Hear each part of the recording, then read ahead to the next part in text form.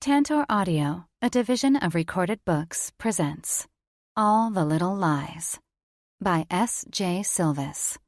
Narrated by Stephanie Rose and Nelson Hobbs. Chapter 1. Haley. I stared down at my hand-me-down uniform. Plaid, blue and white checkered fabric skittered along my skirt, hitting a few inches above my knees. The white stockings weren't as white as they were when they were first worn. I'm certain of that. But at least the worn holes were on the soles of my feet and not running up the sides of my calves. The white dress shirt was undoubtedly supposed to fit snug, but on my angular frame, it hung loose, making me appear childish, even more so with the girly bow-like tie that was tied around my neck. If only it'd just strangle me altogether. The gargoyles in front of the school stared at me with demonic eyes, and I almost shivered in my spot. I'd most definitely been in worse places, and everyone here, in all their ritzy glory, would realize that quickly when they got one good glance at my face. On the way here, I wondered if anyone would remember me, if they'd recognize me, if a certain somebody would recognize me. I was going to stick out like a sore thumb with the yellowing bruise on my eye and the healing cut on my lip. But I was a different girl now. My once glossy and long, ember-colored hair was now cut to my shoulders and dull, as if the life was sucked out of it, too. I was skinnier now, and although I went through puberty, my curves were almost non-existent due to lack of nutrition. My stomach actually growled at the thought. All I had to do was make it to lunchtime, so I could eat. And by eat, I meant steal an apple or something when no one was looking at me. It wasn't as if Jill or Pete were going to give me any lunch money or pack me a nice peanut butter and jelly sandwich with a little love note in the shape of a heart that read, "Have a great day at school." I learned just what kind of people they truly were with a backhand right to my face last night. Great couple. The best. Definitely an A+ for them as foster parents. With a hesitant hand, I latched onto the willowy brass handle on the school's entrance.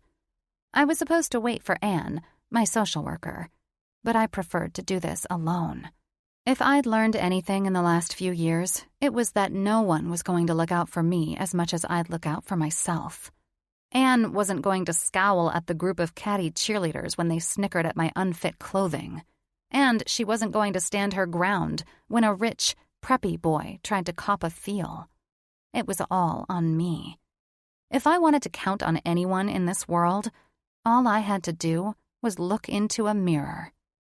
"Haley, wait up!" Speak of the broad herself.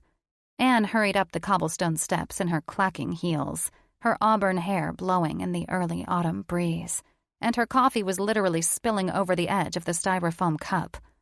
My mouth watered at the sight of it, and she must have sensed that, because she gave me a half-smile and thrusted it in my direction. I basked in its warmth as the creamy taste of hazelnut landed in my empty belly. I was so grateful for the coffee, I almost thanked her. But then I put up my shields and remembered that I wasn't exactly pleased with her. I know. Typical. Foster kid mad at their social worker. But as I glanced up at the skyscraper-tall prep school, I got angry all over again.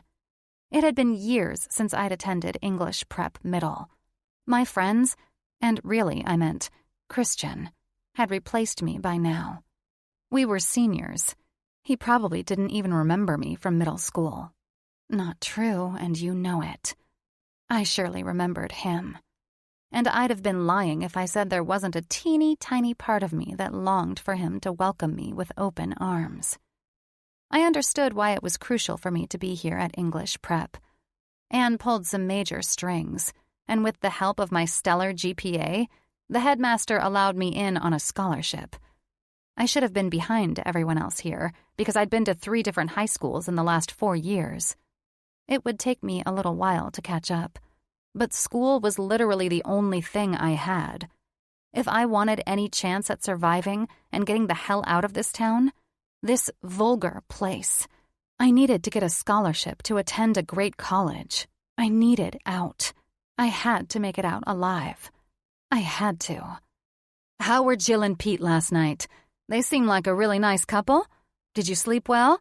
How does your uniform fit? I tried my best to get you the size you needed. It goes against HR policy for me to use my own money to pay for things for you, so I had to get everything from the headmaster.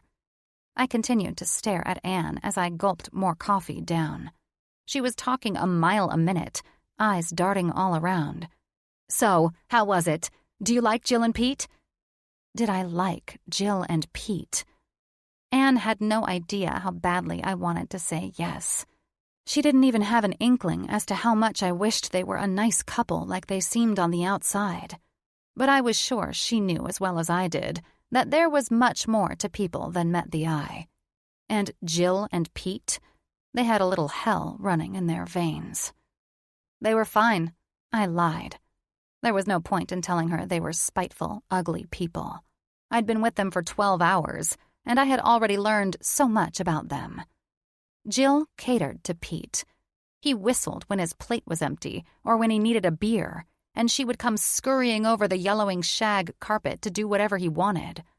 I went ahead and excused myself last night when he asked her for a blowy, as if their new foster daughter wasn't sitting 3 feet away. I couldn't complain too much, though. It beat the last foster home. And juvie. Anne gave me a warm smile, and I almost caught myself latching onto it for dear life. Shall we go in? Anne opened the clad door, and I realized I was holding my breath. Little black dots danced around my vision before I exhaled. The giant entryway was empty and smelled of cleaning supplies. The tile floor looked as if it belonged in some ornate gallery or museum. The ceilings were at least 20 feet high with large windows cut out, letting in the natural light. Pristine was the word that came to mind as I gazed into the large opening in front of me. Tall stone pillars were to the right of us, which I assumed, by the way Anne's heels were clacking in that direction, was the headmaster's office. A small part of me was excited. What a breath of fresh air it would be to go to a school that prepared you for college, offering classes like British literature and astronomy, instead of the mundane classes consisting of how to use the proper grammatical form of the words to, and to. It'd be a change of pace to be around students who weren't trying to get you to join their gang or selling drugs behind the graffiti-covered bathroom stalls during lunch. Not only did I have to watch my back at whatever home I was currently in, but I also had to watch myself at school, too. Once you were labeled the foster kid, a certain group emerged, and they tried their hardest to drag you under right with them. They thought you were just as broken as they were. And maybe I was. But that only made me run faster. Keep your head down, Haley. Keep to yourself, Haley. Don't make a fuss. Don't make eye contact. Keep your mouth shut. The times I had mentally told myself those lines were far too many. Anne cleared her throat as I tried to pull my skirt down. It was loose around my waist, so thankfully it came down another ½ inch. "Hello, I'm Anne Scova. I have a meeting with Headmaster Walton." A small, dainty, older woman peeked up from her rich, oak desk and pulled her glasses down to the tip of her tiny nose. "Yes, 1 moment, please." Anne looked over at me with her glittering eyes and gave me a hopeful smile. "You and me both, sister." As soon as the door swung open, Anne rushed forward, and I followed after her. Once I stepped into Headmaster Walton's office, I fought the urge to let my jaw drop. His office was bigger than any bedroom I had ever had. In fact, I was pretty sure it was bigger than foster home number 3, the one with the tiny orange bathroom. I could barely pee without my knees touching the shower curtain. "Hello, Headmaster Walton. My name is Anne Scova. We talked on the phone a few days ago, discussing Haley Smith." Anne stuck her hand out and shook the short, plump man's hand. He glanced at Anne, then to me, and then back to Anne. "Yes, our scholarship student." He flipped through a file as he sat back down in his leather-backed chair. "Transferred from Oakland High, is it?" Anne raised her perfectly plucked eyebrows at me. I cleared my throat as she and I both took a seat in the Cadillac-like chairs placed at the foot of his desk. Yes, Oakland High. Headmaster Walton continued to read through my file, and I suddenly felt extremely self-conscious and vulnerable. I could only imagine what was in my file. And I see you've attended a few other high schools in surrounding areas, yes? Yes, sir. I held my tongue before I called him, Your Honor. I kind of felt like I was back in the courtroom. He clasped his hands after shutting the file, looking me square in the eye. Naturally, I wanted to cower, but I was no longer that girl. I didn't hide from confrontation. I pulled my shoulders back and held his stare confidently. We have a zero-tolerance policy for violence, Ms. Smith. I swallowed, holding my tongue. Although you come highly recommended by the staff at Oakland High, I worry our curriculum will be tough for you, considering your upbringing at local high schools. I'm well aware of your SAT scores, and of course your situation. So I'm going to say this once, and only once. If you fail to follow the rules in our school, you will be asked to leave. Your scholarship will go to the next willing student. You are smart. I'll give you that. But you may find that you don't fit in here. His eyes flashed to the bruises on my face as the last sentence left his rosy lips. My nostrils flared, and I was 1 second from combusting with anger. But the rational part in my brain was quick to intervene. I knew what I looked like. I was homely looking. My face was ghastly, and my bruises were dark. The bags under my eyes were the color of ash, and the spark in my blue irises was dull. I looked like a troublemaker. My file surely described that, specifically the last foster home incident. My attitude probably portrayed that I didn't give a shit, but I did. I actually cared. I wanted to succeed. I needed to succeed. If English prep was my ticket out of this town and into a college where I could survive, then I'd bite my tongue. I'd swallow the harsh rebuttal that wanted to come out of my mouth. I understand, Headmaster Walton. You don't have to worry about me. I'm here for an education and to get into a decent college. That's all.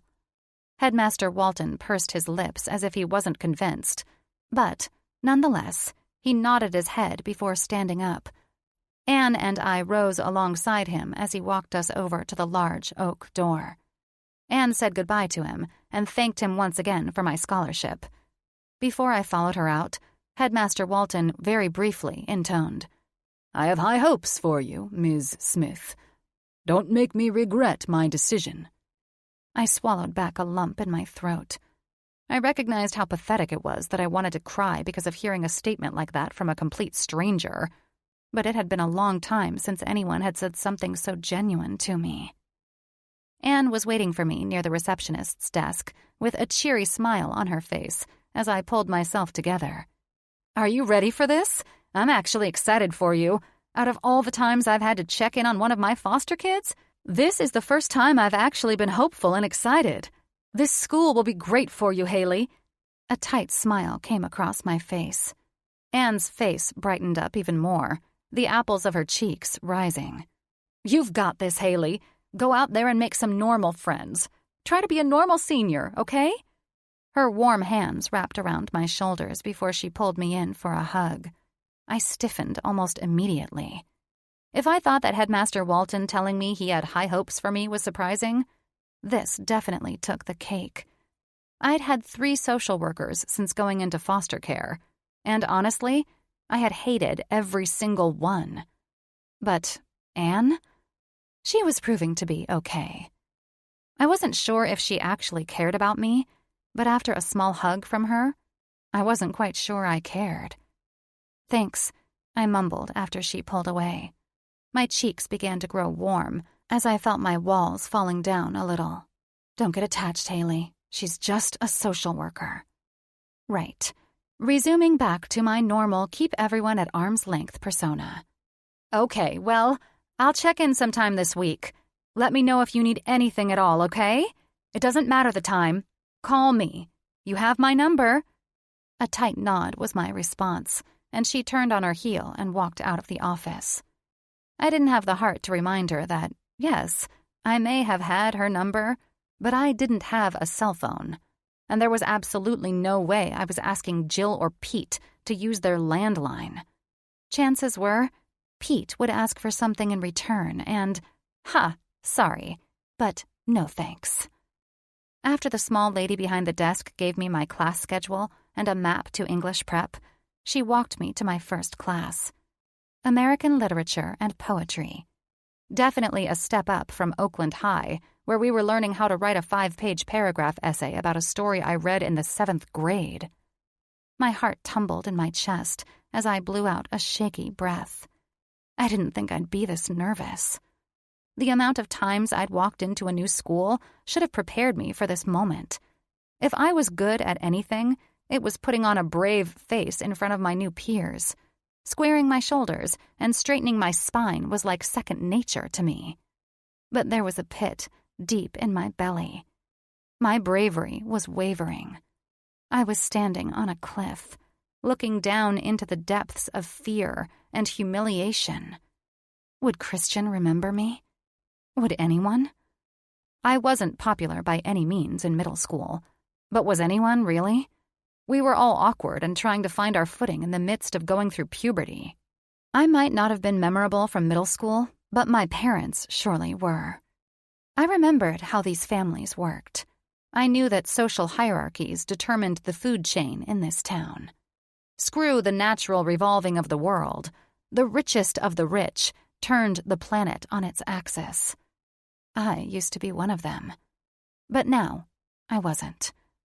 My heart climbed into my throat as the door swung open. The small receptionist pushed me forward and mumbled something to the teacher. I kept my eyes locked onto the green chalkboard instead of swinging my gaze around the room. I reread the words, 20th century poets, Sylvia Plath. But between each word I read, I silently muttered, "If you show them fear, they'll eat you alive." And if I looked at any of my new classmates in the eye right now, I'd blow my poker face. I needed to find my footing. The anxious and panicky girl inside of me was trying to claw her way out to find some type of anchor to hold her steady. And that was when I did it. That was when I let my eyes scan the room. And I found him almost instantly. Christian Powell, my old best friend. Our eyes caught, and hope blossomed through my chest like a sunflower finding the sun. His eyes were the same shade of gray, stormy, grounding, always pinning me to my spot with comfort. But then his eyes narrowed, and his razor-sharp jaw became even sharper. The gray of his eyes turned to stone the very second the teacher introduced me. "Class, this is Haley Smith. She's new here. Please welcome her and offer help when needed." The entire classroom was silent. No one muttered a single syllable. I didn't even think a breath was let out. Except for Christian. He was fuming in his seat, his fists clenched tightly. I wanted to turn around on my heel and go right back to Oakland High. But I wasn't that girl anymore. I didn't bow down to anyone. Welcome to English Prep, Haley. Chapter 2. Christian. Today was destined to be a good fucking day. I knew that because when I'd woken up this morning and took my somnolent ass downstairs to snag leftover coffee from the day before, there was a fresh pot waiting for me. I could smell it from the stairwell. It dragged me from the top stair to the kitchen in record time. I was so blinded by the need for it that I almost didn't notice my father, who was sitting at the large kitchen table, one that was rarely ever used, with his laptop propped open in front of him. "Morning, son," he said as I kept my bare back to him, pouring my coffee in a freshly washed mug, courtesy of, oh, that's right, me, the only person who did anything around here. I grunted in acknowledgement, but really, I was fucking jumping around on the inside. My father being home meant one thing: I didn't have to parent today. I didn't have to walk back upstairs to drag Ollie out of his bed, only to wait on his slow, hungover ass while he moseyed around in the shower, probably beating his dick, making us late for school. In fact, I may just leave without him this morning. I'd give my father the lovely duty of being an actual parent today. He could take Ollie to school himself. "What brings you to this neck of the woods?" I asked, still keeping my back to him. Silence encased the room. I was certain my father was feeling one of two things: anger or guilt, maybe even both. I was used to the never-ending letdowns when it came to him. He was never a present father, always buying us off, Mama included, and letting us fend for ourselves, which wasn't much of a big deal a few years ago. But now that he was our only parent, it was pretty much just shitty parenting. He gave zero fucks about Ollie and me. He said he trusted us, and by us, he meant me. He shouldn't, though. He was misled. He mistook my silence and quiet brooding nature as maturity, but the trust between us was non-existent. He just couldn't quite see that. Ollie and I were Irish twins, born within the same year. I was 11 months older. Yet, I held all the responsibility when it came to him. But if I didn't, I had no idea where the hell he'd be. Probably still face down in Clementine's chest from last night's banger. "Christian, I'm sorry. You know I wish I could be here more." A lie. I turned around and glared, but it was like looking into a fucking mirror. An ugly, warped mirror at that. We both had rich, dark chestnut hair. Our fair skin tone had a twinge of natural tan mixed in. Our jawlines were sharp and pointed, with our brow line heavy and defined. I used to hate that characteristic about him. I always felt like he was angry, even when his face was resting. But now, I enjoyed seeing him aggravated. I all but salivated at the thought of pissing him off, though he never showed his cards. He simmered inside, raging and boiling so hot that his face would turn a heated shade of red. But he never lashed back out. He knew he was stuck. The guilt of having me raise myself and my brother outweighed any anger that I caused him to have. "When are you leaving again?" I put my cup down on the counter, the clank a welcome break to the constant typing of computer keys. He barely looked up from the screen. "This afternoon. How's Ollie doing?" Sighing, I answered truthfully. "He's the same as he always is. Late for school, drowning in pussy and beer, still kicking ass on the team, in line to take my captain's spot next year." "Oh, that's right," I said, walking closer to him. I peered down, and he finally took his eyes off his computer. "What exactly are you going to do next year when I'm away at college and Ollie is here to fend for himself?" My father scoffed. "I hardly think your brother being 17, almost 18, qualifies needing a babysitter, Christian." "No, but he does qualify as needing a parent, Dad." And with that, I turned my back and began walking toward the stairwell. When I reached the bottom stair, I called out from behind, "He's all yours today. School starts at 8:05. He mumbled something, but I chose not to listen, because today was a good fucking day. As soon as I pulled my Charger into the parking lot, Eric pulled in beside me.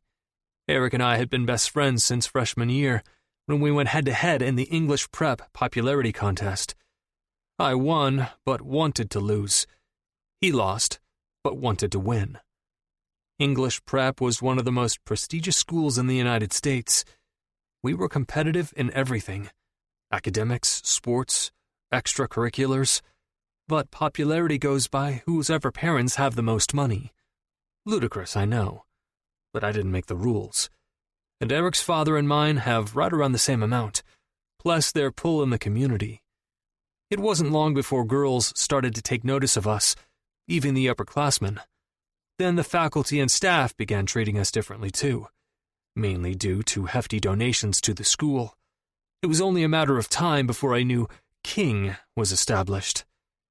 After everything happened with my mom, it seemed I gained even more unwanted attention. First, I pushed everyone away, which only made things worse. Girls loved a jaded challenge, and jaded I was. I was angry all the time, which still lingered if I was being truthful, and pair that with picking fights with everyone, and winning. I had girls fawning over the untouchable Christian, and the guys were afraid I'd break their neck. The teachers pitied me and let things slide, and, mixing it all together with a smidge of my father's reputation and hefty donations, I all but ruled the school. I loathed it at first, but it became the norm for me. "What's up, King?" Eric stepped out of his Range Rover with his Oakleys pulled over his eyes. I grinned, walking over to him. "Rough night? Not even those sunglasses can hide the bags." Eric and I began walking to the school entrance, him fixing his tie as he tucked a wrinkled shirt into his pants. I slung my backpack over my shoulder and walked alongside him. If Headmaster Walton saw the sloppiness of Eric's attire, he'd be pissed. But that was Eric. Ever since he came back from his father's, the summer before last, he didn't care much about anything except partying. "You missed one hell of a party, dude. Missy did this thing with her tongue." Eric's sentence was cut off by the sight of Missy herself. Missy was about a 6 on the hot scale.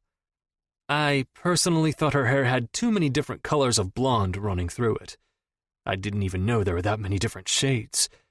And her orange, tawny fake tan made me gag. She looked like she got into a fight with a spoiled can of orange spray paint that didn't quite get the job done. "Hey, Eric. Christian." Missy walked past us after winking at Eric, which I assumed was meant to be seductive, and headed for the lockers. "You were saying?" I prodded, watching Eric lust after Missy's swaying hips in her uniformed skirt. Once I got to my locker and pulled on my navy blazer, a few other guys sauntered up to hear Eric's story. "God, she took her tongue and licked every drop of cum my dick spit out. Then she went back for more. She was a wild animal in the bedroom. I've never been so into it before." Slamming my locker shut, I turned and looked at Eric. His eyes might as well have been glossed over while talking about Missy, which was why I was going to say what I was about to say. I've been sucked off by Missy before. It's nothing to write home about. And just like that, Eric snapped out of it. He pulled his broad chest back and flexed his jaw. "Why do you always have to ruin it for me?" The other guys chuckled and looked around at one another, most likely agreeing that I did in fact always ruin it for someone. But there was a reason for my madness. "Because while we're throwing the football, trying to win a championship, your head will be in the clouds as Missy's lips are around your dick. Love 'em and leave 'em, Eric. Focus on the game, not the player." That wasn't necessarily the reason I tried pulling him back from Missy. Eric got caught up in certain girls and was completely swallowed by them. He buried himself so deep in pussy and partying that I had a sense he was trying to escape something. I knew the feeling all too well. He rolled his eyes as a few other people walked up to meet us at my locker, one of them being Madeline. If there were an actual hierarchy at English Prep, me being the king, then Madeline would have been the queen. That didn't necessarily mean we were together, but everyone assumed, since she ruled the girls, that we were an item. We weren't. I was very clear in the beginning with her. I didn't have girlfriends. Madeline, however, was all about appearances, and the queen should be with the king, Christian. Yeah, okay. What the fuck ever. So we were together for all intents and purposes. Homecoming dances, prom, occasional keggers at Eric's cabin. "Did you hear?" Madeline interrupted Eric's riveting story, revolving around Missy's pussy. She cozied up to me and grabbed my arm, placing it on her shoulders. Her nails scraped along my skin as all eyes were on her, ready to eat up her gossip. "Did we hear what?" One of Madeline's followers' eyes grew wide, ready to hear whatever Madeline had to dish. I stood back, my arm still stuck to her bony frame, and looked down the hall. My eyes scanned the shiny, silver lockers, glossing over the chess club nerds standing awkwardly in their gray sweater vests. I passed by the smart girls who stared at our group like we were bullies on a playground. Which we were. I was looking for Ollie, wondering if my father decided to wake him this morning or not. Coming back to the present, I took my arm from Madeline. "That's enough of a show today, don't you think?" I said with my eyes, as she gave me a glare. She quickly fixed her face and smiled, running her hands down her skirts and facing the group again. "Yep, that's what I heard." Jace's grin etched upward. "Good. I hope she's a fucking babe who has a talented mouth. She'll be all over this." He ran his hands down his body slowly, looking like a fucking idiot. What girl saw in him, I had no idea. He was a wannabe. His parents weren't filthy rich like the rest of us. They were just wealthy enough for him to attend English prep, which was why he tried so hard to fit in. The only reason he was in our group was because he played football. But nonetheless, a few of the girls started making catcalls and fanning themselves at his show. Jace turned to Madeline. "What's her name?" I glanced down the hall again. Still no sign of Ollie. Fucker better not be skipping school. He had a test in chemistry today, and if he didn't pass it, he'd be ineligible. And we fucking needed him on the team. He was fast as hell, and pairing that with my arm, we were likely to go to state. Coach would be so goddamn pissed if he skipped, and then I'd be the one who got chewed out. The bell rang, drowning out Madeline's answer to Jace, and we all were on our way to class. My pulse quickened as each second passed that Ollie wasn't there. I pulled out my phone to text him when I took my seat in lit class, and that was when he walked in. The bags under his eyes were way worse than Eric's, but that was what happened when you drank half a bottle of Fireball and ended up with Clementine. If I was my father's spitting image, Ollie was our mother's. We looked nothing alike. I got my father's dark features, and he got my mother's looks and personality. As a child, I was said to be shy. Then, when I grew older, I was often called out for appearing bored and uninterested. And now that I was only a few months from being an adult, people labeled me as brooding and a silent giant. Some even went as far as to say I had a dark and troubling soul. And who knew? That may have been correct after what happened with Mom. But Ollie? He was my mother, through and through. Sunny, radiant, the life of the party. Always. Even in his worst mood, he was still a bundle of fucking joy. It got to be annoying at times, but it was a nice reminder of her, and I didn't get those very often. Ollie's blonde hair looked darker as it was still damp from his shower, and his shirt was unbuttoned at the top with his tie hanging loosely around his neck. When he slammed into his desk, he whirled around and fixed me with a glare. "Fucker." I barked out a laugh.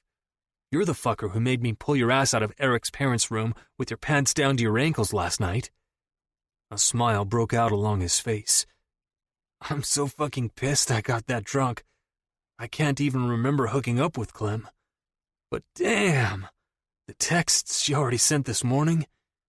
He looked up to the ceiling and mouthed a silent prayer, his hands coming together in the typical prayer hand manner. "You need to be careful drinking that much, All." I bent my head down, keeping my voice low. "Relax, brother, I'm fine," he muttered, pulling out his books. "You're not going to believe who I saw in the office this morning." I leaned back in my seat, fiddling with my pencil. "Who?" As soon as the words left my mouth, the classroom door opened. My head turned in the direction of Ms. Boyd. And just like that, my blood boiled. My fists clenched, my jaw locked. What the fuck is she doing here? Ollie turned back to me and raised an eyebrow. Haley Smith, that's who. The organ in my chest thumped harder as my eyes passed over every inch of her body. It had been years since I'd seen her, but I'd recognize her anywhere. She had those eyes, those piercing, suck-your-soul, icy blue eyes. But just because her eyes were their normal color, that didn't mean she was the same girl. The same girl I used to trade my cookies with at lunch. The same girl that poured glue on Rebecca Leahy's hair for telling her that she was a tomboy. She wasn't the same girl. Not by a long shot. There was something broken about her. I recognized it almost immediately. Broken recognizes broken. Her dark hair was tangled at the bottom, and her uniform didn't fit like it should have. Her once rosy cheeks, tinted with color from laughing too much, were pure white. She reminded me of a porcelain china doll, breakable. And by the looks of the bruises and cut on her face, someone already tried to test that out. It didn't take long for her gaze to wander over to me. We were always drawn to one another, like moths to a flame.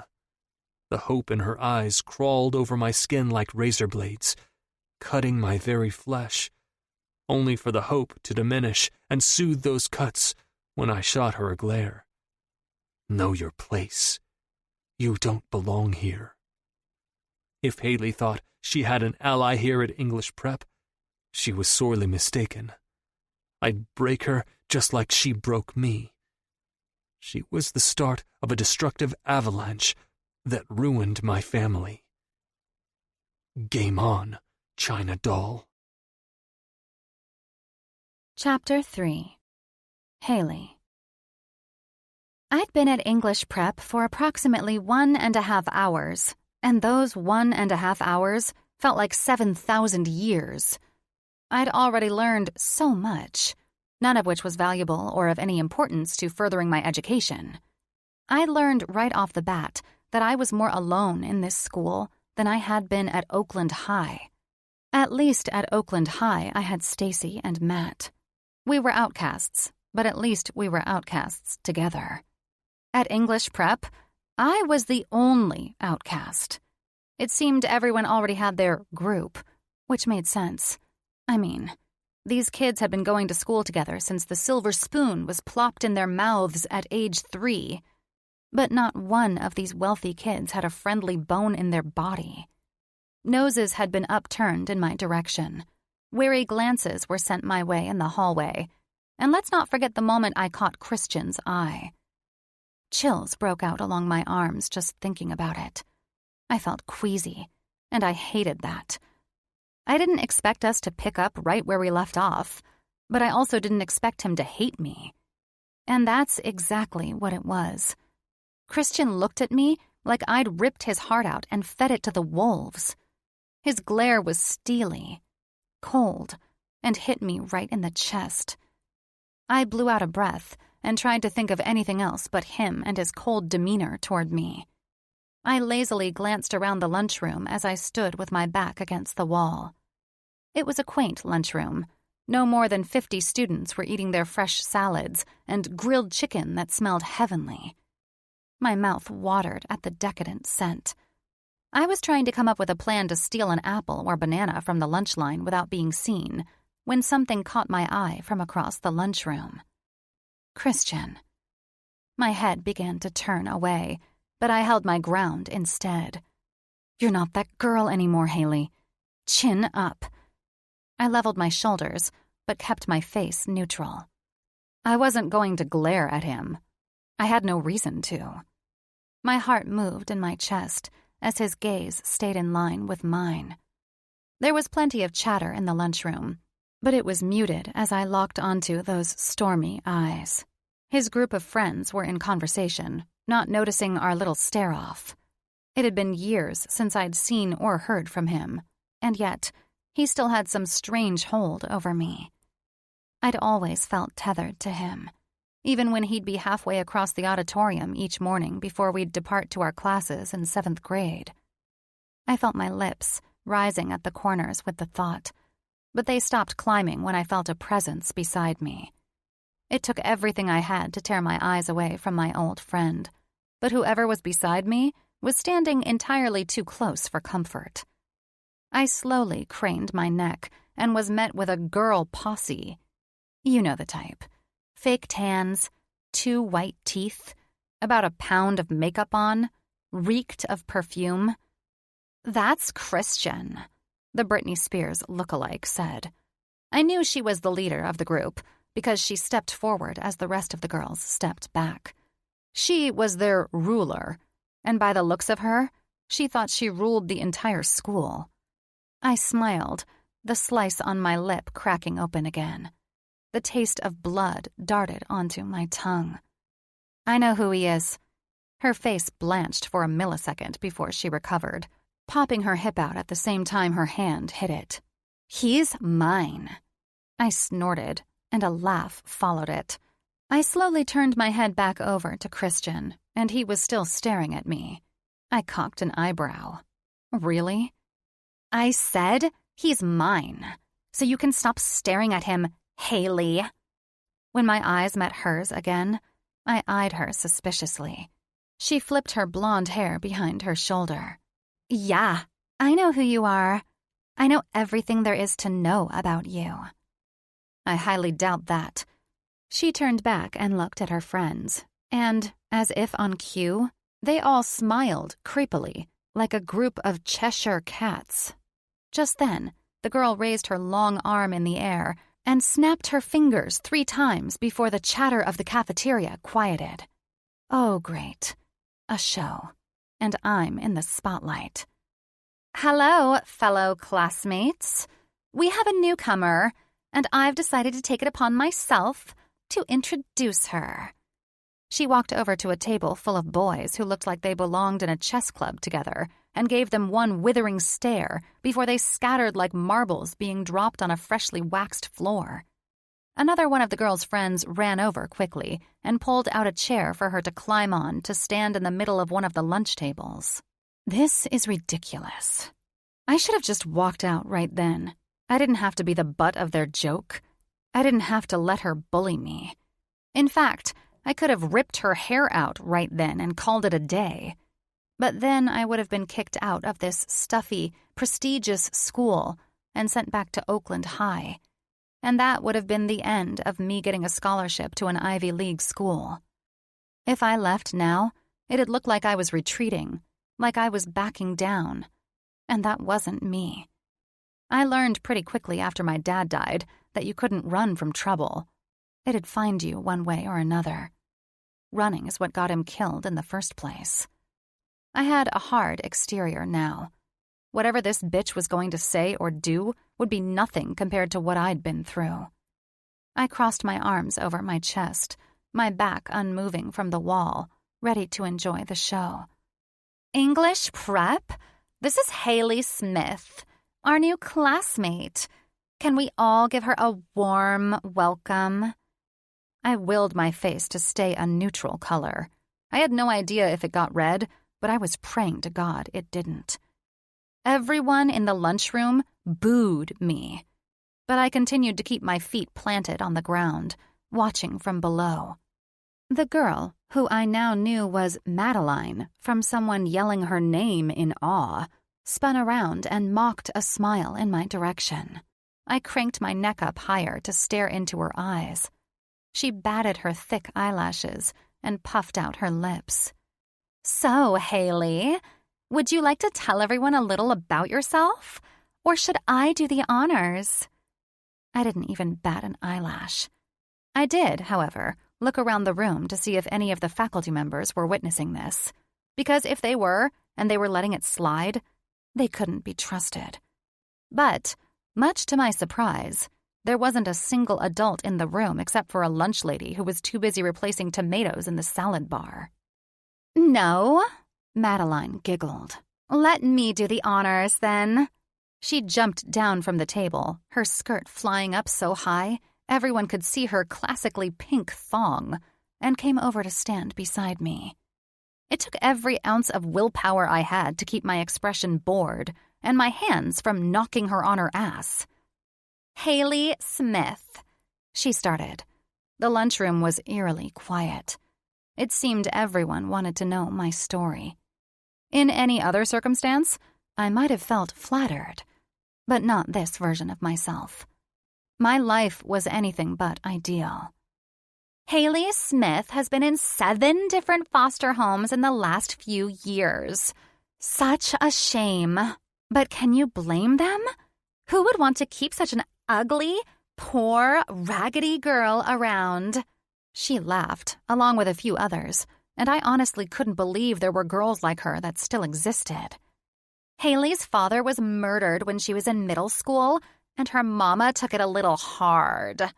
Madeline's eyes sliced over to mine as she trotted around the lunchroom, stopping by each table for a brief moment before moving to the next. Hard, as in, does the hard drugs now. But once again, can you blame her? Who wouldn't want to be high all the time with a daughter like that? After all, she's the reason her daddy was murdered. My head twitched a fraction. My palms began to sweat. My feet were itching to move toward her. How does she know all this? And why is she telling everyone? Poor Haley, she said, walking over to Christian's table. I was beginning to let my guard down. It was starting to get to me. My stomach hurt. My heart was aching with each beat against my rib cage. No, don't let it in. Don't feel Haley. She finds you as a threat. That's why she's doing this. I ground my teeth, pushing all thoughts of my parents away. My eyes began to gloss over, but I hurriedly blinked the tears away. She's poor, guys, and I honestly have no idea why she's here in this school, but I feel kind of bad for her. Why exactly are you talking about me like I'm not in the room? I asked, my voice as steady as the 300-year-old oak tree in the courtyard. Madeline looked appalled that I had interrupted her story time. A few people snickered, and she shot them a look with her eyes no bigger than slits. Because trash like you doesn't deserve to be talked to, only about. I shifted on my feet. So you like to spend your free time talking about trash? That seems strange. Madeline's perfect round face formed angry wrinkles. Then, almost as if she had gotten a brilliant idea, her face lit up. She scooted closer to Christian, and I felt that tiny piece of jealousy creeping in. She sat on his lap, and my heart began to thud faster and faster. He leaned in close, his sharp jawline taunting me as he whispered something in her ear. She nodded with a conniving smile on her face. I noticed his hand creeping along her bare thigh beneath her skirt, and a chill ran down my spine. Stop feeling. He's not yours. And he never was mine. Not in that way, at least. Before I knew it, Madeline was standing up and walking over to me with a tray of food in her hands. It didn't take long for me to realize it was Christian's. Every guy sitting at his table was trying to hold back grins and laughs as Madeline approached me. I turned my neck and looked at her group of friends, and they were also trying to hide little smirks. I took half a second and met Christian's eye before Madeline leaned into my personal space. You know, since you're poor, do you want something to eat? Yes, I did want something to eat. But I'd have rather chewed my arm off than admit that to these people. The entire cafeteria was under her thumb. I swiveled my head back to Christian. Or his thumb. What made me angry about this entire situation was the fact that Madeline knew I'd feel jealous with her sitting close to Christian. I was certain it was a lucky guess. I was sure every girl in this school wanted a piece of him, which was why she felt threatened in the first place. But she was right. It did bother me. Christian's looks alone were enough to lure any girl in. Nope, not hungry, I said, matter-of-factly. Thanks, though. And just like that, the entire tray of food was shoved into my chest with a thud. My stomach buckled forward as the tray clanked to the floor. Silverware ricocheted off the glossy tile and skittered over to the trash cans. My white shirt was covered in some kind of red sauce, and I was instantly pissed because of 3 things. 1, I really could have used the food. What a waste. 2, I now had to figure out how to get a stain out of this shirt by tomorrow, or else everyone would know just how bad off I was. And 3, I somehow didn't see that coming. Madeline whispered in my ear, "You don't belong here, and stay away from Christian." Then she spun around and took a dramatic bow. Our peers wooed her, but I ignored them all. It wasn't the first time someone wanted to show their dominance to the new girl, but it did surprise me that Christian was a part of it. Back in middle school, when people would tease or bully his younger brother, Ollie, he'd shut them down within a blink of an eye. But here at English Prep, it didn't seem he cared much. In fact, it was as if he encouraged it. It was obvious that it was his idea for Madeline to pour his tray on my uniform. Christian was the bully now. Or maybe he wasn't. Maybe he just stood up for people he cared about. And he obviously didn't care about me anymore. I left the lunchroom as slowly as possible to head for the bathrooms, not wanting anyone to think I was running away from Madeline or her threat. The girls' bathroom was as pristine as the rest of the school, the ceramic sinks sparkling as if they were scrubbed clean seconds before walking in here. I glanced at my shirt and bit the inside of my cheek. For fuck's sake. I hurriedly untied the stupid bow around my neck and unbuttoned the front of my blouse. The air conditioner blew on my bare shoulders as I shrugged it off and began running it under water. "Make sure that's cold water, or else it'll stain worse." My eyes flicked up into the mirror, but I was only met with my own face and the navy stalls behind me. I began running the damaged cotton under the cold water and scrubbing some hand soap on it. "Here," I heard the voice again. I dropped my head when something nudged my shoe. It was a stain removal pen, the kind that I'd expect only an old lady to keep in her purse. Slowly, I bent down and grabbed it. Thanks. The scent of fabric cleaner filled my nose when the creak of a stall door caught my attention. I kept my gaze on my shirt, respecting the girl's need to keep her face hidden.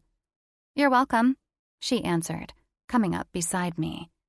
I glanced at her out of the corner of my eye, and she smiled nervously. "You don't remember me, do you?" This had me turning my head to get a good look at her face.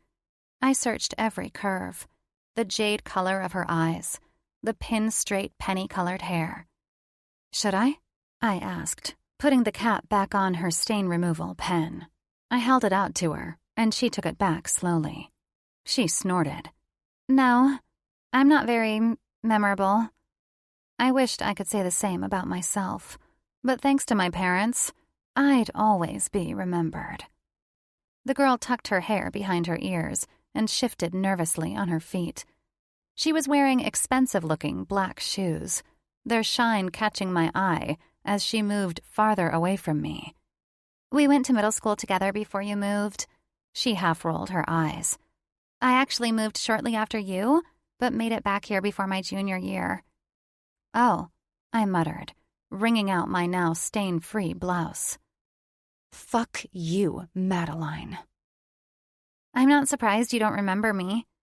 "Why is that?" I walked over to the hand dryer but waited a beat so I could hear her answer. She shrugged, staring at the bruise on my face. "You didn't seem to pay attention to anyone, except for—" I finished for her. "Christian." She glanced over to my cut lip. "Yeah. Plus, I wasn't the most popular person." I ran my blouse underneath the air dryer for a few seconds, getting some of the water to dry before putting it back on over my tank top. "Well, I'm not the most popular either. Not anymore." She gave me a half smile, and I returned it. I didn't necessarily want a friend, but at the same time, it would be nice to have someone to go to for a stain removal pen, because 10 times out of 10, the bully won't just strike once. I was certain Madeline would do something else to torment me. That was how girls like her worked. I'd been to 4 different high schools, and there was always one girl who enjoyed tearing down others. The school may change, but the girl never did. "I know you already know me," I said, sticking my hand out, "but I'm Haley." Her smile grew as her palm collided with mine. "I'm Piper." The bell rang, breaking our handshake. "What's your next class?" she asked. "Poli-sci," I answered, "with Mr. Lincoln." "Follow me. I'll walk you." "Only if I can use you as a human shield when Madeline throws more food on me." Piper stopped and looked back at me with wide eyes. "That's who ruined your shirt?" "Sorry, but you're on your own with her. I was the butt of her jokes my entire junior year. I don't mess with them." "Them?" I asked as we began walking again. I kept my eyes peeled for anyone else who wanted to mess with me, but no one even glanced in our direction. Piper stopped in front of a classroom, and I assumed it was poli-sci. "Yeah, the IT crowd." She shook her head. "Meet me outside by the front doors after school. I'll drive you home and fill you in on English prep. You didn't just walk into a prep school. You walked into a kingdom. And you and I, we're just peasants."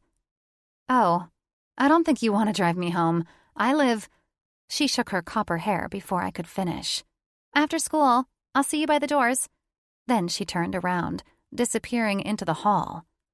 Okay, then. When I moved to find a seat, my heart dipped when I was met with a familiar pair of blue eyes. Ollie. Did he hate me as much as his big bro? He blinked once, twice, 3 times as I stood frozen at the door, waiting for his glare. But it never came. Relief pooled around my body. I didn't even know why I cared. I was here for education so I could get the heck out of this shitty town. I hadn't seen or talked to anyone in this world for several years. I shouldn't have cared what they thought. I shouldn't have cared that Christian hated my guts. So what? If I allowed myself to feel, it would have hurt a little, stung like a hornet on my very heart. But my feelings were off. Always. My shoulder lurched forward as someone rammed into me from behind. I gasped when I turned around, but my anger was replaced by a surge of shock when I saw that it was Christian. He brushed past me quickly, the heat of his anger wafting all around us. Ollie looked from me, then to Christian with a bemused expression. I was right there with him. What is his problem? Nonetheless, I sucked it up and walked into the classroom with my shoulders square and spine intact. I'm ready for round 2. Chapter 4. Haley. Buses sucked. Greyhound buses, school buses, and city buses. They all sucked. I was cautious of people now, watchful and guarded, never sitting too close to a stranger.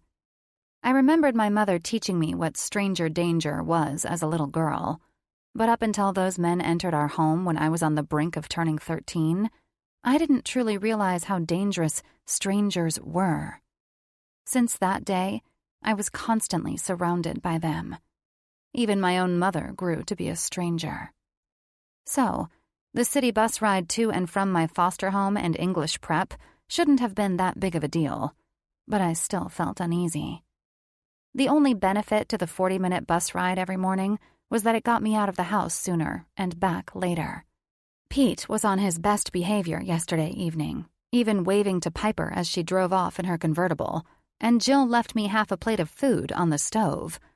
It was disgusting and tasted like cardboard, but at least it was food.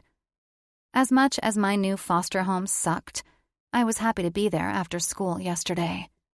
I felt sick sitting in Piper's passenger seat while she gave me the rundown of the popularity contest at school. Here's what I learned. Christian was the king of English prep, and Madeline was the queen. I knew that much already from my brief encounter in the cafeteria. She filled me in on the other kids, popularity ranging from whose parents had the most money. It seemed as if English prep was more of a breeding ground than anything. She told me where the best keggers were, and how they were thrown after every football game. It was all very normal in terms of high school, except Piper mentioned that they all held themselves to a higher standard because their families were treated like royalty in town. There was even a rumor that Christian's father had the police force in his pocket. That wasn't the first time I'd heard of someone having the police on their side, even if they weren't technically on the good side. I held my tongue before my mouth blurted the question I didn't want to care about. Were Christian and Madeline dating? I shouldn't have cared. I didn't have room in my life to care. But I did. Jealousy surged through me, and I had no right. Christian and I were close before my life was turned upside down, but he was never really mine. We weren't an item, per se. We never kissed or any of that. But we were close, and everyone knew it. We were drawn to one another. Spent most of our free time together in his fancy treehouse behind his mansion-like home. But I still had no right. I argued with myself the entire night about why I cared. As I lay there on my pitiful mattress, on the floor of a bedroom that felt more alien to me than anything, I couldn't stop replaying Christian's glare and repeating everything the Wicked Witch of the West spewed in the cafeteria. Piper ended up giving me the answer to my question, without me even asking. She completely warned me off Christian. Madeline and Christian aren't together. Not officially. But unofficially? Yes. Unofficially, Madeline sucks his dick whenever he snaps his fingers, so she claims him on a daily basis. And if she senses a threat, it's hard to tell what she'll do. My stomach tightened at the thought. There was something about the past and Christian that caused a spark inside of me to burn bright. I knew the hurt was creeping in, but I pushed it down. Instead, I replaced it with anger. Christian had no right to shoot me dirty glares and sick his psycho, unofficial girlfriend on me. Every time I thought of him after I got out of Piper's car, I saw red. The weepy, sad part of my soul that was forever hung up on Christian and my 12-year-old self's feelings was gone. That was the old Haley. The new Haley had no feelings and didn't think of the past. The bus lurched to a stop on the corner of the street where English Prep, in all its mass glory, laid. The stone building was built in the early 1800s, which explained its cobblestone entryway and dramatic medieval archways. It started off as a mansion, owned by a very wealthy businessman named Edward Brown, and then later transformed into a preparatory school founded by Edward's heirs. It was a beautiful building. Just by looking at it, I could taste the freedom the education would allow me. Graduating from a school like English Prep, along with my SAT scores, could grant me a seat at an Ivy League school with a scholarship. This year was all that stood between me, a former rich girl turned foster kid, and a ticket out of this hellhole. This place could give me the wings I needed to fly far, far away from the reminders that tainted my life. I just had to get past the haters. Piper stepped in line with me as we began walking over the threshold of regular asphalt to cobblestone. The iron gates were wide open and welcoming. I wish you would let me pick you up in the mornings. I turned and looked at her bright face, free of any makeup, like mine. Except her face was free of bruises, unlike mine. The memory of how I got them started to creep in, my stomach lurching to a halt, but I shoved them clear away. No. A small, raspy cough came out of my mouth. I appreciate it. I looked away. But it's a long drive, and I wouldn't feel right having you pick me up without giving you gas money. And I don't have any money. At all. I don't need gas money. My parents pay for my gas, so it's not even like it's a big deal. I know they don't know you, but if they saw where you lived and how you had to take a city bus to school, they'd be happy to help. I shook my head as we reached the doors. I quickly scanned the faces of students, but thankfully I didn't see anyone who wished I was dead on the spot. It's not so bad. I shrugged, holding onto the straps of my worn backpack. This backpack had been with me since the very beginning. It was one of the only things I took when CPS showed up. I remember my mom looking at it on my back as I walked out of the trailer. My dad had given it to me on the first day of middle school. It was expensive and had my name stitched on the front. I assumed she'd tell me to leave it so she could sell it, but then she realized my name was on the front, and how many Haleys did she know? Her shoulders sagged when she made the connection. Then her back was turned on me, and that was that. If I truly thought about that moment, it stung. My mother had never been the super loving and caring type, but after my father died, it was like I never even existed. Piper stood beside me as I began rummaging through my locker, trying to remember which class I had first. The course load was way more than Oakland High, but considering Jill and Pete weren't really the let's have a family game night type of foster parents, I had plenty of free time to get everything done after eating the cardboard dinner. It is a big deal, Haley. I paused and peeked at her through my dark hair. Why do you care so much? You just met me. I have bruises and a cut on my face, which I know bother you because you stare at them. I'm definitely an outcast at this school, and being friends with me is quite possibly a very stupid idea. So, why? My words were harsh, and I didn't mean for them to be. I just didn't know how to do this. How to be friends. Real friends. Not the you're a foster kid and so am I type of friend. Piper was the kind of girl who wanted to have sleepovers and paint each other's nails. I didn't know how to act. I didn't know how to feel about it. That's a lie. You feel happy. You're just afraid to feel happy. Piper stuttered. Well, to be honest, you looked like you needed a friend. And most of the girls here are catty and up Madeline's bleached asshole or in a serious relationship with their boyfriend, which leaves no room for a friend. My best friend moved a year ago, shortly after I started to attend English prep, and I've been kind of lost since. That sucked. I knew how it felt to lose a best friend. Just as the thought entered my head, his face appeared down the hall. Christian's beautifully, devastatingly chiseled face. It was like a sucker punch. I quickly averted my eyes back to Piper so I wouldn't risk meeting another one of his scowls. I'm sorry, I breathed out. I shut my locker, holding on to my English book. I looked down at my ratty Converse, which looked ridiculous paired with my school uniform. I haven't had a real friend in a long time. Everyone and everything eventually gets taken from me, so it's hard for me to get attached. But you're right. I stared at her jade eyes. I do need a friend. She smiled. Then you've got one.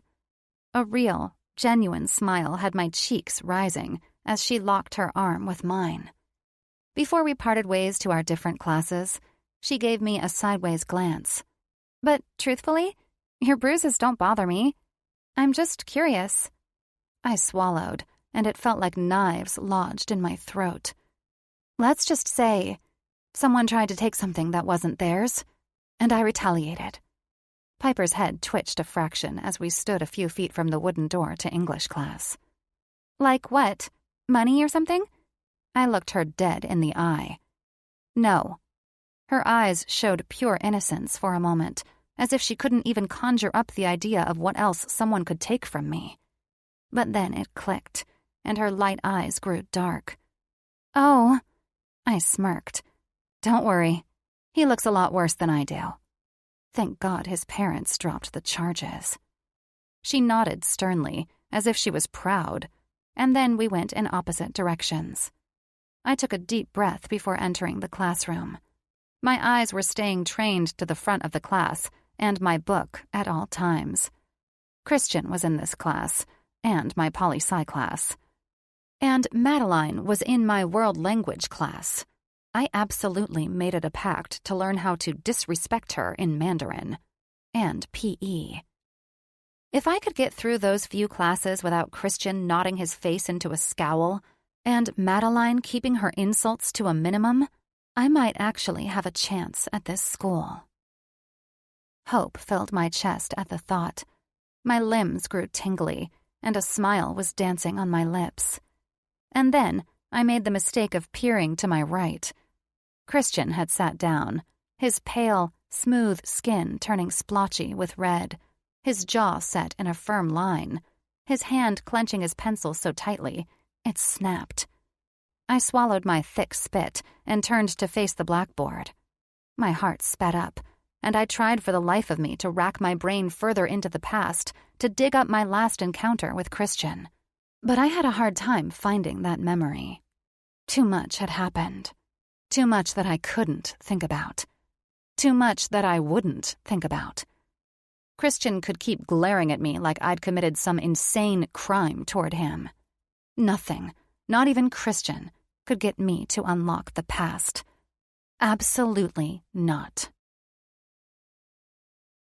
Chapter 5. Christian. I stared at Haley from across the lunchroom. She was sitting with some girl I'd never even seen before. The two of them huddled together, whispering back and forth. Her dark hair framed her smooth, pale face, and in contrast, those bruises stuck out like a red flag. Trouble. She was trouble. The bruises interested me, but not because I felt bad for her or felt the need to snap someone in half for putting them there. I just wanted to know who else Haley had a vendetta with. I need you. I bent down and grumbled into my brother's ear. Bring Eric and Jake too. I didn't wait for a response. I knew he'd follow through. I stood up, scooting my chair back, and walked slowly through the cafeteria. My peers stopped talking and taking bites of their lunches when I passed their tables, as if they thought I was going to sit down and have a conversation with them. Or maybe they were afraid I'd take their tray and dump it all over their pristine uniform, like I told Madeline to do to Haley yesterday. Madeline was a vindictive girl. I knew she'd jump at the chance to embarrass Haley. It was just too easy, if I was being honest. I didn't bother to give Haley a glance as I passed by her table, but I did notice that she didn't stop talking like the rest of the cafeteria did. It was as if she didn't even notice me passing, which was complete bullshit. She could feel my presence from across the lunchroom, just like me with her. She was just making it a point not to notice me. "Where are we going?" Ollie asked, catching up to me. My father had left early yesterday evening, which wasn't a surprise, but that meant I had to drag Ollie's ass out of bed 10 minutes before we had to leave this morning. Pissed me off. There's something I need to do. We continued down the hallway, Ollie beside me, and Jake and Eric trailing. They were talking about the game this weekend as we stopped in front of the office. "Jake," I barked, "I need you to punch Eric in the face. I need a diversion to get into Headmaster Walton's office." "Whoa, whoa, whoa," Ollie interjected, getting in my face. "What the fuck? We have a game Friday. They can't fight. They'll be benched." I shook my head. "Relax, I'll handle it. No one is getting benched." I glanced at Jake and Eric, who really didn't seem to give a fuck either way, precisely why I chose them. "You punch Eric, then Eric, you punch Jake. We'll drag you guys in there, sit you down in front of Ms. Boyd. Ollie, you'll work your magic with her while pretending to keep an eye on these two. I'll go into Headmaster Walton's office and get what I need to get." "Which is?" Ollie crossed his arms over his chest, raising an eyebrow. I hated when he fucking did that. He looked just like Mom. She always raised one eyebrow at me when I was lying about something. I thought about not telling him and giving him a bold-faced lie, but that would mean I cared more than I did, like I was harboring a secret and being covert with my intentions regarding Haley. That wasn't the case. I wanted the entire school to know I hated her and had plans to break her in half. I want to know why she's here, and more importantly, I turned around, giving them my back as I reached for the years-old doorknob to the office. I want to know her weaknesses. "Brother," Ollie warned from behind, "leave the poor girl alone. Hasn't she been through enough? I mean, did you see her face? And she's skinny as fuck. Doesn't look like she even eats. And that shit that went down with her dad?" I spun around forcefully, something clawing at me from the inside. "Why do you care?" I was seething underneath my cool composure. Ollie could probably sense it because he knew me better than anyone. But he didn't know about this. He didn't know that I blamed her. There was power in keeping secrets. No one could destroy you if they didn't know how. He held up his hands in protest, dropping his head for a second before catching my eye. I'm just trying to figure you out. You two used to be inseparable. I think I was even jealous of her at one point in our lives. I distinctly remember you choosing her to be on your dodgeball team in the 7th grade. That hurt, bro. He smirked before growing serious again. And now you hate her? So much that you had Madeline embarrass her in front of the entire school like the catty bitch that she is? You hate that type of shit. So why? I strode over to him, erasing the distance between us. Jake and Eric were both staring at us indifferently, most likely wondering the same thing. My brother and I were the same height and build, tall, with a broad upper body and cut muscles from football conditioning. The only difference was my arms were bigger and his legs were faster, a battle we often tried to remedy. None of your fucking business. We stared at each other for so long that I felt my plan slipping through my fingers as the clock continued to tick. I finally shrugged him off and sent a look toward Eric. That was all it took. Eric wound back before Jake took an uppercut to the jaw. You fucker! He spat with a hit back. Ollie instantly got in between them before they got too invested and neglected that this was planned and not an actual fight. Jake's lip was busted, blood dripping down to his chin, and Eric's eye was forming a welt. Those are my boys. Good shit. Follow my cue. I gestured toward the door but stopped right before I opened it. I looked back at all three of them. And stay the fuck away from Haley. Jake formed a frown and Eric nodded. Ollie only stared at me, but I knew he'd listen. We may not have always agreed, but he wouldn't defy me on this, not when a girl was involved. Once I opened the door, the scent of old dusty books wafted around. I crooked a smile in Ms. Boyd's direction. Showtime. It only took 3 compliments, a hefty dose of flirting, and a dazzling smile to get Ms. Boyd to let me in the headmaster's office. Headmaster Walton was at lunch, which I already knew, and due back within the next 10 minutes, so I had to act fast. I rounded his large mahogany desk and roamed my gaze around the stupid ancient globe, a framed picture of him and his wife, the row of expensive pens that were in a perfect line. Bingo. A large folder sat near the edge of his desk, underneath a pile of useless papers. The name Haley Smith was written on the tab in permanent marker.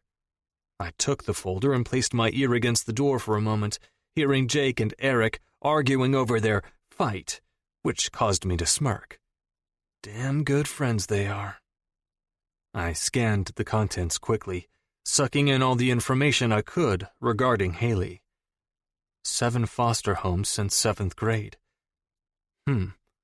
I thought Madeline was making that up to embellish her story. Guess not. 3 different high schools. Her current foster home was 2 towns over. Interesting. I took my phone out and snapped a picture of her address. Might come in handy one day. She was in juvie for assault before she came here, but the charges were dropped. Now that's perplexing. My eyebrow hitched as I glanced at her school credentials. 1560 SAT score. Damn. Even though I hated her, that was a damn good score. She always was smart. I flipped through a few more futile pages, and my hand stilled on the last page. It was a handwritten letter from someone named Anne. Dear Headmaster Walton, my name is Anne Scova, and I am Haley Smith's social worker. I am writing to you personally to ask if your board would reconsider opening up one more scholarship this year.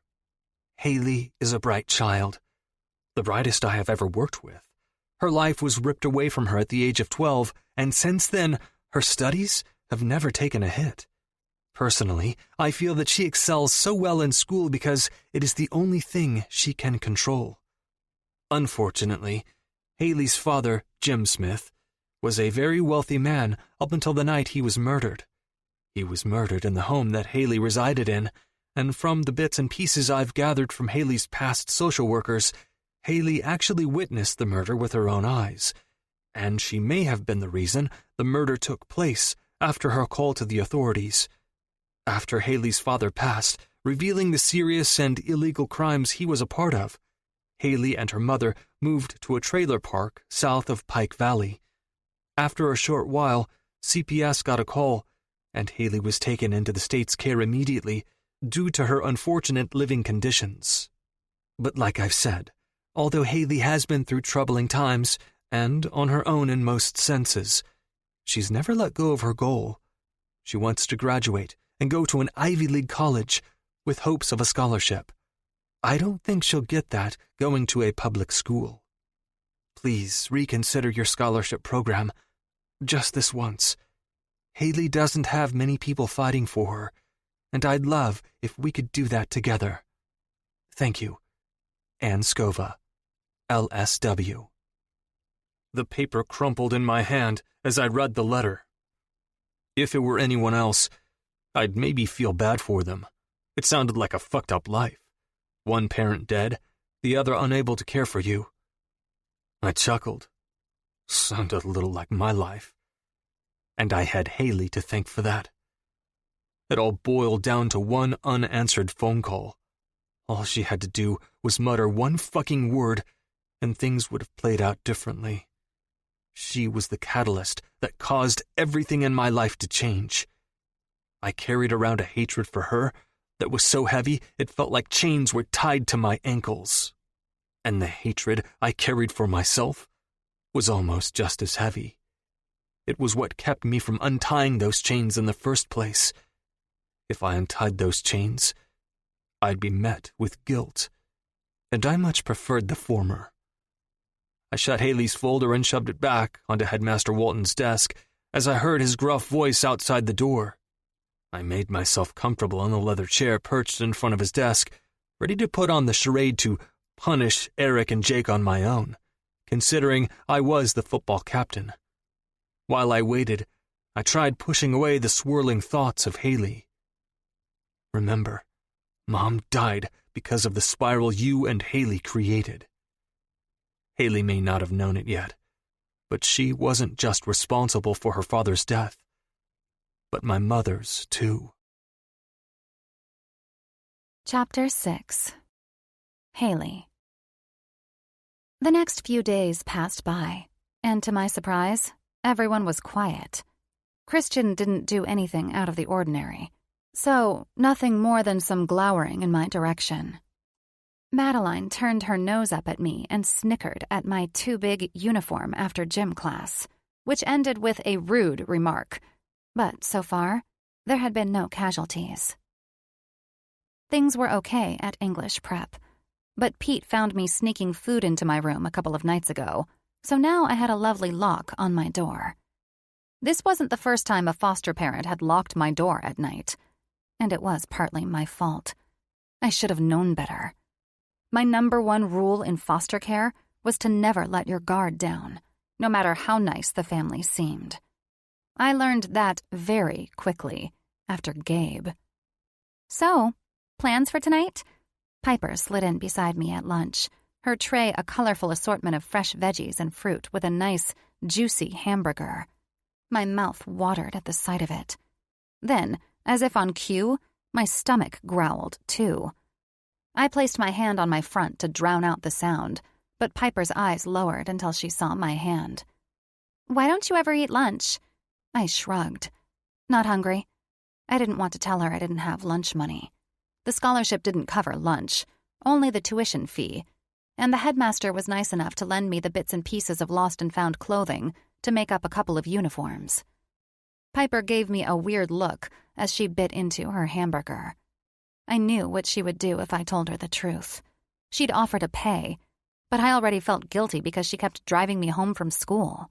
Regardless if her parents paid for her gas, I hated taking handouts.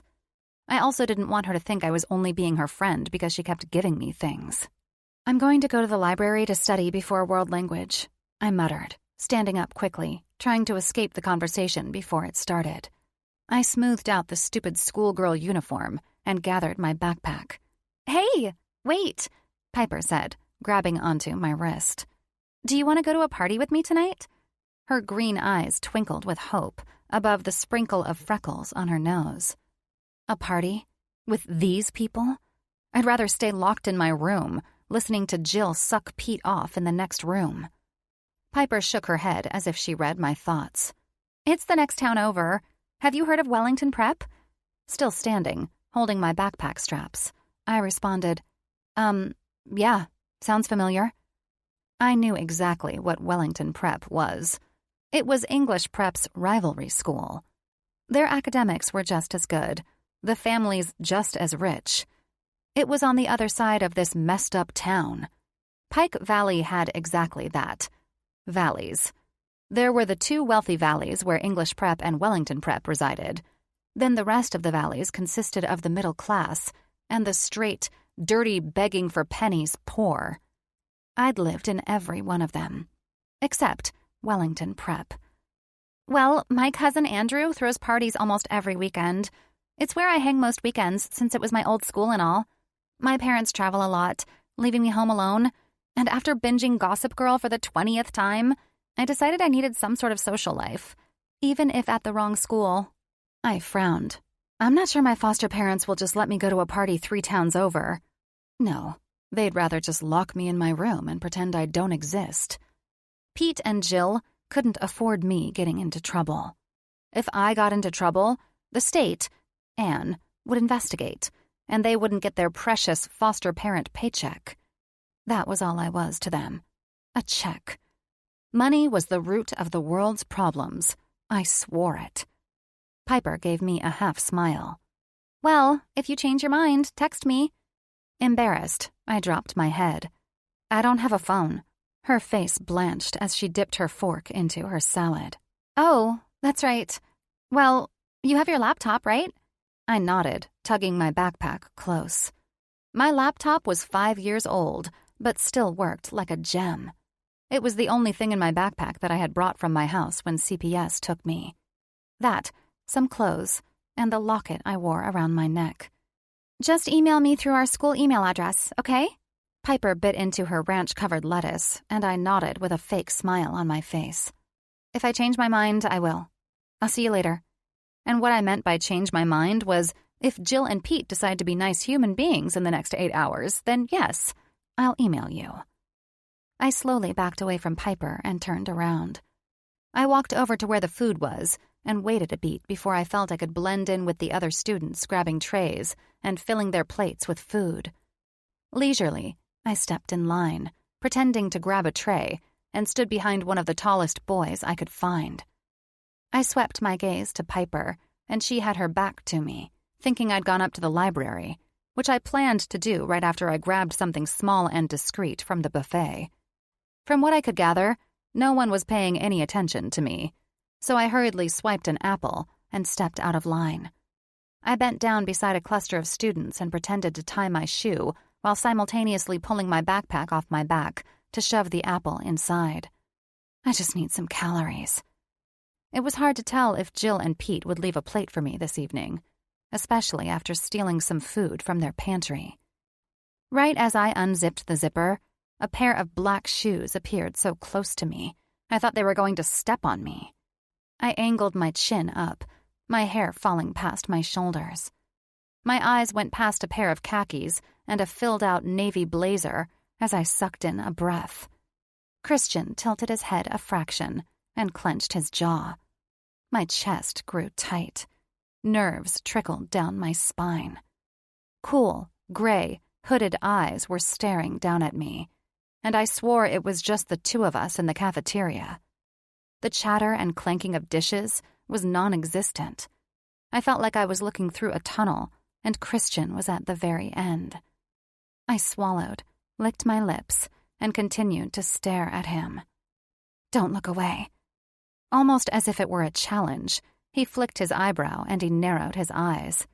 He lazily crouched down so we were eye level. My heart was beating 1,000 beats per second, and the only thing I could think was, he's painfully beautiful. Christian's jaw was as sharp as glass, his skin free of flaws, his nose strong and straight, and his eyes could suck the life right out of me. My mouth parted as he leaned in closer, his intoxicating smell putting a spell on me. Then I felt his hand cover my apple, and he plucked it right out of my palm. I gasped, the action bringing me back to reality. Like father, like daughter? He took a big bite of the glossy, red skin. The juice dripped down onto the floor below us. His jaw worked up and down as he chewed, and after he swallowed, he stared me right in the eye and whispered, "We don't steal at my school, thief." Then he stood up, threw my apple in the trash, and walked away. I gave myself 3 seconds to gather my emotions and threw them right in the trash along with my lunch. Fuck him. This wasn't his school, because if it was, and he truly did rule it, like everyone said, then I wouldn't still be here. Thanks, Piper. Again, you really don't have to drive me home. Piper smashed her lips together as she looked at the small, smoky-colored house I now called home. It actually looked bigger than what it was. There were 3 bedrooms and 2 tiny bathrooms. My room was the smallest, no surprise there, and my bathroom was, thankfully, only used by me. Jill and Pete used their master bathroom from what I observed. When Anne and I first came to the house, it was sparkling clean, the smell of pine sol wafting throughout. The floors were shiny, and the kitchen counters were wiped off. Pete's chair was empty as he and Jill answered the door with smiling faces. But as soon as Anne was gone and we all sat down to eat, they laid down the rules of the house. I was to be quiet, keep my nose out of their business, eat what they gave me, and I was limited to 6-minute showers, and I got the laundry machine on Tuesdays and Saturdays. They would not be giving me a phone or an allowance, and no rides either, unless it was to check in with Anne. If I followed their rules, I could continue staying with them after I turned 18 and until I went off to college. Of course, I'd have to give them the grant I'd apply for with the state or get a job and pay them. Otherwise, I'd be thrown out and shit out of luck. If I got thrown out before I was 18, I'd go to a group home. And after, I'd be homeless. I knew they weren't being nice people by letting me stay until I started college. They just wanted to continue getting extra income. But what choice did I have? Are you sure you don't want to go to the party with me? Maybe bring me inside and we could say we're staying at my house for the weekend? The thought made my stomach hurt. I didn't want to ask Jill and Pete for anything, even staying the night with a friend. If it were just Jill, maybe. But Pete? No way. He was a mega asshole who liked to control everything. You don't want to go inside there, I all but whispered, staring at the house. I'll see what kind of mood they're in and ask if I can. But don't count on it. Lie. I pulled the door open and began to climb out. Thanks for inviting me, though. I smiled. And the ride. You're a good friend, Piper. And she was. I was just too afraid to get attached. She smiled brightly, the freckles on her cheeks meeting her eyes. Email me anyway, okay? Just so I know you're okay over the weekend. She glanced back at the house. I have a feeling you try to make things seem like they're okay, even when they're not. I stared at her for a beat before giving her another lift of my lips. I promise I'll email you later. Have fun at the party. She nodded as I closed the door and began walking up the broken concrete steps to the house. Piper was right. I did try to make things seem okay when they weren't, which was exactly why I didn't tell her what happened with Christian earlier. Something had happened during our 5-year hiatus that made him hate me, and it was driving me crazy. The glares he gave me were one thing. His bitchy non-girlfriend was another. But taking my food, my only source of nutrition, it was about to be game on. I did nothing to him. Nothing. There was absolutely no reason I deserved to be treated that way. And yet, I somehow always found myself in this position, getting shit on by people who thought they were better than me. So, lost in my raging thoughts of Christian, I didn't realize I was inside the house until Pete barked at me. What are you doing standing there with the door wide open? Shut the fucking thing. I jumped in my skin and shut the door behind me. My pulse was climbing in speed as I rushed past him and to the stairs. Jill bent down and whispered something in Pete's ear as I turned my head, and then I flinched when I heard skin slap skin. I paused, my hand on the handrail, ready to retreat upstairs. "You're a dumb bitch. No, she isn't getting food tonight. I caught her stealing out of our pantry last night. This is her punishment." I spun around slowly and eyed Pete in his white undershirt that was a hair too small. He wore his black pants that still smelled of engine oil from working at the mechanic shop. He looked crazed. Spotting the beer can beside his chair, I clenched my teeth. Pete must be a little heavy into the alcohol. A bead of sweat crawled down his red face. Jill was standing beside him, holding the side of her reddening cheek. There was a fire in her eyes. I recognized that look. But in the end, she kept her mouth shut. Jill was wearing a pair of light blue scrubs with her purse draped over her shoulder. My heart stuttered to a stop. Is she going to work? She was leaving me here with him all night? Alone? Fear was climbing in the back of my throat, but I swallowed it down.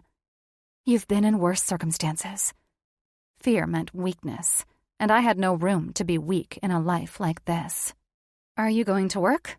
I asked quietly, still standing by the stairwell. Jill nodded once.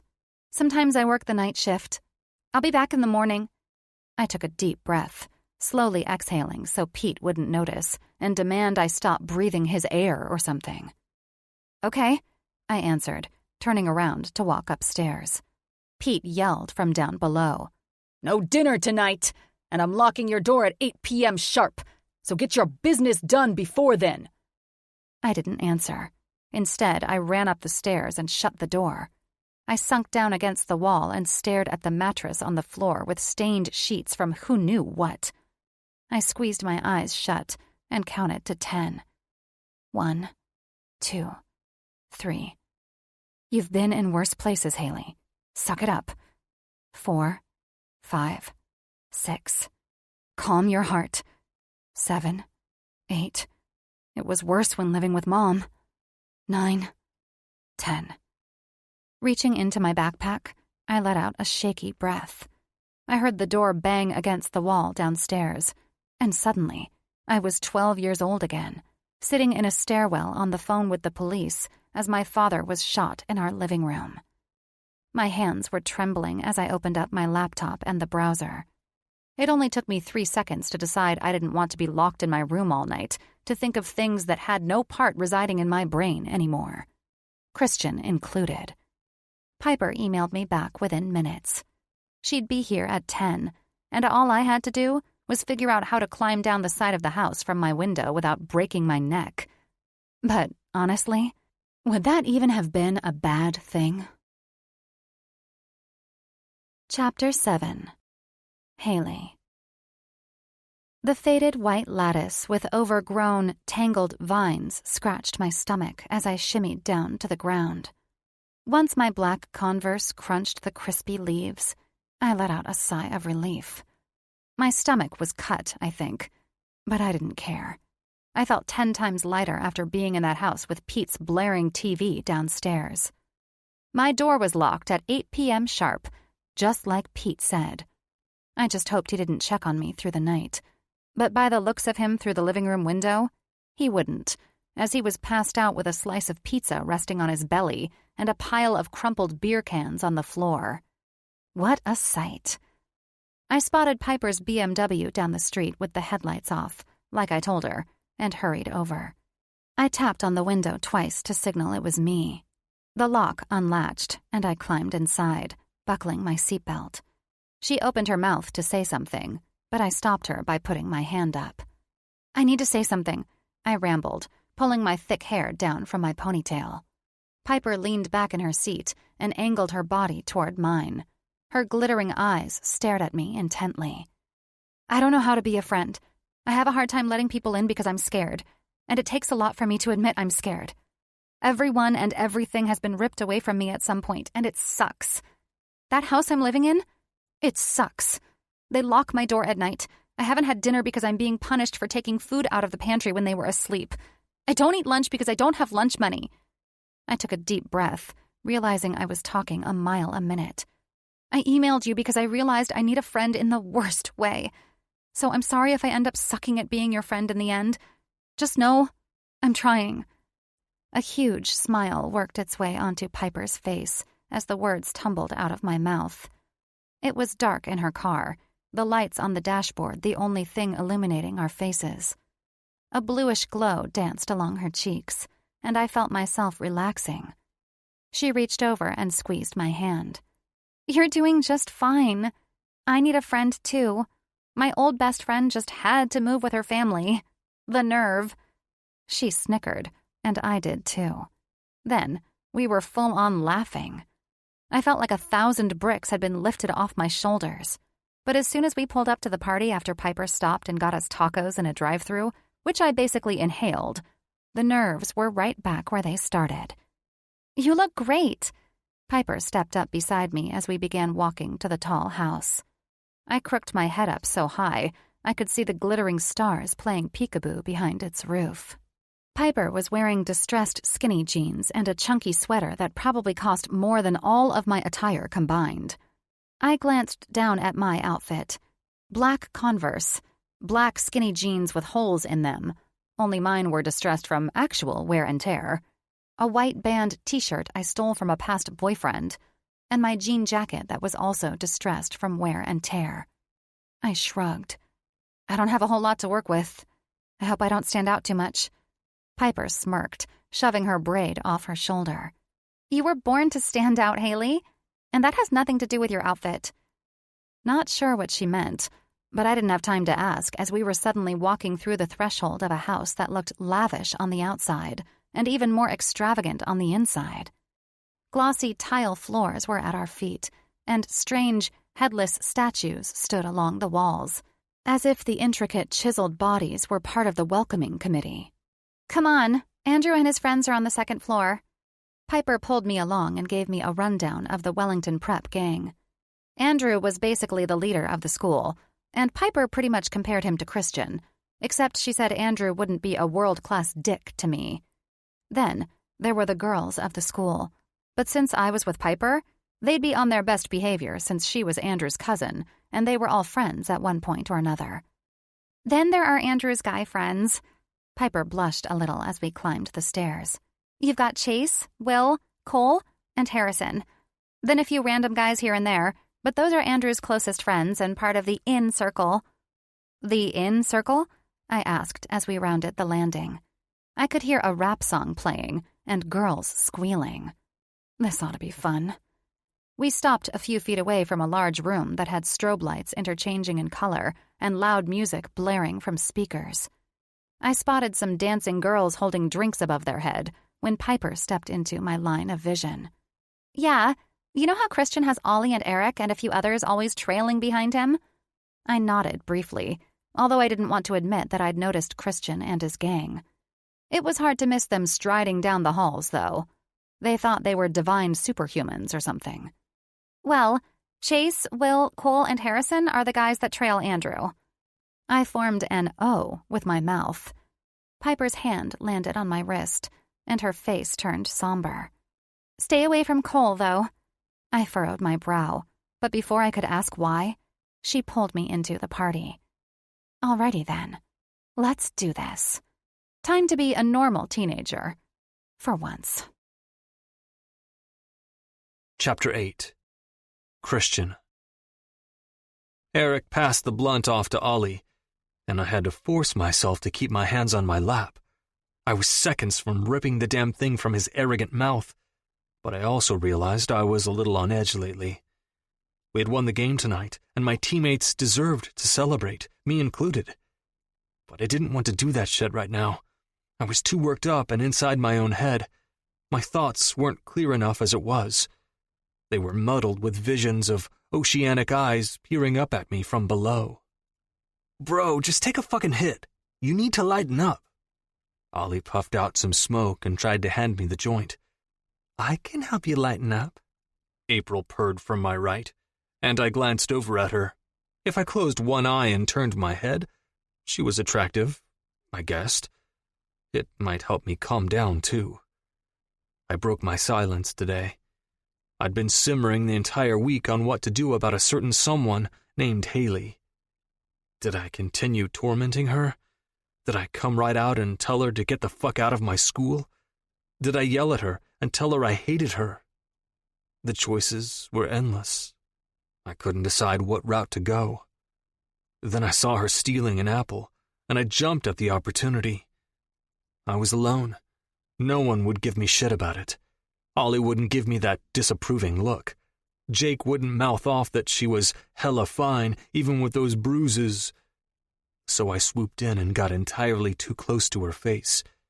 She smelled good, sweet like vanilla. She smelled nothing like Madeline with her overpriced perfume, or April, who had somehow found her way onto my lap. April laid soft kisses on my neck as I leaned away from her. Ollie and the rest of the guys were talking about Wellington Prep, the school we beat to the ground, in the rain nonetheless, when Madeline stormed into the cabin. She instantly searched for me, and when she spotted me, she scowled, but only for a moment. Her blonde hair was tied in a bun, and it bobbed on top of her head as she stomped over to me and April. "We need to talk now." "Relax, Madeline," April said, sliding off my lap. "Nothing happened." Madeline rolled her eyes before turning her back. "What happened was you just got kicked off the cheer squad for being a backstabbing slut. Christian, come on." April gasped as I stood up. "You can't do that," she shouted, but her yells were drowned out when I followed Madeline into the downstairs den. "What?" I asked, a snip in my voice. My eyes immediately followed Madeline's gaze as she looked over to the couch. 2 other girls were sitting there, both of whom I recognized, but didn't care to know their names. "We have a problem, and I'm certain you'll take care of it." I followed Madeline farther into the den, unease settling in. "What's the problem?" I treaded lightly. Madeline had a knack for making shit seem much worse than it was. She was dramatic, and that was speaking lightly. "Wellington Prep boys put their hands on Kara, and it wasn't with her permission." I paused, flicked my eyes over to the girl I presumed to be Kara, and then back to Madeline. "Tell me everything." Once I rounded up the boys, we drove the 30 minutes it took to get to Wellington's side of Pike Valley. I told Madeline to stay with Kara, the girl who confessed that a Wellington Prep boy went a little too far with her after the game tonight. Eric and Jake were yammering in the back of my Charger, hyped up to beat ass. Only they weren't the ones who were going to do the beating. I was.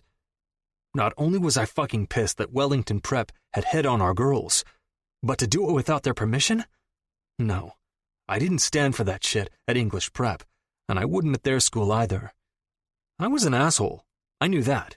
An arrogant asshole at that. But this wasn't okay. Did I treat girls like royalty? No. Did I worship the ground they walked on? Also no. But did I disrespect them in a way so vulgar as to take away their right to say no? Absolutely not. I knew where to draw the line, and I wouldn't dare cross it. We pulled up to a large home, much like the ones in my neighborhood. Ollie shifted in his seat, rubbing his hands down his jeans. "What's the plan?" I turned my car off and took several calm breaths. I wasn't fazed by this at all. Beating this motherfucker, Cole, sounded like exactly what I needed.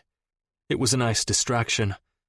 Earlier, I was hyped, jittery, couldn't stop thinking about that little fine china doll I wanted to break in half. Thoughts of Mom blurred my vision every time I thought of Haley, and that wasn't settling well with me. But this felt right. Follow my cue as always, brother. I'm going to make Cole Johnson my bitch, just like he tried to do with Kara. "So you're gonna try to fuck him?" Ollie laughed at his own joke. I glared at him, and he quickly shut his mouth. "Let's go, boys," I said as I climbed out of my car. Jake yelled, "Fuck yeah!" Let's teach these Wellington Prep tools that they need to stay the fuck away from English Prep. That was exactly what we were going to do. Chapter 9. Haley. Piper went to get some sodas for us 2 minutes ago, but it felt like an hour. I stood along the far wall, watching the drunken girls dance their asses off in the middle of the room. They were dressed in barely any clothing, and most of the boys were drooling with their eyes in the shapes of hearts. I wished I could have been like those girls. Happy. I don't think I've seen you around here before. A sly voice slithered up beside me, and I felt it all the way to my bones. His voice was creepy, breathy and warm on the side of my neck. I took a step to the left before answering. You haven't. I'm new. I'm here with Piper. Ah, he smirked. Piper's friend. The untouchable Piper. He dipped his head low, his eyes hooded. Per her cousin's words. I shrugged, dancing my gaze all around this guy's features. He was tall, so tall I had to look up at him. His dark hair was short on the sides and a bit longer on top. He was attractive, but in the I'm rich and my parents give me everything type of way. Preppy. His hair had too much gel on top, so much that the dancing strobe lights glistened off the shiny strands. So, you go to English Prep? He was in my space again, even though I'd stepped to the left. I swallowed and answered, Yep. And how do you like it? He eyed me suspiciously, his baby blues flicking down to my mouth a couple of times. My skin crawled. It was not on my to-do list to get hit on, but this did beat being locked in my bedroom, so what the hell? I bet you hate it. Glancing out of my peripheral vision, I responded, What makes you say that? His hand reached out, and he brushed my hair behind my shoulder. I froze, planting my feet to the ground. I hated the way my heart thumped in my chest. My stomach grew tight, and I had to bite down on my lip to keep myself from overreacting. He isn't Gabe. You look like you don't belong. That had me turning my head, and he gave me a lopsided grin. That isn't a dig, sweetheart. That's a compliment. Just then, his gasoline, aka vodka, breath hit me in the face as his hand wrapped around my wrist. Chills ran up my arms, and my vision started to get blurry on the sides. Where is Piper? Why don't we go upstairs and talk a bit? It doesn't seem like this is your scene anyway. What's your name? I asked, keeping my feet glued to the floor. He gave me his lopsided grin again. Cole. My insides churned. I pulled on my wrist for him to release me, but his grip got harder. Oh, relax. Whatever you heard about me isn't true. The nervous feeling deep within my belly quickly grew to anger. I leaned into his space and felt like a queen looking down at a lout. I know guys like you, Cole. I didn't hear anything about you. Your character says plenty. Now let go of me before I bang your face off the backside of this wall. His eyes narrowed, but he didn't move. So I acted fast. I grabbed his arm with my other hand and bent his wrist backward. He screamed out, surprised that I wasn't kidding, as I turned him around and pushed him with all my might toward the wall. He wasn't hard to move because I'd caught him off guard, but if he wanted to, he could probably knock me down within a second. I wanted to push my knee into his back to teach him a lesson about laying his hands on a girl, but he was suddenly ripped from my sight. Just then, Ollie stepped in front of me. I looked up, shocked that he had somehow appeared out of thin air. Sorry, Scrapper. Christian came here to beat that fucker's ass, and I have a feeling he's gonna go a lot harder since he just saw that little scene. I ignored the way my heart hiccuped at the sound of Christian's name. Move, I demanded, crossing my arms. I can take care of myself. He threw his head back and laughed. It was a boyish laugh, a youthful, I don't have a care in the world laugh. It brought back memories of the past that I quickly shoved away. I don't doubt that for a second, Haley. I had no idea where Christian took Cole, and when Piper came back to find me, she was completely confused to see Ollie guarding me by the wall. No one else in the room seemed to notice the commotion, which was probably the way Christian wanted it. "What the hell? I leave you for 3 minutes and all hell breaks loose?" Piper looked from me to Ollie, then back to me. "Move, Ollie, or I'll take you down too." Ollie laughed again, and right when he threw his head back, I kicked my leg out and swept him right off his feet. He landed with a thud, and I rushed past him. I heard him and Piper bantering back and forth. "Go get your stupid friend, Piper." "Ooh, so he does know my name." "Of course I know your name. Your tits are talked about often in the locker room. You may be quiet, but those hips talk, baby." Their voices trailed as I made my way around the end of the hallway and pushed my hair behind my ear to have a listen. It wasn't long before I heard grunting and flesh on flesh. Running on the lush carpet, I came to an open living room with 2 of Christian's friends standing guard, watching the fight unfold. Christian was rearing his arm back, ready to punch an already bloody and barely conscious Cole even more. "Stop him!" I shouted. "Cole's eyes aren't even open!" Is he even conscious? He's going to kill him. My body grew warm, a sickly feeling hitting me head on. "No can do, new girl." I stepped forward, ready to put an end to the brawl, but one of Christian's friends, Eric, I think was his name, met me halfway. "He's going to kill him!" Eric glanced back and shrugged. "He knows when to stop." No, he doesn't. Christian was out of control. He was on a different planet called I Want to Go to Jail a Few Days Before My Birthday. I peered up over Eric's shoulder, and unease was settling in my bones.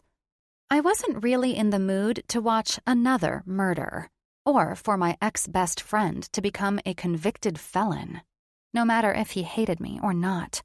"Stop him!" I growled through my teeth. Eric didn't even bat an eye, but the other friend was beginning to look anxious. He worked his jaw back and forth and glanced at Eric with pleading eyes. "Go stop him," I urged silently as he peered at me. I didn't wait for him to consider my urgency. Instead, I darted around Eric, too fast for him to even realize what happened, and I yelled, "Christian!" The room fell quiet. Christian, with his arm reared back and a murderous look on his chiseled face, stopped and looked me dead in the eye. His eyes were cold and demeaning, but they were there, locked onto me. "That's enough! He isn't even conscious!" I heard whispering from behind me. "Did she just get him to stop by only saying his name?" "Yeah, bro. It usually takes 2 of us to pull him out of something like that." "Interesting." The last one was Ollie. Still holding a blood-stained Cole, Christian spat. "You care about this fucking piece of shit who puts his hands on girls without their permission? Huh? Are you that fucked up, Haley?"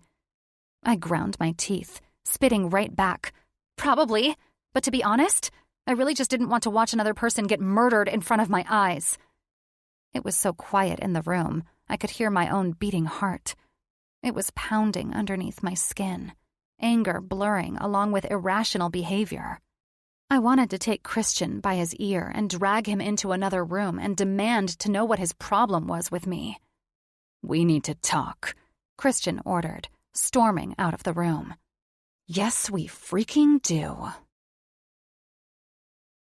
Chapter 10. Christian. I remembered the last time we were in a room alone together. It was under much different circumstances. My life was good then. I mean, compared to what it was now. Dad still worked a shit ton, and Mom was out with her friends more often than not, but at least she was alive, and I didn't have this suffocating feeling of guilt at every corner I turned, especially with a dark-haired girl standing there, reminding me of the one thing I did wrong.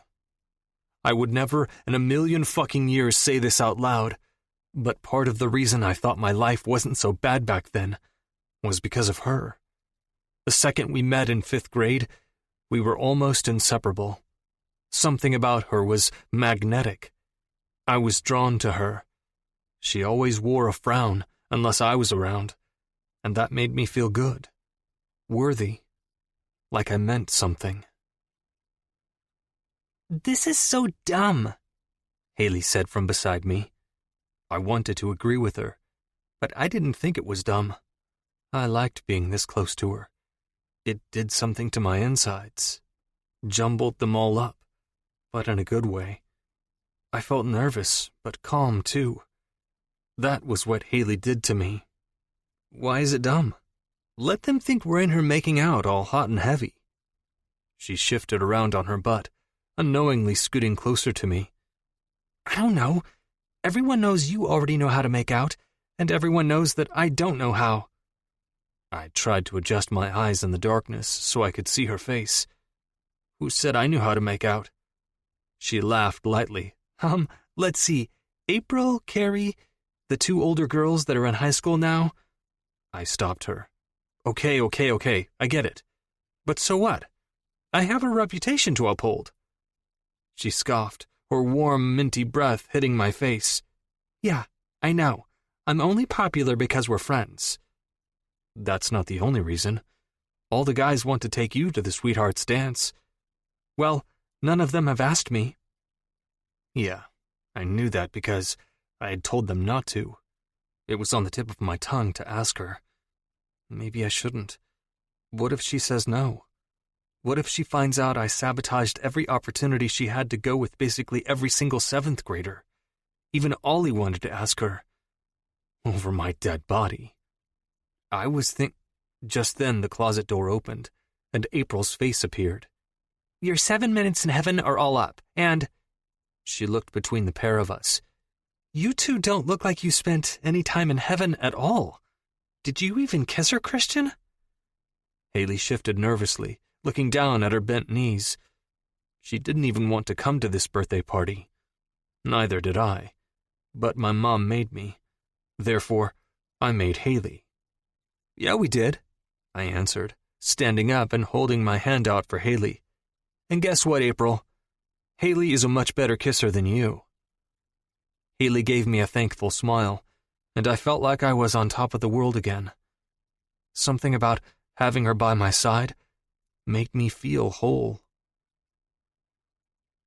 But that was then, and this was now. Things had changed. Haley stormed past me, her little body quaking with anger. I was still feeling the effects of smashing Cole's face in.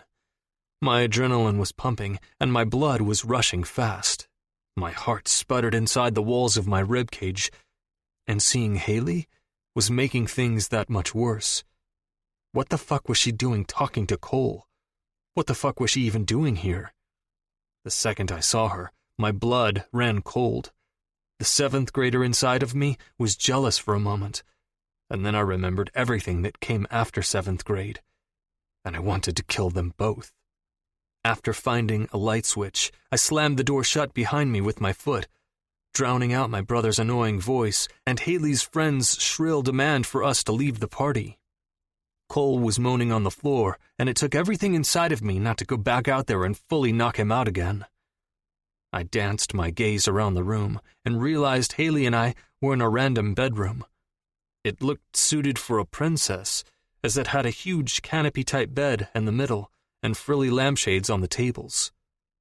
What the hell is wrong with you, Christian? I glared at Haley in her ripped-up black jeans, pacing back and forth. This was the first time she'd spoken to me since coming to English prep. You could have killed him, and by the way... She faced me now, only a yard away, putting her hands on her waist. I had it handled. You swooped in like some stupid hero and snatched him away right before I was going to take him down. I laughed. It wasn't a humorous laugh. It was condescending and laced with anger. My chest was rising and falling fast, sweat still glistening on my forehead. You think I was swooping in there to save you? I laughed again as her eyes narrowed. I couldn't give a fuck what happened to you. Cole laid his hands on one of English Prep's girls without her permission, and he needed to be taught a lesson. He's fucking lucky I didn't kill him. Haley didn't say anything. The room grew tense. I could tell she was clenching her teeth together, and I was doing the same. I want you gone, I said, still glaring. She shook her head, her dark locks a curtain in front of her face. The bruises from the first day of school had healed, her skin looking flawless and angelic. But she wasn't an angel. That was for certain. Why? Haley's blue eyes connected with mine, and the anger was gone. She looked vulnerable, her pouty mouth frowning, her cheeks looking hollow. Why, Christian? She asked again. The sound of her voice felt like thorns pricking right through my skin. I strode over to her, angry that she was having an effect on me. She didn't move a muscle. She stayed right in her spot, not giving a damn that I was an inch away. She wouldn't move unless I ran her over with my body. That was how stubborn she was. Always had been. I peered down into her face, and she angled her chin to meet mine. Because I don't want to see your fucking face every 5 seconds. Because I don't want a reminder of the past, the good and the bad. She shook her head lightly, never taking her eyes off mine. I dropped my gaze to her mouth when she spoke. That's not a good enough answer. Something changed in you. Something happened in the last 5 years. Something that made you hate me. And I want to know what it is. My mouth went dry. My throat felt like it was beginning to close. The words were bubbling up and threatening to come out. She pushed her body closer, her rising chest touching me now. My breathing sped up. I wanted to wrap my hands around her arms and pull her into my body. But in the same breath, I wanted to scream and push her away. But instead of doing either of those things, I peered down into her eyes lethally. Seeing you makes me think of the past, and I don't need that fucking reminder. I growled. Her face blanched. But why? Are you angry that I didn't say goodbye? That I didn't keep in touch? She scoffed, clearly growing angry. Well, I'm freaking sorry, but I was a little preoccupied with watching my dad get murdered and having psychotic men in masks promise that they'd be back to collect me for a settlement when I grew some tits. Oh, and let's not forget about my mother going off the fucking deep end, which landed me in foster care. Haley was yelling by the end of her rant, but I kept my voice nice and steady, cold. I wish I had never cared about you. She kept her face unmoving, but I could tell she was bothered by what I'd said. Do you want to know why? You are part of the reason my mom is dead. Her face was as wide as a ghost, and her mouth parted as she gasped. And guess what, Haley? I don't give a fuck about your sob story. You're not the only one who watched a parent die.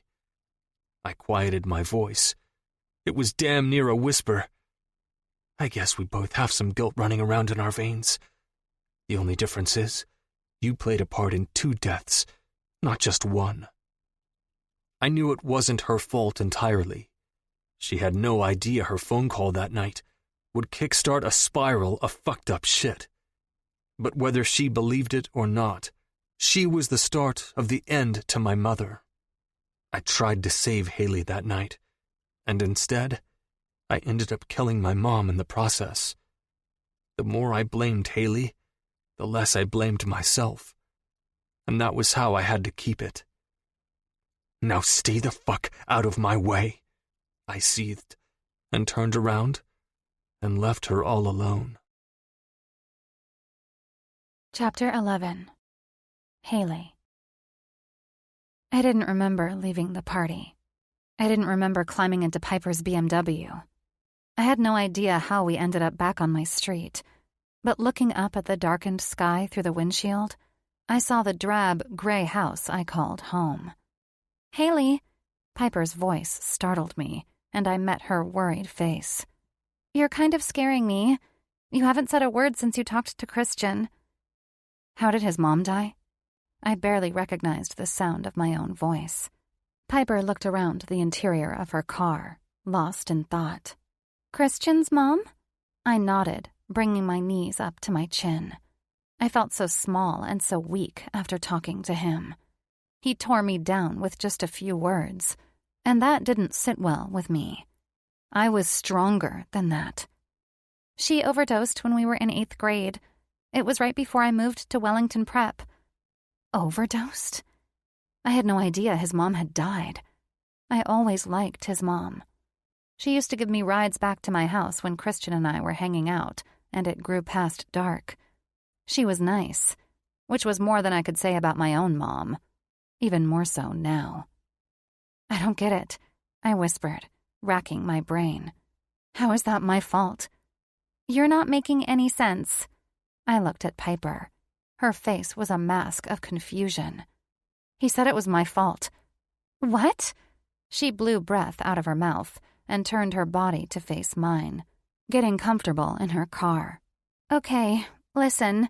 You said earlier you didn't know how to be a friend, so I'm going to teach you. Right now, you would tell me everything that happened with you and Christian, and then we'd spend the rest of the night trying to dissect everything and figure it out. Was that what friends did? I wasn't used to this. The thought of sharing anything with anyone made me queasy. I'd rather suck Pete's dick than take someone up on their offer for help. Okay, that's not true at all. A shaky breath left my lips. Okay, I'll start from the beginning. After taking a full 30 minutes to fill Piper in on all things Christian-related and answering her incessant questions, we were both lying back in her BMW seats, which were more comfortable than my mattress at Pete and Jill's, still pretty far from understanding what Christian meant. Are you sure he said it was your fault? I laughed sarcastically. Yeah, pretty much. His exact words were, "You're part of the reason my mom is dead." That makes no sense. No, it didn't. It didn't make sense at all.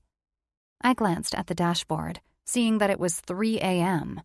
I swung my gaze over to the glowing light of the TV shining through the living room window. I should get back inside.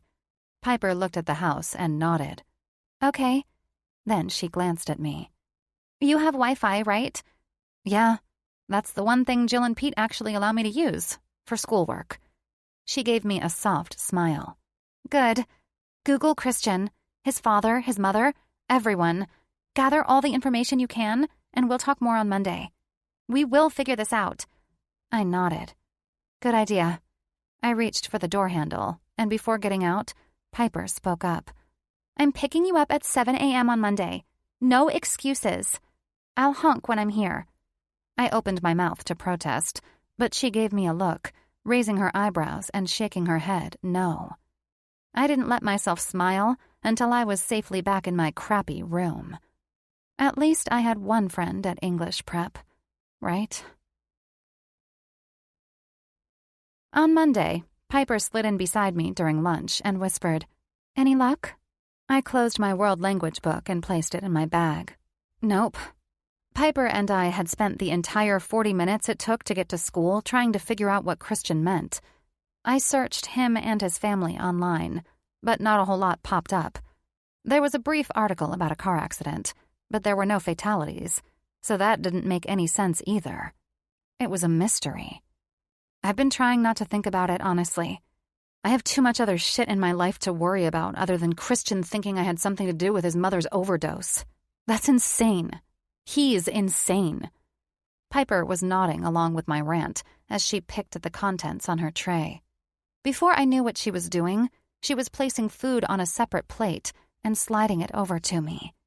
No, I said, shoving the plate back over to her. She gave me a pointed look, her green eyes peering up at me through her thick eyelashes. Yes, now eat. I shook my head. Piper, I appreciate this, but you already conned me into allowing you to give me rides to school every day.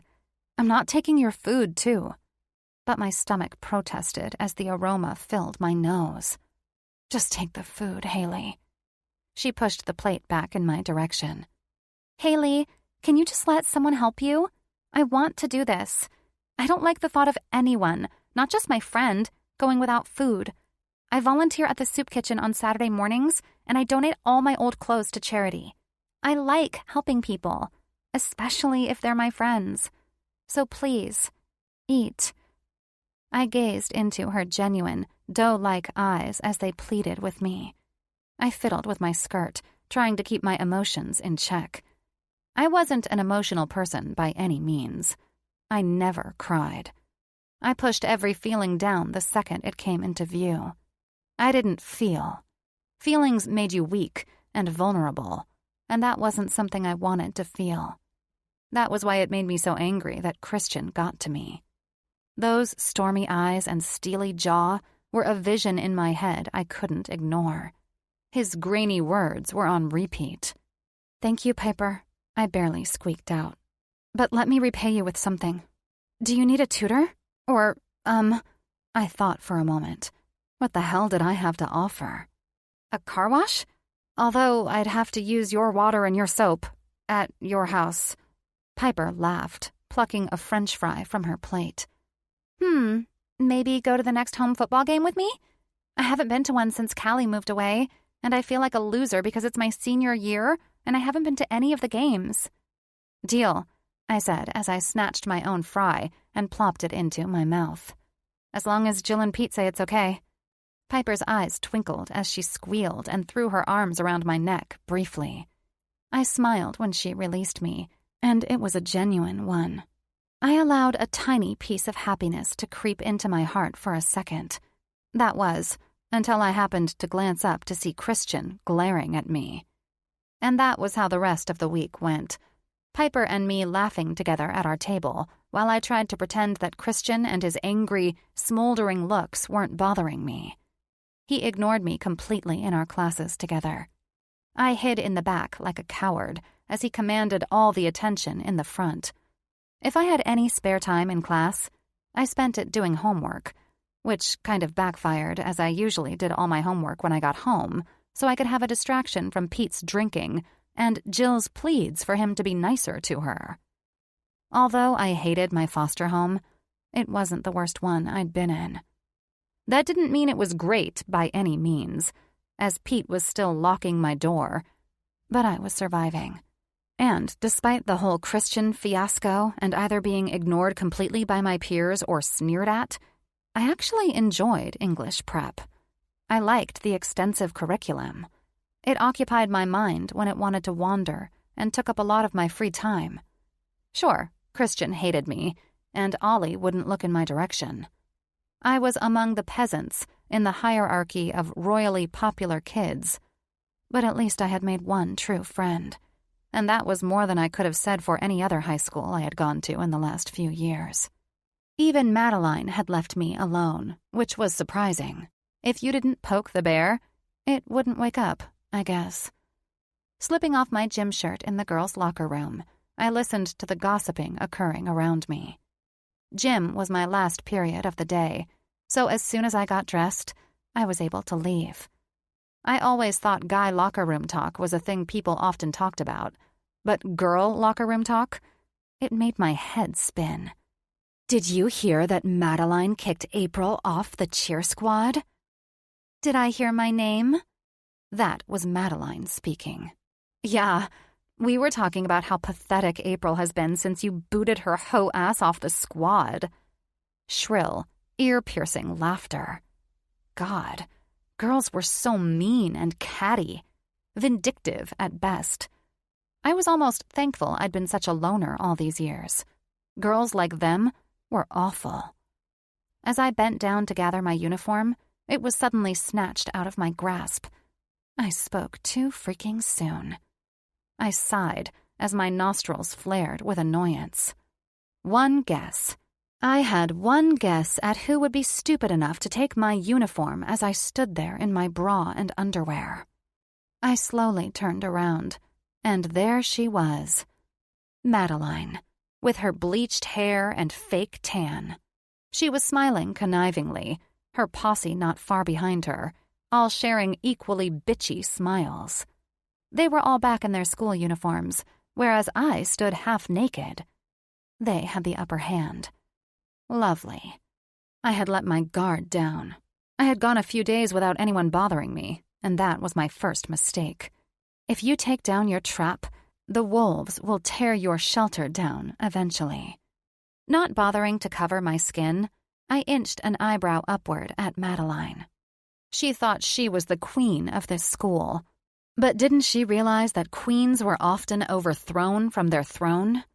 Being a queen didn't mean anything if people feared you more than they loved you. The only reason those girls were standing behind her was because they didn't want to stand in front of her, much like I was.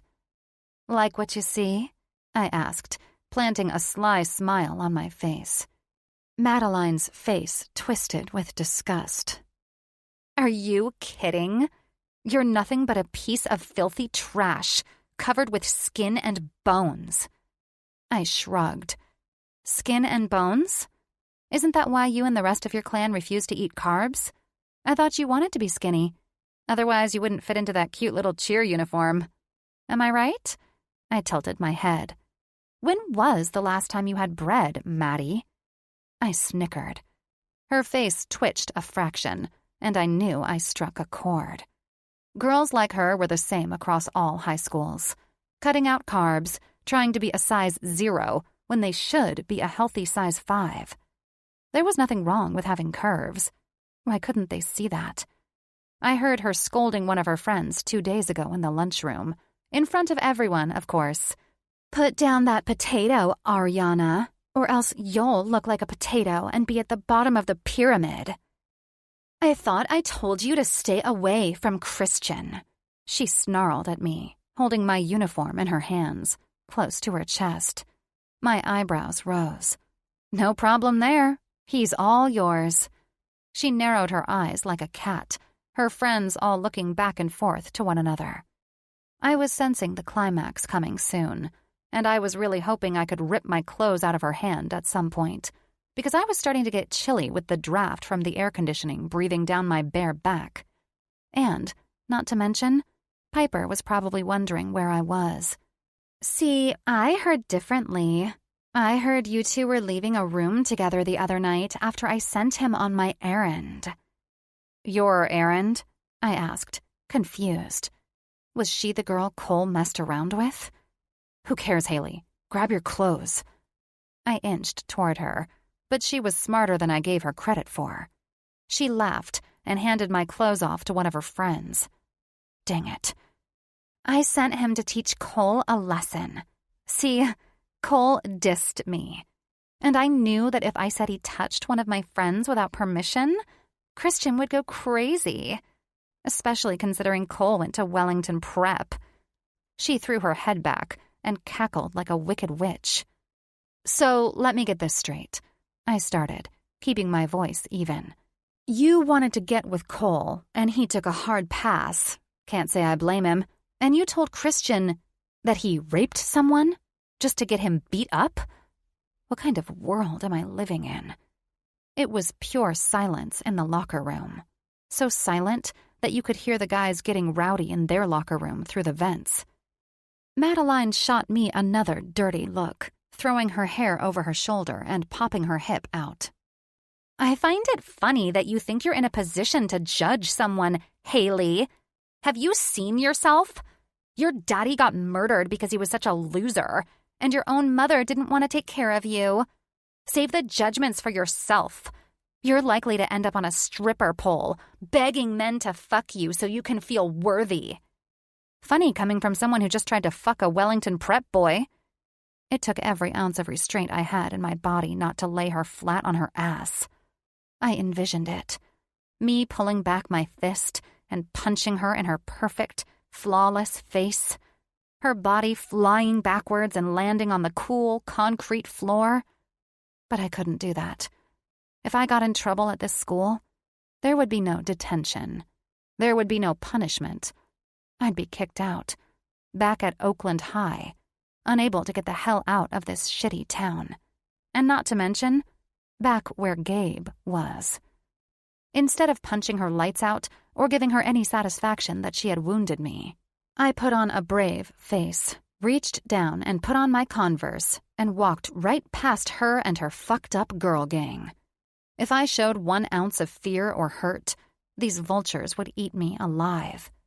I made it seem like I wasn't affected by her words. But I was. They stung. I'd been hit before, slapped around more than I cared to think about. But words, those stuck with you.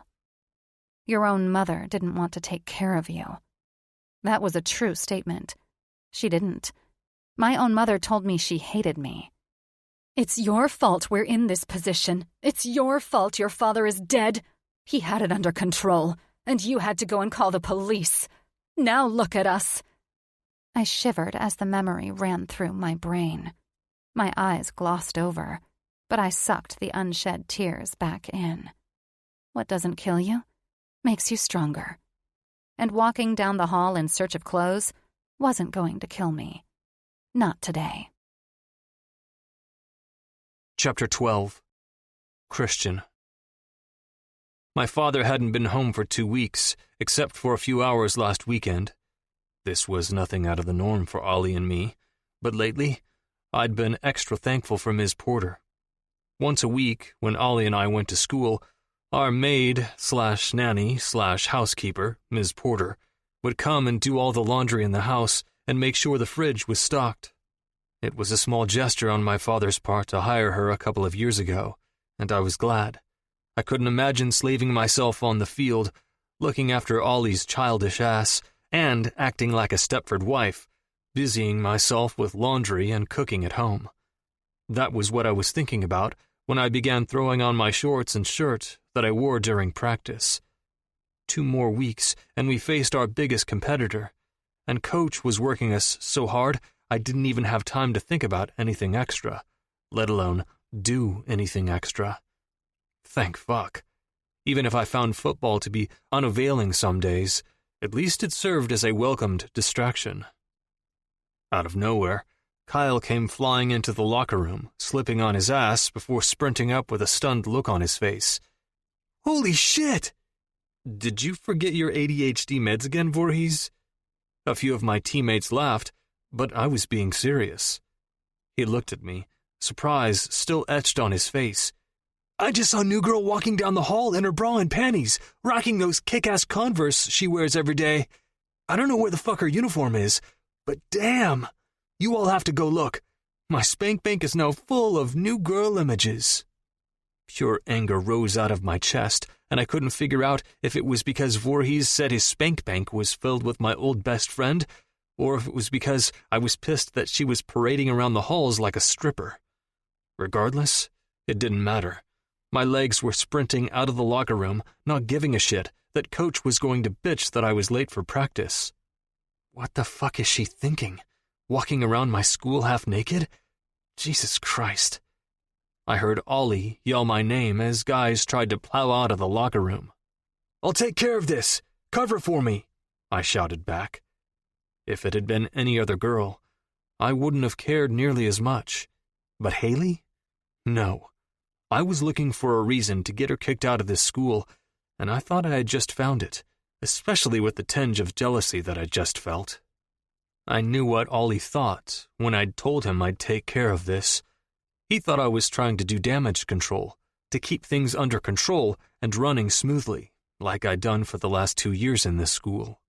After all, he had no idea how much I truly hated Haley and wanted her gone.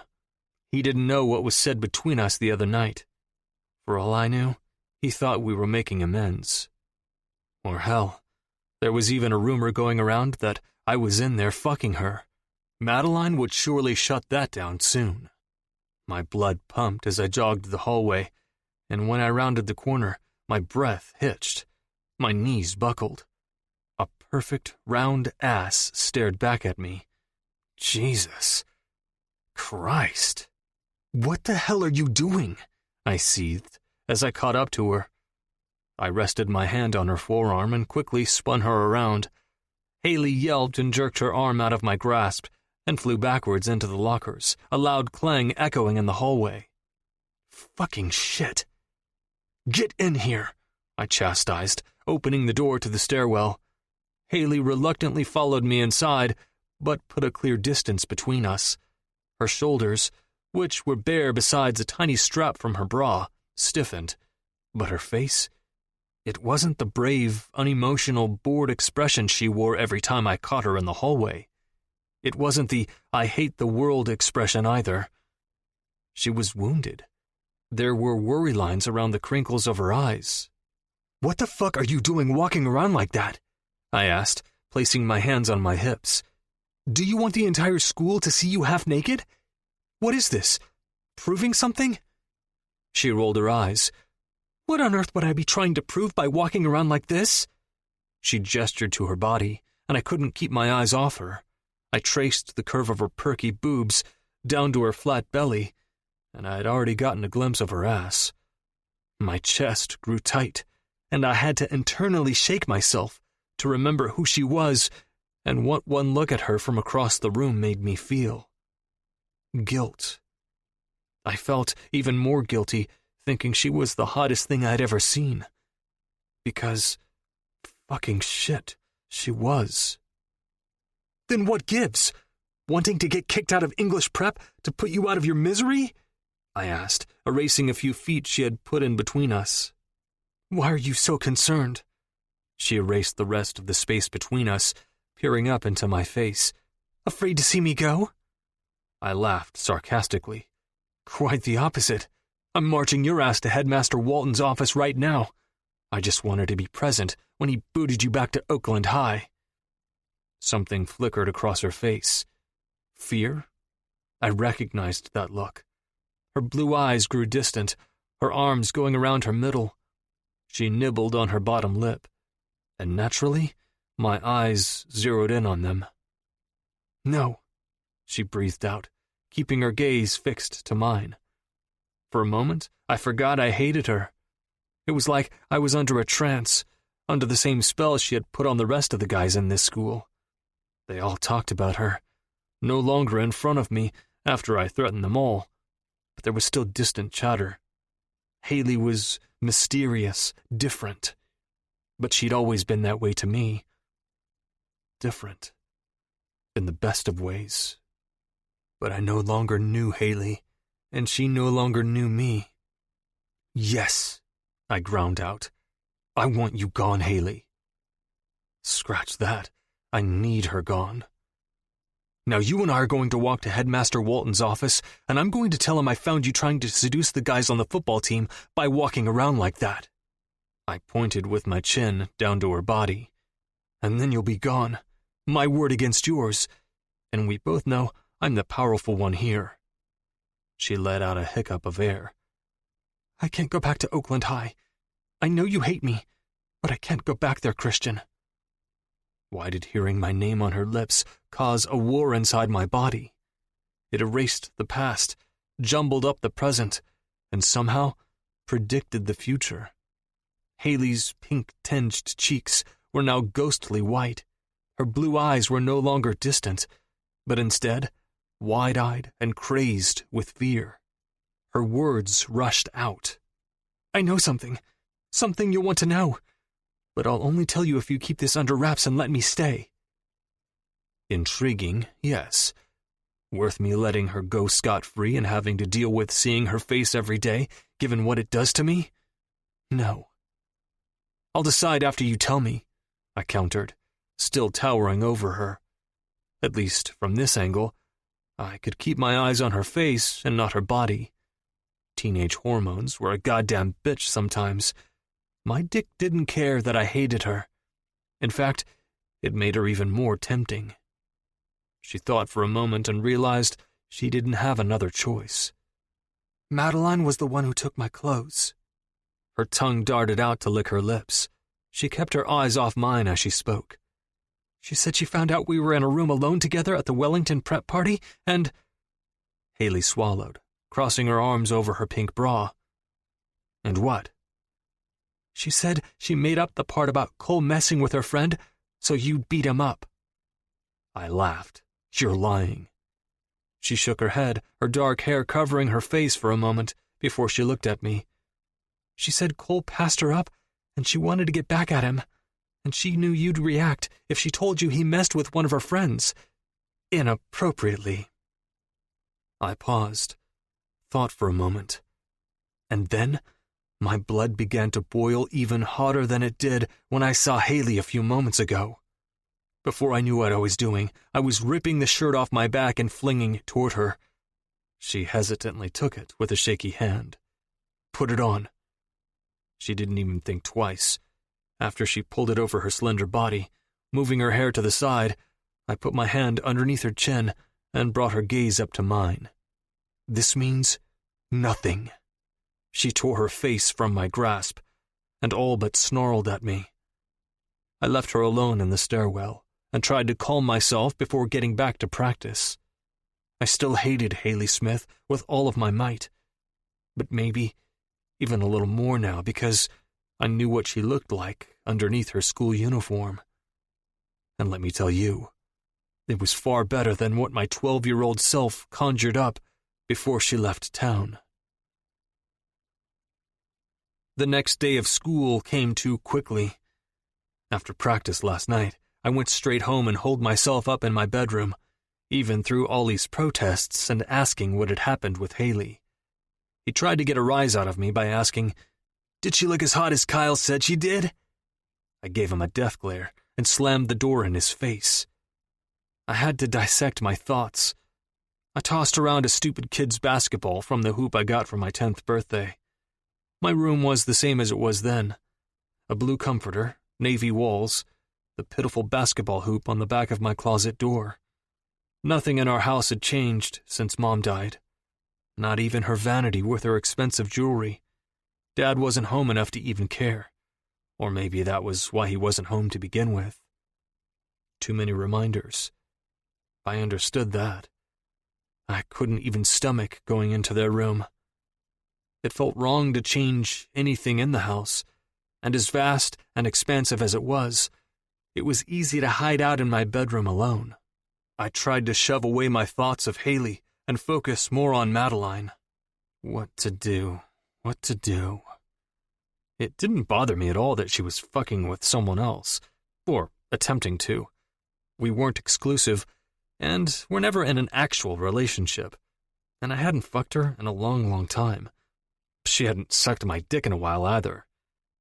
But to lie to me and tell me he fucked with one of her friends so I'd beat his ass so she'd have a way to retaliate?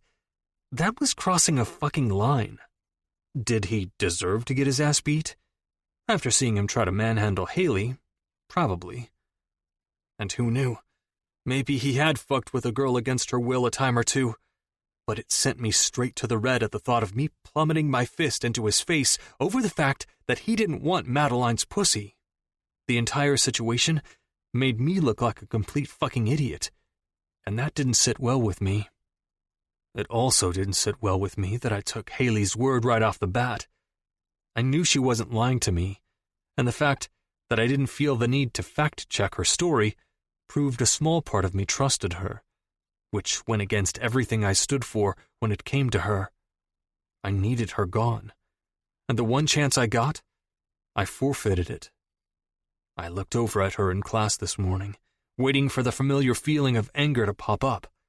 I needed that feeling of resentment to seep in so I could bask in the comfort of knowing our up-close and personal conversation yesterday meant nothing. Remember, she started the spiral, Christian. She was the start of it all. The past tried to creep into my head, begging me to remember who she was before everything happened. She tucked her hair behind her ear, showing off her naturally pink-tinted cheeks and clean face.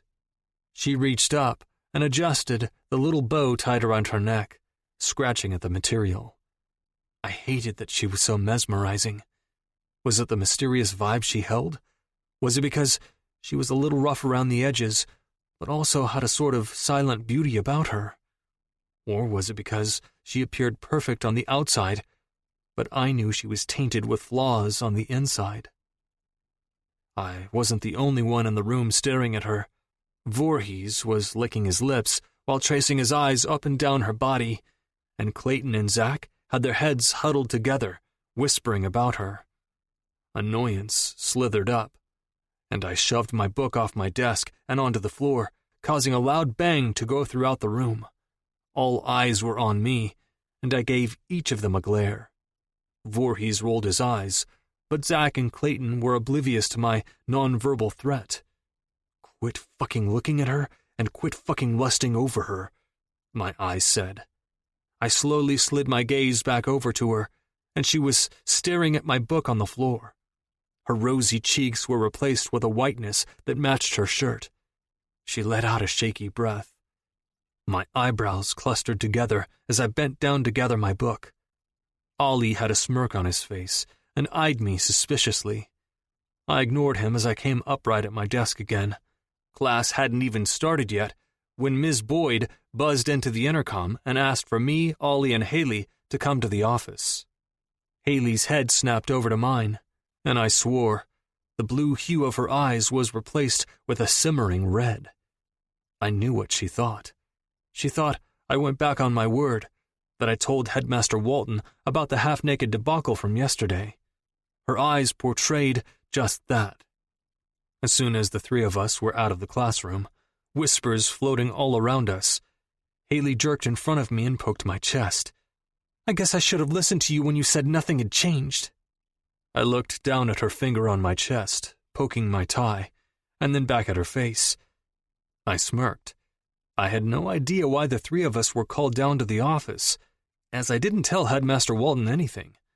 In fact, no one really knew anything other than Haley and me, but letting her sweat was fun. I liked seeing her bothered. Haley backed away slowly, the anger receding rapidly. Ollie stood and looked back and forth between us, trying to figure us out. Haley began to shake her head, wrapping her arms around her body. She mumbled, "Shit." Then her gaze traveled to her shoes. I followed her every move. My ears perked for more of her mumbling. "I can't go back there. I'll just have to ask Anne to transfer me. She'll understand." "She'll understand what?" I asked, divulging in her hidden world. The need to know more was eating at me. I liked control, and Haley was too far out of reach. "None of your business," she all but shouted. Haley took several breaths, but it was almost as if she were gasping for air. Ollie took a step closer to her, cautiously, toeing the tiles one by one until he was right in front of her. He looked at me, and his worried expression bugged me. I growled, striding to the pair of them and stopping right in front of her. "She's having a panic attack." Ollie kept his eyes on her. "I know." Then he brought his attention to me for a second. "I recognize it. She's doing exactly what you used to do." My teeth clanged together. I hated thinking about a time when I was the weaker link. For a year after Mom passed, I'd have random panic attacks. My heart would speed up, viciously trying to climb right out of my chest. My vision would get spotty, and I couldn't breathe. Ollie was always the one to calm me. He was my anchor. "Haley?" He bent down to her level. She somehow slid to the floor and had her back resting along the lockers. "Tell me something you smell." Her breathing was still rapid, her chest rising and falling quickly.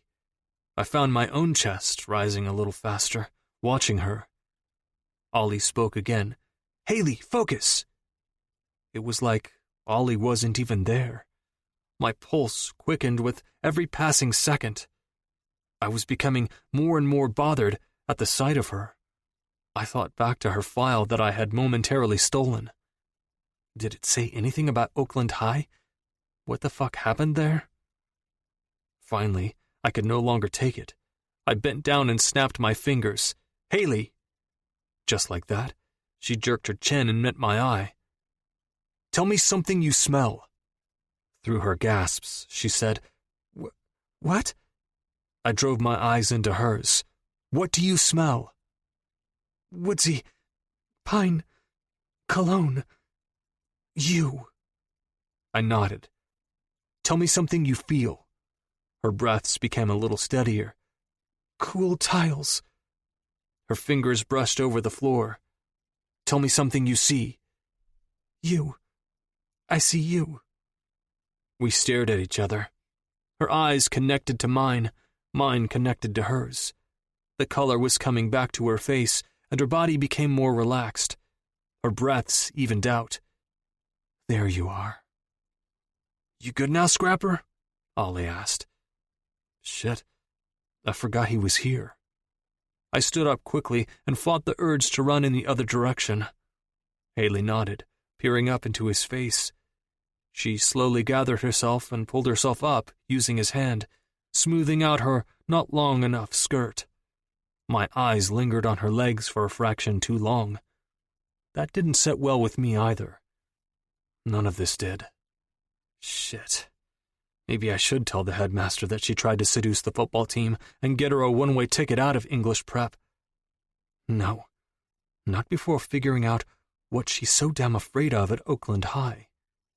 Her voice was soft, like a feather floating to the ground. Yeah, thanks. I'm fine. So, what the fuck are we all three doing going to the headmaster's office? Ollie asked, as he stepped back, giving Haley some space.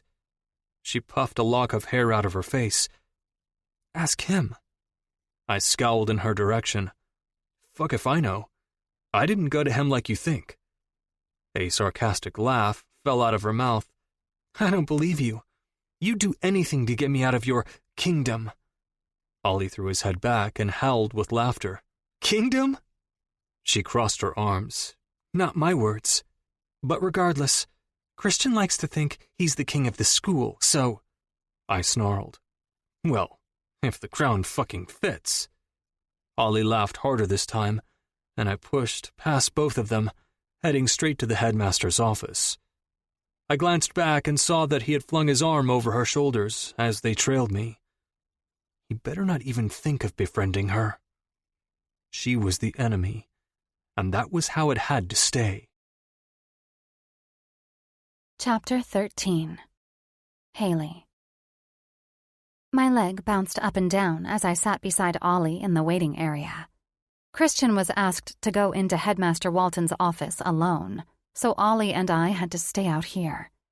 If I had to go back to Oakland High and be around Gabe, I'd lose it. This wasn't even about not getting into an Ivy League, or scholarships, or the great faculty recommendations from a school like English Prep. This was wholeheartedly based around survival. The mere thought of being around Gabe sent me straight into a spiral of panic. So, why does my brother hate you?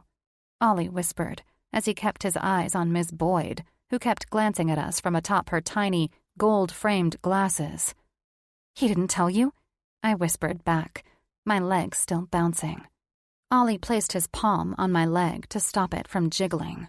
Normally, a random touch from someone would have made me recoil, but with Ollie, all it did was calm me. Ollie had always been the sweet brother, the caring one.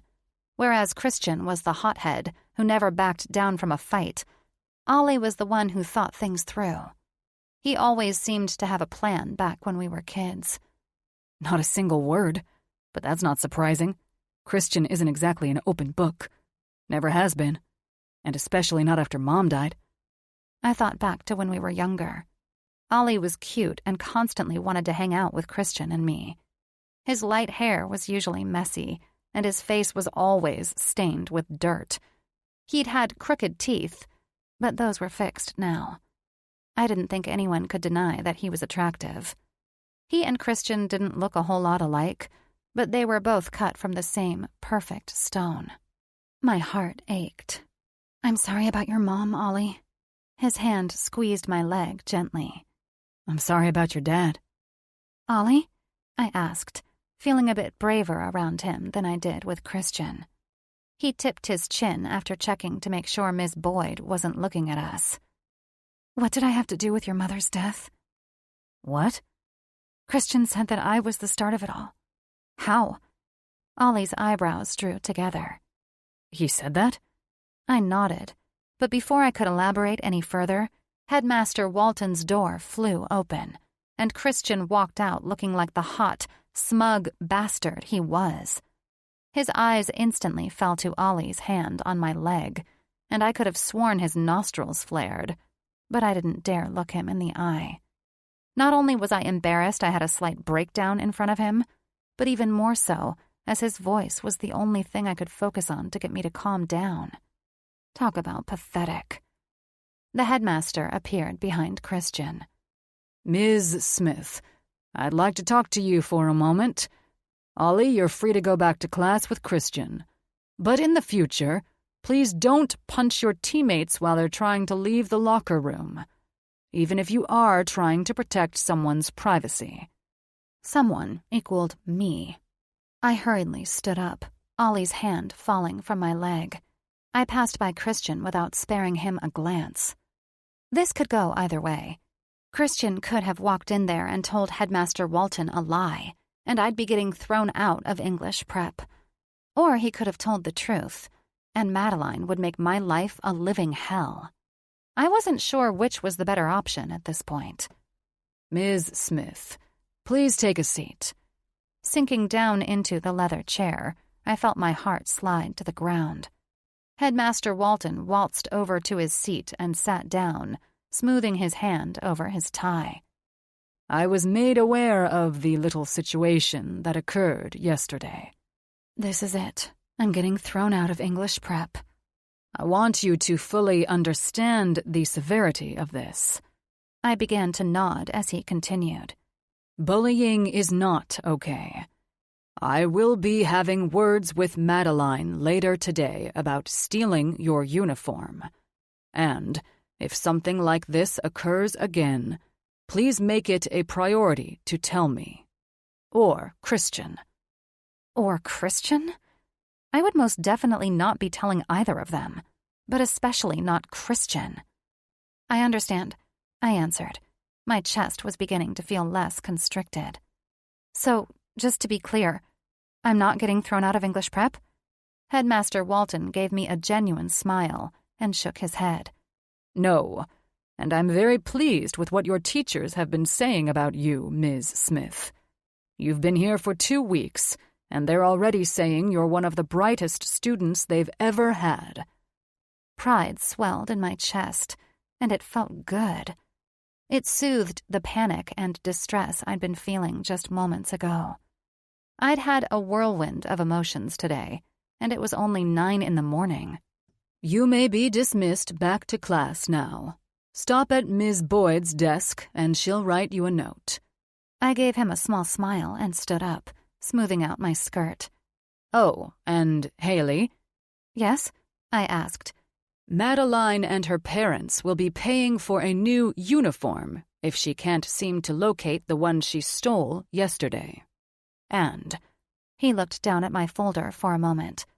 I do need to report this incident to your social worker. I just wanted to inform you. I ground my teeth and gave him a curt nod. Great.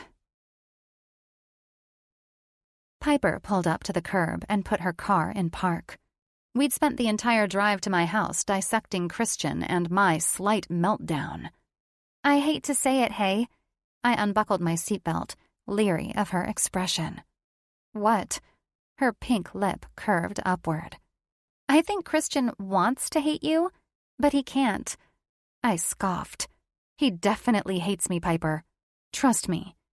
The cold, demeaning stare he gave me on the first day he saw me proved that much. Yes, he talked me out of a panic attack earlier. And yes, he very well could have had me thrown out of English prep this morning if he really wanted. But he still hated me. In fact, he basically told me so. Who is that? I followed Piper's line of sight and sunk back into the passenger seat. I groaned. That's Anne. My social worker. Her mouth formed an O. She looks nice. Anne was on the nice side. For social workers, that was. She was actually the nicest social worker I'd ever had. After the incident with Gabe, they replaced my old social worker, Daniel, with Anne. They thought I'd respond better to a woman versus a man. And they were right. I still didn't let myself get too close to her, though. It wasn't like she was trying to be my fairy godmother or anything. She was only in charge of me because the state said so. Confiding in a social worker was a lot like crying wolf. You couldn't complain about much of anything because no one would believe you. And, not to mention, it usually made things worse. You'd just continue to suffer, alone, until you aged out. I gotta go in there and do damage control. She's probably filling in asshole 1 and 2 about Madeline taking my clothes and the bullying. Madeline didn't so much as spare me a glance for the rest of the day, but I knew she wanted to. I could sense her anger from across the cafeteria, and even more so during our classes together. A mysterious dodgeball hit me in the head during PE, too, and I was certain it was from her. Piper gave me a comforting smile. Okay, well, email me later if you get bored after homework and stuff. Or maybe, be a normal teenager and create a social media account and we can chat on there. I gave her a fake laugh and climbed out of her car. Social media wasn't the safest thing for someone like me to utilize, but I wasn't about to say that to her. Instead, I bent down at the last second. I'll wash your uniform and give it back after Madeline replaces mine. She shook her auburn hair out. Don't worry about it. I have 500 uniforms. Keep it in case you find yourself walking down the hall half naked again. I glanced down at the skirt, and she interjected. But if it makes you feel better giving it back, that's fine too. This time I smiled for real. Now you're learning. She laughed as I slammed the door and crossed the street. I glanced back once at Piper and watched her fading headlights. I took a deep breath, but paused before I went inside to face Anne, Pete, and Jill. My eyes zeroed in on an all-blacked-out Escalade parked at the end of the road. Talk about sticking out like a sore thumb. This was a shitty neighborhood. I was half worried Piper's car would get messed with the night I snuck out to the party. I rolled my eyes as I continued to stall. Go on and get it over with. I squared my shoulders, flipped my dark hair out of my face, and went inside. Oh, great! You're back from school. Anne stood up from the couch and dusted her skirt off. If only she knew that Jill had sucked Pete off in that exact spot a few days ago. My body shivered at the thought. Gross. Hi. Old cigarette smoke burnt my nostrils as I walked through the threshold. Pete was all but glaring at me, no doubt pissed that Anne had stopped by.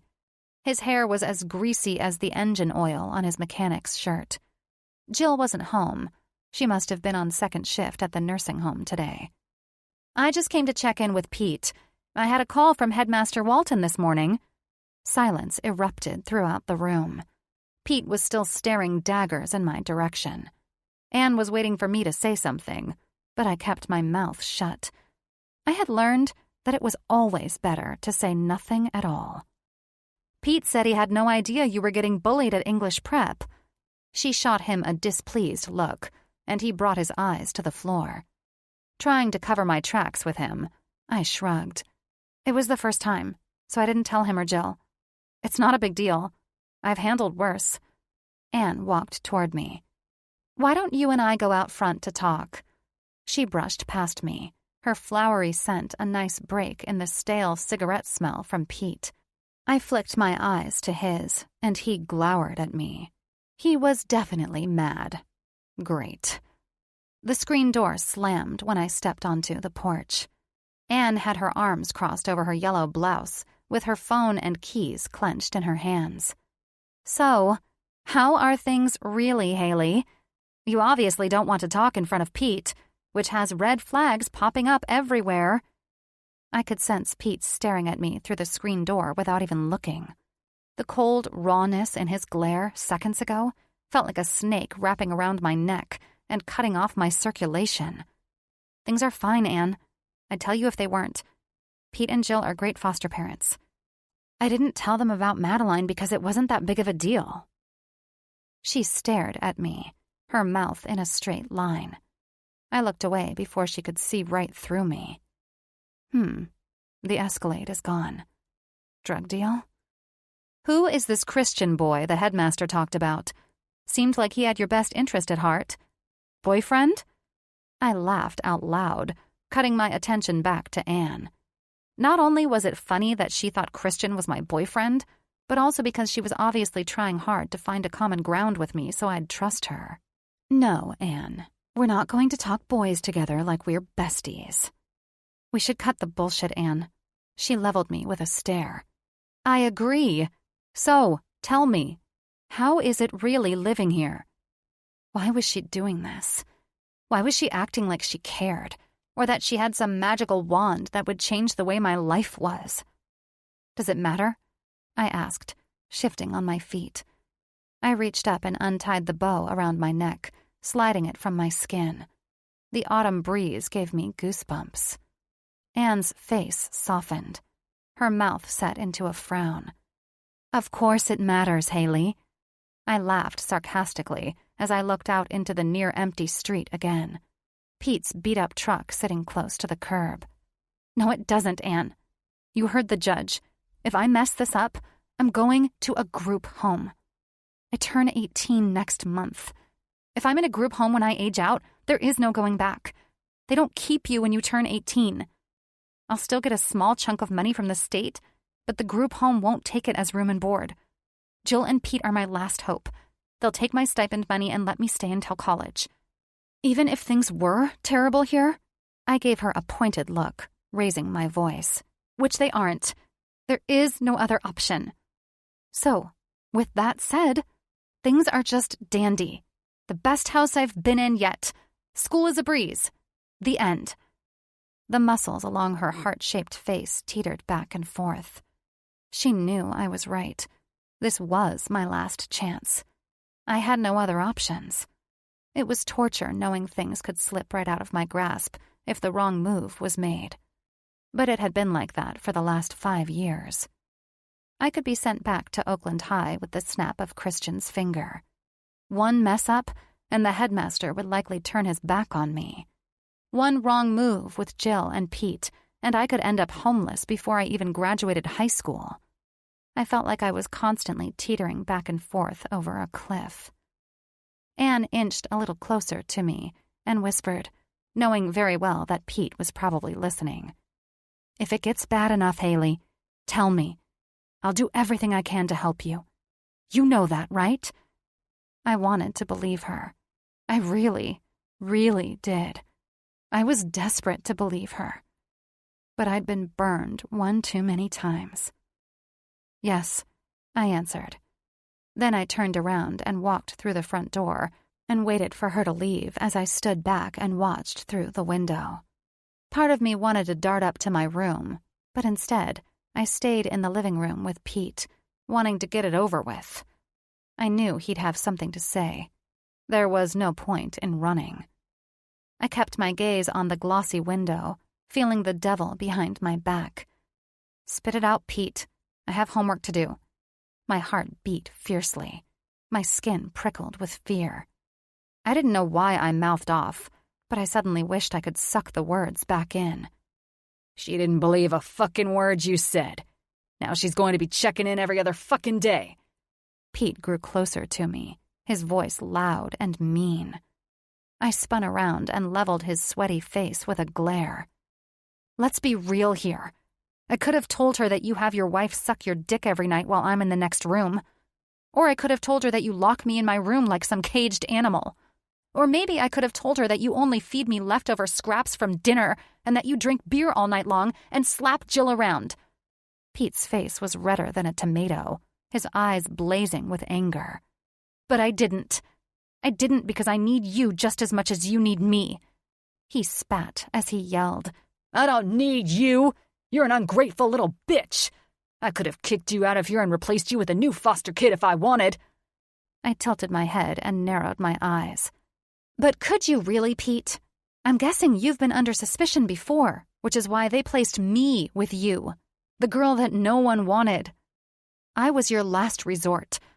My mouth kept rambling even though my brain was screaming at me to stop before he snapped. "What is it? What do you need the foster money for? Gambling? Some kind of crazy debt? You better watch yourself. Debt is what got my dad killed." I saw him lose it right in front of me. His eyes grew crazed, and I knew I'd just awakened the beast. The smart thing would have been to put some kind of barrier between us, but I didn't. Before I could even think to defend myself, he swept me off my feet and kicked my ribs while I was down on the dirty floor. I yelled out a grunt as his boot connected with my side. I curled into a ball, knowing very well that I needed to stay down. He was much bigger than me. Even if I got back to my feet, he'd easily knock me down again. My side burned with raging pain. Tears threatened to spill at the corners of my eyes. I bit my lower lip to stop it from trembling. Pete bent down, but I kept my vision on the couch leg, not daring to look up at him. You have it backwards. You need me much more than I need you. Mouth off again, and I'll throw you out on your ass faster than you can say your farewell." Pete stormed away, stomping to the kitchen. I heard the fridge door clank open and the pop of a beer tab. He shouted, "Door's getting locked at 7 tonight, and no fucking dinner!" I slowly pulled myself up and grabbed my bag, basically limping upstairs. Not one single tear was shed, not even from the dull ache in my side, or from the fast-approaching purple bruise. I didn't cry for men like him. I didn't cry when my father died. I didn't cry when Gabe proved to be someone he wasn't. I didn't cry when Christian told me he hated me. And I wasn't going to cry because Pete kicked me like I was a dog.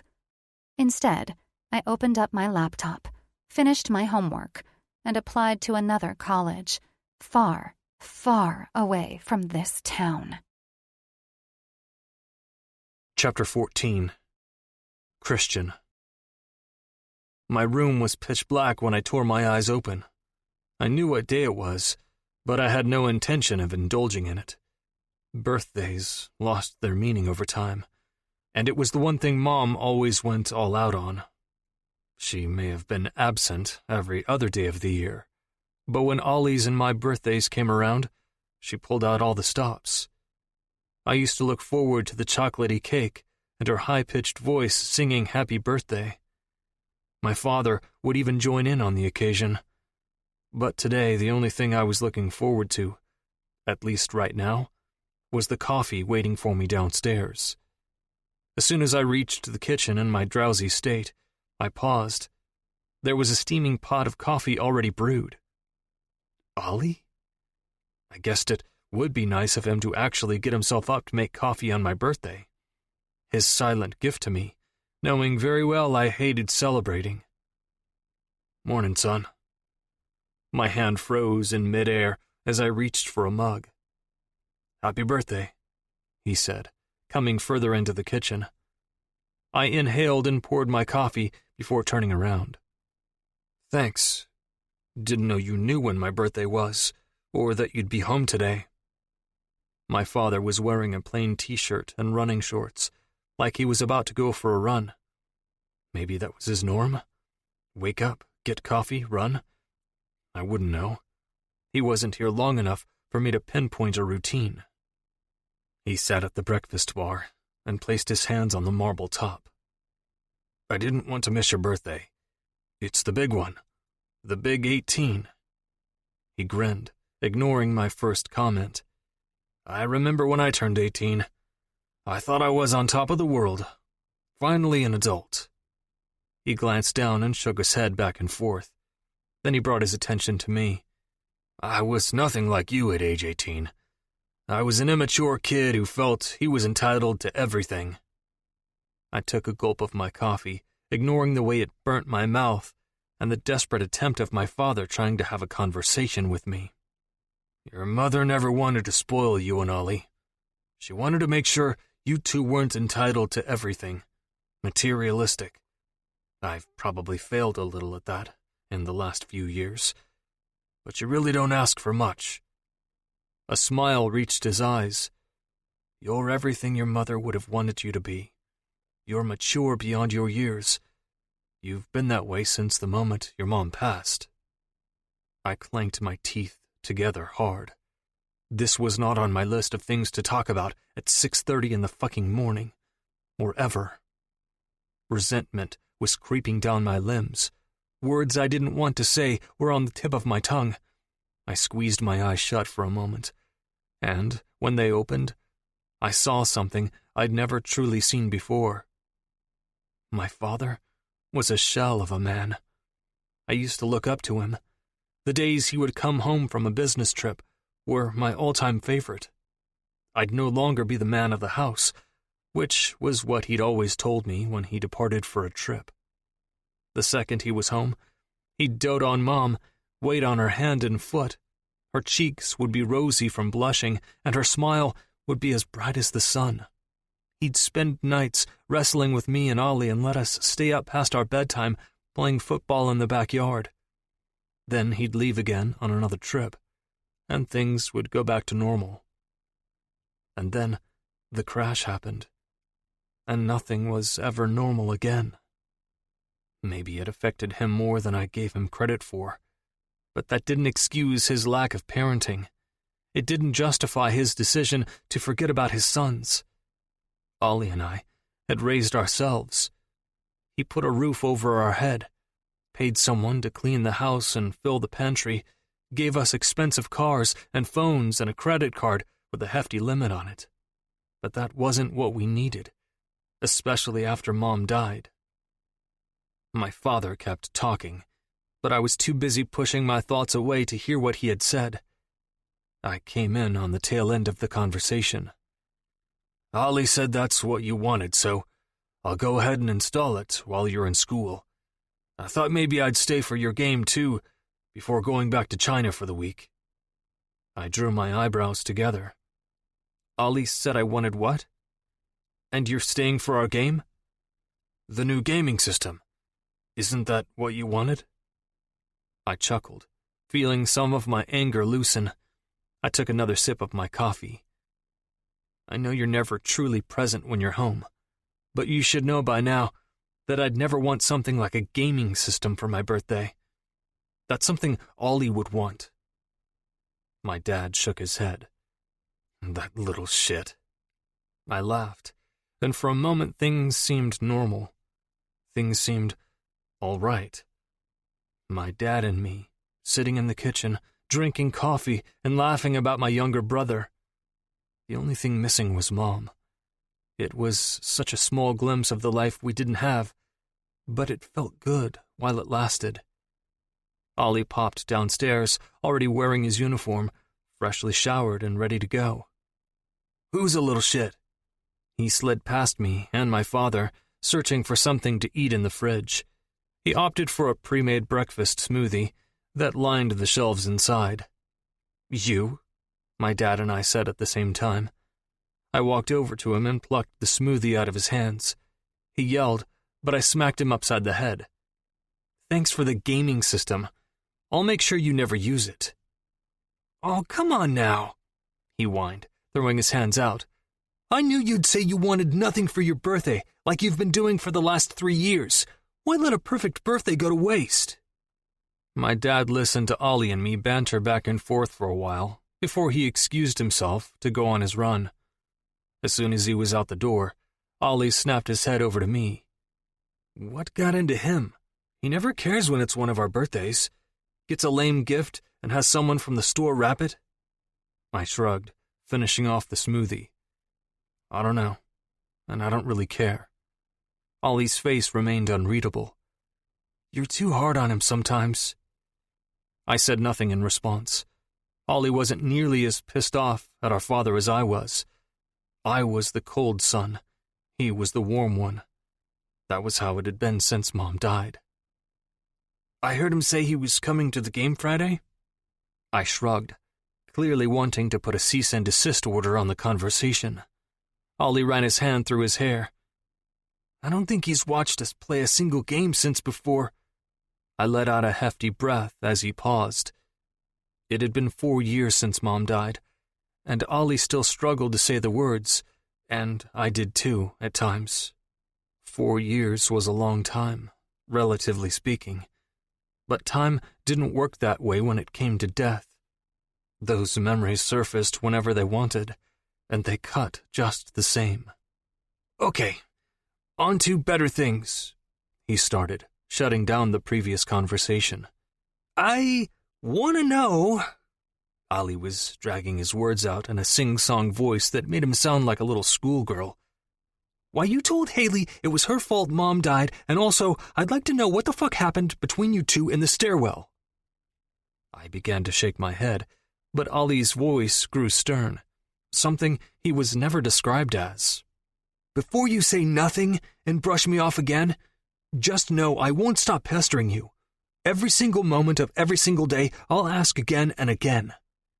He dipped his head down. And you know how annoying I can be. I rested my arms on top of the marble counter, hanging my head. For fuck's sake. Madeline lied.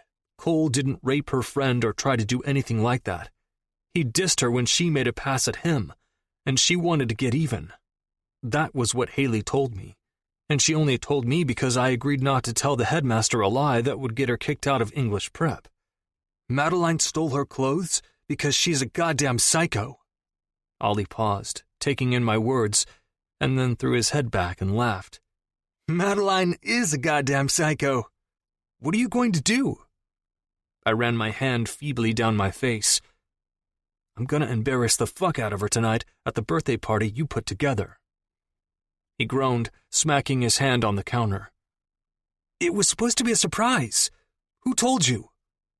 I snickered, walking out of the kitchen. Over my shoulder, I yelled, You just did, idiot. He shouted back, Don't think I don't know that you're avoiding the first question. I'll keep pestering you, brother, and I'm nothing but determined. I ignored him as he yelled through the bathroom door as I showered, and again when I got dressed. I also ignored him the entire drive to school as he drove beside me the entire time, waving his hands out the window. Every time I looked at him, he mouthed the words, Tell me. He was the most annoying fucking person on this planet.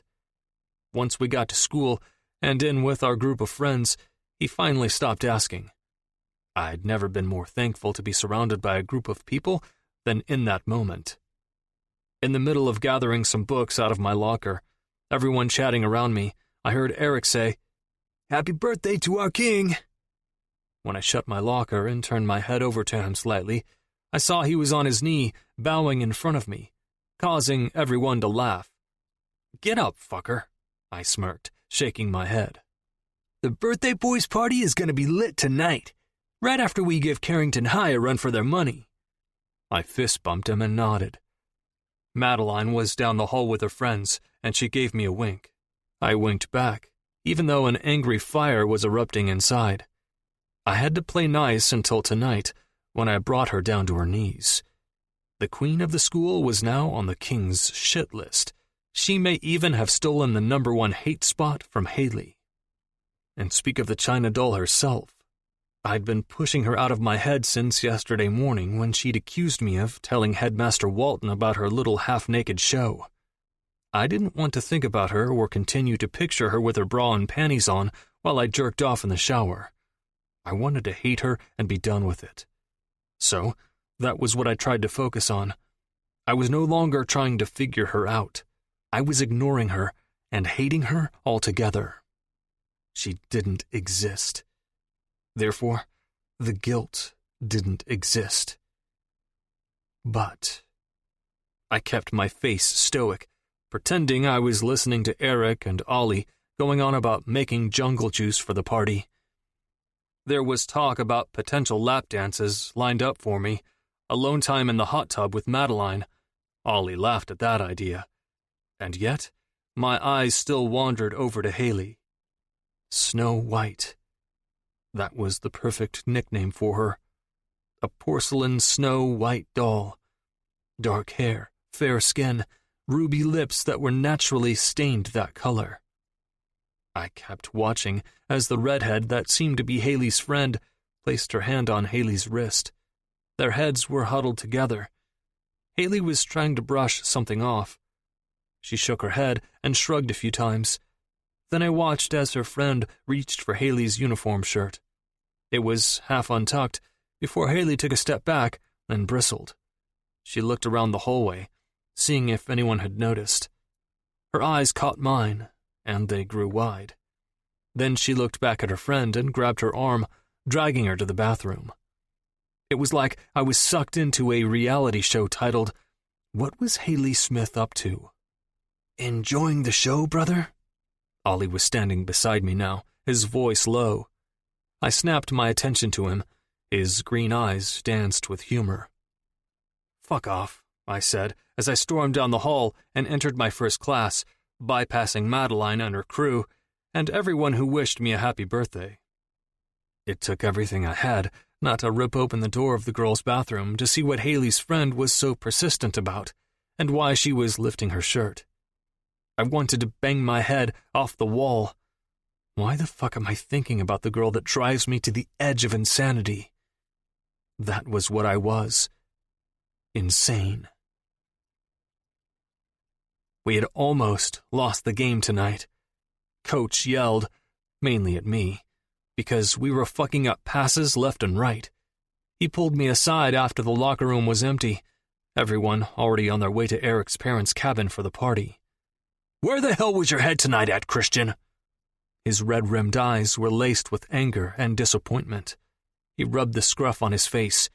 "You're lucky the scouts weren't here tonight. You've got scholarships to think about. What the hell was that?" I knew what it was. My chest grew tight, my shoulders tensed. I wanted to throw my Nikes on and go for a 3-mile run in the cool October air so I could clear my head, stop thinking about Haley, and chill the hell out. All day I watched her. I couldn't stop myself. I saw her wince during lunch. I watched as she and her friend talked with their heads jammed together like they were sharing secrets. There were big bags underneath her eyes. Something was off with her, and this weird, fucked-up part of me couldn't think straight until I knew what. I had no idea why. Maybe it was because I felt like Haley was out of my control. She stirred something up inside of me, and it drove me mad. Or maybe it was because there was a time when I would have done anything to protect the girl that made me feel alive. Coach barked at me again, and I cleared my thoughts. I said the first thing that came to mind. My dad was supposed to show tonight, but he ditched at the last minute. Had to catch an earlier flight. That's why I was playing like shit. My head was preoccupied. It won't happen again. "You're damn right it won't. Next week is our game against Oakland High. Scouts will be there, the good ones. You need to play your very best." He grabbed my shoulder and gave it a squeeze. "If anything, make me proud." I gave him a curt nod and threw my shirt over my head, and we both exited the locker room. Once I was out by my car underneath the darkened sky scattered with nighttime stars, I stared out into the abyss. There is no room in your head for Haley. Not tonight. And just like that, I pushed her away and climbed in my car. I was going to Eric's for my birthday, and after I brutally shamed Madeline for being a world-class bitch and a terrible human being, I was going to let go and have fun. I was getting back to the old version of myself, the one who didn't allow himself to get preoccupied with the past. Chapter 15. Christian. Eric's cabin was at full capacity. His parents had just as much money as my father did, so their lake cabin was bigger than most people's homes. His parents knew we used it as a party spot, and as long as we cleaned up the next day and things didn't get broken, they didn't give any fucks. Perks of having detached, wealthy parents. When I walked in, the entire room full of people yelled, "Surprise!" which was stupid considering it wasn't a surprise party. Eric came out of the kitchen and yelled, "Yee-haw! The birthday boy's here! Time to drop your panties, girls!" I rolled my eyes as a smirk inched its way onto my face, and not to my surprise, several girls appeared in front of me, lifting their shirts and flashing me their tits. I cocked an eyebrow, giving each girl an equal amount of attention, and then I sauntered off to the kitchen to grab a drink. Ollie was standing there with his back against the counter, wearing a black t-shirt. He was talking to Bristol, a pussy he often frequented when he was in between girls. Once he saw me, he lifted his cheek. "Happy birthday, bro. Madeline is in the living room, waiting for you." My face twitched. Showtime. I'll teach her to fuck with Haley and me. My steps faltered as Haley entered my mind. No, Madeline doesn't fuck with me.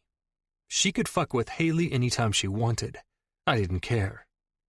Ollie whispered something in Bristol's ear, and before I knew it, she was going around and gathering everyone to follow me into the living room.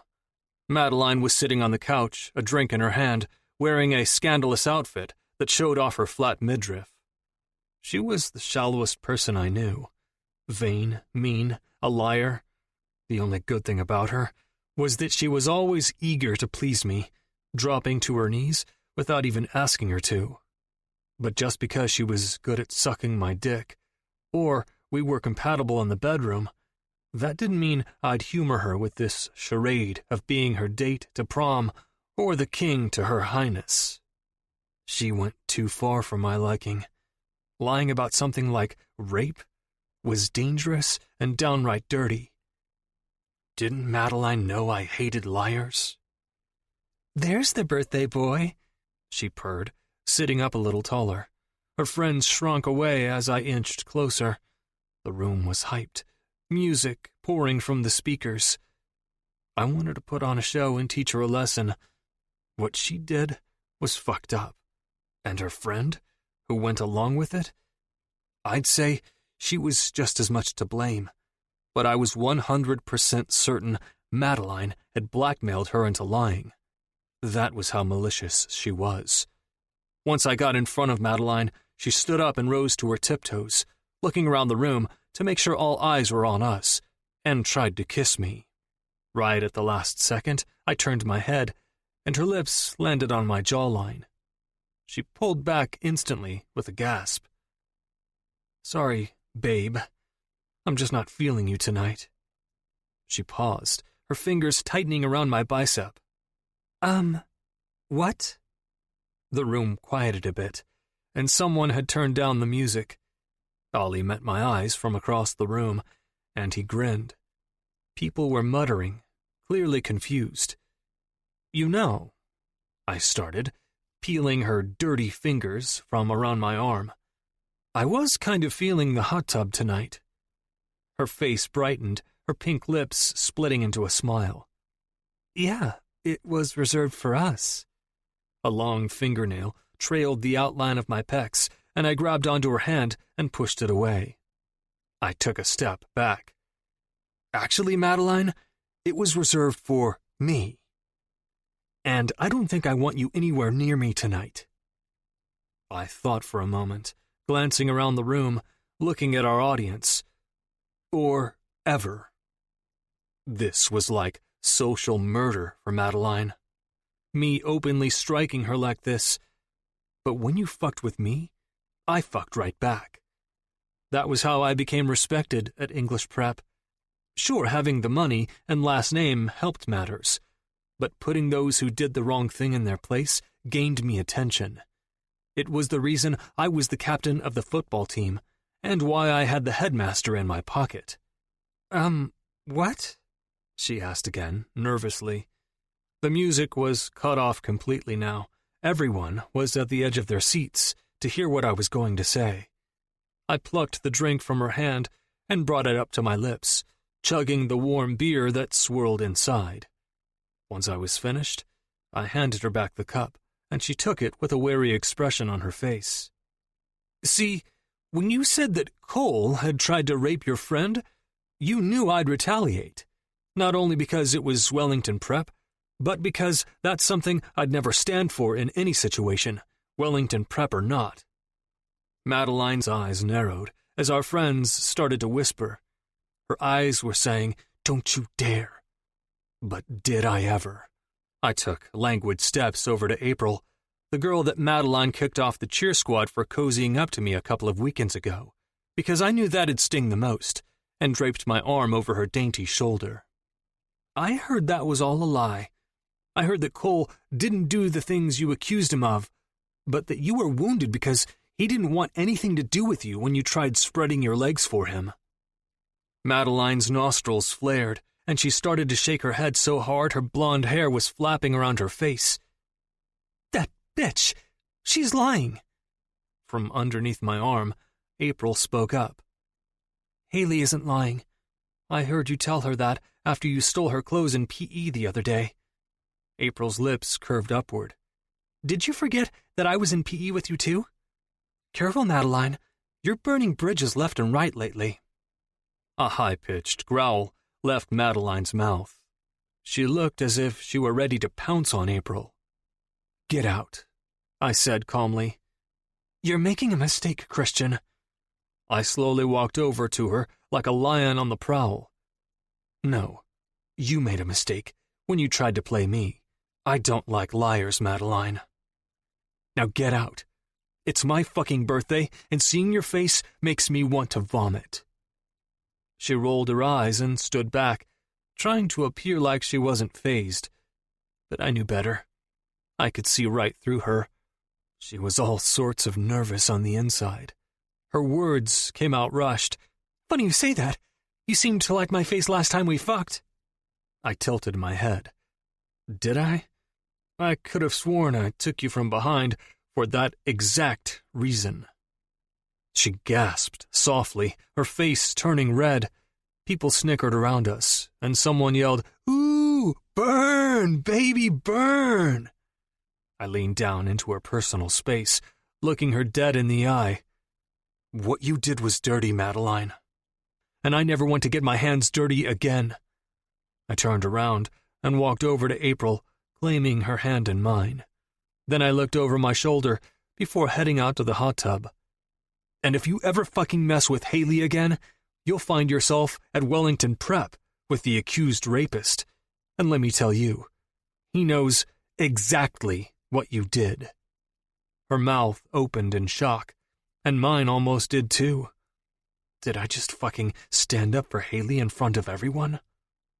Eager to erase the moment, I pulled April through the back door, letting it slam behind me. Everyone could see through the thin layer of glass separating us from the rest of the party, as I pushed her body up against it and claimed her with my mouth, not even giving a fuck that this wasn't part of my plan. I meant to use April as a way to push Madeline further into rage, taunting her with an enemy. But now I was taking it a step further because I was desperate to make up for my thoughts of Haley.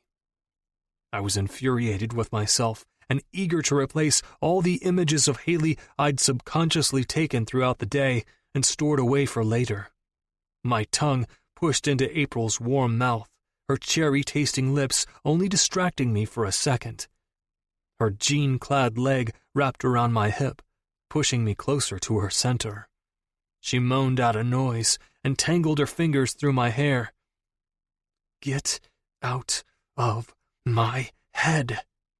I ground my dick against her, needing more pressure. Anything to get me to stop thinking. But it didn't work. Why did Haley look so worried when her friend tried to lift her shirt? I groaned and pushed away from April. I turned my back and walked further into the autumn night, the leaves crunching under my shoes. Christian? She asked, tiptoeing after me. What happened? Things were just getting good. Not good enough. There's something I need to do. I walked back into the cabin after mumbling a half-assed sorry to April. My chest was heaving, and my hands ached from clenching my fists so tightly. I ignored everyone who tried to stop me to talk about Madeline and our little show, and stepped in front of Ollie, who was doing his best at getting into Bristol's pants for the evening. He grinned when he looked up at me. Bro, nice show. Madeline stormed out of here faster than Andrew scored that last touchdown. There's something I need to do, and I need your help. His grin fell. What? Right now? He swept his gaze back and forth between me and Bristol and groaned. Fine, but only because it's your fucking birthday. He winked at Bristol and then began to follow me out of the kitchen. Once we were through the threshold of the house, I unlocked my car, but he stopped at the last second. Wait, we're leaving? We're leaving your party? I ignored the question and opened my door to slide in. Who is that girl that Haley always hangs out with? Ollie climbed in after me. The hot redhead? That's Piper Jacobs. Why? I looked over at him, the rumble of my car in the background. Do you have her number? He shook his head. No, she's way too uptight for me to pursue. Although, I would love to find out if she's a natural redhead, if you're catching my drift. He wiggled his eyebrows up and down. I was being unpredictable right now, running on instinct, and instinct only. Find her online. Find out where she is. I need to see Haley. Ollie didn't move to grab his phone. He didn't do much of anything but blink. "What?" I barked. I wished I knew Piper myself. I'd have left Ollie here and hunted her down alone and demanded she tell me what was going on with Haley. I had no idea why I cared. I didn't want to, not even in the slightest. I wanted to hold on to the resentful feeling I had for her. But there was something burning inside of me, urging me to dig deeper, to learn all of her secrets and hold them close. "I'll help you," Ollie finally said, leaning back in his seat. But he made no attempt at digging out his phone to search for where Piper might have been tonight.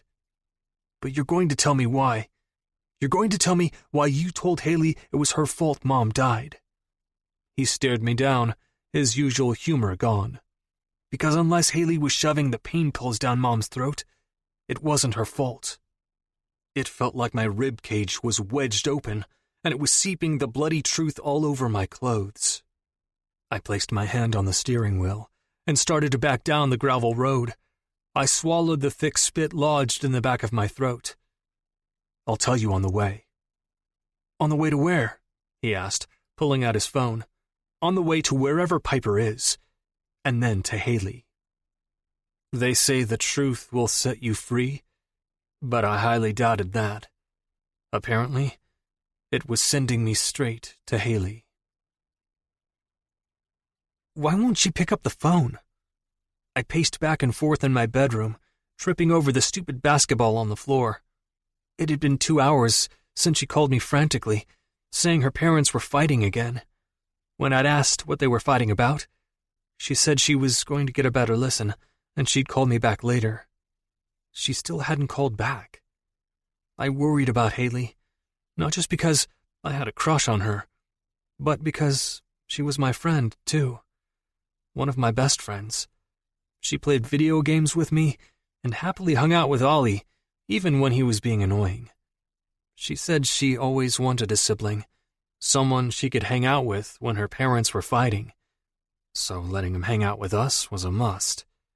I blew air out of my mouth and left my room. Echoes of a cooking show were hitting my ears as I climbed down the stairs and entered the kitchen. There was Mom, baking something for our school's bake sale, which was a nice sight, since she'd been out with friends the last few nights. She had flour smeared on her face when she turned around, and her light hair was tied in a bundle above her head. "Hi, honey. What's up?" "Mom, can you drive me to Haley's?" She looked concerned for a second. "Why? It's almost 8 o'clock. You should be getting to bed soon. You can see her tomorrow." Fear prickled at the back of my neck. "No, I think something is wrong with her. She called me about her parents, and now she won't answer." Mom measured out some sugar in a cup and poured it into the bowl, not looking up at me. Thunder boomed in the background, and it did nothing but heighten my anxiety. "Christian, I'm sure she's fine. Doesn't she call you all the time about her parents?" She sighed. "I'm sure Haley is fine." "Mom," I urged, "something is wrong. I can tell." She shook her head. "Christian, it's almost time for bed. I'm in the middle of baking. Ollie is upstairs in the shower and—" Another bang of thunder. She pointed to the window with her spatula. "It's raining. The answer is no." Anger clawed at me. Something was wrong. I could tell. I pulled out my cell phone again and tried to call. This time, it went straight to voicemail. "Mom, please," I begged. My stomach began to tighten. "No," she shouted. "Now stop. Go see if Ollie is out of the shower. You need to get ready for bed, too." "Fine. I'll freaking go by myself." I hurriedly ran over to the door, pulled my shoes onto my feet, ignoring my mom's protests, and pulled my jacket on. If she wasn't going to drive me over there, then fine. I'd take my bike. I jumped on the seat and tore out of the garage, flying down our cobblestone driveway and heading for the gates of our neighborhood. Rain danced in front of my vision, and my wheels were sliding everywhere along the slick asphalt. But I didn't care. I could feel it in my bones. Something was wrong with Haley. Something was wrong with Haley that night. She watched her father get murdered, and I watched my mother get hit head-on by a trailblazer as she drove through the storm to find me. I was the one who left that night, ignoring her. If Haley would have just kept her business to herself or answered the phone when I had called back, I never would have left. I never would have disobeyed my mom, and the crash never would have happened. My mom wouldn't have been prescribed pain pills for her injuries, and she never would have gotten addicted, and she never would have overdosed. I glanced at Ollie in the passenger seat, and he looked as if he was barely breathing when I finished telling him. He was probably too fearful to do anything, afraid I'd stop spilling the ugly fucking truth. We were parked outside of the same house we came to last weekend when I'd come to teach Cole a lesson. "Christian," Ollie started, his voice raspy and broken. I prepared myself for the worst. He was going to hate me. He now knew that I was the reason Mom was out driving that night. No one really questioned what she was doing or how I saw the wreck from my point of view on the sidewalk. Things were a whirlwind after that night. Mom in the hospital, then her recovery. She was never the same after that wreck. She suffered a mild head contusion, and maybe that was why she was different. Or maybe it was the pills. Either way, she was never the same. We saw less and less of her at the house. We later found out she was seeing multiple doctors for her injuries, and possibly spending time with them outside of office hours too. Though I wasn't sure if that was necessarily true. It was just from my assumptions over the years. "How can you possibly hate Haley for that?" My own voice was unrecognizable. It was strained, hardly audible, weak. "Because if I blame her, then I don't have to blame myself." Ollie scoffed. "Blame yourself for Mom dying? Are you kidding?" My chest bled a little more. I squeezed the steering wheel. "No." He shifted beside me, but I kept my gaze on the house. "It's not your fault, Christian. It's not Haley's either. But I'm guessing deep down you already know that. You were 13 years old, worried about your best friend. No one could have predicted Mom would get into a wreck when she followed you. And no one could have predicted that she would get addicted to pain pills. If you blame yourself for her dying, then you might as well blame me too." I shot my gaze to him. "Why would anyone blame you?" He shrugged. "Maybe because after I watched you leave through my window, I told her to follow you." My brows furrowed, and he nodded. "Yeah, I told her to go after you. She wasn't going to. She kept saying you'd turn back around once you got wet enough. But I knew better. I didn't know where you were going. But you were the most determined person I knew, and you never let anything get in the way of what you wanted. Not then, and not now." His words were soothing to the cut in my chest, but it didn't really fix me. Every time I looked at Haley, I was reminded of that night. That dreadful, rainy fucking night that was the start of something terrible. She was a reminder of all the bad in my life. Yet, there was still something inside of me that yearned to know she was okay. It had always been that way with her and me. There had been 5 years that we were separated, and every day, the little voice in the back of my head thought of her and wondered where she was. Ollie's voice brought my attention back. "It's your best quality, you know." I cleared my throat. "What is?" "Your determination. It's why we're sitting outside a mansion trying to find the girl you pretend to hate. You're determined to make sure she's okay, no matter the consequences." "And what consequences are those?" Ollie smirked. "I don't know. Maybe walking into this party to snag Piper, knowing very well you're likely to get jumped by a band of pussy-eating Wellington prep boys because you beat one of their own last weekend." He gave me a side look. "Not your best idea." "Oh, right. That. Minor problem. That's why you're going to go in there and pretend like you're buddy-buddy with Piper. He laughed. Can't make any promises. Then he climbed out of the car and jogged up the steps, giving me a salute before entering the house. I can't fucking believe that I fell for that. Piper was sitting in the back seat of my Charger, red-hot and fiery. Ollie was sitting smugly in the passenger seat, a big grin etched on his face. I knew not to believe you. The biggest flirt in the school? As if Haley would really be out here in Christian's car wanting to talk to me. She wouldn't send you. Ugh, she huffed. I blame the alcohol. Tell me, I demanded, keeping my hands wrapped around the steering wheel. She had been in my back seat for 20 minutes and hadn't budged once. I'm not telling you shit, King Christian. You hate Haley. How do I know you're not trying to get info out of me to use against her at school this week? I peered through the rearview mirror. What was wrong with her today? I saw you trying to lift her shirt, and I also saw her wince when she climbed into your car after school. A coy smile worked itself onto her face.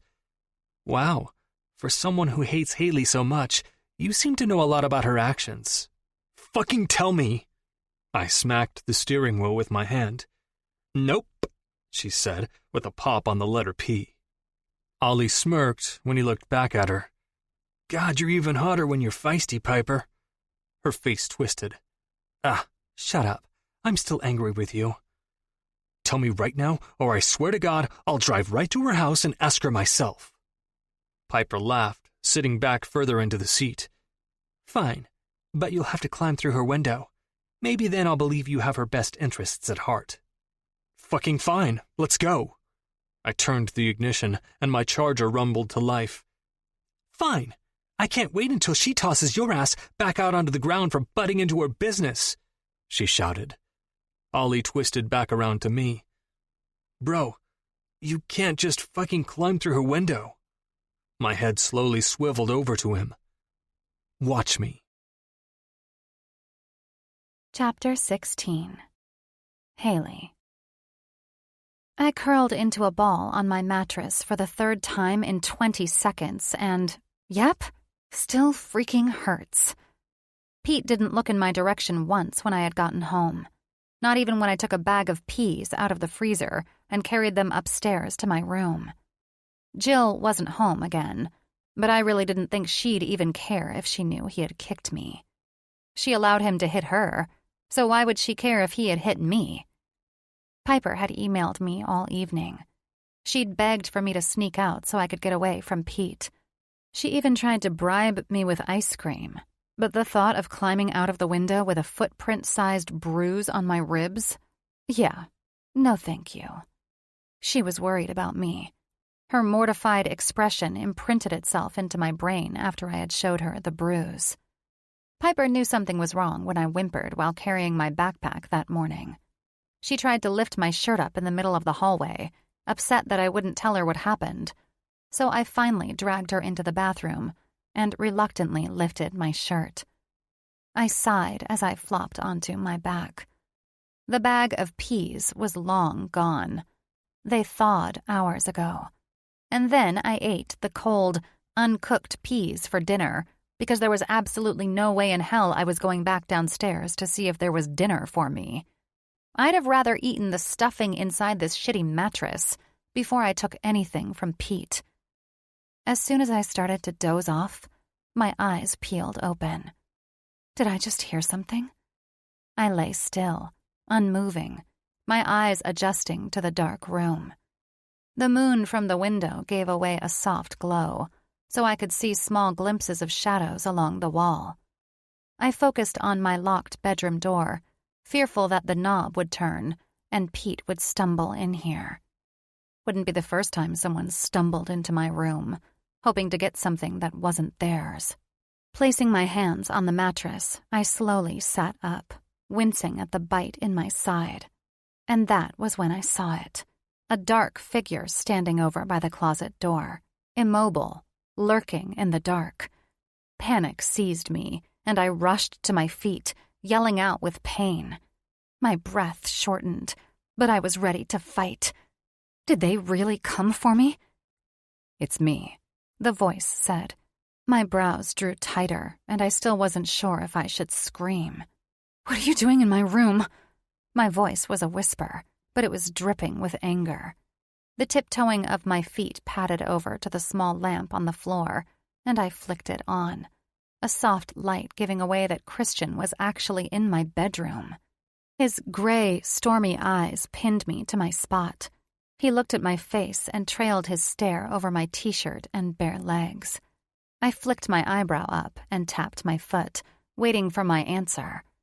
When our eyes met again, I felt heat trickle across my body. In an alternate universe, Christian would have been my knight in shining armor. He would have been the Flynn to my Rapunzel. He'd whisk me off my feet and out of this awful tower I was locked in, and we'd live happily ever after. Or better yet, he'd storm over to me right now and rip this t-shirt off my body and have his way with me. Okay, whoa. Stop it. Almost as if he heard my thoughts, he stormed over to me. Too stunned to do anything, I stood stuck in my spot, my bare feet glued to the old oak floor beneath my soles. I sucked in a heavy breath as I peered up into Christian's face, the storm clouds hooded by thick, dark eyelashes. His jaw was shut tightly, the muscles protruding near his temples. He fingered the hem of my long t-shirt, and chills broke out along my naked legs.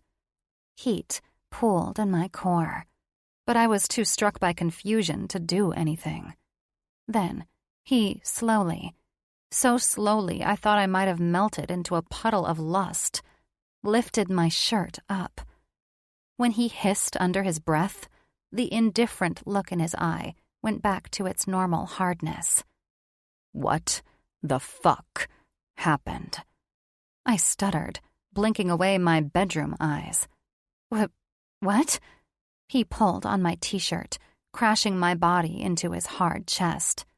He lifted my shirt up again, and I realized what he was looking at. I quickly shoved him away and pulled down my shirt, mortified that I had just allowed him to lift my shirt in the first place. What the hell do you think you're doing, breaking into my room like a stalker and lifting my shirt up? I kept my voice down low, afraid I'd somehow wake Pete out of his drunken slumber. I didn't see you complaining with those fuck-me eyes a second ago. He squinted one eye. Better question is, what the hell were you doing, letting me lift your shirt? My face flamed. My cheeks burned with embarrassment. I hate him. How did you get in here? Christian eyed my room, his gaze fixed on the mattress on the floor, my one blanket in a crumpled mess. There wasn't much to the room. A mattress pushed up against the old and tattered yellowing wallpaper, and a small bedside lamp on the floor, with the cord trailing across the room like a tightrope. My backpack was tucked away in the corner with my uniform in a bunched-up mess a few feet away. That was it. The only personal item in the room that had any meaning at all was the locket around my neck. I was certain Christian was comparing his life to mine. His glamorous, entitled, has everything he ever wanted life, whereas mine appeared like the bottom of a dumpster in an abandoned alley. I had nothing. I was nothing. Those were some of the last words my own mother had spoken to me. That was what sucked about words. They never left you. Bruises faded, but words never did. I'd been hearing her voice for the last few years on a loop in my brain. Who did it? I cleared the thoughts in my head. My fingers fiddled with the locket around my neck, something I did when I was nervous. Why do you want to know? I set my mouth in a firm line. Want to thank them for doing the job? Give them a medal? Bond over your hatred for me? His face twitched. The sharp line of his jaw appeared like steel. I don't hit girls, Haley. Whoever did this deserves to have their teeth kicked in. And what if it was a girl who did it? I thought you didn't hit girls. He scoffed. It wasn't a girl. Whoever did this to you is bigger and stronger, or else they never would have gotten a hit in. Now, who did it? I leveled him with a stare, shifting on my bare feet. Did you climb through my window? How did you even know which one was mine? Christian was wearing jeans, his Vans, and a dark t-shirt, none of which had dirt or even a tiny smudge from climbing. How is that possible? Last time I climbed down the lattice, I tore the hole in my jeans even wider. Tell me who, Haley. Christian's voice was strained, rough, like he had swallowed gravel. I huffed and rolled my eyes, and instead of answering him, I tiptoed over to my bed and lay down, not even sparing him a glance. I covered myself back up with the thin-as-paper blanket Jill had laid out for me the first day I got here, and pretended like I was going back to sleep. I was certain I appeared cool and nonchalant, lazily getting comfortable in my prison-like bed. But on the inside, I was frazzled. My nerves were fried, and my heart was racing. What does this mean? Why is he here? Why does he care? Why are you excited? Part of me wondered if maybe Piper was right. Maybe he didn't hate me like he said. You can leave now. I'm not telling you anything, I said, closing my eyes and attempting to calm my heart rate. Hearing pacing, I peeked an eye and saw Christian storming back and forth in my room. I hurriedly sat up. Stop it, I hissed. You'll wake Pete up. He stopped and glared. Who's Pete? My foster dad. Now stop. The tilt of his head and sinister look he leveled me with had me gulping. Did he do it? I flung the blanket off my legs, all hot and pissed off. Why do you even care? You have made it very clear you hate me and want me gone. So why? He looked troubled, his heavy brow furrowed. Did someone at school do it? I need to know, Haley. Quit fucking around and tell me. Please, I hushed. Keep your voice down. Nerves were coiling inside my stomach. My hands started to tremble. Is that what this is about? Wondering if someone at school did this? He shrugged, looking out the window. If someone in my school is hitting girls, I need to fucking know. And here I thought that he might actually care about me. What a joke. No. King Christian only cared about his stupid, forsaken school. Why are you so upset about this, Haley? A dire laugh fell out of my mouth. You can relax. Your precious peasants are all following your rules. No one has messed with me since Madeline took my clothes. It was your foster dad, wasn't it? His eyes jerked to my bedroom door, and it felt like a bullet had lodged its way into my spine. Knowing he was correct, he lunged for the door, turned the knob, and paused. He tried turning it 2 more times, jiggling it back and forth. Then, he slowly turned around, his broad shoulders pulled back tightly. He swept his dark gaze back at the door before leveling it in my direction. Is your fucking door locked? I had to admit, this was not how I had planned for my night to go. I was supposed to be sleeping peacefully on my prison cot. You better fucking tell me what the hell is going on right now, or I swear to God, I'll break down this door with my bare hands and find out for myself. Jesus Christ! I whisper-shouted. I walked over to the pile of clothes on my floor and pulled on some jeans. Christian's jaw went a little slack as he watched my every move. It was a nice look for him, much better than the angry, firm jaw and menacing eyes he often threw my way. I whipped my shirt off, thankful I had a bra on, and threw on a hoodie. I trotted over to my bed, created a dummy-like body lying on the mattress with my pillow and a pile of dirty clothes, switched off my lamp, and trotted over to the window. Since you're acting like a man-toddler, stomping around and yelling like a freaking Neanderthal, we're going to talk outside. So, let's go. I didn't wait for Christian to answer me. I was certain he was angry at me for bossing him around, but I thought that might have been just what he needed. Christian needed a little dose of his own medicine. Chapter 17. Christian.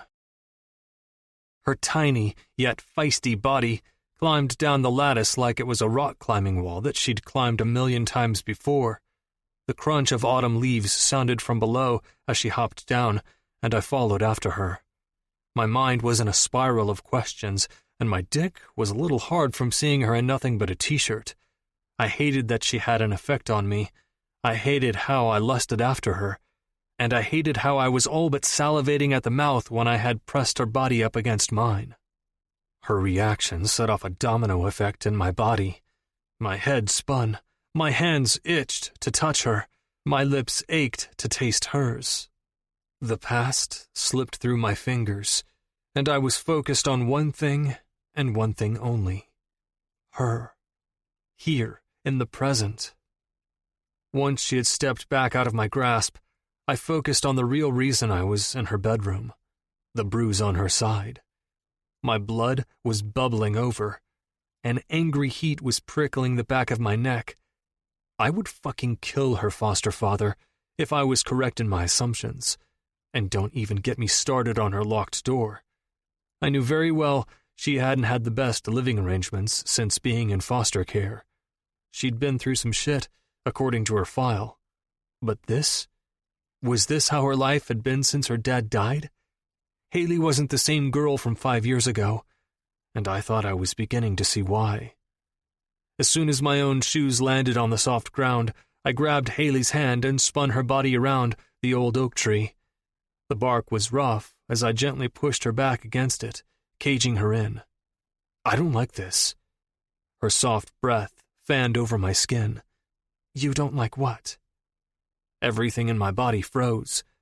Something about Haley turned off my brain, and my body acted in ways it never had before. She was a magnet, and I was the metal. I don't like that my fucking head is spinning over a girl I hate. I don't like that I can't figure you out. I don't like that you have all these secrets running around in your head. And I especially don't like that you won't tell me a damn thing. The pounding of my pulse awakened the muscle inside my chest. It was beating fast and hard. Lust was swimming around the pair of us, my eyes dipping down to her pouty lips. I could see the curve of them even in the dark. I wanted to run my mouth over them. I wanted to shove my tongue in her mouth and drink in every last secret she kept. Haley lifted her chin a little higher, our lips no more than a breath apart. We stared at each other for far too long before she whispered, "Don't you know you're not supposed to tell your secrets to your enemy, Christian?" Then she pushed me away and rounded the tree, taking my breath with her.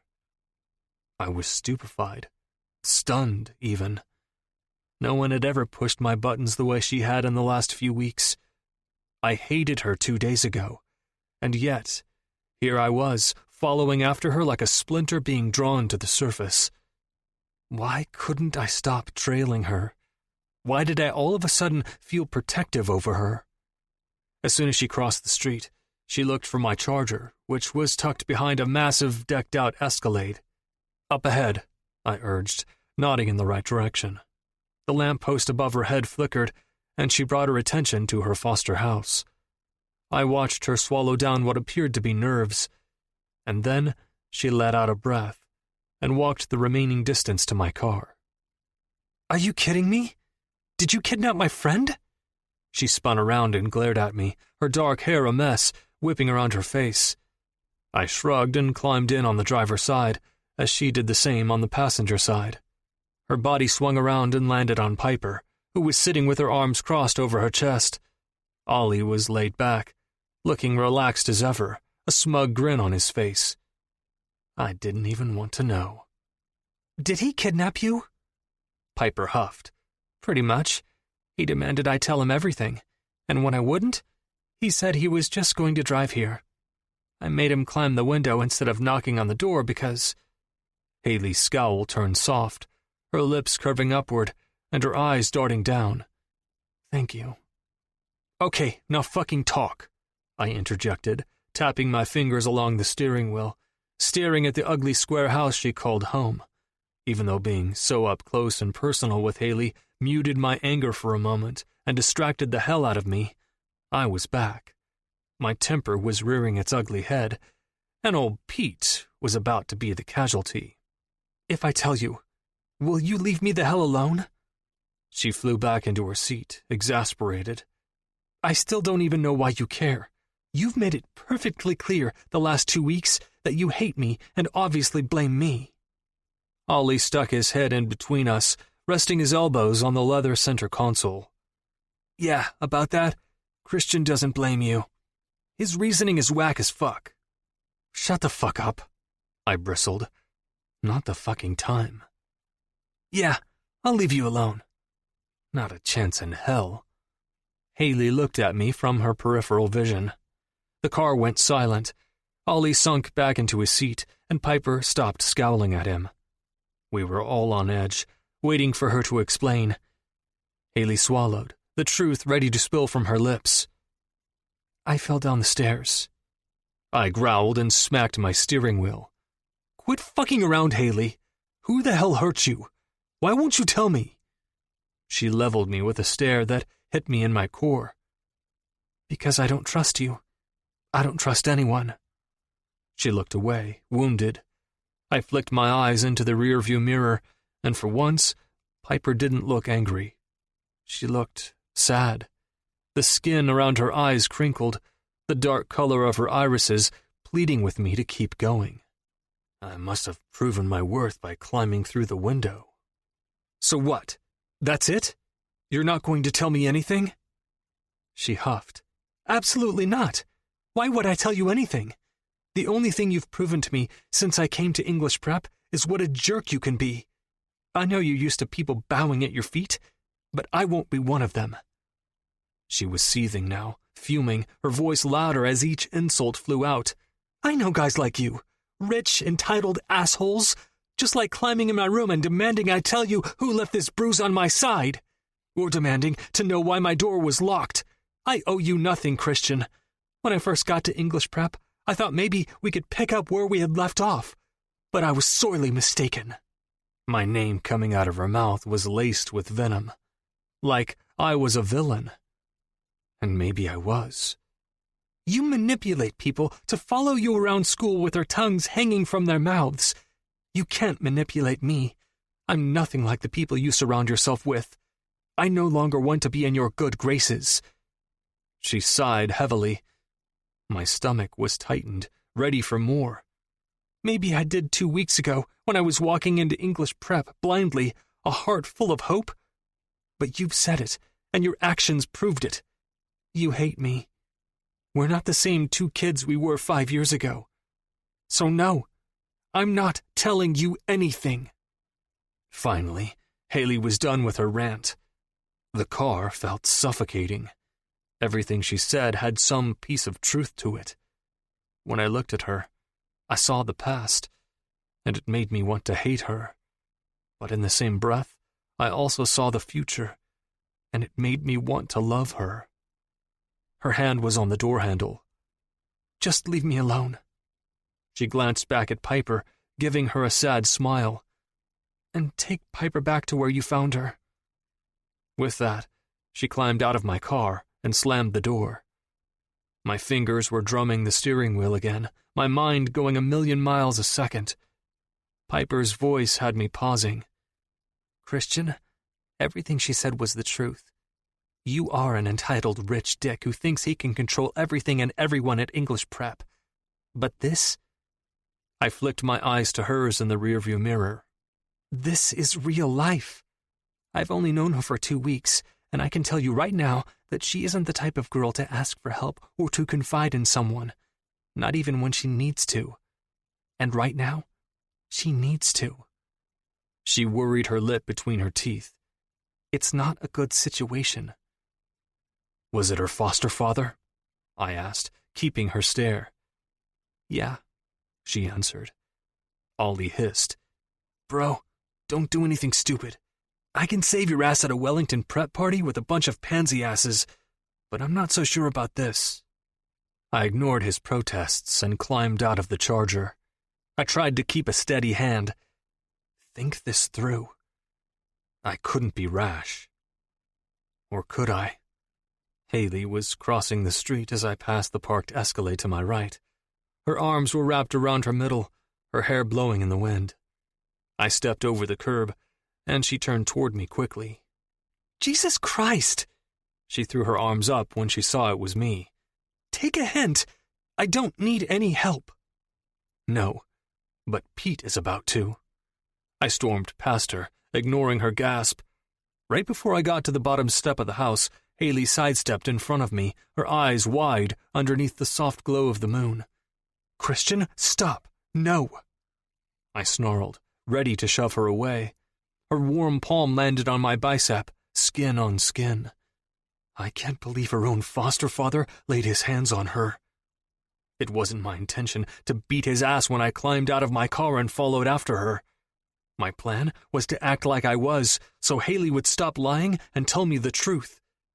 But once I got to the bottom step, and she looked up at me with fear plain as day in her eyes, something snapped inside of me. A protectiveness of her that I thought no longer existed emerged. He hurt Haley.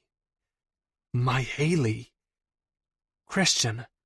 Her voice pulled me further away from anger, her hand wrapping tighter around my arm.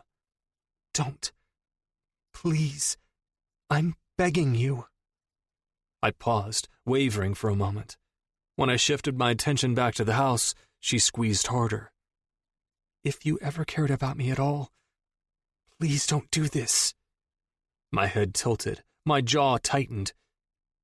What a stupid thing to say. Of course I cared about her. It was why I was acting so insane right now. "That's not doing it for me, hey. Better think of something else to distract me with, because I'm seconds from bashing his fucking face in." I couldn't wait to see his reaction when he opened the door and I punched him clear off his fucking feet. I'll kick him in his side, My breath was momentarily gone.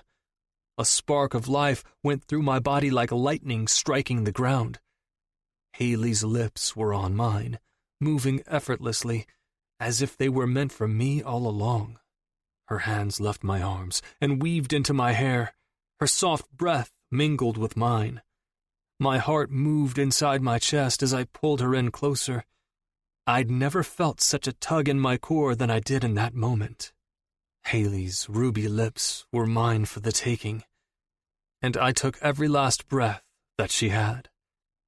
As soon as she pulled away, I was shocked.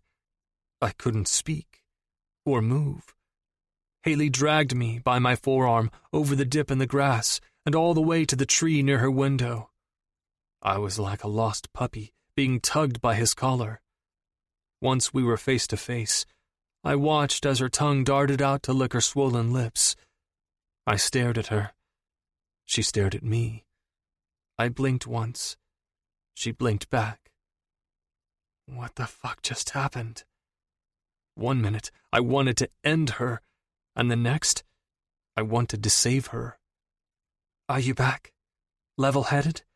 Ready to hear me out?" Well played, Haley. Well fucking played. Haley definitely knew how to distract me, and it worked.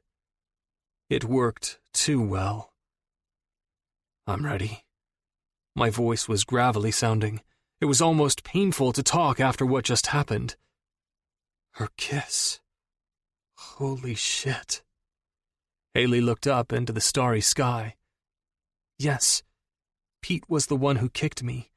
And no, there isn't anything I can do about it. Trust me. I want to take the dullest knife in the silverware drawer and hurt him with it until he bleeds. But I can't, because if I get kicked out of this house, I'll go into a group home. So? I ran my hand through my hair, wanting to tug at the ends to keep myself from grabbing onto her body and pressing my lips to hers again. "So?" she hissed, her legs pacing back and forth in front of me, twigs and leaves crunching underneath her weight. "I turn 18 soon. Do you know what they do when you turn 18 while in a group home?" She didn't give me time to answer. "They kick you out. You're officially out of the system. A big congratulations. you get booted on your ass and become homeless.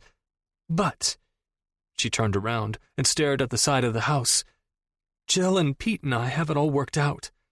I can stay here until college, as long as I give them my stipend money from the state, and as long as I don't give them any trouble. And what if Pete doesn't? Looking over her shoulder at me, she asked, what if Pete doesn't what? Stay out of fucking trouble. He left bruises on your body. I almost yelled, heating up again inside. Haley turned around and walked over to me, peering up into my face. That's something I can't really wager on working in my favor, Christian. You don't get it. You aren't in the system. Shit doesn't always work out the way it should.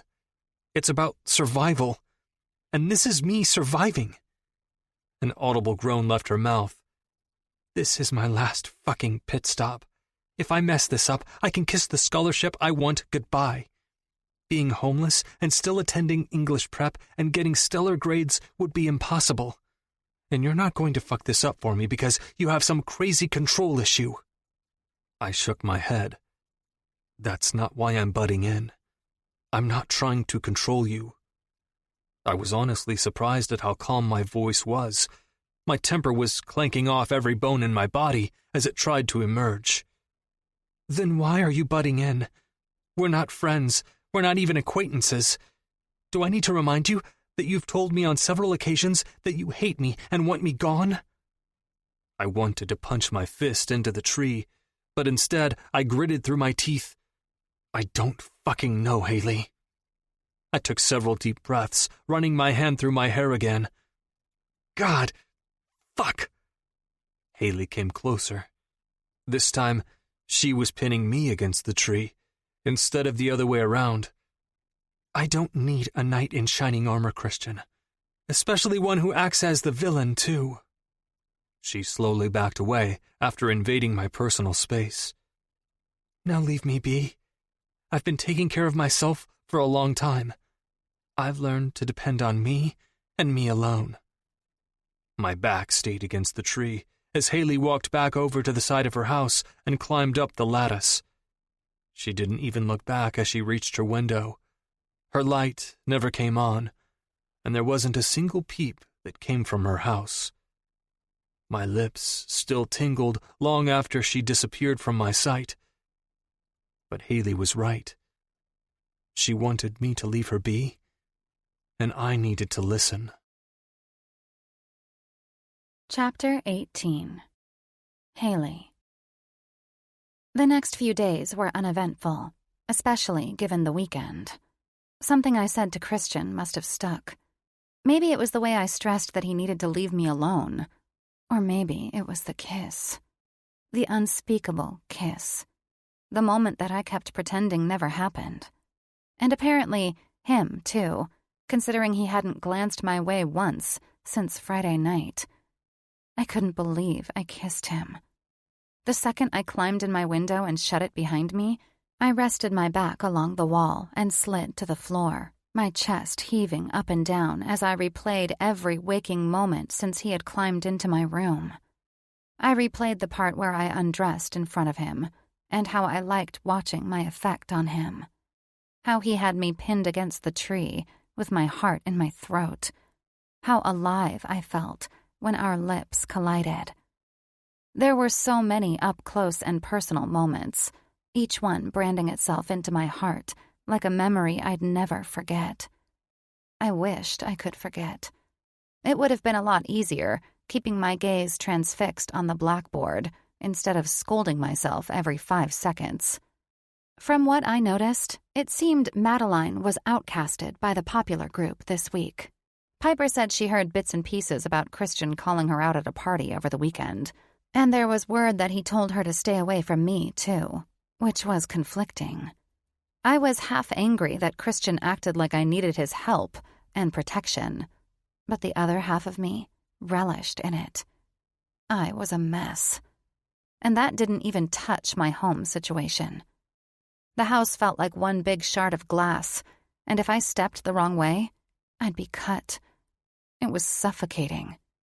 Pete was a ticking time bomb, and I was pretty sure I was the fuse. Pulling out my notebook and smoothing out my skirt, I got myself ready for Mr. Calhoun's lecture about Shakespeare. I'd been keeping up with the course load just fine at English Prep, and I only had a few more colleges to apply to, plus many more scholarships. A few of the teachers had already pulled me aside to tell me that they were impressed, even after only a few weeks, and they'd have my recommendation letters drafted up quickly. At least one thing in my life was going well. My skin prickled as the dynamic in the room changed. People hushed. Glances were stolen. It meant that Christian and Ollie had walked in. It was like that every morning. The sounds of conversations about the football game erupted in the room when Eric mentioned that college scouts were coming to watch. A few girls were talking about what they were going to wear, complaining that they just weren't sure. Oh, how nice it would be for my biggest worry to be what I was going to wear to a football game. I was supposed to go to the game with Piper. I had promised her last week, but it was basically the last thing on earth that I wanted to do, although it did beat being locked in my bedroom. A word caught my ear as Mr. Calhoun started to write something on the blackboard. It was Ollie's voice. Yeah, fuck Oakland. They play like a bunch of little bitches. Language, Ollie, Mr. Calhoun scolded. My chest burned. Oakland? I turned and looked at Ollie. The entire room fell silent. All eyes were on me. She talks. Eric raised his fist up. Finally. I was wondering what that pretty voice sounded like. Ollie ignored him, glancing at me through his thick eyelashes. His voice grew softer with me than when he was talking to everyone else, and in any other circumstance, that would have annoyed me. But right now, I couldn't think of anything other than the anxiety rising up. Yeah, we play Oakland on Friday at home. Oakland? Here? Gabe. I shot up quickly out of my seat, my notebook tumbling to the floor. My words were choppy as Mr. Calhoun turned around to see the commotion. May I use the restroom? Yes, hurry back, he answered, but I was already halfway out the door. My insides sizzled with an undeniable amount of anxiety. There was a touch of anger, too. Do not let him have an effect on you, Haley. Did Gabe even know that I went to school here? I plowed through the girls' restroom. The smell of bleach and a fruity scent did nothing to comfort me. I placed my hands on the cool, tiled wall and dropped my head to stare at my chucks.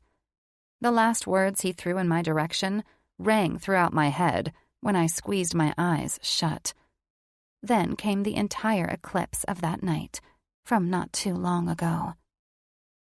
I pulled my eyes open as I felt something beside me. The room was dark, except for the moon shining through the lavender sheer curtains to my left. It took my vision a few moments to adjust, but when they did, I saw Gabe leaning down above my head. Gabe? What are you doing? I tried to sit up, but he didn't move. He just continued to tower over me, his light hair hanging down below his eyes. Are you drunk again? You're in the wrong room. His voice was husky, low. I'm not in the wrong room. Slowly, he took a seat by my feet, and I hurriedly pulled them up out of his way. Then what are you doing in here? I glanced at the clock on the bedside table. It's 2 a.m. Did you like the new clothes my mom brought home for you? I glanced at the shopping bag near the desk I did my schoolwork on. I shrugged. I haven't looked at them yet. Gabe ran his hand through his hair, the ends flipping up around his ears, casting shadows along his t-shirt. You know, they always wanted a girl after they had me. But Mom couldn't get pregnant anymore. Something with my birth did something to her, permanently destroying any chance to have another child. He looked over at me, and something had shifted in his demeanor. I considered Gabe a friend, a brother almost. He wasn't, of course. He was my foster brother, and I'd only been placed with the Santiellos 2 months ago. But they were a nice family. They bought me things, made me dinner every night. Gabe drove me to school every day, and yelled at his friends who made fun of my homely attire, which was probably why there was a bag of brand new clothes sitting on my floor. But tonight, Gabe looked sinister. His voice was eerie. I had my antennae up. There were a few times over the last couple of weeks that he'd asked me to go to a party with him, to hang out with the cool kids, but I had declined every time. Popular kids weren't my scene, and I didn't want to do anything to jeopardize the roof over my head. After all, they fed me and clothed me. It was the least I could do to follow their rules. Gabe inched closer to me, and I gulped. "Gabe, whatever you're doing, stop." He halted, hovering a breath away. My vision was adjusted now, and the look in his eyes was nothing like I'd ever seen before. "Do you like living here, Haley?" At this particular moment, I wasn't so sure, but I answered him. "Yes." "Then you'll be okay with me sneaking in here every so often, right?" I bristled at the thought. Courage found its way up my throat and out of my mouth. "I don't know what type of foster sister you're used to having, but I'm not like that. So please go back to your room." He pounced on me as the words left my mouth. Fear clawed at me, but the anger inside of me shut it down quickly. Gabe wasn't used to being told no. That much was obvious. He muttered things like, "a tease," as he tried to get a hold of me. But Gabe also wasn't used to a girl who had been through hell and back. This wasn't my first foster home, and it surely wouldn't be my last. I rolled off the bed after giving him a swift knee to the groin. He moaned as I jerked up from the floor, ready to bolt out the door, but he caught my foot at the last second.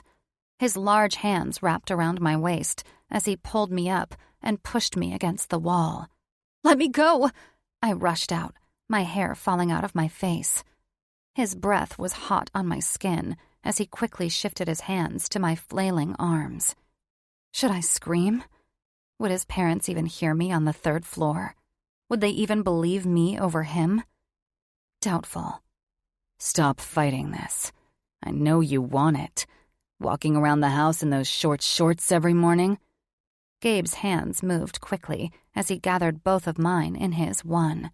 His other hand crept down along my body, curving over my breasts and down the front of my sleep shorts. I fought back the tears and told myself to keep fighting. He didn't get to take something that wasn't his. My body was not for the taking. Once his fingers dipped inside of me, his grasp loosened slightly, which was enough to wake up the fighter girl inside of me. I reared my head back and banged it off his so hard he tumbled backwards, cursing under his breath.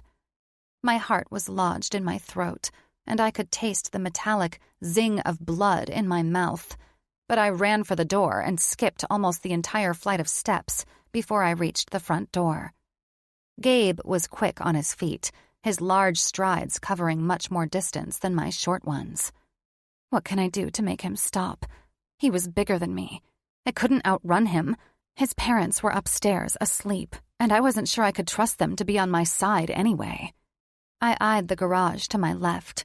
I hurriedly skidded over the pebble-lined driveway and jammed my fingers into the code lock. 2, 3, 0, 1, 2. The doors started to climb up, and I slid underneath, out of sight. It was dark and smelled of must and engine oil, but I knew where Gabe's baseball bat was. It was tucked away in the corner until baseball season came around. The wooden handle felt comforting underneath my skin, my palms savoring the strength the weapon gave me. I heard Gabe's footsteps, pounding and heavy. I knew he saw me in the corner, lurking near his precious Mustang. His body was outlined by the deep night sky, the stars and moon glowing behind him. The garage was lit up just enough so he could see me raise the bat.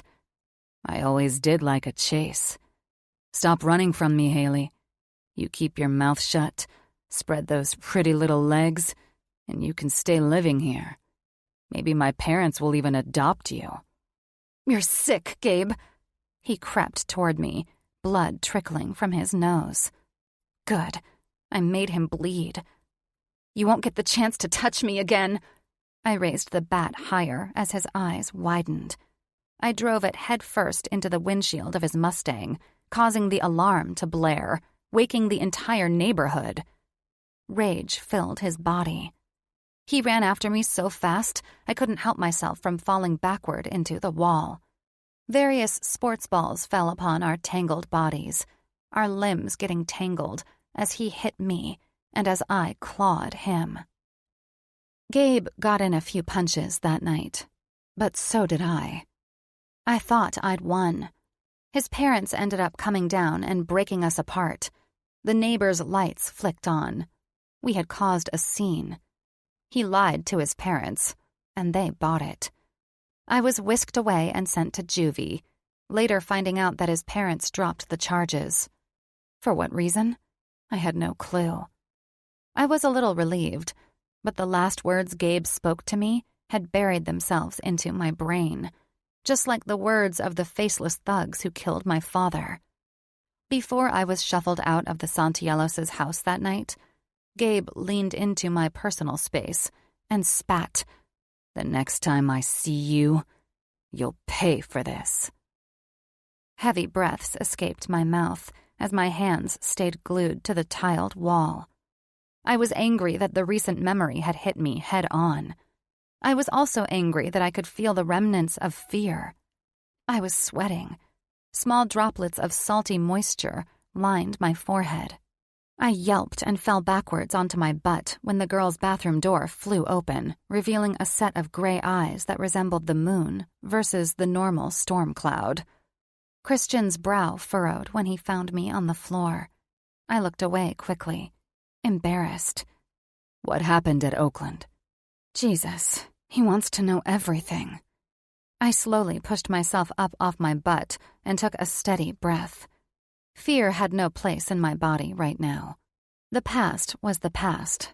It could affect the future, but it surely couldn't be changed. What are you talking about? Reaching up and tucking my hair behind my ear, I glanced into the mirror. Yikes. My face was pale, slick with sweat. My lips were blood red from biting down on them. Something happened there, and I want to know what. His voice was demanding and distant, but still had a small twinge of warmness intertwined. My head slowly swiveled over to him, and we caught each other's eyes. I begged my gaze to stay fixed on his, but it didn't listen. My eyes bounced down to his set of pale, full lips, the ones that caved into mine just a few nights ago. It had felt good to kiss him. Too good. Things sparked inside of me, which only made me lash out. I brushed past him, needing to get control of myself. Like I said before, I stopped right beside him in the doorway of the bathroom. We were inches apart. His fresh, woodsy scent was the only thing I smelled. I depend on me and only me. With that, I walked back to class feeling a little bit empowered. Maybe facing my fears would be a good thing. Maybe I should show up to the game with Piper and look Gabe right in the eye, proving that he had no effect on me. The next time I see you, you'll pay. Yeah, we'll see, Gabe. He wasn't the first person to threaten me. And it was time I stopped being afraid of these empty threats. I'd been through far too much to back down now. Later that day, I was sitting with Piper during lunch, the pair of us tucked away in the corner, looking out into the cafeteria. I was debating with myself if I should go to the game or not. I wanted to look Gabe right in the eye and tell him I wasn't afraid of him. But deep down, I may have been a little. I learned that you couldn't trust someone from the outside looking in, or maybe even if you were on the inside with them. People were unpredictable. It was human nature. Even I was unpredictable at times. Kissing Christian proved that. With the thought, I looked over at his lunch table. He was picking away at his food, shoving it around his tray. Ollie and Eric were talking animatedly, and everyone else, girls included, were hanging on their every last word. Madeline sat a few seats down, still at their table, but no one was speaking to her. If it were anyone else, I might have felt bad. But she was mean, and mean girls deserved to be lepers. Christian's head swiveled toward the lunchroom doors, and I followed his gaze. The dark oak slabs opened, and Headmaster Walton waltzed in, his bright red tie a focal point. Then, right after him, I saw Anne's bright, straw-colored hair and tired face following him. I sighed. Piper stopped talking and asked me what Anne was doing here. I shrugged as Headmaster Walton pointed me out, and Anne caught my eye. "I'm gonna go find out before she sits down at our table like we're all besties." Piper snickered. "I'll take care of your tray. I'll see you after school to finish our conversation, even though you didn't hear a word I said because you were too busy ogling Christian." I gave her the side eye, but didn't bother arguing with her. She was right. I was ogling him. Before I made it all the way over to Anne's painfully bright smile, I snagged my attention on the popular table again. No one was paying attention. There was too much commotion going on in the lunchroom. Lots of chatter, my peers moving through the food line, cafeteria ladies cleaning and replacing food, random teachers grabbing their afternoon cup of joe. But Christian, he was locked onto me, staring, pinning me down with a questionable look. Ignoring him and the way my chest fluttered, I turned and headed right for the doors. I gave Anne a fake, "What are you doing here?" smile, and whisked through the door as she trailed me. Her heels clanked against the tile floor as she waltzed over to a nearby bench and sat down. I did the same before turning to her and asking, "Why are you here?" She laughed. "Oh, Haley, you're one of my favorites." I bristled at the thought, picking at the stray pieces of my tattered skirt end. "I just came to check on things. You know, that's kind of my job." "Things are fine," I answered truthfully. Things weren't that bad. They could always be worse. "That's what you all say." She shook her hair out and massaged her temples. I knew that being a social worker was a thankless job, but I also knew that not every social worker did their job correctly or with as much heart as others. Anne, though, was beginning to show her worth. I was pretty sure she was one of the good ones. There was something about her that was warm and fuzzy, motherly. But that didn't mean I was going to divulge in some amazing mother-daughter relationship with her. I wasn't going to suddenly start seeking her advice. Should I go to the game with Piper? Should I keep pushing Christian away? Should I trust him when he asks me all these questions? Why is he butting in? Why did his kiss brand me? What do you think about Pete locking me in my room? I'm almost 18. Do you think those men who killed my father are going to show up on my doorstep like they promised so long ago? Anne dissolved my thoughts just as quickly as they filtered through. "Who is your friend? The one you were sitting with?" "Her name is Piper." I licked my lips. I could feel Anne staring at me, but I didn't meet her eye. "I'm glad to see you have made a friend here. Have you guys hung out outside of school much?" I shook my head. "Not really." "And why not?" This time I turned my attention toward her. "Do you really think she's going to want to come hang out at Pete and Jill's with me?" And, honestly, I sighed. Even asking Pete and Jill to use the washing machine grants me an eye roll and heavy huffs of breath. I don't talk to them unless I have to. The thought of asking them to go to Piper's or to the game this Friday makes my skin crawl. Anne's small, makeup-covered nose twitched. "Creating these relationships with your peers is important, Haley. Consider it done. You're going to the game Friday. You're going to be a normal teenager. Your grades are soaring. Headmaster Walton told me that the faculty letters are pouring in and they're excellent. There is no reason why someone as hardworking as you can't have a little bit of fun." She dipped her head down low. "Especially considering the last 5 years of your life. Pete nor Jill will protest when I tell them this." A rush of anxiety hit me. "Why do you care so much? I'm almost out of the system. Maybe you should put forth your effort with someone younger than me." I don't need your help with Jill and Pete." Anne's eyes stayed warm, her expression still relaxed. Her lips turned upward just slightly. "I care because you remind me of someone I used to know." She stood up, smoothing out her skirt. "Go to the game. I'll give Jill and Pete a call. I need to check in with them anyway. I didn't like how things ended last week." Curiosity piqued me. Angling my head up to her, I asked, "Who do I remind you of? Another kid who is lost in the system?" Her expression never changed. It was still warm and comforting. "Was." "What?" "She was lost in the system." She started to walk away, and at the last second, before reaching the end of the hall, she looked over her shoulder. "You remind me of me, Haley, and I'd love to see you come out on top." Then she walked out of the doors, leaving me with my thoughts. I knew she wasn't like all the rest. I stood up and smoothed out my skirt when I heard the bell ring. Scooping up my backpack, I was about to walk to my next class when a rough and callous voice rang out. Christian was the first to enter the hallway, everyone else still gathering their things and throwing away their lunches. "Going to the big game on Friday then, yeah?" My jaw slacked. "Were you spying on me?" He tucked his hands into his pressed khaki pants, casually. He looked effortlessly cool in his uniform, whereas I looked like a lost schoolgirl with tangled hair and ratty shoes. "Maybe." I crossed my arms over my chest. "Why? Why are you so concerned with everything I do?" His jaw tightened, his teeth working back and forth. He began to walk past me as people started to pour out of the lunchroom. Piper caught my eye and lifted her eyebrow, a knowing grin on her face. As soon as his clean, woodsy scent enveloped me, he whispered, "I have no fucking clue."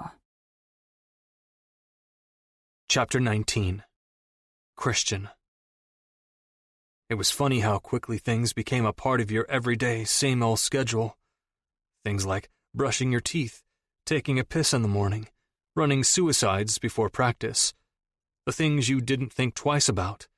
You just did them because you were so accustomed to doing them. You didn't even give them a second thought. When did they become the norm? At what moment did I decide that brushing my teeth directly after I downed a cup of coffee was the thing to do? At what point did I decide that driving to an entirely different town in the fucking dumps to stare at Haley's house was what I'd do every night? When did I decide that watching her inhale her food during lunch was my new norm? She was taking over. She was inflicting herself into my bones, seeping her devastatingly broken yet beautiful face into my brain. I was worried.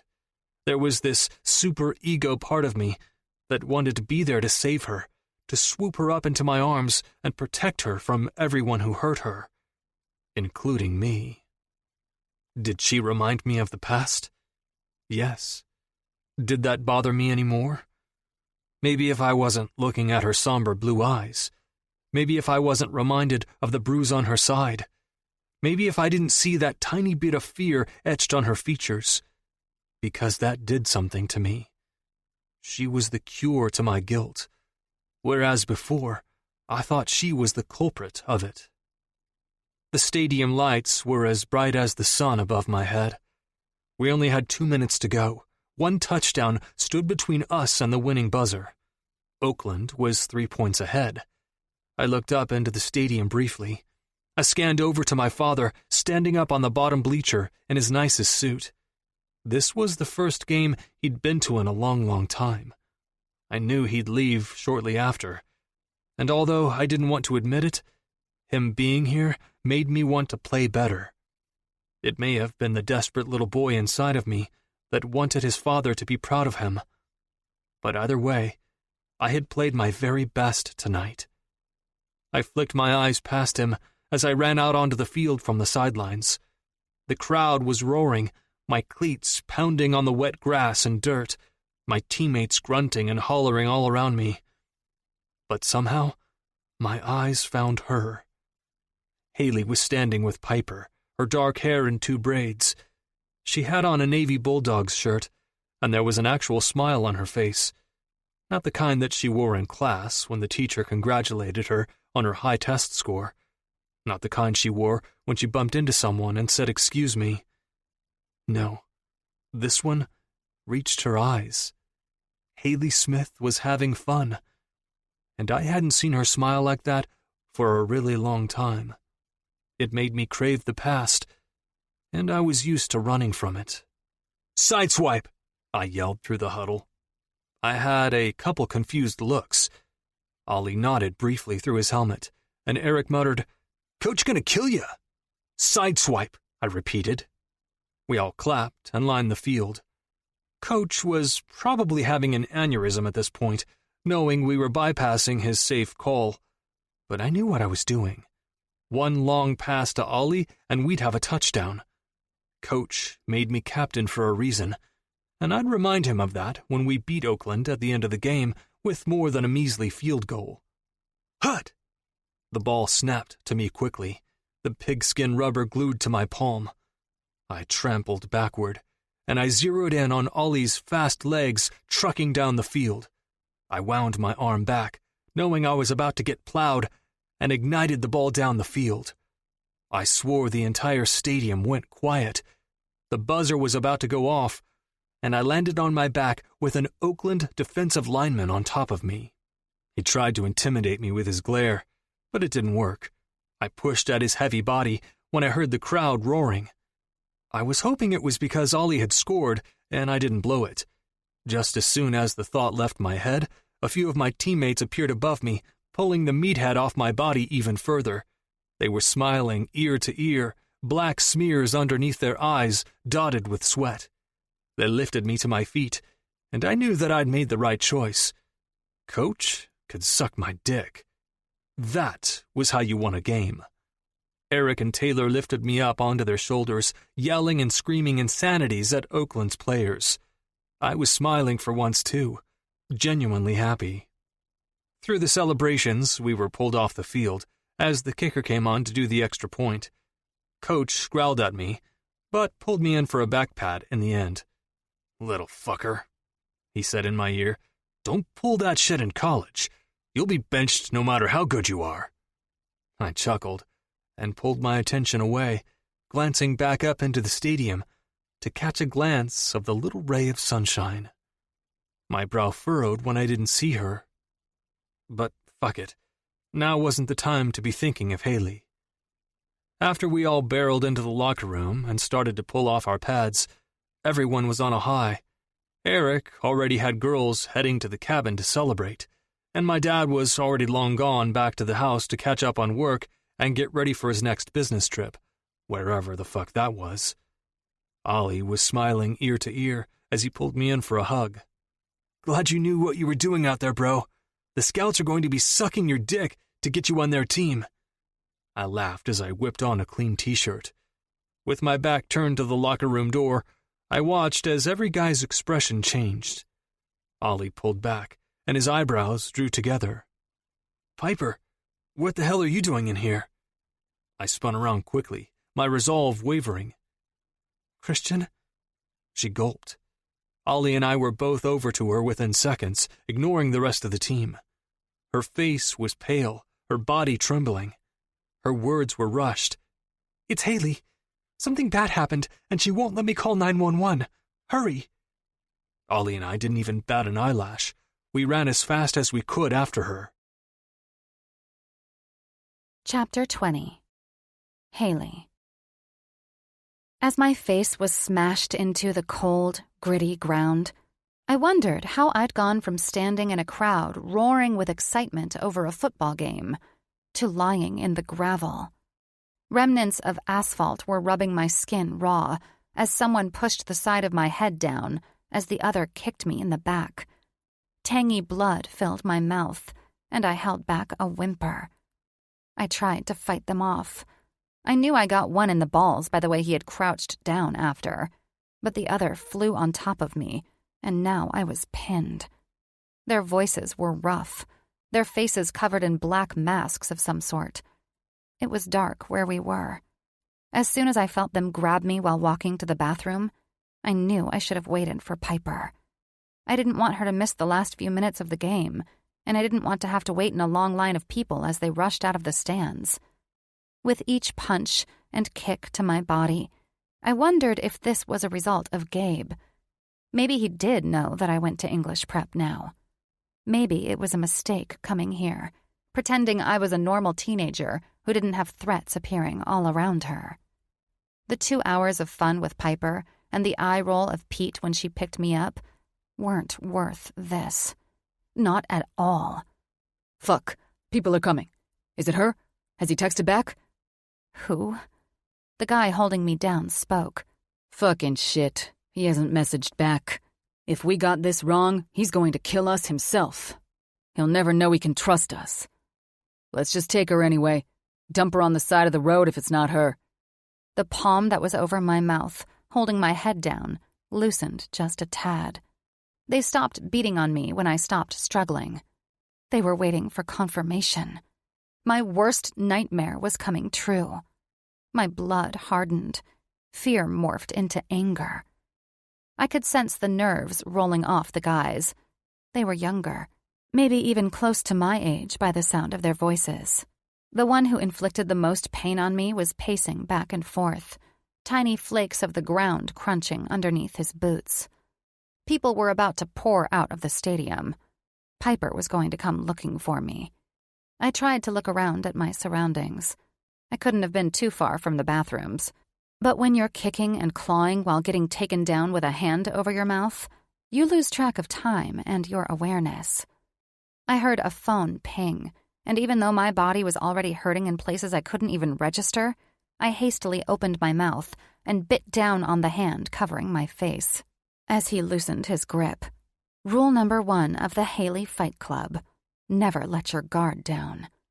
Lucky for me, the bastard underestimated the strength of a 17-year-old girl.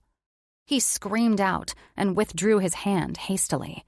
I spun my body around, gravel scraping my stomach. I screamed bloody murder and hopped to my feet, ready to take off. I didn't dare look back to see if they were running after me. I ran until I tripped over something, losing my balance. I quickly spun around on my hands and looked in the direction I came from. All I saw was darkness and a few flying insects through a tiny stream of light. I jumped up again and climbed the grassy area, wheezing and unable to catch my breath. My foot slipped twice, and I was just waiting for a hand to wrap around my ankle. But nothing ever came. I could see the brick-covered bathrooms up ahead, with people swarming about. "Haley!" I whipped my head over to Piper, my now loose braids smacking me in the face. My feet took me over to her quickly, and her wide-eyed expression had me turning to look back. They followed me, and now I just put her in danger, too. "Run!" I grabbed Piper's hand and dragged her alongside me. We passed by curious faces, bumping into random people. As soon as we made it to the parking lot and we were in the comfort of other people trying to get to their cars, I leaned my back against her hood and tried to catch my breath. I was gasping as adrenaline ran through my veins. Piper's mouth was still wide open as her gaze ran all over my body. I tried to catch my breath to explain what happened, but she just kept rambling. "Oh my God, oh my God, oh my God." Then she reached out to touch me, but thought twice, and instead pulled her phone out. "I'm calling 911. There's a lot of blood. Haley, can you talk? What happened?" "No," I yelled before slumping down on the ground. Now that the adrenaline was starting to give way, things hurt. My stomach ached. I could still taste blood in my mouth. It seemed my eye was swelling because I could only see half of her face. My words were choppy. "I don't have money. No hospitals. Pete and Jill will be mad, and Anne will know." "Haley!" Piper bent down, her red hair swaying in front of her worried face. "Oh my God. Okay, She covered her hand with her mouth. "Get in the car now. Lock it. I'll be right back." She helped me to my feet and gently put me in the back seat. I slowly slumped down, my head resting on the soft fabric. I wasn't sure where she went, maybe to get me some wet paper towels to clean the blood up, At this point, I didn't care. Lying down felt better than sitting against the hood. My body started to come off its high. I trembled and continued to breathe through my nose. A small noise sounded from around me, but I was too tired to open my eyes. It sounded like a whimper. Oh my God, is that me? I reached up and felt my face. It was wet, sticky and wet. Am I crying? Why does this hurt so bad? Suddenly, the car moved a bit, and the door opened up. A cool breeze hit my face, and I clenched my eyes shut. Jesus Christ, they're back, and I don't have enough fight left in me. Haley. My eyes snapped wide as I heard his voice. Christian. Chapter 21. Christian. The sight of her felt like I had gotten my throat punched. My knees wanted to buckle. I could barely form words. I covered every inch of her body with my gaze, fear and anger wrapping itself tightly around my windpipe. She was bloody. Her face was wet, shining under the car's interior lights. The right side of her cheek was red and had small pebble-like cuts dotting the skin. One eye was swollen shut. Her shirt was ripped, and her flat stomach had scrapes down the front. Haley squeezed her eyes shut when she saw me. She curled into herself even more, and that sent an entirely new line of fear down my spine. Haley didn't do that. She didn't cower. She didn't fold into herself, and I was pretty sure she didn't cry. She was far too tough for that. I immediately went into action mode. I wanted to know who did this and why, and then I wanted to wrap my hands around their neck and kill them. But the most important thing was Haley. I wasn't going to stand here and argue with her. I wasn't going to try and fish out information she didn't want to give up. She needed help. She needed me. Piper whispered from beside me. She wouldn't let me call 911. She said she didn't have money for it. More rage bubbled within. I'll fucking pay for it. My hands were squeezing the life out of the car door as I peered down at Haley. Her face moved slightly, and she croaked, "No." Then she tried to move and cried out, "God damn it, stop moving." I bent down a little further and assessed her injuries. "Ollie, you and Piper go to the nearest store and grab all the antiseptic shit you can find. Grab bandages, ice packs, whatever the fuck you see, and meet me back at the house." He nodded once, and I held my hands out to Piper. "Give me your keys. Go with Ollie. Meet back at my house." She didn't hesitate. She slapped her keys in my hand and took off with Ollie, running and weaving through the parking lot. My shit was still in the locker room, but I'd get it later. Haley was the top priority here. As soon as we arrived at my house, I noted that all the lights were off. Good. Dad was gone already. That meant I wouldn't have to answer any questions. Not that I'd give a shit regardless. I opened the back seat, and Haley was still curled in a ball. Her arm was wrapped around her midsection, and I knew that when I pulled her out, it was probably going to hurt. I did it anyway, though. "Wrap your hands around my neck," I said as I reached around her body. She trembled slightly and hissed between her teeth. I was half expecting a protest from her, but she didn't say a word. She wrapped her arms around me and buried her head into my chest. Once we got to the front door, I bent down slightly and put the coat in. She groaned, and I slowly stood upright again and whisked us inside. It was dark as I climbed the steps and passed the 5 doors until I got to my room. Before I laid her down on the bed, I gently placed my mouth near her ear. "I'm going to fucking kill whoever did this to you, Haley."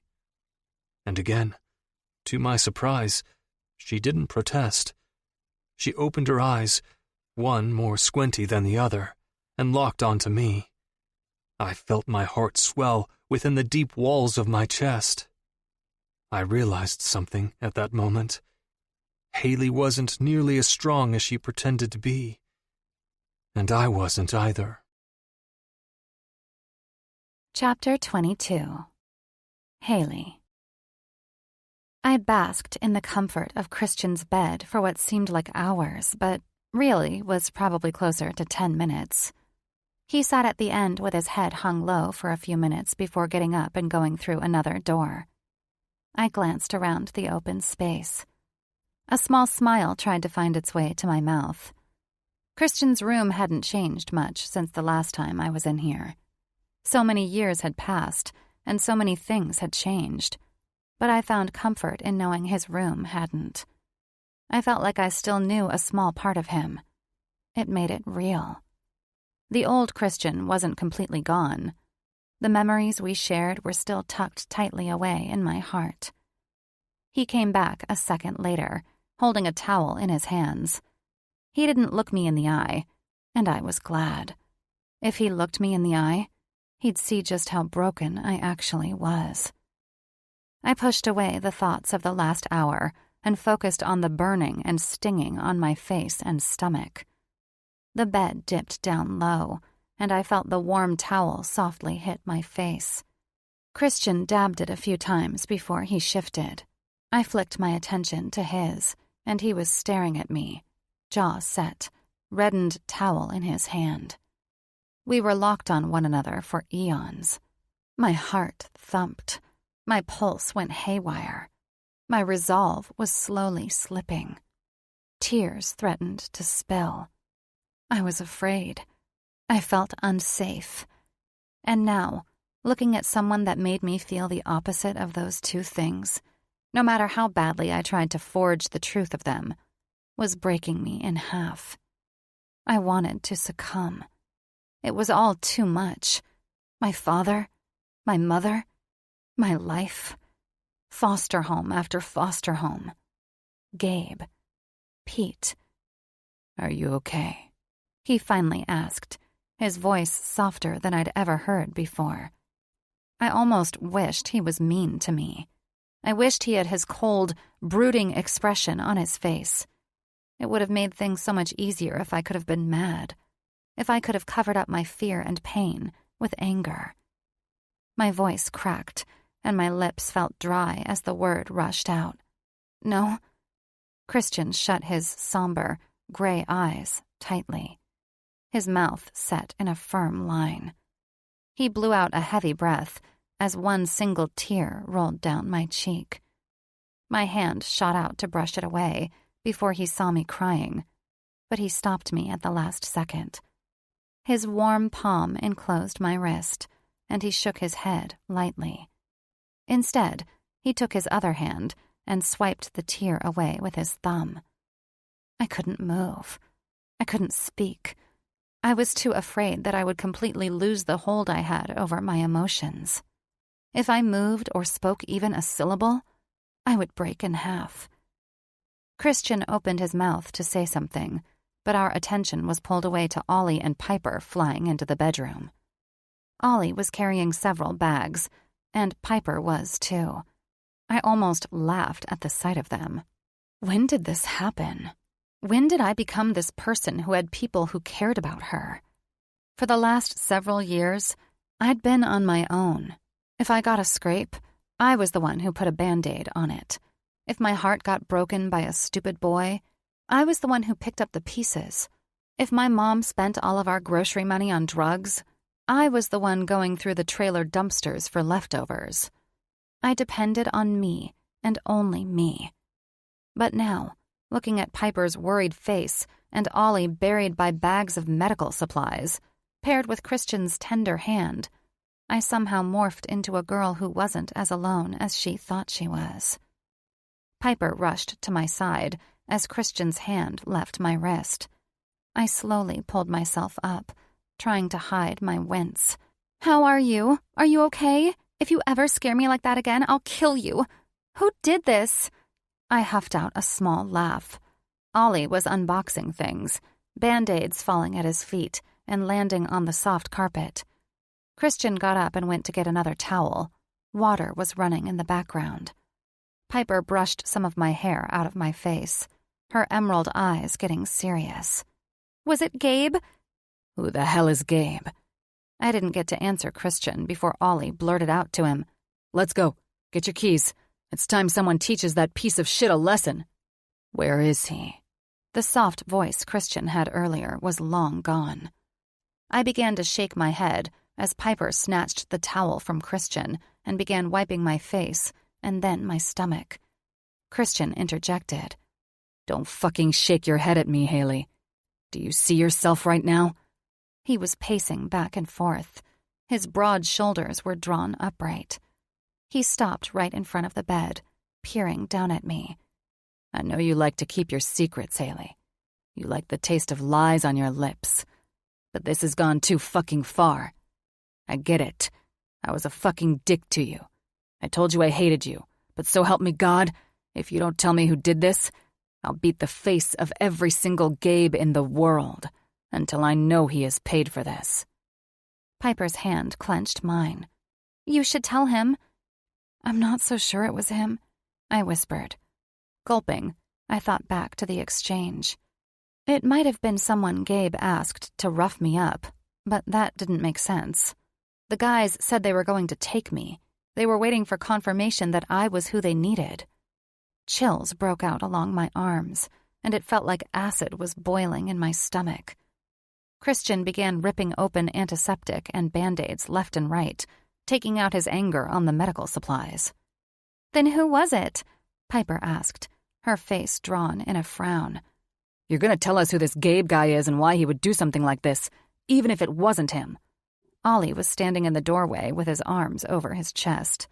He was wearing a frown, too, which was unusual for him. His blonde hair was tousled, his hard jaw an exact replica of his brother's. You need to tell them. Let us be here for you, hey? I bit my lip as Piper squeezed my hand again. To be honest, I was scared to trust them as much as my heart wanted me to. There was nothing like the pain of losing someone you trusted indefinitely. But I was tired. I was so tired of keeping everything under lock and key. For once, I wanted to spill the secrets I had underneath my hard exterior. I was ready. Tonight scared me enough to let some of my walls fall down. Christian handed off the antiseptic spray to Piper, still staring down at me as my voice cracked. Gabe was my old foster brother, but before I tell you, I shot an unbending glare Christian's way. You have to swear that you won't lose your temper and try to be my knight in shining armor again and get me justice. He clenched his teeth. His lip curled. I can't promise that. A groan escaped me. You will promise me that because this is my life and things are different for me. I shook my head, sighing. I'm property of the state, Christian. I have a record. Things go on that record. If something happens to Gabe, even if I didn't technically do anything, it could be traced back to me, and I'd end up back in juvie. There is no proof that Gabe did this. In fact, I don't think he had anything to do with it.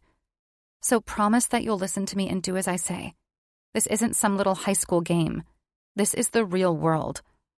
Silence passed between all of us. I wouldn't go on until he agreed. I knew he didn't understand. He wasn't from this world. And if you didn't live in the world I lived in, it was hard to wrap your head around it. It truly was. Sometimes I even struggled to wrap my head around it. Fine. He finally grunted. He moved to the far wall, just beside the door, and propped his leg behind him and crossed his arms over his chest. He looked hot with all the anger bouncing off him. I was in a different foster home before Jill and Pete's. And for once, it wasn't a complete shithole. They were rich. I looked around Christian's room. Not like you guys are rich, but they had money. They bought me clothes and let me eat dinner with them. Gabe later told me that his parents had wanted to have a girl after he was born, but his mom couldn't have any more children. So they started to foster when he was in middle school. I swallowed, looking down at Piper cleaning the scrape on my stomach. He thought that since his parents were so nice to me and gave me things, that it meant he could take what he wanted from me. A sarcastic laugh fell off my lips. He was wrong. He tried to. I worked my jaw back and forth, sweat coating my neck. He tried to. Christian's voice sounded like he had swallowed bark from a tree. rough and calloused. He made a pass at me, and I refused. So then he tried to force me, and I took a baseball bat to his car. It landed me in juvie. The bruise on my face when I started English prep was from our encounter.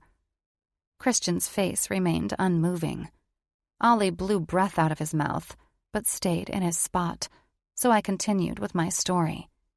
The reason I thought he may do something was because he told me if he ever saw me again, he'd make me pay. An escaped groan fell off my lips as Piper laid something cold and gooey on my stomach. "Sorry," she whispered with a crescent-like smile. "But," I started again, "I don't think tonight was a result of Gabe." Christian pushed off the wall. "And why's that?" Memories from that night 5 years ago tried to assault me. Tiny images of my father lying on beige carpet with blood pooling around him flashed through my brain. His last look at me still had me shaking to this very day. The black masked men who killed him and their ugly laughter echoed, as did my mother's shrieking scream that I'd ruined everything. Licking my lips, I looked Christian in the eye. Because Gabe isn't the only one who has threatened me before. Chapter 23. Christian. Thump, thump, thump. My heart was crashing against the bones inside my rib cavity. Blood was rushing down my limbs, my fingers tingling to inflict pain on someone. My shoes stomped against my bedroom floor. Piper took Haley into the bathroom so she could change her dirty and torn clothes and finish cleaning her up. Ollie was sitting on the end of my bed, staring down at the carpet. "Man," he said quietly, "what a fucked up life." And I was certain we didn't even know the half of it.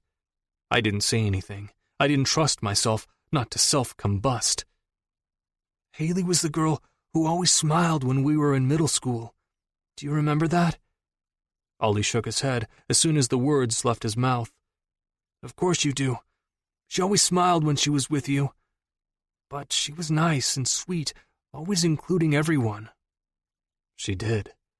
Haley was the nicest girl in our 7th grade class, unless someone messed with her, or one of her friends.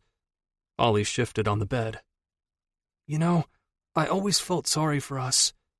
Sorry that Mom died. Sorry that Dad was never home. But this..." My feet stopped moving, and I tore my eyes away from the bathroom door. Ollie smashed his lips together before saying, "I bet you're regretting being a fucking dick to her a few weeks ago, huh?" I didn't say anything. Because yeah, I fucking did.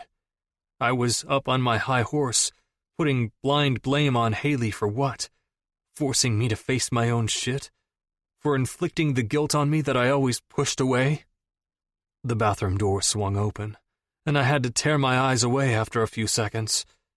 Haley came out with her braids redone, 2 of them trailing down her back. Her face looked a little brighter, some color dotting her cheeks along with the tiny cuts and swelling. She was wearing one of my bulldog t-shirts, and it hit her mid-thigh. That was it. Her jeans and t-shirt were draped in Piper's hand. When she sat back down on my bed, her bare legs were peeking out from below the shirt, and I had to focus on something else. "Tell us," I managed to ground out. "Who else has threatened you? And I want to know exactly what they did and said to you tonight." I cracked my knuckles and tried to calm myself by leaning against the wall again. The slick coolness coated my back through my shirt, grounding me to the spot. Her tongue darted out to lick her lips, and a flame tore through my body. A reminder of the forbidden kiss came through my head like a wrecking ball. That would surely ground me. "Well, I'm sure you all remember my father was shot and killed in my house 5 years ago." No one said anything, and Haley didn't even bother looking up at us. "When the men came, my mom and dad were in an argument. They were fighting over money or something."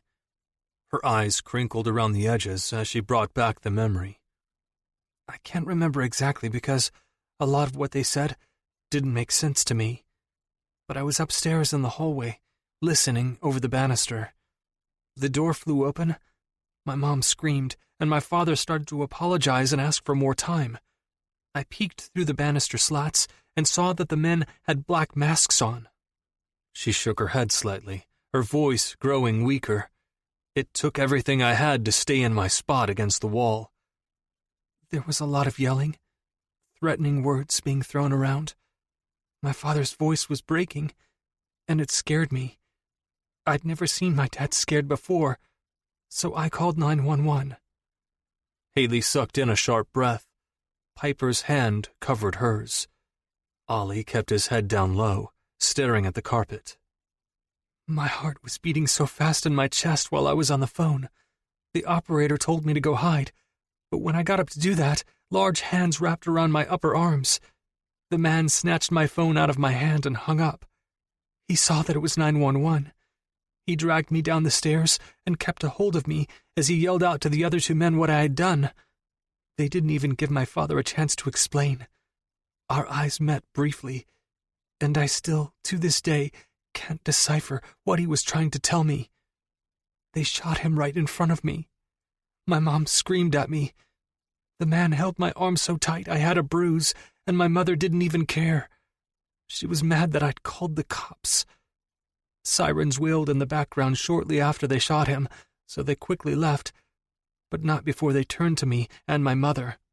They threatened us, said they'd be back for everything, and that they'd come for me when I turned 18 for the rest. Breath escaped Haley. Her cheeks puffed up as she blew it all out. The police ended up freezing all of my father's assets, which left my mom and me with nothing. We moved to a trailer not long after, and she got a job at a diner and went even further off the deep end. I've only ever seen her once since CPS took me, and I've never once asked her about that night or the threat. I couldn't move. I was plastered to the wall as each and every word flew out of her mouth. Ollie didn't move a muscle either. Piper was the only one who reacted. She scooted up onto my bed and put her arm around Haley. At first, Haley didn't move, but she eventually rested her head on Piper's shoulder and teetered her lip back and forth. The words barely made it out of my mouth. They were choppy, like waves crashing against a shoreline. You think it was them tonight? Haley's blue eyes peered up at me, so glossy they looked like glass. Maybe. I don't think they were necessarily trying to hurt me, but I fought them so much they had to hold me down and make me stop. Rage filled my vessels. They took a picture of me as the one guy was holding my head down on the ground. Her forehead furrowed. The other was waiting for confirmation that I was the right girl. They were going to take me anyway and then dump me if I wasn't whoever their boss wanted. She gulped, and her voice teetered on the edge of hysteria. Maybe it was Gabe. I don't know. Nothing ever confirmed who wanted me.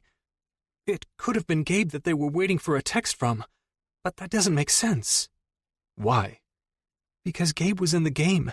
How could he text them back if he was playing football? Whoever it was probably has a nice gash on their hand from when I bit them. That's when I ran. She trembled, and I ran my hands through my hair. She's had enough for tonight. I stood there, looking at her, as Piper rubbed her arm up and down. Haley was staring off into space, a blank look on her face. Her lip was turning even redder from the constant biting. The hard exterior she'd formed around herself was no longer there. I was seeing the real Haley, the one who wasn't hiding behind anger or resentment, the one who wasn't shying away from the truth or hiding behind lies. She was real.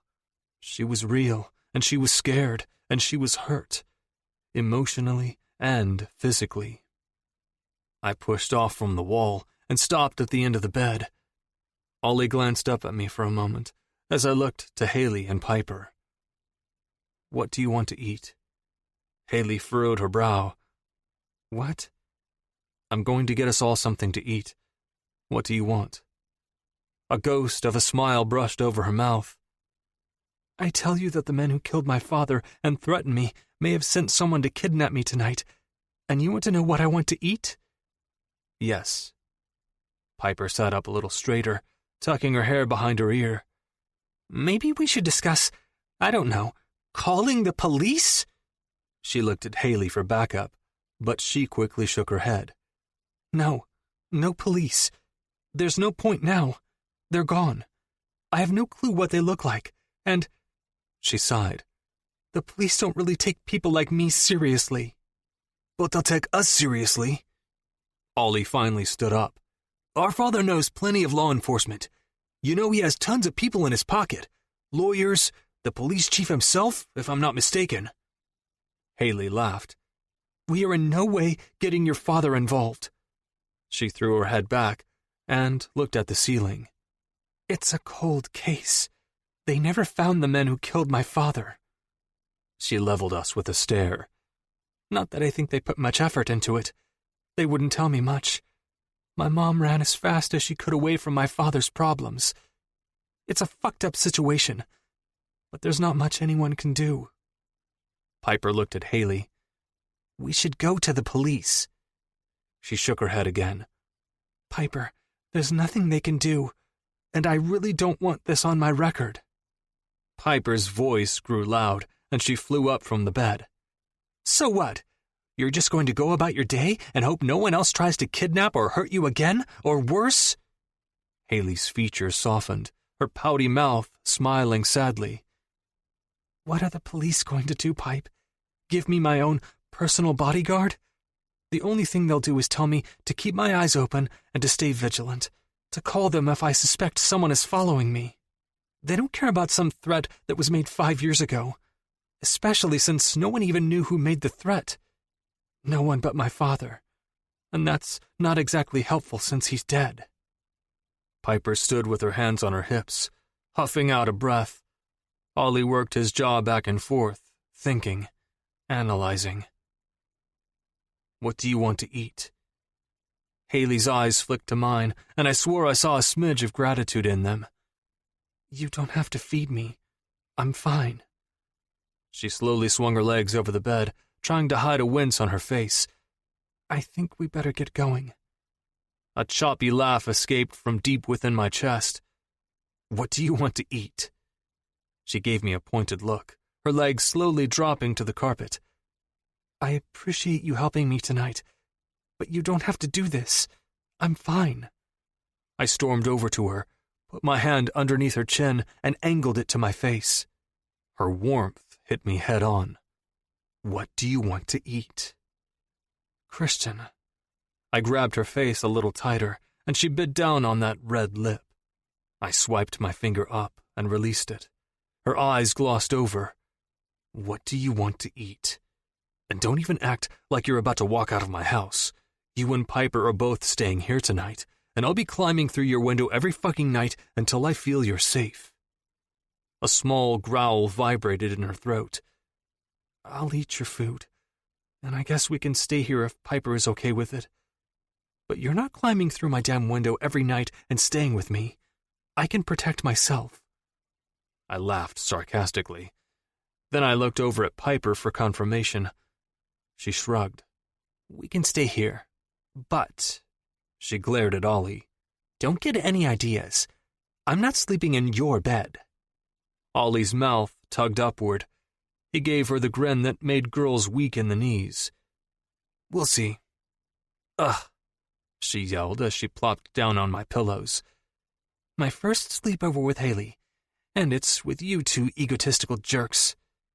I fought back a true laugh, but I kept a hold of Haley's face. Chicken. I want chicken nuggets. I couldn't help it.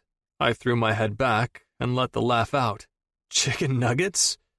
She pushed my hand off her chin and crawled back into my bed with Piper. But this time, she pulled the covers down and shimmied underneath. What are you, 5? I asked, dumbfounded. Her face flushed as she looked at the ceiling. No, I'm hungry, and they're my favorite food. It was difficult to keep my face neutral. Chicken nuggets it is. Let's go, all. He glanced at Piper. Chicken nuggets for you too? She thought for a moment and shrugged. Sure. We'll be back. I turned around once more and glanced at Haley. Don't get any fucking bright ideas to leave and go to Piper's while we're out getting chicken nuggets, Haley. And lock the door behind us. She tried to fight a grin. I'm locking my window tomorrow night. This is the only night we will ever spend together. You got it? I chuckled. Yeah, we'll fucking see. Chapter 24. Haley. I lay in my bed, underneath the ratty quilt, and stared at the shadows on the ceiling. It was moments like this that I wished I could turn my brain off. I didn't usually think of the past or the life I'd had. When I lay down in bed, I popped my old iPod in my ears and listened to music until I fell asleep. But tonight, my iPod was laying on the ground beside the mattress, and I just stared. Last night was strange. It felt like a hazy dream, except I had the bumps and bruises to prove that it wasn't. From going to the football game and trying to be a normal senior in high school, to getting attacked, then staying at Christian's. It had all felt very surreal. It felt like something was shifting between us. Not only did he swoop in and save the day, he bought me chicken nuggets, let Piper and me stay in his bed while we watched Gossip Girl for hours, and didn't once scowl in my direction. After Ollie made Piper and me breakfast, which according to Christian, he never did much of anything in the mornings, we left with the threat of Christian staying with me tonight. Pete didn't say a word about my face. He didn't even glance at me when I walked through the door, and Jill was asleep when I came home this morning. I stayed upstairs in my room the entire day, working on homework and trying not to think about the past, empty threats, or Christian. When I finally caved and went downstairs a few hours ago to grab some water and food, Pete and Jill weren't even home. I had no idea where they were. Maybe on a date. I chuckled aloud to myself. Yeah, right. Regardless, my door was locked at 8 p.m. sharp, so they were back home, and Jill was probably sucking his cock as I lay up here, thinking. Reluctantly, a certain question kept sliding into my thoughts. Would Christian really come tonight? I told him, several times, I was locking my window, so there was no use for him to even attempt. But something in my heart dinged when his gray eyes grew dark, and he muttered, I'll pop it open. Did I want him to climb through my window? No. Yes. Wait, no. I slapped my hands over my face and ran them down the sides of my cheeks. I hated that I liked the excitement bubbling up inside of me. I hated that I got butterflies when he took my face in his hand last night. My heart actually bloomed in my chest when he told me he wanted me safe. The thought of meaning something to someone was new to me, and I liked it. It made me feel warm and safe, and that was very dangerous to feel in a life like mine.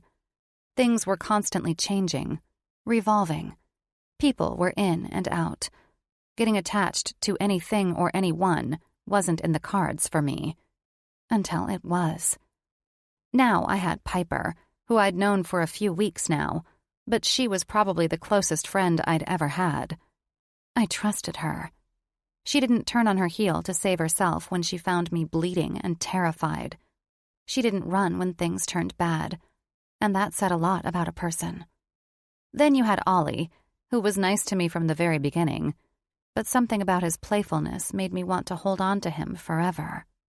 And Christian, the boy who swore he hated me, wanted me gone, said I was part of his mom's death, sent scowls my way in school, had Madeline dump her lunch tray on my chest the first day of school, was, for some reason, demanding I let him in my bedroom at night so he could make sure I was safe. He was now the boy who had wanted to kill Pete when he learned that he had hit me. He wanted to go back and strangle the guys who attacked me at the game. He wanted me to stay at his house, and he tended to my wounds. All those good things pulled me in, and I never wanted to let him go. But the guarded part of myself cowered beneath the surface. Pushing him away might hurt less than losing him in the long run, because I'd already lost him once in the midst of losing everything, and it stung. A sound jerked me out of my thoughts. I sat up in bed and bounced my attention back and forth from the bedroom door to the window. My heart picked up its pace. Butterflies invaded my stomach. I felt giddy, and I couldn't remember the last time I'd ever felt like that. One long, lean, jean-clad leg tore through my window once it was pulled open, and I stayed ramrod straight in my bed. I felt pathetic that I wore my best band t-shirt and nicest sleep shorts when I climbed in my bed tonight, just in case he followed through with his threat. I was a typical schoolgirl at that moment, not caring about much in my life other than a boy who probably didn't carry even a fraction of the feelings I carried.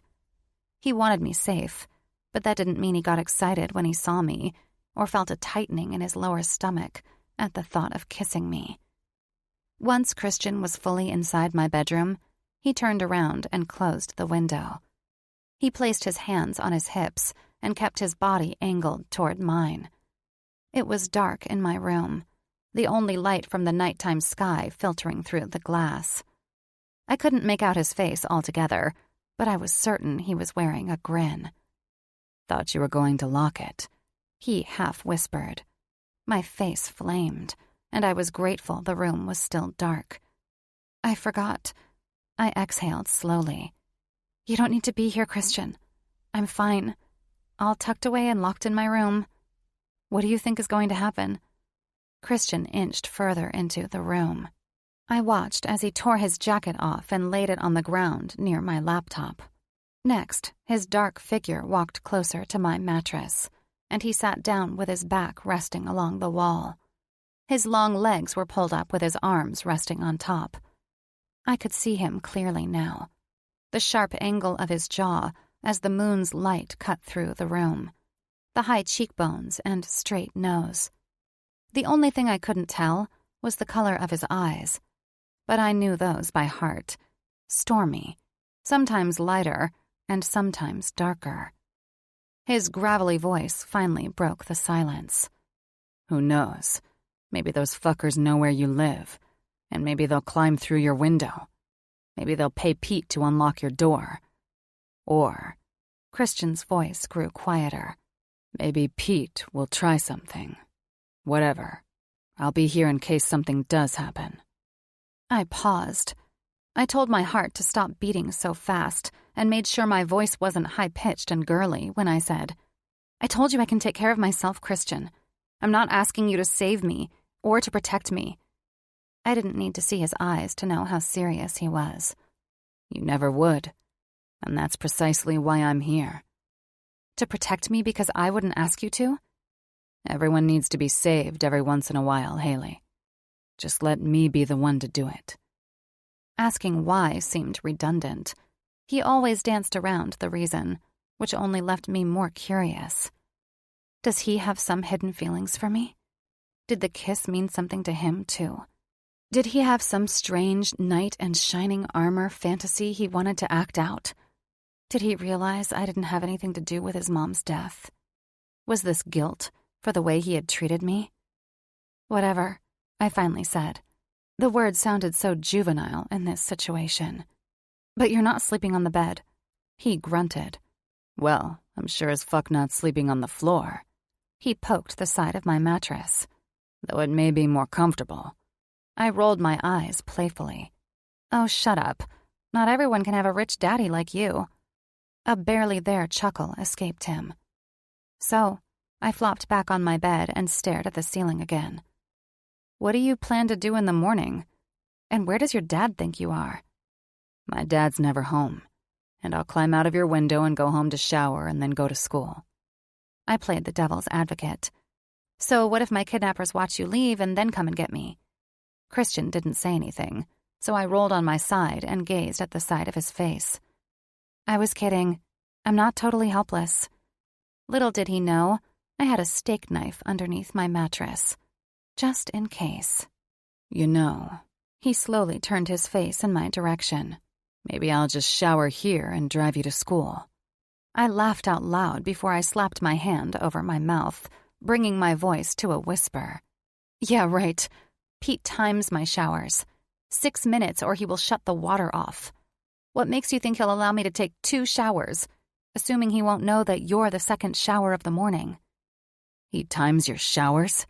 Appalled, he shook his head and muttered something under his breath. Not the point. I rested my head in the palm of my hand. The point is, there's no way that'll work. Unless... Christian's whispers shouldn't have sounded so appealing and sexy. They sent a shiver down my spine, almost as if he were whispering in my ear with his warm breath hitting just the right spot. I shower with you. We can both shower within 6 minutes. Pete will never know. 2 things happened. I felt hot all over. Even my core felt like it was in the bottom of a volcano. And my brain screamed the word, yes. My mouth, however, did not. In your dreams, Christian. He chuckled and mumbled something, but I wasn't sure what. I guess I'll sneak out when Piper shows up to pick you up. Then I'll go home and shower and get to school. You 2 goody-goods get to school way before the first bell rings anyway. I'll have time. His shirt scratched along the wall as he shrugged. And if I don't, Headmaster Walton will write me a note. Anything to keep his star students safe. My face blanched. What? I'm not his star student. With SAT scores like the ones you have, having students as smart as you brings in potential donations and future Ivy League destined individuals. So trust me, he doesn't want anything to happen to you. My heart stuttered to a stop. How do you know my SAT scores? Christian swiveled his head in my direction. We were looking at one another, and even through the blackness of my room, I swore I could feel his stare. I looked through your file. I felt the muscles in my face falling. You... what? My entire file? He didn't miss a beat. Yes. So that's what this is about. Pity.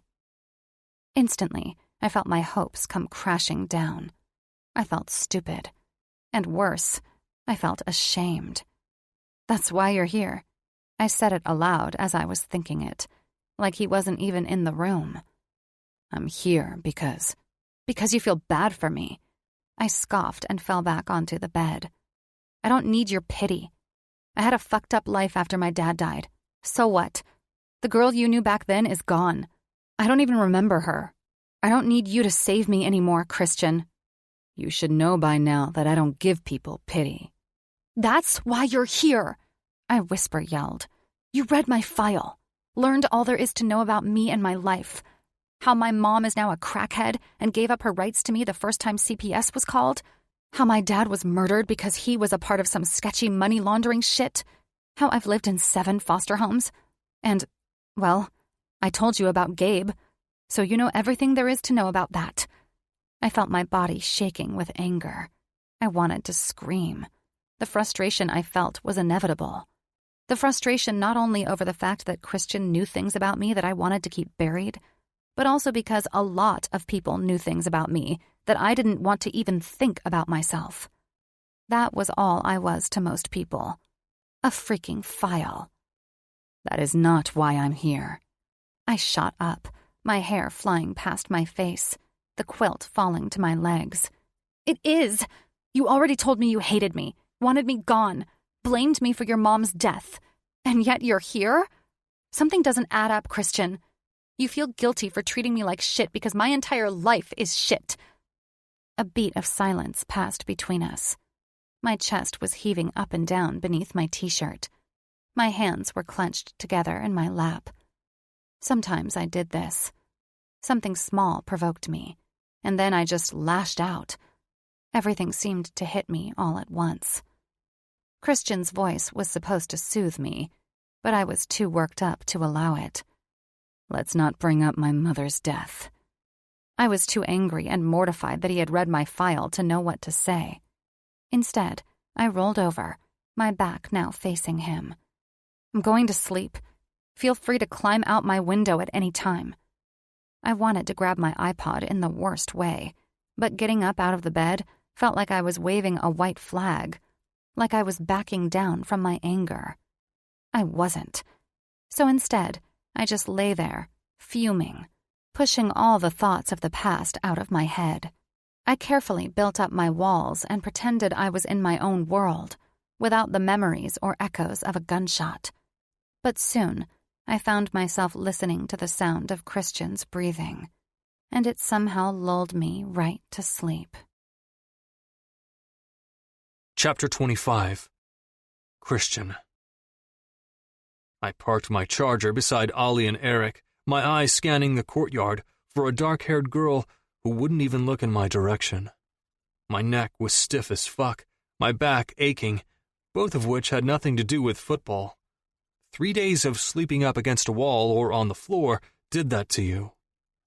Haley wasn't speaking to me. I wasn't speaking to her either. She was angry that I had read her file, refused to believe that I was at her house for any other reason than pity, and when she said things weren't adding up, she was absolutely right. What the fuck am I doing? The golden question. I had no idea. I was supposed to feel guilt and hatred when I looked at her face, just like it was before. But I felt so much more, and it was making me crazy. I climbed through her window every night as if I didn't tell myself hours prior to stay away. I thought back to the conversation between my father and me this morning and sighed. I got a voicemail from Jim. Why did you call him? Because I needed him to look into something for me. Haley Smith? Stay out of it, Christian. Why? What do you know? What I know is that it isn't safe for you to be butting into things that are well beyond your years. Let the authorities handle it. Only they weren't. There were no authorities handling it. The authorities didn't even know that Haley had been attacked or that there was some threat made several years ago. She drove me fucking crazy. Her need to survive on her own was frustrating and infuriating all in one. Hey, sunshine. My head jerked to Ollie as he sauntered over to my car. I was thankful he was now waking himself up and stopped partying so hard on school nights. It was one less thing I had to worry about, and I had a hunch he was doing it because he knew I was in over my head. Rough night? Haley talked to you yet? I slung my backpack over my shoulder, now scanning the parking lot for Piper's BMW. My eyes jumped right over to Madeline, cowering in her car from my public shutdown a couple of weekends ago. Then I passed April and the rest of the cheer squad, who were all vying for my attention. She's already inside. I watched her and Piper walk in a few minutes ago. Relief poured over me, which only made me angrier. Why couldn't I stop caring? Where was the old Christian? The one who thought of nothing but football, saving Ollie's ass from drunken shenanigans, and if Madeline was going to suck my dick before the game. Ollie glanced around cautiously, then he bent his head. I heard you and Dad on the phone this morning. My teeth clinked together. I assume you're not going to listen to him? Did Jim find anything? Jim was my father's PI. He hired him shortly after Mom started acting distant, not too long before she died. He was a close friend of my father's, and apparently I misjudged how close they were since he seemed to have talked to my dad about my request when I specifically asked him not to. Jim hasn't said anything to me yet, but he's obviously talked to Dad. Ollie and I began walking over to Eric and the rest of the guys congregating in the courtyard. I'm going to continue to keep an eye on her, and I'll probe Jim later. Ollie nodded once, and then the pair of us launched into a conversation about the upcoming game this weekend with the rest of our friends. It had been only a few days, but people finally quit talking about Haley's face from our last game. She wasn't as roughed up as she was the first day she came to English prep, but the scratches on her cheek were evident. I was surprised Headmaster Walton hadn't called me into his office to ask if I knew anything about it. My head jerked mid-conversation with Eric as I heard someone say the name Haley. And did you see her face? I heard she got them having sex with one of Oakland High's finest during the game. Sex in the gravel or something like that. Another girly voice. Kinky. Ollie's eyes caught mine, and he grinned coyly. I spun around quickly and located my source. April, tell your little friends to keep their fucking gossiping mouths shut. April swung her blonde hair over her shoulder. What? Why?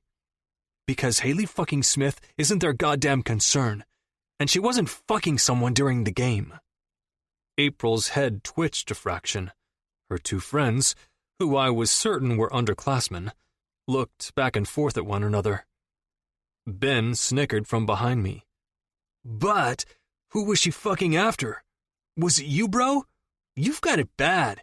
That's twice now you've stuck up for the trailer trap.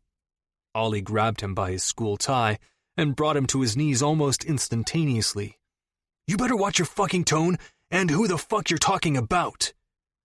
The entire group went silent. Ollie didn't get angry often. I was the hothead when compared. Even when we were younger, he'd let me win all the games because he knew how angry I'd get. My fist clenched, but I held my ground as Ben peered up into the sun. Damn, are you fucking her too? Snap. Like a rubber band. Before Ollie could wind his arm back, I swooped in and punched Ben's jaw so hard he flew to the side of the grass. I slowly and calculatedly walked over to his slumped-over body, his button-up jacket now dirty, and peered down. Keep her name out of your mouth. Then I turned on the sole of my shoes and passed by my peers, who were all looking at me like I'd lost my mind. I had. I was certain of it. Ollie caught up to me quickly, Eric right behind him. Dude, I fucking had it. I was taking care of it. It's not your problem to take care of. I pushed through the doors, and my eyes found her within a second. She was resting her back along her locker, her raven hair tucked behind her ear. She smiled at Piper, and I felt a surge of jealousy go through my body. A smile from a girl like her was rare. So rare, I didn't know that I'd ever seen one. But it's yours? Eric moved in front of me and Ollie, no longer trailing us. I eyed his dark hair and features. His brows were pulled together, his eyes crinkled at the sides. He shook out his hair. Hear me out. I'm on your side. You don't want people talking to her, that's fine. I'll help ward them off. But what the hell is going on? Are you two a thing? I caught Haley's eye as she began to walk past us. She narrowed her gaze, those blue eyes sucking me in as they locked onto me. She leaned in close to Eric, so close her skirt was touching his pant leg. To answer your question, no. Christian and I are not a thing. Her words felt like a sledgehammer to my chest, but it was the first time since Saturday night that she'd even looked in my direction. Every time I climbed in and out of her window, she was facing the wall as she lay on her mattress. When she'd get up to shower in the morning, she'd walk right past me, as if I wasn't lying there on the floor. Anger clawed up my chest. My words were a bite to every exposed part of her body. Haley needed my help with something, but she's got it all figured out on her own. I hated that I couldn't read her expression. What are you thinking? Was she glad I was throwing in the towel? Did she want to protest? Was there another lie about to rest on those pouty lips? Haley was full of little lies.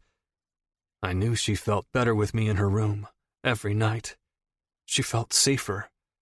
Yet she pushed me away every chance she got. She said she didn't need my help. Well, fucking okay then. Her tongue darted out to lick her lip. It was as if it were only the two of us. No one else was in the hallway. No one else was on the entire fucking planet. You're right. I don't need your help. Or anyone else's. I huffed out a laugh, crossing my arms over my chest. Fine. She did the same. Fine. The bell rang, and it startled both of us. We both dropped our fuck-off poses, our arms hanging down by our sides. She brushed past me and I flared my nostrils, clenching my teeth together.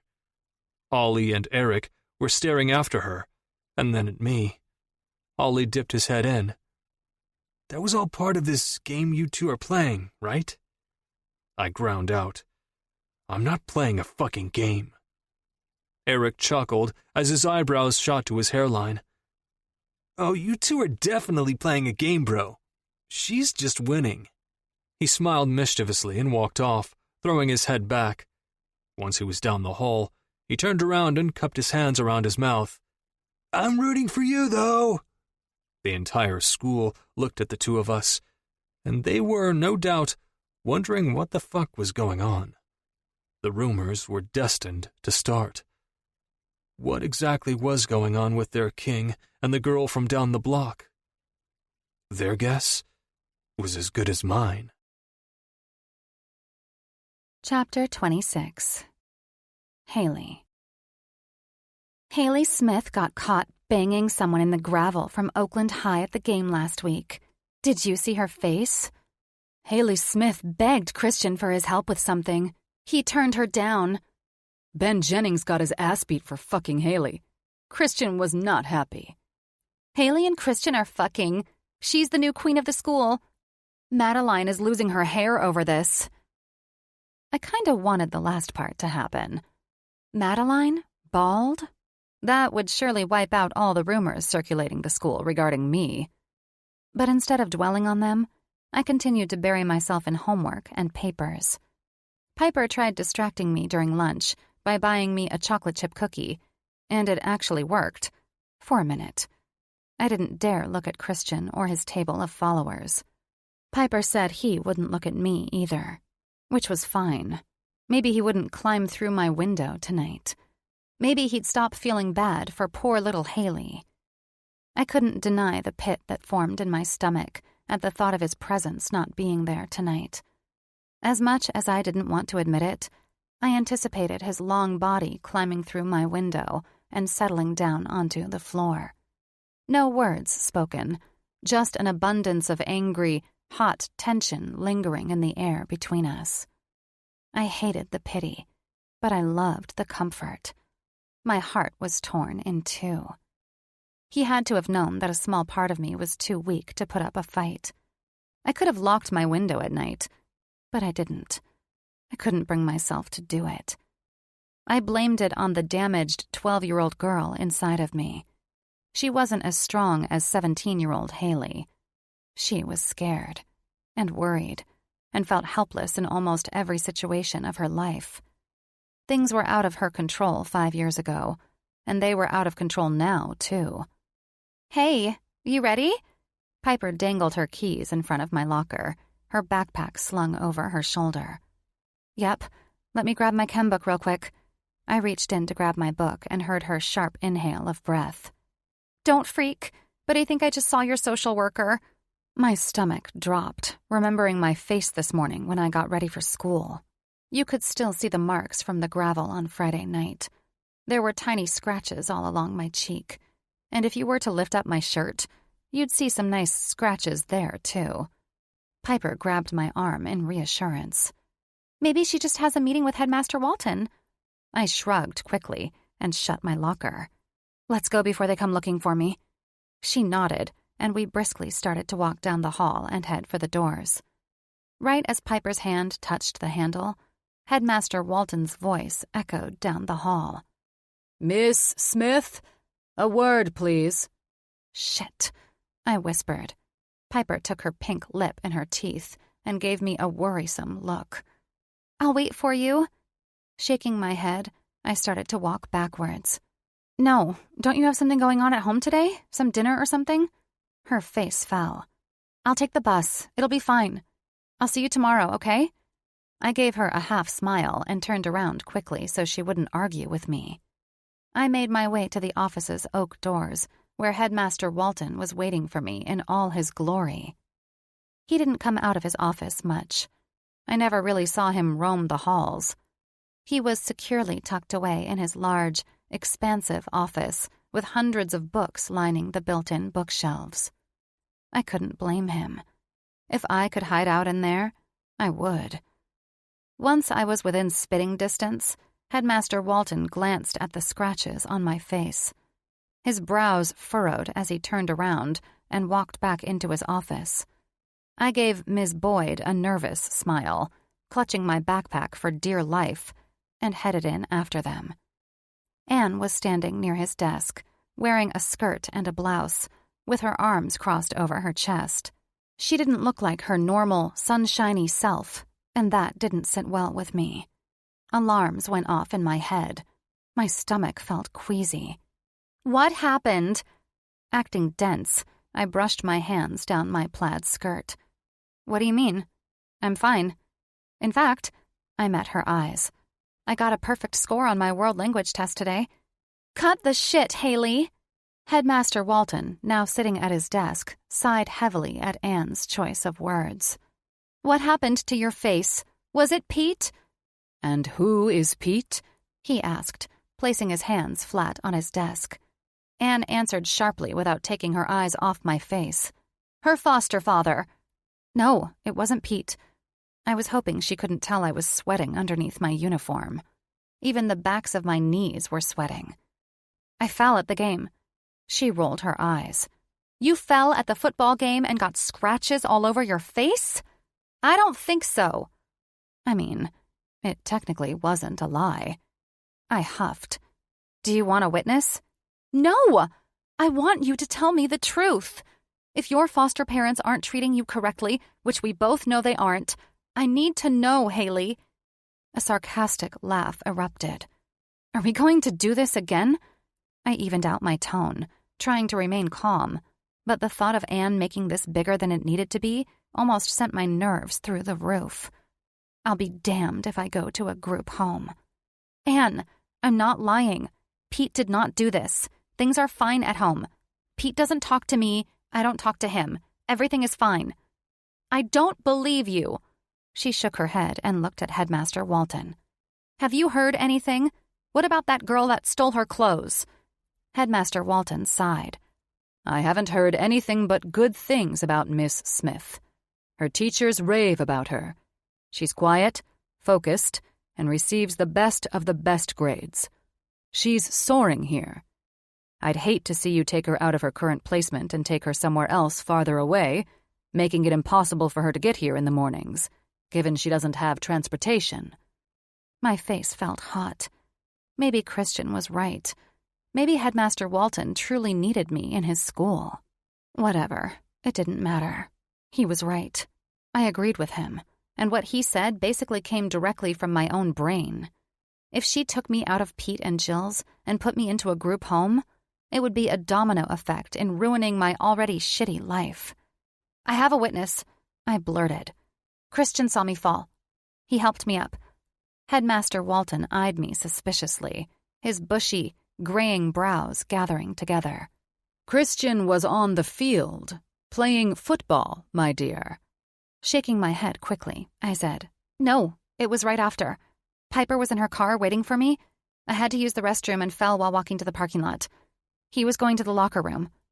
Please believe me, or at least play along." I shot him a look behind Anne's back. "Come on." "Well, fine. I want to ask Christian myself." I almost growled at Anne. "Why are you being so difficult?" The planes of her face softened. "Because I care about you." My heart grew. Why do those words always affect me so much? Headmaster Walton called Ms. Boyd on the phone and asked if she could locate Christian. He told her he'd likely be on the field for football practice. Silence coated the room as we waited for him. Awkward didn't even come close to what we were all feeling. It probably took 5 minutes max, but it felt like 5 hours with Anne staring at my face and Headmaster Walton pretending he was reading something at his desk. As soon as the door opened and Christian's face appeared, I felt my body relax.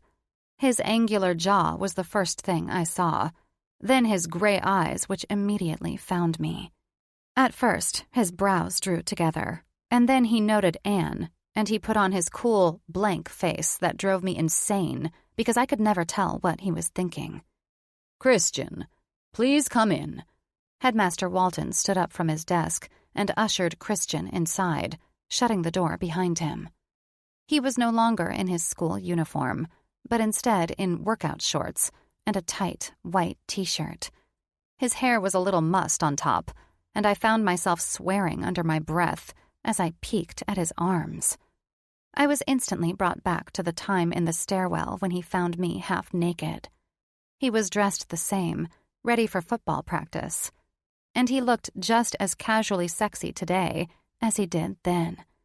The only difference was his eyes weren't full of loathing anger.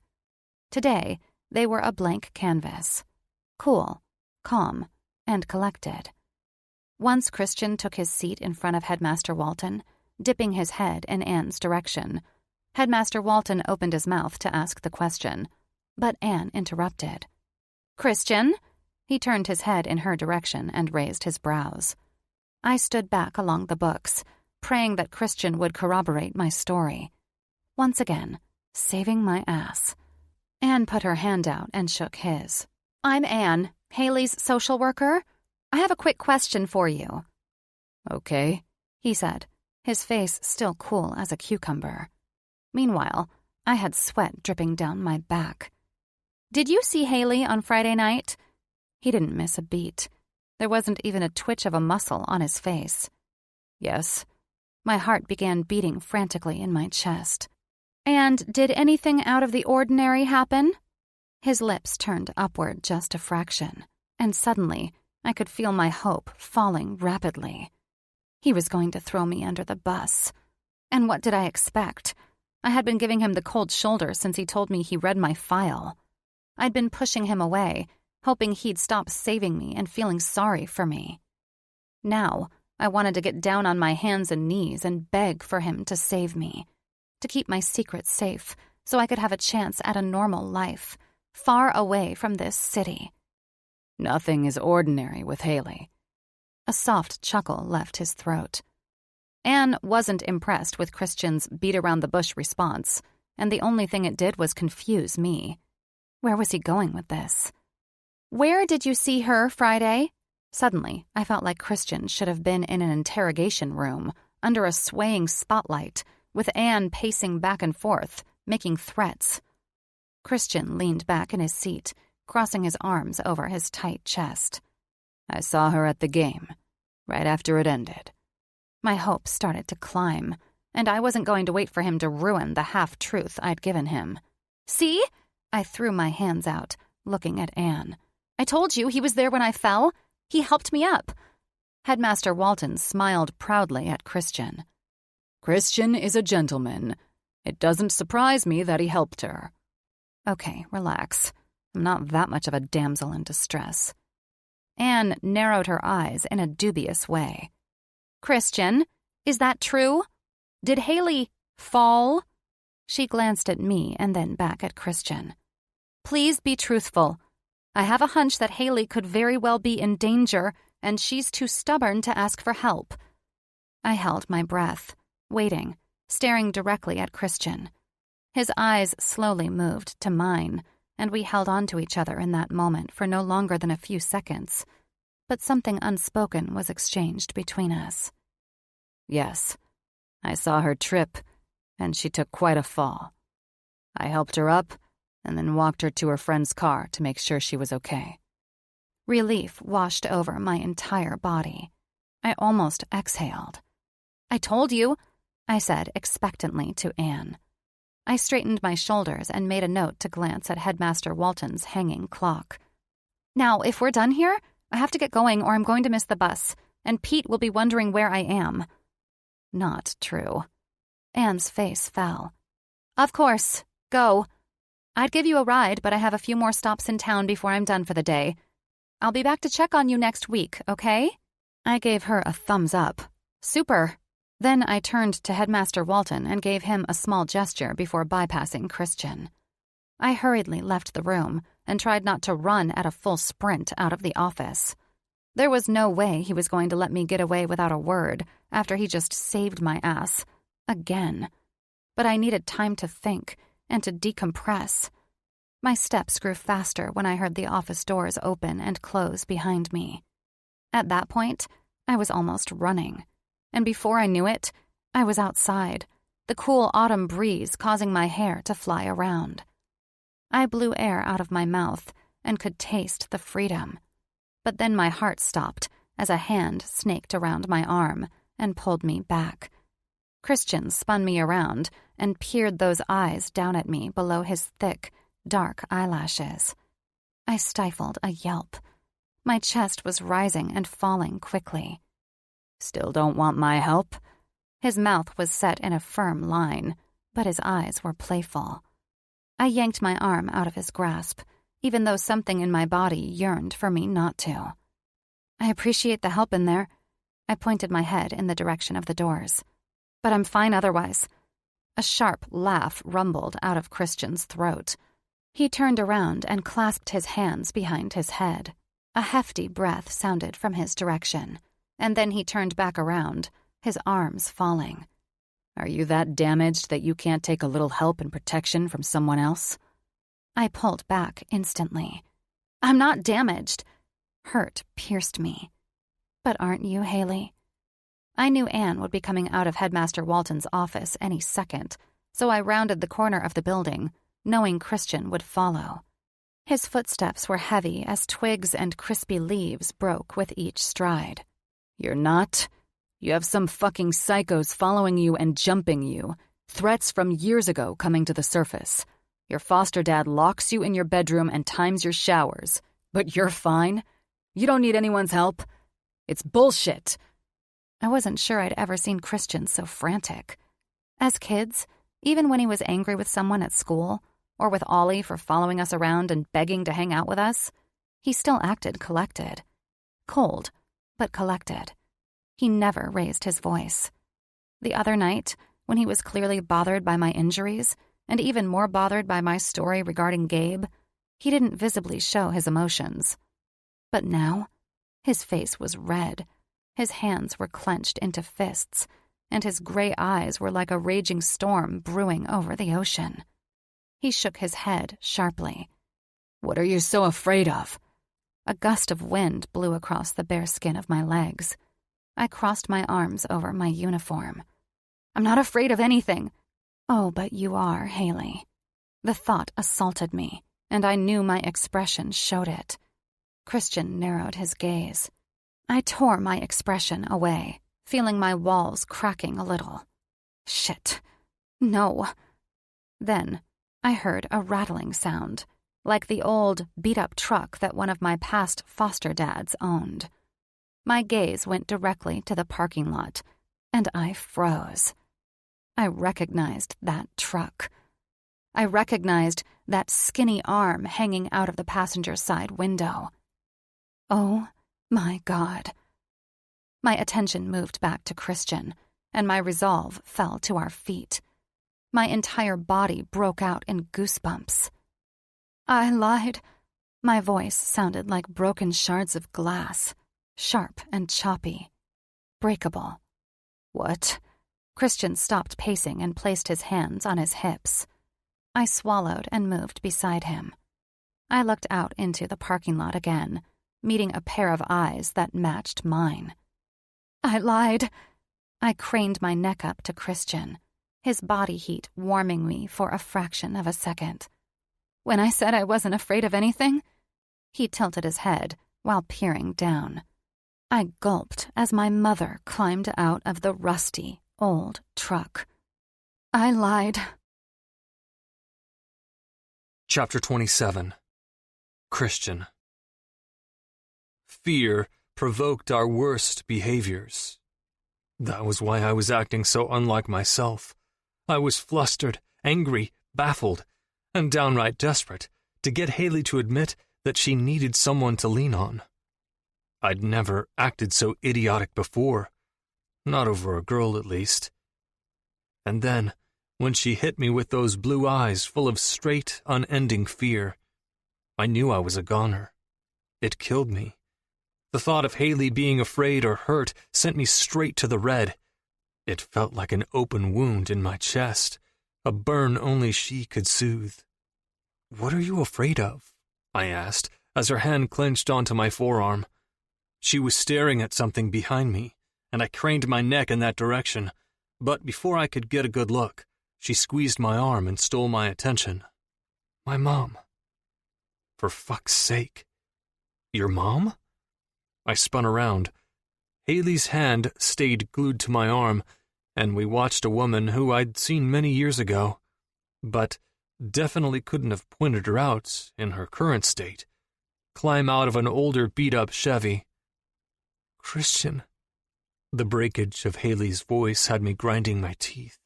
She looked up at me, and suddenly I was taken back several years ago, looking my best friend in the face after she told me her parents were fighting every night. I need you to keep your mouth shut, but stay beside me at all times. Why? Has she hurt you before? My heartbeat was in my ears. She shook her head, the pink color of her cheeks fading. Not physically, but the man she is with? I locked eyes with the man in the driver's seat. The distance between us was far, but even so, I could tell he was a fucking scumbag. He's bad news. Don't do anything stupid. Can't promise that. Her soft hand squeezed my arm again and brought me back down to earth. Christian, please, promise me. The pleading in her voice almost broke me in half. I'll do anything. You can stay in my room every night. You can even take the other half of the bed. I don't care. Just don't say a word. I can handle it. Fine, I finally answered. As soon as her hand left my arm, I grabbed it and clasped our palms together, interlocking our fingers. She paused, looked down at our hands, and let out a shaky breath. Then I let her lead the way. Her mother looked like shit. Complete and utter shit. If you were to look up the word death in the dictionary, Haley's mother's photo would be beside it. She reeked of stale cigarette smoke. Her face was wrinkled, and a too dark shade of makeup coated every deep crevice on her cheeks. Big bags hung underneath her eyes, and if you lifted her shirt, I was certain you'd be able to count every rib in her body. She wore a pink top that went around her neck and shorts that looked as though they belonged to Daisy Duke herself, except Haley's mom's spaghetti noodle legs stuck out from below. We were only a few yards away from the truck, tucked away on the side of English Prep. Haley's hand was still clasped in mine, but I could still feel the nerves rolling off her body. How did you find me? She stopped just a few feet away from her mother. I peered around her body and looked at the man on the driver's side of the truck again. His dark gaze was dead set on us. He looked just as ragged as Haley's mom, with a cut-off flannel shirt and a bandana wrapped around his head. That doesn't matter, her mother answered, reaching out to touch the bow around Haley's neck. Haley jerked backward, clenching down on my hand. I squeezed it back, reassuring her that I was still here. Haley leveled her mom with a stare. What do you want? Money? I don't have any. Her mom smiled with her yellowing teeth. Her painted-on pink lipstick made my stomach turn. Desperate much? She looked like a hooker on meth. Maybe not, but I bet he does. Her eyes flicked over to me, and I hoped she could read what I was thinking. Not a fucking chance, you piece of shit. I didn't know the entire story of how Haley had landed in foster care, but I knew it had to have been something extreme if CPS took her on the first call, and judging by the looks of her mom, it was rightfully done. Are you that desperate to come begging me and my... Haley looked at me for 1 second before the word flew out of her mouth. Friend for money after abandoning me? I haven't seen you for 3 years, and do you remember what I said the last time you came around asking for money? Haley's mom sighed as she wrung her hands together. I told you to fuck off and to never contact me again. That a girl. It was almost as if her mom didn't hear a word she said. She reached out again and tried to touch Haley's uniform, with no success. Then she glanced at the school behind our heads. Look at you. all grown up, and at this fancy school. You always were smart. Yeah, no thanks to you. The more I stared at Haley's mom, the angrier I grew. How? How did this happen? One day, Haley was a normal 7th grade girl, and the next, her dad was murdered, and her mom dragged her away to some trailer park. Then she ended up in shitty foster homes for the next 5 years? Haley kept her mouth clamped, and I did too, although it may have been the most difficult thing I'd ever done, next to watching my own mother self-destruct. You need to be smart now. Haley's body moved a fraction, but I kept us in place. What are you talking about? Her mom bit her lip with her decaying teeth before bringing her bloodshot gaze to Haley. I didn't just come for money. You know they're coming for you, right? You're almost 18. They want their settlement. A chill ran over my spine. You should come with me and Tank. Her mom looked back and blew a kiss to the man in the truck. He protects me. Haley laughed. At what cost? Your pussy anytime he wants? Prostitution on the side? Making him money? I almost laughed out loud. Jesus fuck. What exactly had Haley seen and been through in these 5 years apart? Her mouth was a force to be reckoned with. Her knowledge went far beyond the luxury of English prep and trust fund babies. The red in Haley's mom's cheeks grew brighter. It's better than those men having me. They'll come for you and do the same. You'll be their little doll to do whatever they want with after they get the settlement. Now it was my time to squeeze Haley's hand. I squeezed so hard I heard her small intake of breath. I slowly let go, found my footing, and took a deep breath. Haley's voice was near breaking. Do you know who they are? Her mom's eyes lit up like a sparkler on the 4th of July. Yes, if you give me some money, I'll tell you some stuff that'll be to your benefit, since you won't join Tank and me. Is she fucking serious? Almost as if Haley could read my thoughts, her hand clamped down onto mine. I have $3. It's all I have. She had $3? That was all? I surely hoped that wasn't true. Haley let go of my hand and whipped her backpack off her back. She reached into the pocket and pulled out the $3.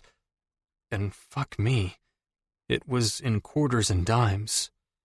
Her mother snatched it out of her hand quickly as I scanned the side of the courtyard for any wandering eyes. It was pretty desolate, as school had ended a little while ago. The last thing we needed were more rumors. So tell me, and then be on your way. I don't want to see you again. Ever. Haley's mom rolled her eyes as she flung her tangled hair behind her shoulder. Your daddy got into some debt, made some bad investments, and was trying to cover his ass by laundering money through his company. She fidgeted on her feet, and Tank yelled out the window, Let's go! She jumped, her blue eyes piercing Haley. The cops know who did it. They just didn't have much evidence other than my word. Watch your back. They're bad people.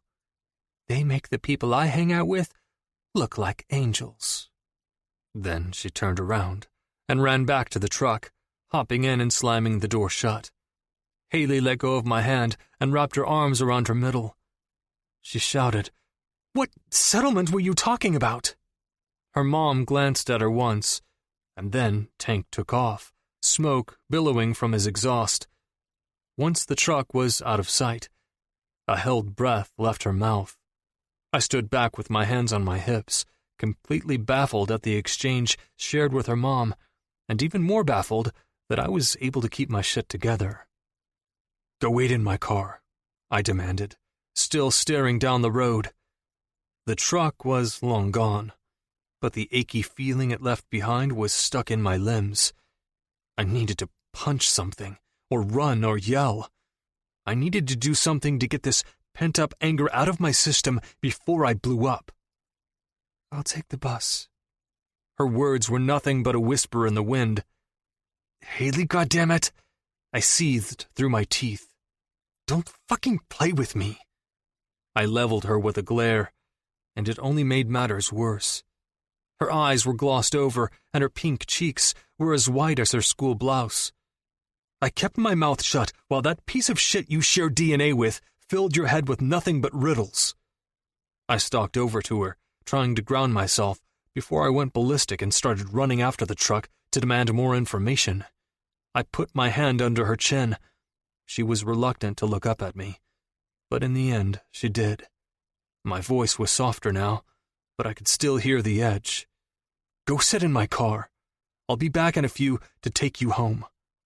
She clenched her teeth together and worked her jaw back and forth.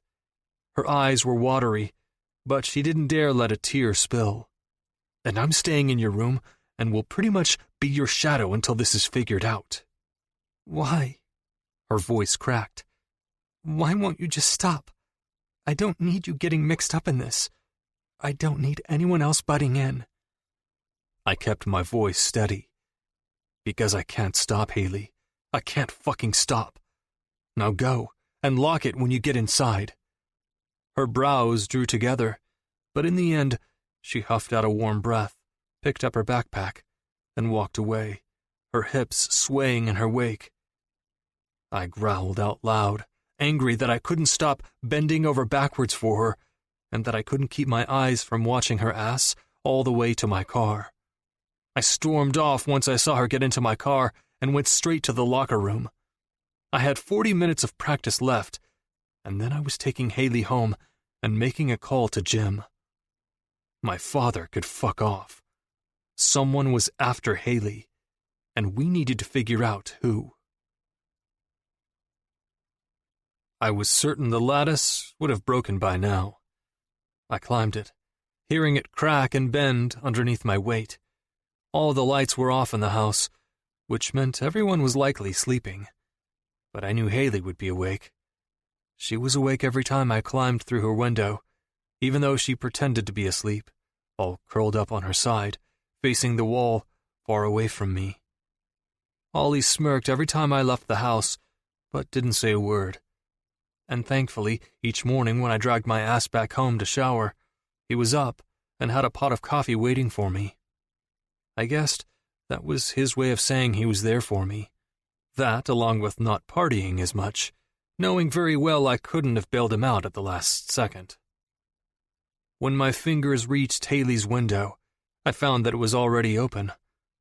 I smirked in the darkness, climbing through until my feet hit the hard floor. It took a few minutes until my eyes could adjust, but I found her in her normal spot, her small body curled in the fetal position, facing the wall with a quilt draped over her body. The energy in the room was off. It was usually tense the second I stepped in here, both of our anger and annoyance seeping into the walls. And that was the exact energy I left her with when I had dropped her off earlier. Not a word was spoken between us when I drove her home. Not one single word. I was too lost in my thoughts, eager to call Jim, and Haley stared out the window at the passing trees and houses with her arms crossed over her chest. But tonight, something was off. I shut the window behind me, the wooden pane sliding in place with a small creak. My back slid against the wall as I slumped down into my normal spot. The house was eerily quiet. I could hear my own blood thumping in my veins. And then I heard it. My neck snapped over to Haley. I stared, feeling my chest tighten with each passing second. Was she crying? No, surely not.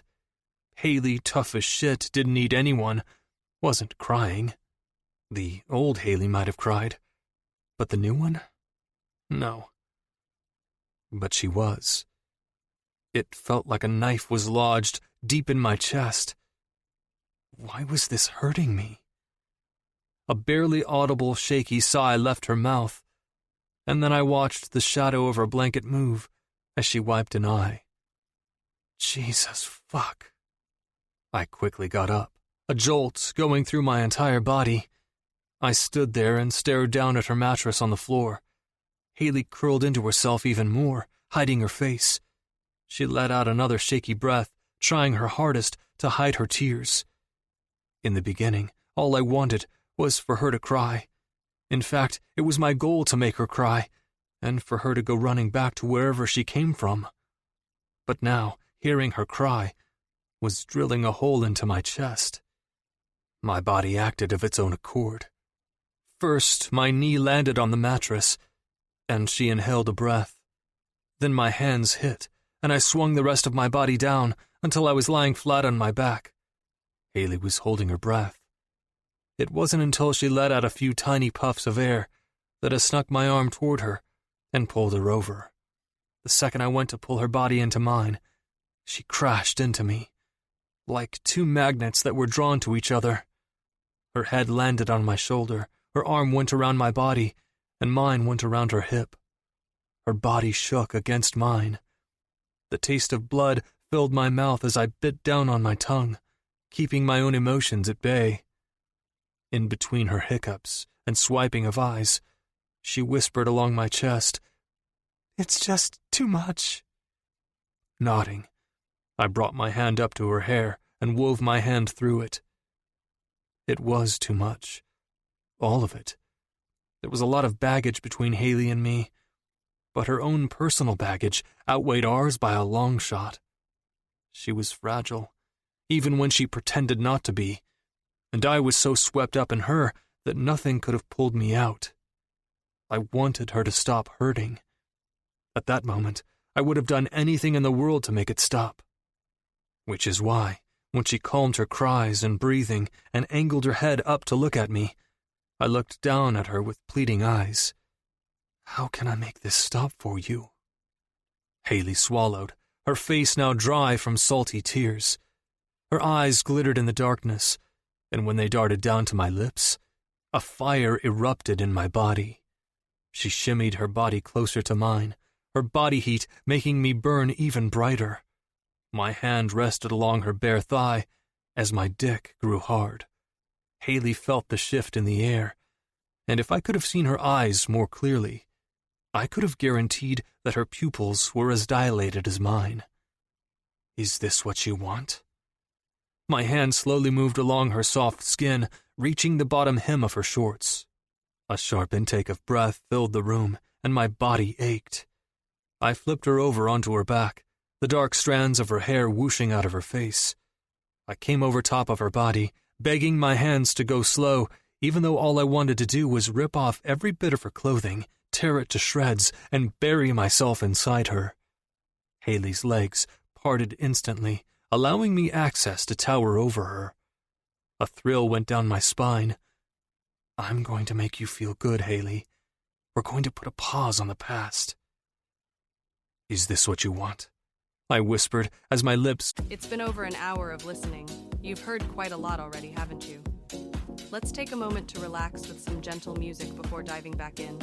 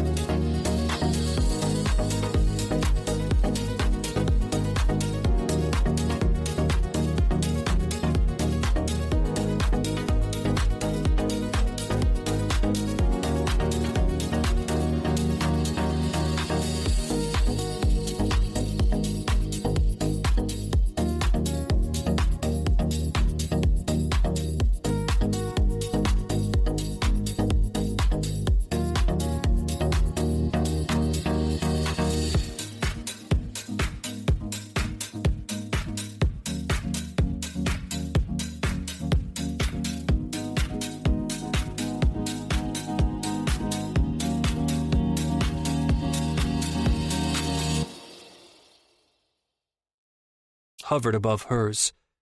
Haley licked her bottom lip, and within a second, she was raising her head to kiss me. Our lips touched, and every thought in my head flew out the window. I plunged my tongue inside her mouth, tasting every lie, deceit, and ugly truth that was on her lips. My arms caged her head in, and I moved my mouth over hers, over and over again, until it was nothing less than a frenzy between our bodies. I sat up quickly, excitement buzzing through my veins. There was nothing left in my body except for the need to make her feel good. I'd never been like this before. I'll admit, I was selfish in the bedroom, only putting forth the effort so I could achieve my own finale. But with Haley, it was different. I was here to please her. In fact, knowing I had an effect on her was enough to get me off right then. My hand skimmed the top of her shorts as her chest heaved up and down. She was squirming under my touch, and a dark smile found its way onto my face. When I slid my hand under the waistband and into her panties, she bucked her hips up, meeting me halfway. Yes, Haley, you're as eager as I am.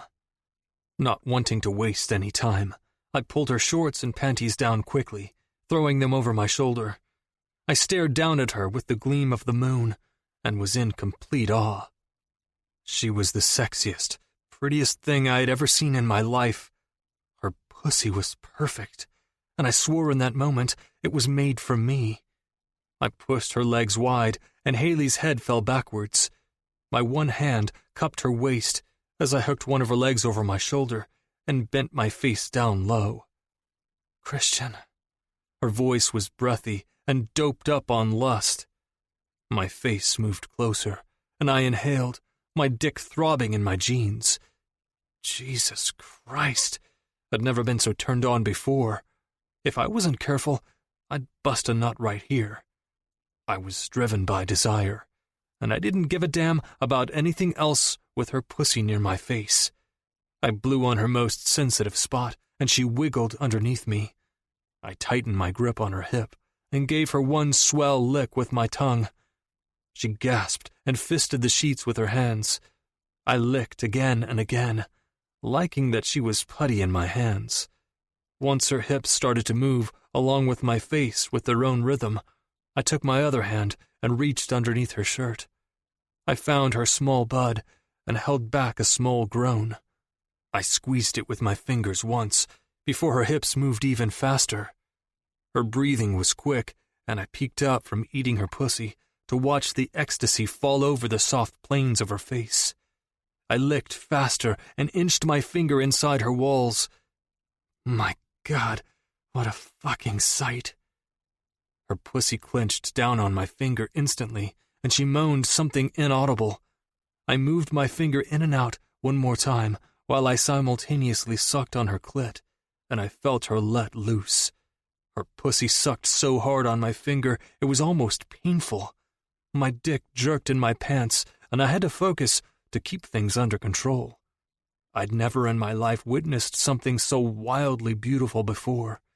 The only thing I could focus on when I pulled myself up and lay beside her again was the feeling inside my body. There wasn't one syllable passed between us as she curled up next to me with her head on my shoulder. Yet, so much was said. The last tiny bit of hatred for Haley was diminished. It had evaporated into thin air. The ugly past no longer existed. The only thing I could think about was her, and how her body fit so perfectly nestled up to mine. And that was how I woke the next morning, when my phone alarm went off. Her body pressed against mine, our legs tangled, my hand still woven in between the strands of her dark hair. I didn't know when it happened, but the girl that used to repel me in every way somehow managed to sneak her way into my chest and cuddle right up to my muscle within its walls. Chapter 28. Haley. The next day at school, I avoided looking in Christian's direction. Last night, I was completely shattered and broken beyond repair. My emotions were running high, and I was raw from the inside out. That was my only excuse as to why I let Christian do what he did. My face flamed at the thought. I wasn't innocent by any means. I'd had sex and fooled around with past boyfriends. But what I did with Christian last night was completely and utterly personal and intimate. There were emotions involved. There was an unspoken understanding between us when we crossed over that line and fused our lips together. He helped me forget, and I all but forced him into it. I wasn't sure what I was feeling anymore. I was embarrassed he found me crying, and even more embarrassed that I used his shoulder to lean on. Then he took my brokenness and pieced me back together, at least for a little while. And I wasn't going to lie. Part of me was afraid to look him in the eye after last night. He snuck out of my window early, shortly after his alarm went off, and as soon as he was gone, I jumped out of bed and into the shower, only giving myself 15 minutes to get ready before Piper showed up. She noted my puffy eyes and asked me what had happened yesterday, and I told her the gist of it, leaving out much of what happened with Christian. It felt like he and I were on a whole other planet, and there were ticking time bombs all around us. He was slowly becoming my safe place, and that was so bad. So, do you think you'll be able to stay with me Friday? I promise we don't have to go to the game. I'm sure that's the last place you want to go after the previous one. I took a bite of my apple that Piper snagged for me. She was still buying more than she needed for lunch, which always resulted in being mine. Let me work up the nerve to ask Pete and Jill. I think today is Jill's day off, so she should be home. It's easier to ask while she's there. Piper poked her salad with her plastic fork. There was chatter all around us in the lunchroom. Christian's table was more rowdy than normal, but I kept my eyes glued to Piper shoving lettuce in her mouth. Jill doesn't seem too bad. Pete, on the other hand, I'd like to stick this fork up his ass. I laughed, and she paused, her cheeks full of food. Then she laughed, too. Sorry, I just don't like him. I wish you could just stay with me all the time. Then she dipped her head in low, her ginger hair falling between us. I know Christian is a no-talk zone, but I feel a lot better that he stays in your room at night. Me too. I don't know what he thinks is going to happen. She scoffed. Oh, I don't know. Maybe he thinks some crazy people are going to attempt to kidnap you again? A chill skidded down my spine as my mother's words ran through my head. What's going on with that? Have you heard or seen anything else? Are you being proactive in staying safe? I gave her a tight smile. So far, everything is fine. I didn't tell her about my mom. I left that part out this morning. I only told her that Anne had come to check on me, and Christian bailed me out with my story about falling. Bringing more people, like Piper, into the situation wasn't only stupid, but risky. I had no idea what these men my father apparently used to launder money for were like. But I was betting if they were willing to stay true to a threat about me being their compensation for my father's mistakes, then I was betting they wouldn't mind taking another girl my age, too. What did they want with me? I wasn't naive enough to think that scary things like this didn't happen all over the world, to all sorts of people. It was easy to think it didn't happen around places like English prep. Everyone I was surrounded with grew up privileged, tucked away underneath their comfy duvet covers that were miraculously washed and remade by the time their head hit the pillow in the evening. I'd lived in many places during the last 5 years. There were drugs, crime, prostitution, gangs, all of that. Most of the girls I was surrounded by in juvie could attest to that. Some were in there themselves for prostitution. They had gotten lost in the system. They found a man who treated them like they meant something, fooled them into thinking they had a family, and ran their bodies for money. It was sick, but it happened. How different would my life be if my father had kept his shit together? Hey, you okay? Piper nudged me with her elbow. Dazed, I sighed. Yeah, I'm sorry. Where'd you go? You spaced out. Are you sure you're telling me everything? Her jade eyes were wide. Her face grew worried. You can tell me anything. You know that, right? I smiled softly. Yeah, I know. Piper was another safe place of mine. Being around her made me feel normal, and I laughed a lot when we hung out. I was glad I had her on my side in this school. She wasn't like all the rest. Piper had a big heart. I'm going to go to the bathroom before class.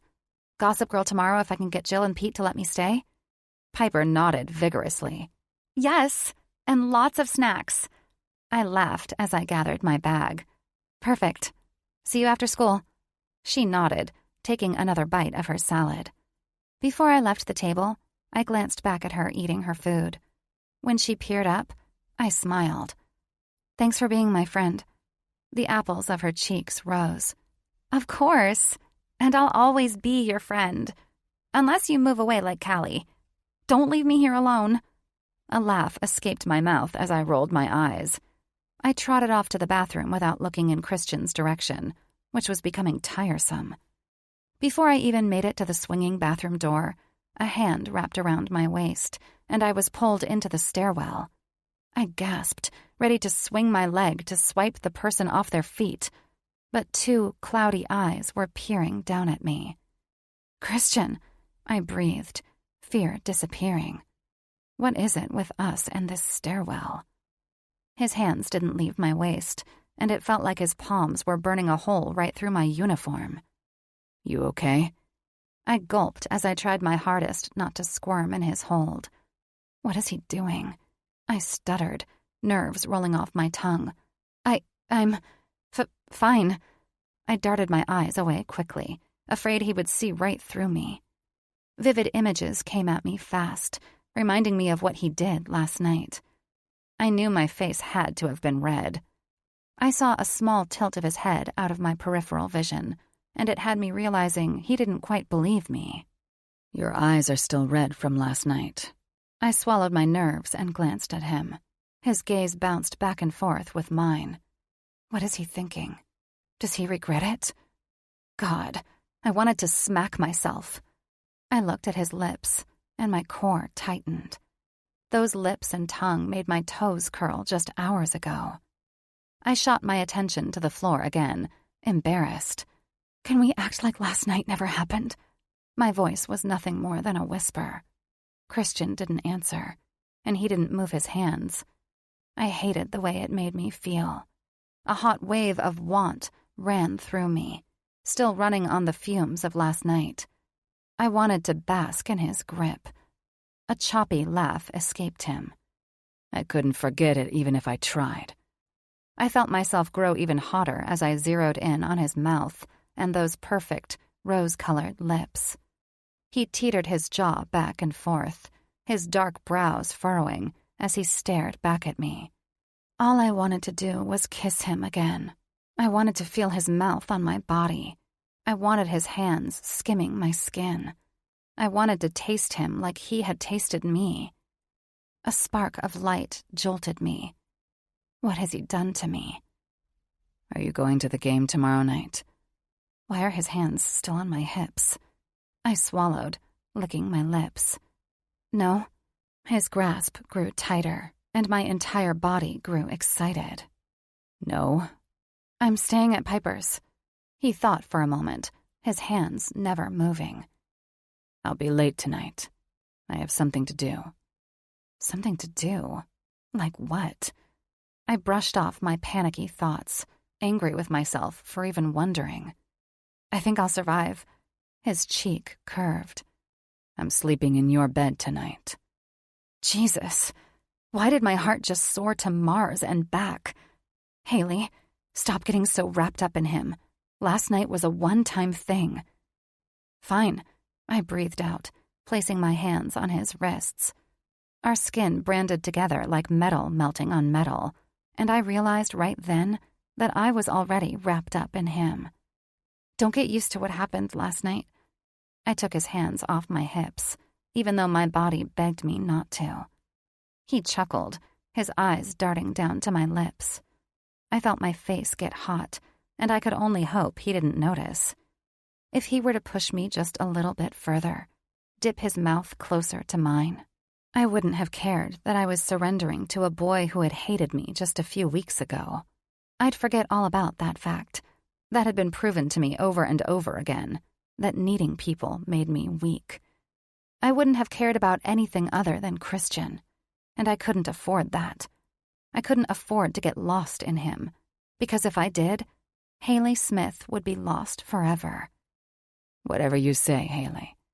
His breath was minty as the words left his lips and floated down to my level. I straightened my shoulders, adjusted my skirt, raised my chin, turned on the heel of my chucks, and walked out of the stairwell. I didn't take a breath until I rounded the corner. The bell sounded, and I couldn't have been more thankful to be lost in a sea of teenagers. Maybe that way, Christian wouldn't find me panting like a porn star from his touch. I can't believe we're having our first girls' night. Piper plopped down on the sofa beside me, wearing a matching PJ set. If it were anyone else, I might have been embarrassed that I was wearing my old sleep shorts and an old band t-shirt. But not with Piper. She seemed to accept me in any form, even beat up and bruised. I know. I tore a Twizzler from the pack laying on the coffee table. I cornered Jill while she was making dinner last night.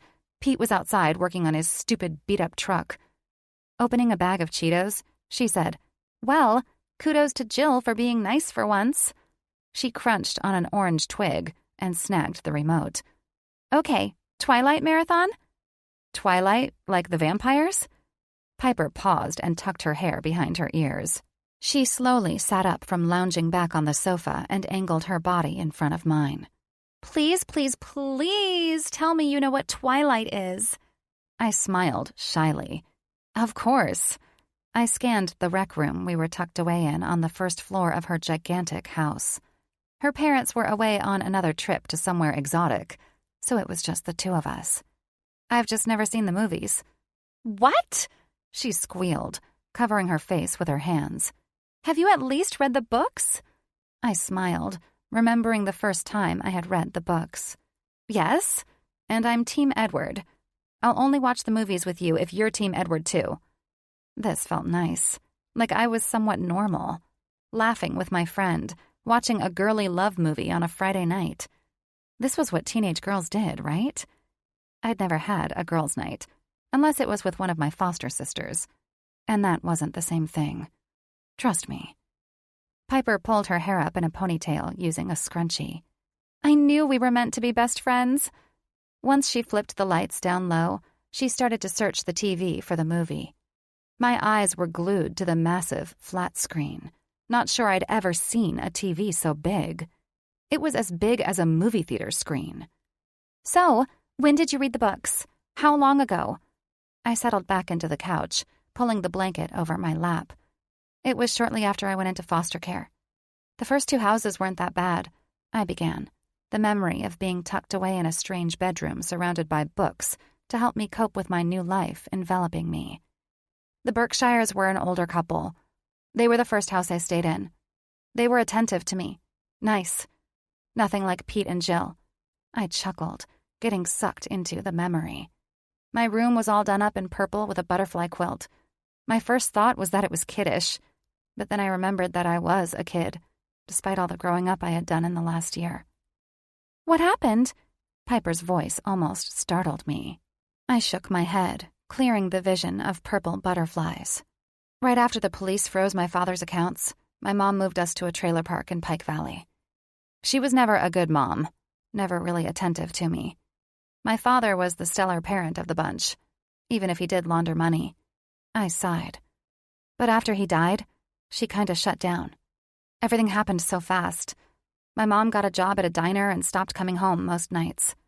Eventually, when she did, she'd sleep for days, or she'd bring men home with her. A lot of bad shit happened that I don't like to talk about. There were a lot of drugs floating around, and we never had money. I didn't eat much. It was bad. A teacher ended up notifying CPS after a parent-teacher conference, and that was when I was taken to the Berkshires. Then Mr. Berkshire got sick, and they couldn't take care of me anymore, so I was moved to my next foster home after a couple of months. I smiled. They let me keep some books, though. Hence when I read Twilight. Piper's voice was soft as she pointed the remote to the screen, pressing play. I'm sorry you had to leave them. I huffed out a sigh, snagging another Twizzler. Me too. Her attention was on me now instead of Bella and her father on the screen. So what about the next house? Bad or good? I couldn't help the smile slithering onto my face. It wasn't all bad. What does that mean? I bit my lip. I'd never told anyone about Kyle. Not a single soul. It was my little secret. And his. I felt a Cheeto ping the side of my head, causing me to look at Piper. Tell me, she whined, smiling. Oh, what the hell. I pulled the blanket up tighter, letting it rest just below my chin. The house itself wasn't the best. The family was okay. They weren't nearly as attentive as the Berkshires, but they weren't mean to me by any means. It just wasn't a good neighborhood. But then there was Kyle. And who is Kyle? Piper's face lit up, eager for the rest of my story. I pictured Kyle's face in my head as I continued on, his blonde hair and sky-blue eyes. He was the first boy who had caught my attention since leaving Christian behind. Kyle was my neighbor. He was a couple years older than me. Oh, so an older boy. Piper's eagerness only grew. I laughed.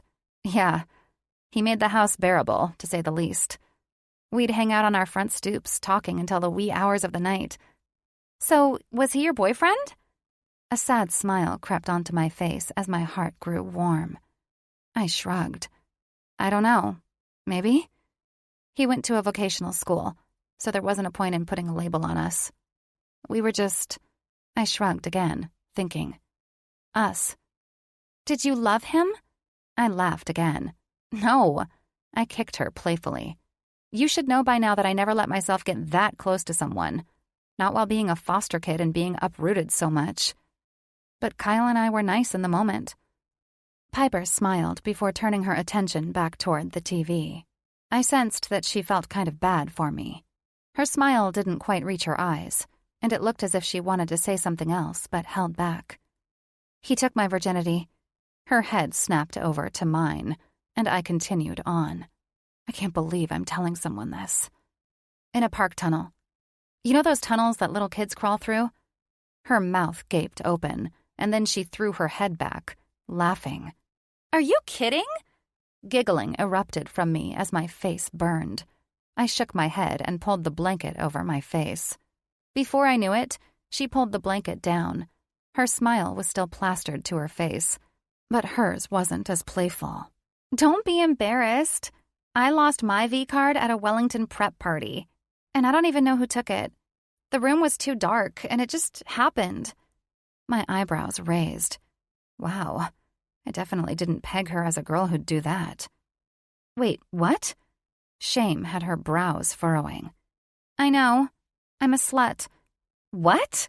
I almost yelled. The blanket dropped to my lap. That does not make you a slut, Piper.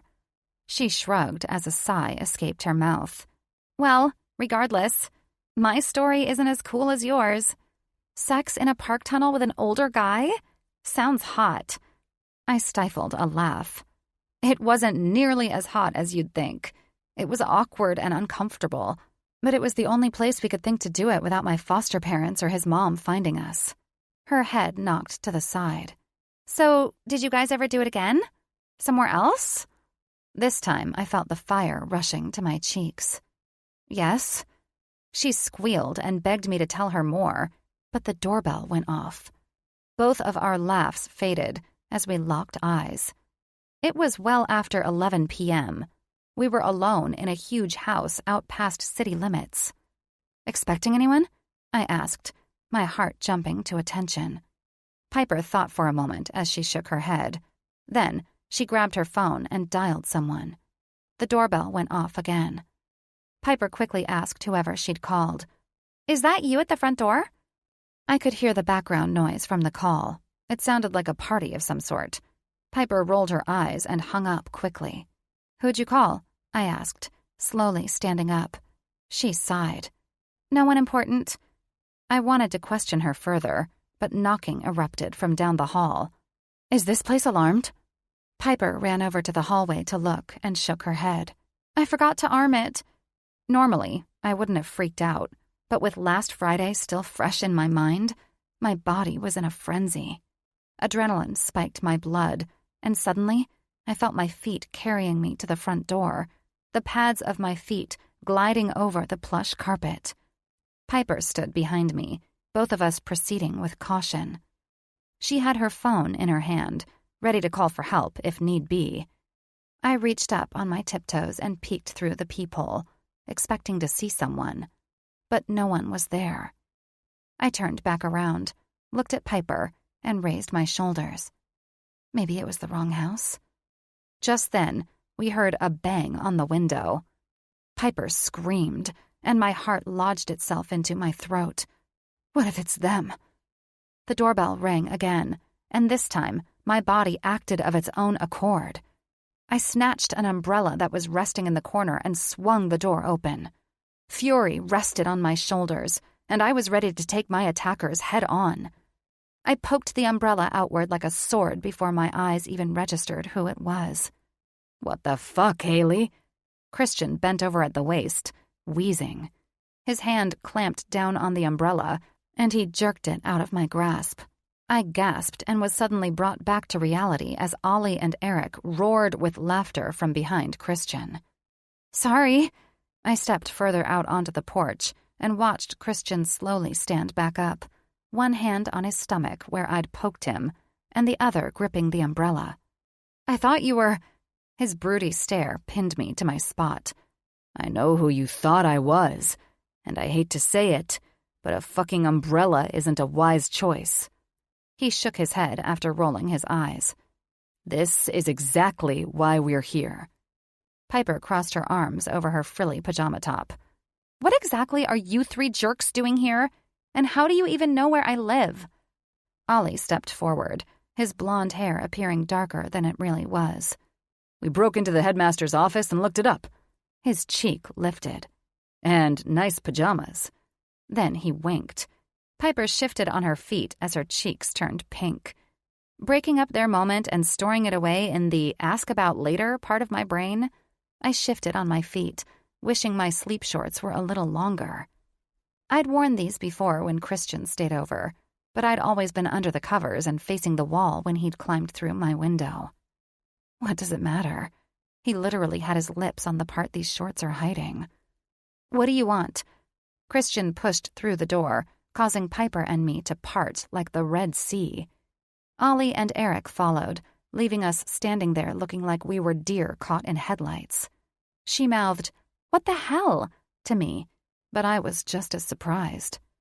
I peeked outside, scanning the dark and desolate road before shutting the door behind me. Piper mumbled, "These jerks are ruining our girls' night. Again." I held back a laugh and followed the guys.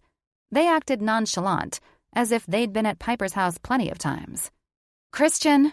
I stopped in the doorway of the expansive and newly remodeled kitchen with its sky-high ceiling and sparkling new appliances that probably cost more than Jill and Pete's entire house. "What are you doing here?" When we spoke last night, after he climbed through my window and into my bed, on top of the covers, he asked me again if I was still staying at Piper's. I assumed he was just making sure he didn't need to climb in my window. I snarkily told him to go to Eric's after the game and to have a grand old time and enjoy the fact that he wouldn't need to babysit me. I didn't know why I had said it like that. Jealousy was itching all over my skin at the thought of him going to Eric's with all the girls that drooled over him at school. So I lashed out, but I got a sense that he enjoyed it. He wanted me jealous of the girls he frequented. But I wasn't going to make that stupid schoolgirl mistake again. Christian could do what he wanted. His hands and mouth on my body were a one-time thing. There was too much heavy baggage between Christian and me. Too much drama that hadn't been dealt with. Christian leaned back on the island in the middle of the kitchen, appearing casually hot in his tight black t-shirt, slightly wet hair, and jeans. "You guys are coming to the party with us." I placed my hands on my hips, my gray Metallica t-shirt rising a smidge. "No, we are not." His stare deepened as he flicked it down to my bare legs and back. Yes, you are. No, I stood my ground. Yes, he snarled. Piper interrupted our soaring match. Why the hell do you want us to come to your party? She was looking at Eric now, who had remained silent for most of the conversation. He sighed out a chuckle. It's not me who wants you there. It's him. He nodded his head full of coal-colored hair at Christian. I crossed my arms over my chest, annoyed. I'm not going to some stupid party where you all pass around girls like they're a goddamn bong. Ollie snickered, trying to hold in his laugh. Is that jealousy I hear? Christian raised an eyebrow, his cool and calm demeanor back in place. Mortification had me feeling like my body was plunging into a fire pit. I was quick, probably too quick, to say, absolutely not. You can fuck any girl you want and pass her on. Why would I care? I just don't want to go. Christian smirked after staring at me for a second too long. Piper, do you want to go? I glanced over at her in her lavender floral PJs, and my stomach took a nosedive. Ugh, she so wants to go. She looked at me once and squeaked out, No. Lie, Ollie mused as he threw an arm over her shoulder. She shrugged it off, but a small smile was ghosting her lips. Be a good friend, Haley. She wants to go. Eric answered a call on his phone while I contemplated. I grabbed Piper's arm and pulled her into the dining room. We were standing beside a large, crystal glass dining room table with a huge vase atop, full of lilies. By the smell of the room, the flowers were real. Do you want to go? Piper teetered her lip back and forth. No. I placed my hands on her shoulders. We're friends. You can tell me the truth. Her pale face turned pink again, the few freckles on her nose even more prominent. I mean, I've never been to one of Eric's parties. They're kind of an English prep staple, you know? Even if I'm only being invited because of Christian's infatuation with you, I still kind of want to see the hype. Ugh. I knew this was a bad idea even before I agreed. But nonetheless, I did it anyway. Fine. I turned around and began walking back to the kitchen. But I need something to wear, I called over my shoulder. She squealed as she followed me. Fine. We will go. I glared at Christian's smug expression. But don't let me stand in your way from getting laid. I'm not going for you. I'm going for Piper. Ollie's eyes lit up. Ooh, can we watch? I smacked him in the shoulder on my way past him, Piper hot on my heels. Hurry up, Christian yelled, and I flipped him off. Chapter 29. Christian. My fingers tapped on the steering wheel of my Charger as we waited for Haley and Piper to come out of the house. Eric was still on the phone, tucked away in the back seat, directing someone to grab a keg on the way to his cabin. Ollie was looking out the window into the darkness surrounding Piper's yard. So, what exactly is your plan? I thought I heard you telling Kayla you're hers tonight after the game. Ollie shook his hair out, his leg tapping up and down. I mean, I can't blame you. She's pretty fucking hot in her cheerleading uniform. But, he sliced his eyes to me, I know you have someone else on your mind at all times. I played it off. You heard Haley. She's not there for me. He held back a grin. Oh, but you're there for her. Yes, I fucking am, and I'll prove to her she's there for me too. I kept silent, listening to Parkway Drive play through the speakers of my car. Yesterday in the stairwell was a minor dip in my cool facade.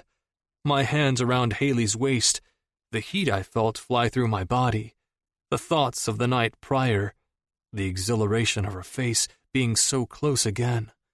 I was ready to kiss her until she begged for more. My dick still throbbed, and my body was in overdrive the rest of the day. I barely slept a wink in her room, even after making the pit stop. I surely thought pounding flesh with my bare hands would be a great outlet for everything that was built up inside of me. But I was wrong. I didn't sleep, played one hell of a football game, and still, I was fucking hyped, wound tight like a rubber band, ready to snap. Haley was under my skin, nestled right inside my ribcage. I wanted to poke her until she felt what I felt. Jealousy, desire. She wanted to act like I didn't affect her, and we both knew that wasn't the case.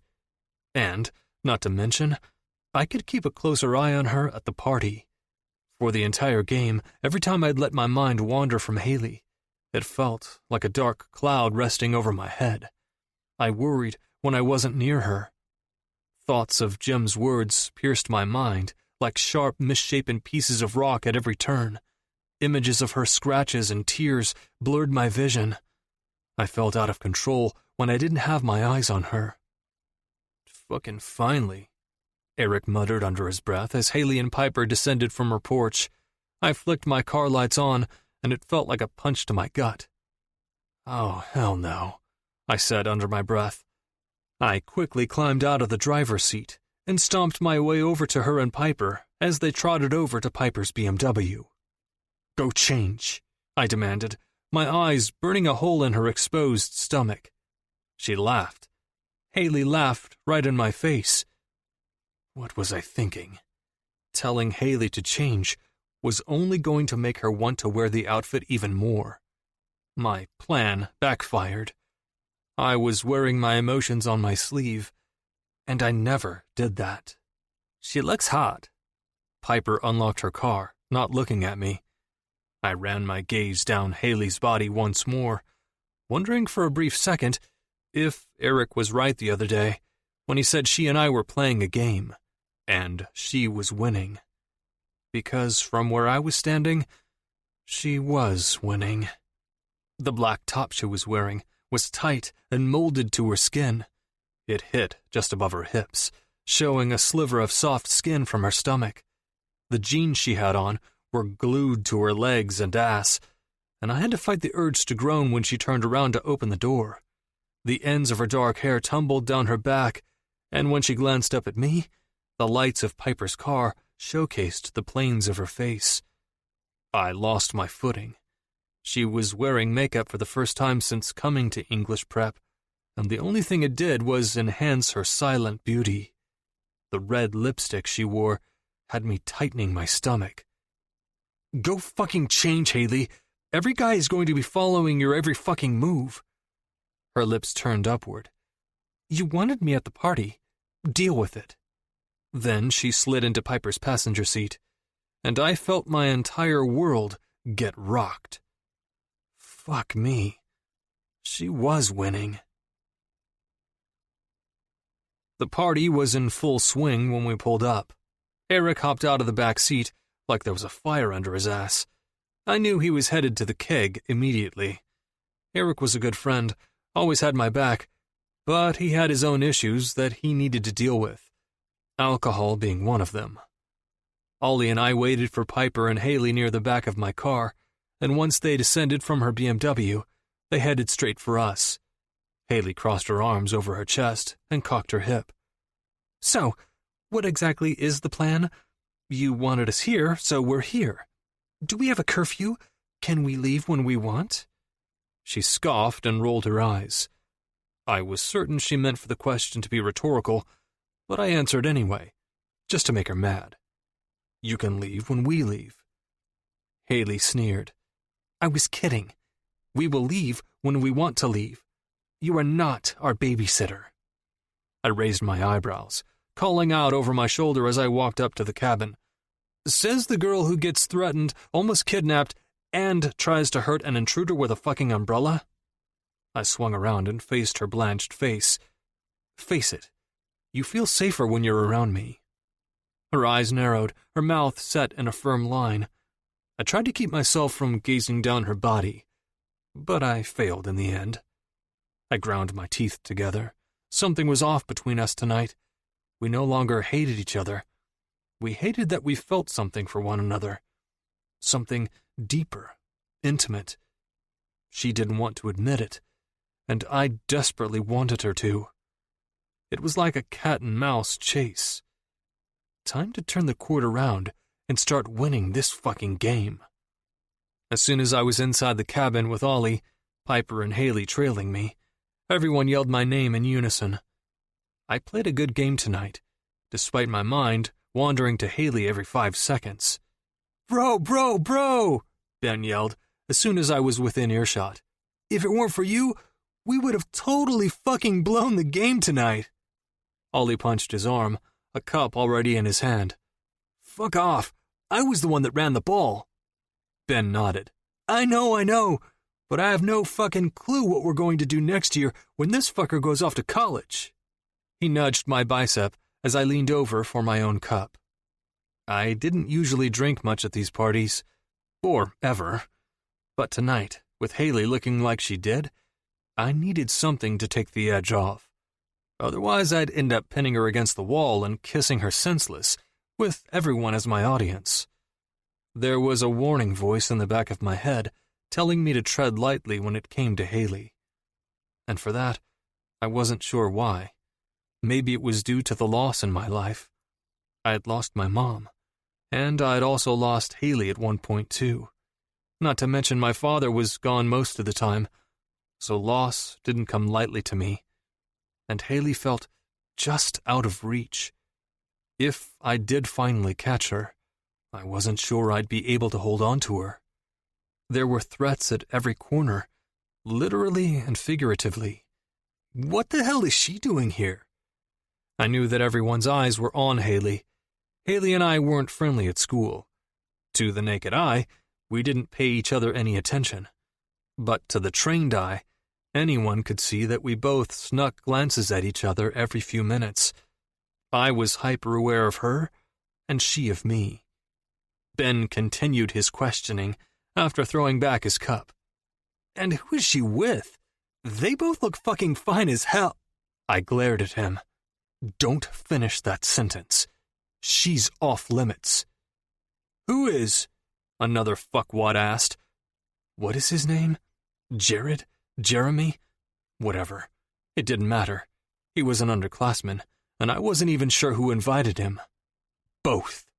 I leveled him with a stare. Eric, with his smug smile, piped up. "Well, we all know why Haley is off limits, but why Piper?" "Because I said so," Ollie interjected before I could answer. I chugged my beer, the malty flavor coating my tongue. "Leave him alone," I said once more, before spinning around and laying my eyes on Kayla. I knew where Haley was before I even looked at her. The entire room gravitated around her. Like she was the sun and we were the planets, she radiated in the room, drew unwanted attention to herself, and I knew it was the very last thing she wanted. "Hey, babe." I snuck behind Kayla and wrapped my hand around her tiny waist. She smelled of booze and perfume. Nothing like Haley. Her blonde hair tickled my chin when she tipped her head. Her eyes were glossy and red. She was already tipsy as hell. "Hey, I was wondering when you'd show. Are you still mine for the night?" "No." "We'll see," I whispered into her ear, nuzzling my head into the side of her neck. As I brushed my nose along her skin, I lazily moved my eyes over to Haley. I had to fight the urge to smile like a damn fool. Her eyes were hard and ice-cold as she stared at Kayla and me. "Does this bother you, Haley?" I placed a tender kiss along Kayla's cheek, and I thought Haley was going to blow a gasket. Her chest was heaving, her fists clenched at her sides.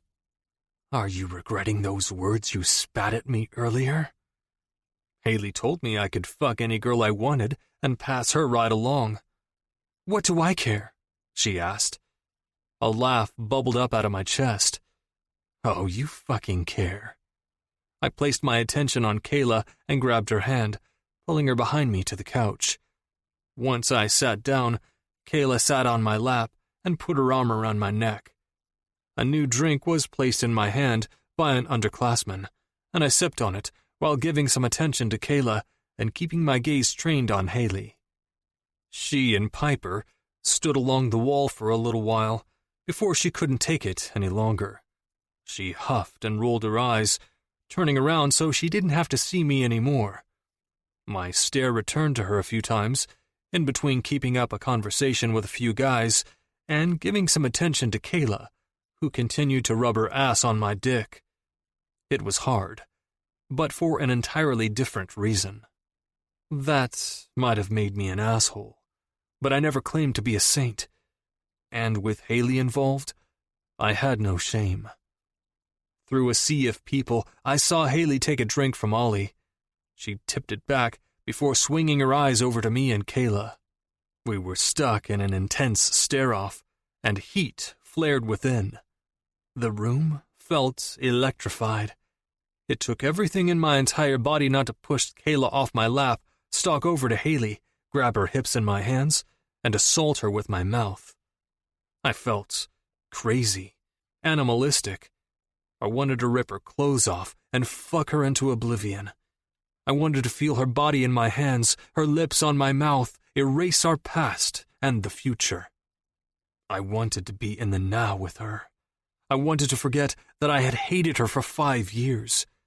I wanted to forget about that fucker Gabe laying his hands on her.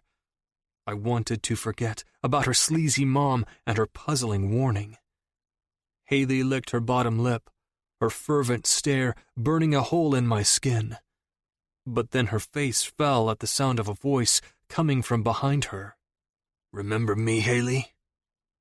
Oh, fuck. Chapter 30. Haley. Chills coated my skin. I fought the need to shiver. My heart dropped to the ground at lightning speed.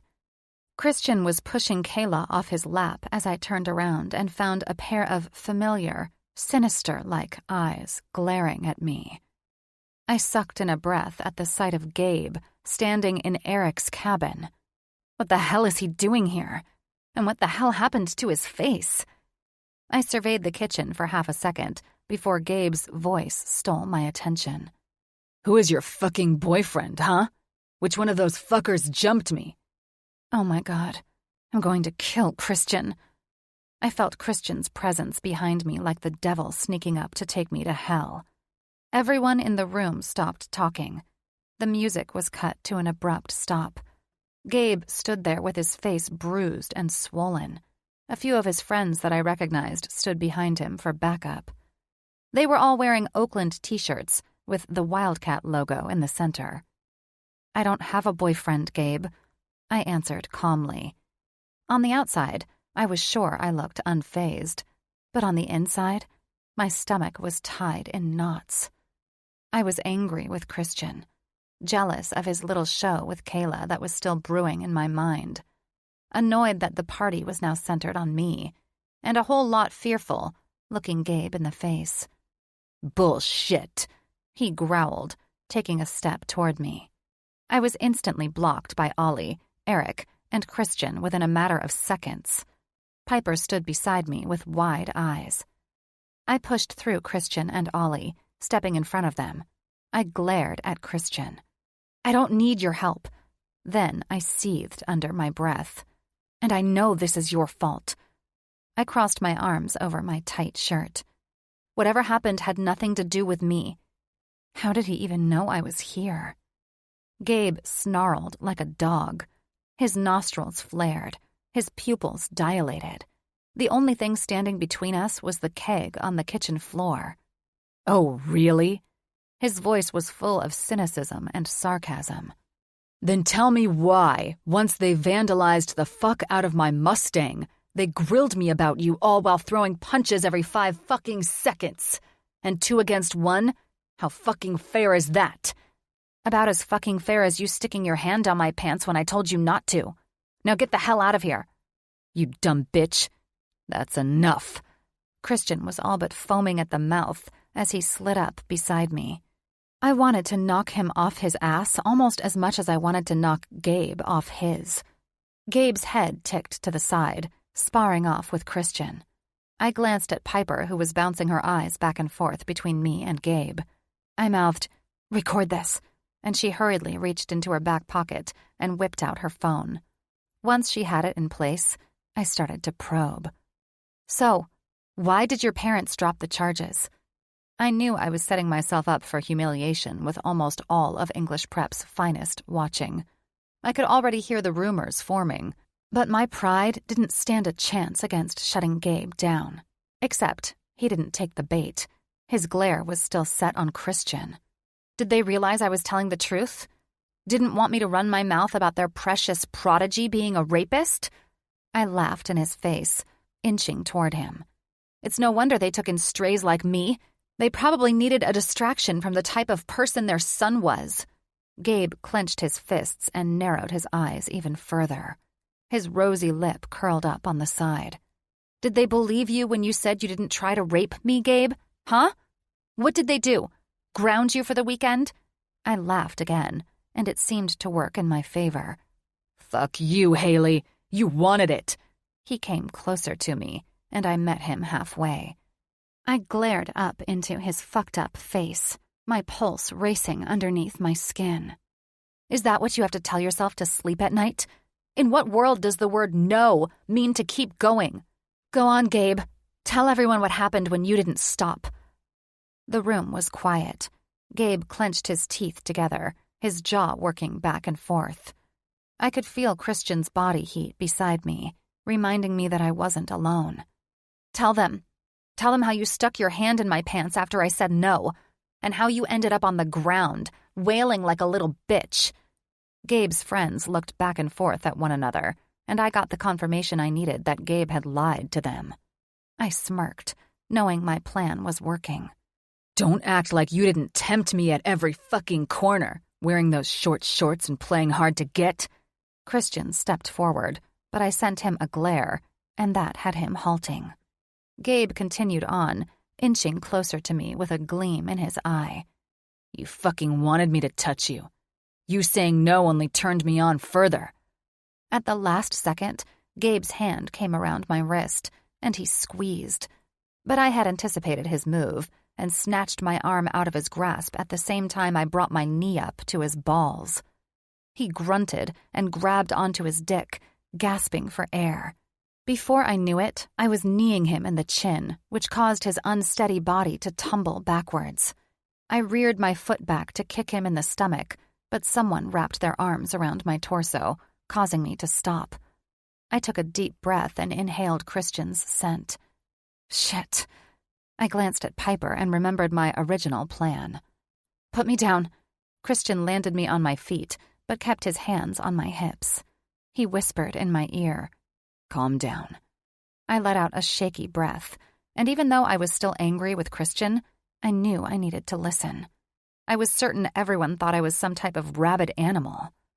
Once Gabe staggered to his feet, without the help of his two friends who stood looking at him with disgust, I snarled. Leave, or I'll leak this video through Oakland. Every single person will know what a disgusting pig you are. I glanced at his two buddies. That is, if they don't tell people first. Gabe wafted his gaze around the room. The energy was bound tightly. Girls were scrunching their faces at him, and every guy looked ready to kill him on the spot. Realizing he'd lost, he glared at me once more before leaving. Fuck you, bitch! Christian's hands left my waist quickly as he went to follow him, but I grabbed his arm at the last second, holding him in his place. Now that I had Gabe taken care of, I had to address the other elephant in the room. I was still high with adrenaline as I watched Gabe and his two friends stagger out the door. The room erupted in hoots and hollers, but it did nothing to soothe my anger. "Are you freaking kidding me?" I shouted, dropping my hand from Christian's. "I told you not to get involved, for a good reason, I might add. And what the hell do you do?" I was fuming. My body trembled with unshed anger. Why does he insist on saving me? Who said it was me? Oh, nice freaking try. I grabbed his arm roughly and brought his knuckles between us. I had no idea what was going on in the kitchen around us. I wasn't sure if people were staring or if they were going about their usual party business. As soon as I locked eyes onto Christian, regardless of the situation or our surroundings, everything else faded. "This tells me." I dropped his red and scabbed hand with force. I wasn't sure how I didn't notice his cut knuckles before. "Ugh!" I yelled, storming away to the stairs. I was mad. So mad. This could have gone a lot worse. It still could. Gabe's parents could find out who beat Gabe's ass and vandalized his car, and it could lead right back to me, which would get the police involved, which would then lead to a judge, and I could kiss any hope of a scholarship or roof over my head until graduation goodbye. I was aware I had other things to worry about, like a looming threat on my life from my dead father's mistakes. But a problem was a problem, no matter the size. My feet pounded along the wooden steps as I climbed the stairs. I had no idea if Christian or Piper followed me, or if anyone was talking about what had just gone down, but I didn't really care. I needed space. I needed to be alone to calm down and think rationally. The only thing I wanted to do was scream. I went into the first room in the hall and slammed the door. I kept the lights off, knowing the darkness would likely calm me faster. Several breaths escaped me as I paced. It's fine. Gabe won't go to his parents. I basically have a confession on video. He's smarter than that. Haley. I sliced my head over to the crack in the door. I'm going to kill you, I yelled, stomping over to Christian. He pulled himself farther into the room, shutting the door behind him. This time, I turned the light on. The switch flicked, and I glared at him. His jaw was set, the sharpness drawing my attention to it. Is that why you came to my room so late last night? You went to Gabe's house? To what? Teach him a lesson? I was pacing again, feeling like I was going to explode. He shook out his dark hair. That wasn't my intention when I got there, no. Ugh! My feet stomped over to him, hovering near the wooden door. You know what? I don't even care. Just go back downstairs and back to fucking that girl. You two were putting on quite a show. I'm sorry Gabe had to ruin it. As soon as the words left my mouth, I wanted to suck them back in. Christian and his minion were not important, and I hated that I sounded like a desperate, jealous girlfriend. What if I don't want to? Christian pulled himself away from the door and stalked over to me. I stood my ground, my stare never wavering. You looked like you wanted to before Gabe showed up. Don't let me stop you. God, why was I acting like this? Does it bother you, seeing me with Kayla? The lie tasted bitter on my tongue. Not one bit. His head cocked to the side. His hooded gray eyes almost had me backtracking my words. The way he was looking at me had me forgetting I was angry with him. I wanted his lips on mine in the worst way. On cue, I heard a girly voice slur from the hallway. Christian, where are you? Jealous rage crept along my limbs. The thought of Christian sticking his mouth anywhere near Kayla made me want to rip her hair out. Oh my God, it does bother me. So much. I panicked with the thought. I rushed over to the door and put my hand on the doorknob, ready to shove Christian out, right into Kayla's arms. Maybe then I'd have no choice but to ignore my feelings. And maybe I could stop bending all my rules and remember how difficult it was to heal your heart when someone close to you was ripped away. The metal knob twisted in my grasp, but Christian's palm landed on top of my hand. He spun me around so my back rested along the door. The click of the lock sent a thrill all the way to my toes. His brooding eyes were hooded as they lazily dropped to my mouth. Do it. Kiss me. My heart thrashed in my chest.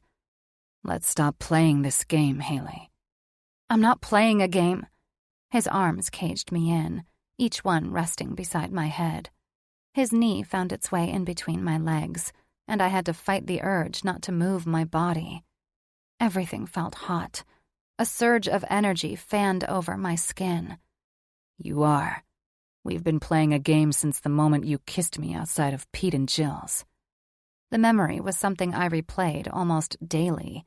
Any time my mind would wander, it'd end up right there. Me kissing Christian. It was like hitting the tip of an iceberg. I swallowed, my resolve slipping with him being so close. No. You're the one playing games. I tipped my chin even higher to meet his stare. You tell me you hate me, try to torment me at school, swoop in to save me, even when I tell you not to.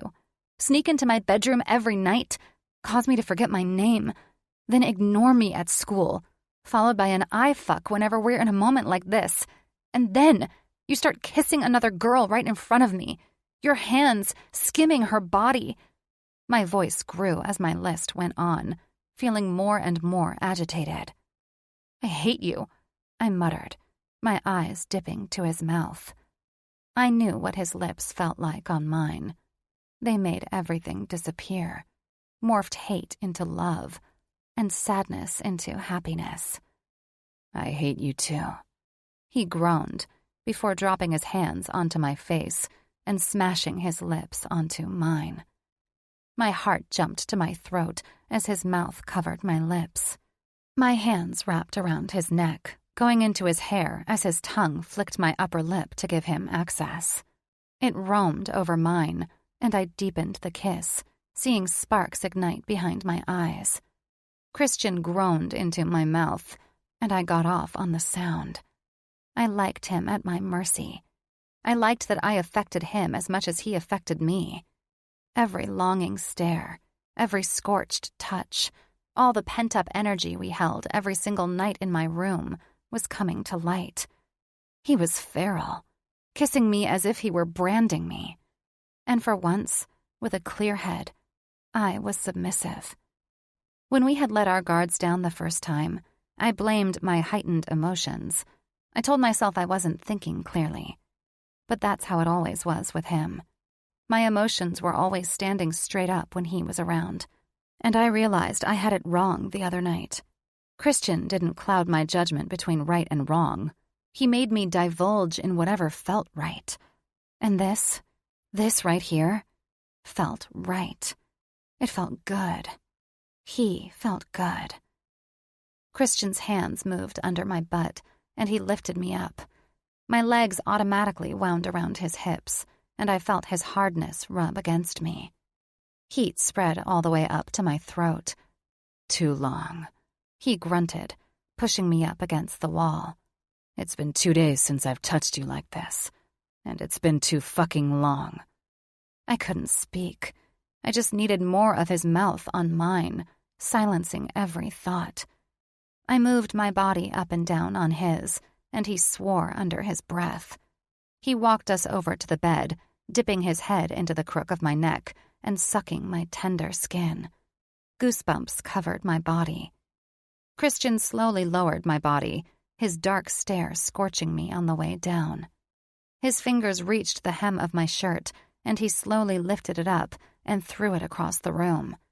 He descended down on top of me again, my body his to do whatever with. The reins were in his hands. I liked the feeling it gave me. I liked feeling handled by him. For once, I didn't want to be in control. Christian made me feel wanted, and that was something I didn't feel often. His warm mouth moved from my swollen lips over to the delicate side of my ear. I reached up and grabbed his biceps, the feel of his skin making me hot all over again. Once his head dipped down to my shoulder, kissing the bare skin, he slipped his finger under the strap of my bra and almost ripped it off. I want to savor every bit of this, but I just can't. His words came out rushed, and before I knew it, I was lying on the bed without a bra on. His pupils dilated, and when his head dipped down to suck, I saw stars. "Christian," I breathed, arching my back. I felt wild. The pressure in my core needed a release before I lost my mind. I wiggled in his grasp, trying to move below him as he teased and sucked my bud. His hands finally moved to my jeans, and with the undoing of my button, we heard the music come to a stop downstairs. He paused, his fingers ready to pull the denim from my legs with his mouth hovering over mine. We were both panting. His neck was red and splotchy from our heat meshing together. Then we heard yelling and the brief shout of, "Cops!" My heart fell to the ground, right there along with my bra. Chapter 31. Christian.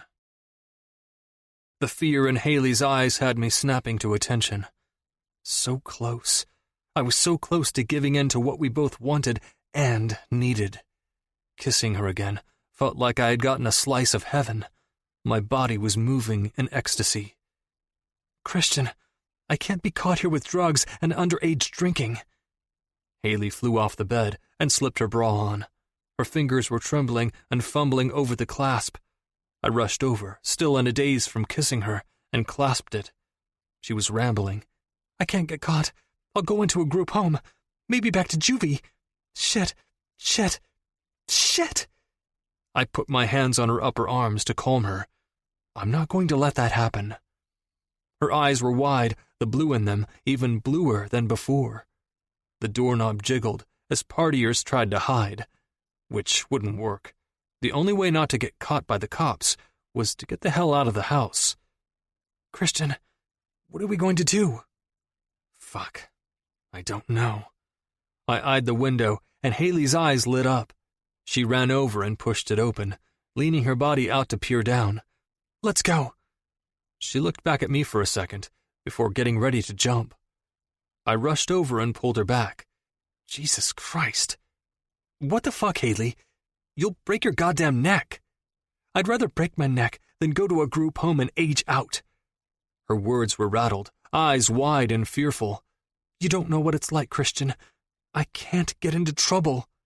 She peered up at me, fear clouding the fire I saw in her eyes moments ago when she was grinding her body against mine. I knew at that moment I'd do anything for her. The last 5 years didn't matter. 13-year-old Christian was back, and Haley was his whole world again. Go get your shirt. Haley looked down at her chest, confused that she wasn't wearing her shirt. She quickly ran past the bed and searched frantically. I leaned my body out the window, the cool air grounding me for a moment. That's a long jump. I can't find it. Haley was still searching for her shirt, but we no longer had time. I heard the pounding footsteps echoing in the hall. Ripping my shirt off my back, I flung it over to her. She slipped it on within seconds, the hem hitting her mid-thigh. I'm going first, then you'll jump after. You can afford to get caught. She rushed over, moving past me. I can't. No sense in you breaking your legs. You have football to worry about. So stubborn. I pulled her back by my shirt. Haley, for fuck's sake, stop being so independent. Let me help you. This is fucking 6th grade all over again. She bounced back on the heels of her feet. I jumped then, and I can jump now. She is so fucking infuriating, and hot, and sexy, and...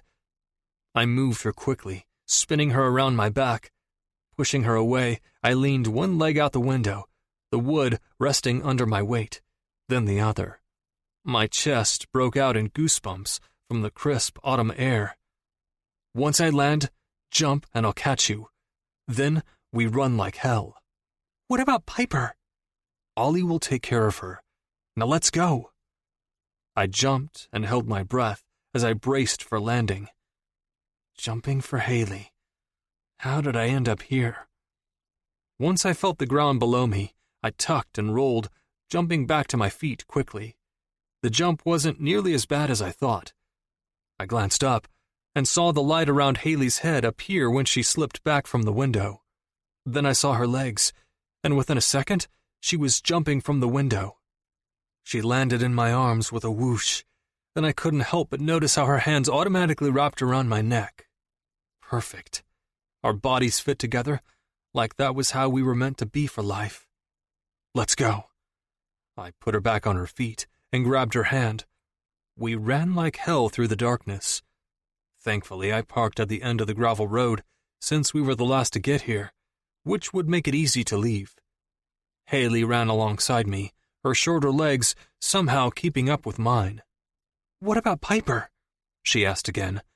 Ollie has her. She tugged on my arm. But how do you know? I can't leave her. In the chaos of it all, a smile tugged at my lips. Haley, even as much as she wanted to be selfish and save her own ass, was still worried about her friend. "I'll call Ollie once we're in the car. Go, hurry. They'll be coming to check cars soon." I knew how this worked. It wasn't the first time I'd been busted at a party. This was definitely a first for Eric's cabin, though. Someone had to have tipped the cops off. The cabin was tucked away on the outskirts of town, deep in the forest. I was certain it was Gabe. Once Haley and I were beside my car, I dragged my gaze around the cabin, watching people scramble out the 2 doors that likely had cops posted beside them. I unlocked the car, the lights probably drawing attention as we shuffled inside.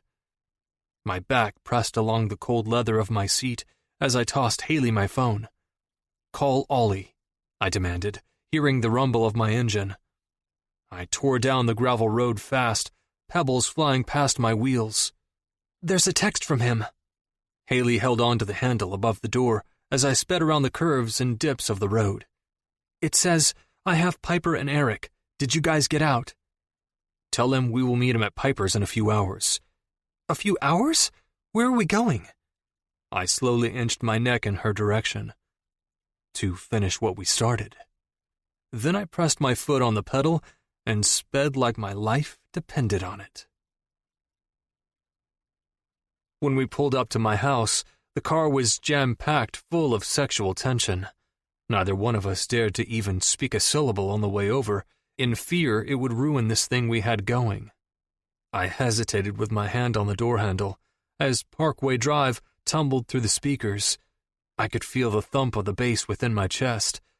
I ground my teeth, trying to figure out what to do. Fuck. My dad is home. Haley shifted in her seat. "Okay, so I need to tell you something before we go inside." She rested her head back along the passenger seat and gave me her full attention. Her dark hair was messy as it rested along her shoulders.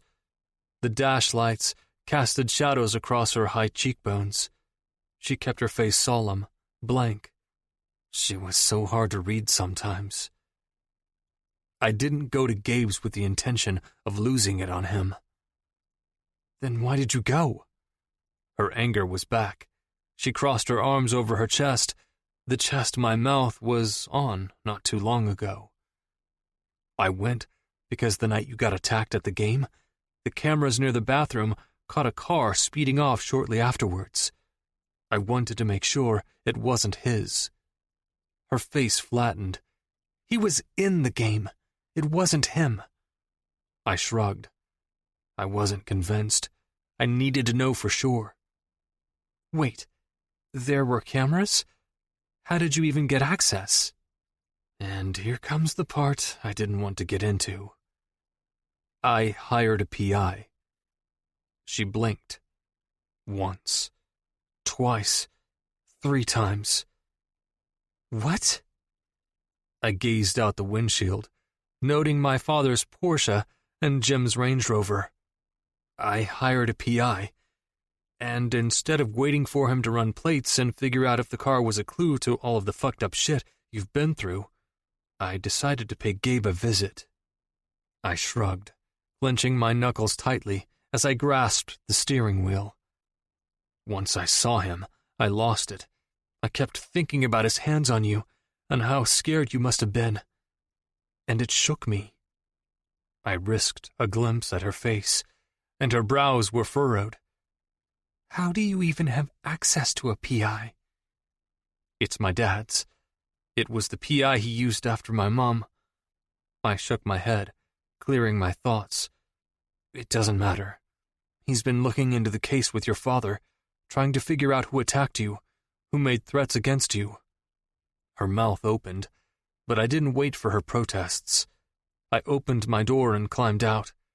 I went to her side, opened the door, and peered down at her, resting my arms on top of the door. "I don't care that you don't want my help. Let's go." I inclined my head toward the door. I knew she wouldn't go down without a fight. She'd protest, get angry again, and repeat that she didn't need help. But in reality, we both knew she did. To my surprise, Haley didn't say anything. She climbed out of my car and pushed her hair behind her ears. She looked so innocent and downright beautiful. The scowl she often wore and directed toward me made her appear strong, which was definitely hot, but I liked this side of her too. She looked fragile, breakable, and the only thing I wanted to do was wrap her in my arms and fight off every last threat that could break her in half. Christian. I spoke too fucking soon. Here come the protests. I'm wearing your shirt. What? I looked down at my bare chest as a gust of wind brushed along my skin. Oh. So? She looked around the driveway nervously. So, won't your dad, think we had sex or something? This looks bad. I don't want to walk in there and have him think the worst of me. I've never met your dad. I couldn't help the smile that had my face lifting. What? She huffed. It's cute that you want to impress my dad. Careful now, or I'll think that you actually like me. Even with the moon being our only light, I could see her cheeks tinting with embarrassment. She pushed past me quickly, heading for the door. Before I caught up with her, I took a deep breath and leveled my thoughts. I had a hunch I was walking into a war zone, but nonetheless, I was more than likely on the winning side. My father and I didn't see eye to eye, so this wasn't necessarily anything new to me. Once Haley and I were inside, I grabbed her hand and walked us down the hall, past the large living room, and down a step onto the tile floor of the kitchen. I spotted my father and Jim sitting at the breakfast bar. Christian! His voice was laced with anger, but his tone wasn't loud. I told you to stop with the His tired eyes darted to Haley, and he snapped his mouth shut. Jim stood up with a coffee mug in his hand, wearing something similar to my father, dress slacks and a button-down. My father appeared much more disheveled, though. His hair looked as if he'd run his hands through it a few times, and his shirt was unbuttoned on top, his sleeves rolled up. Hi, Haley. Jim gave Haley a warm smile that I'd never seen before. He barely even addressed me most of the time. Haley's cheeks were still dotted with a pinkish hue, and a weak smile appeared. Is she being shy? I chuckled, and she shot me a glare. There she is. Hello, Haley, my father said curtly, looking back and forth between my naked torso and my shirt draped on her body. Hi, Mr. Powell. He dismissed her quickly and set his eyes on me. We need to talk. Haley was quick to add, I'll just go upstairs and call Ollie and Piper to make sure they got home okay. Then she spun around and darted to the stairs, clutching my phone in her hand. Something about the way my father was looking at me, and the fact that Haley left my side, had me feeling uneasy. I felt like a caged animal, ready to attack the first person who came near. What's this about? Christian, I told you to stay out of that girl's business. That girl? As if she didn't have a name? You mean Haley? Yeah, I know. He grunted, running his hand through his hair. Jim sat back down and sipped on his coffee as my father continued to talk. Yes, Haley. Digging around in her life isn't smart. And Jim, he gave him a pointed look, is officially done feeding you information. My chest felt tight.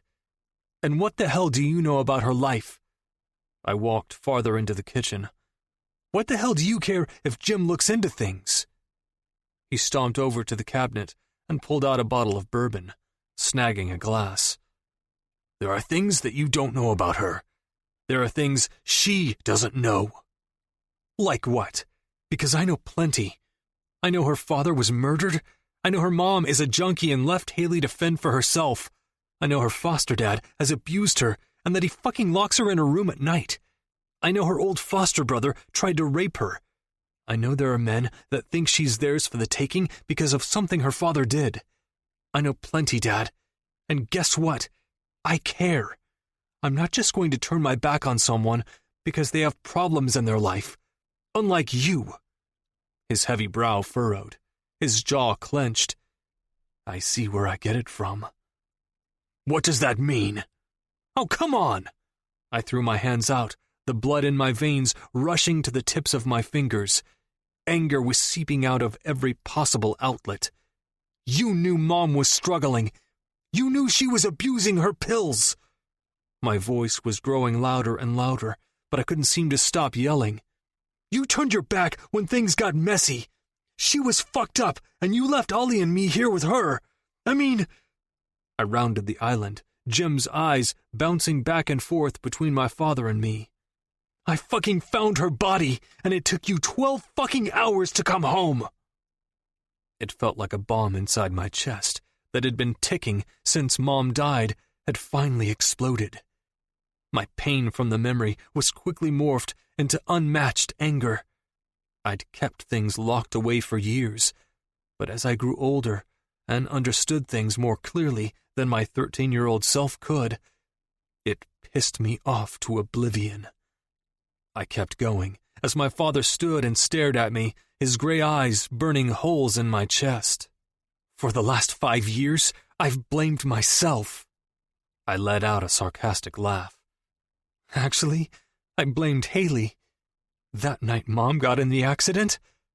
My father and I were inches apart now. My feet continued to drag my body closer to his, as if yelling at him from across the room was no longer working for me. "It was my fault. Haley called because her parents were fighting, and then she wouldn't pick up the phone. I knew something was wrong, so I asked Mom to take me over so I could check on her. But she wouldn't, so I got angry and darted out the door and onto my bike. She was out looking for me when she got in the accident." Another harsh laugh fell out of my mouth. I dropped my head and looked at my shoes, feeling as small as the boy who inevitably watched his mother self-destruct to the point of death. Pulling my attention from my feet, I leveled him with a stare. This whole time, I'd been putting the blame on myself for going out that night, for not seeing the signs before it was too late. But it's not my fucking fault. My finger hit his chest. "It was your fault. I never should have had to find her.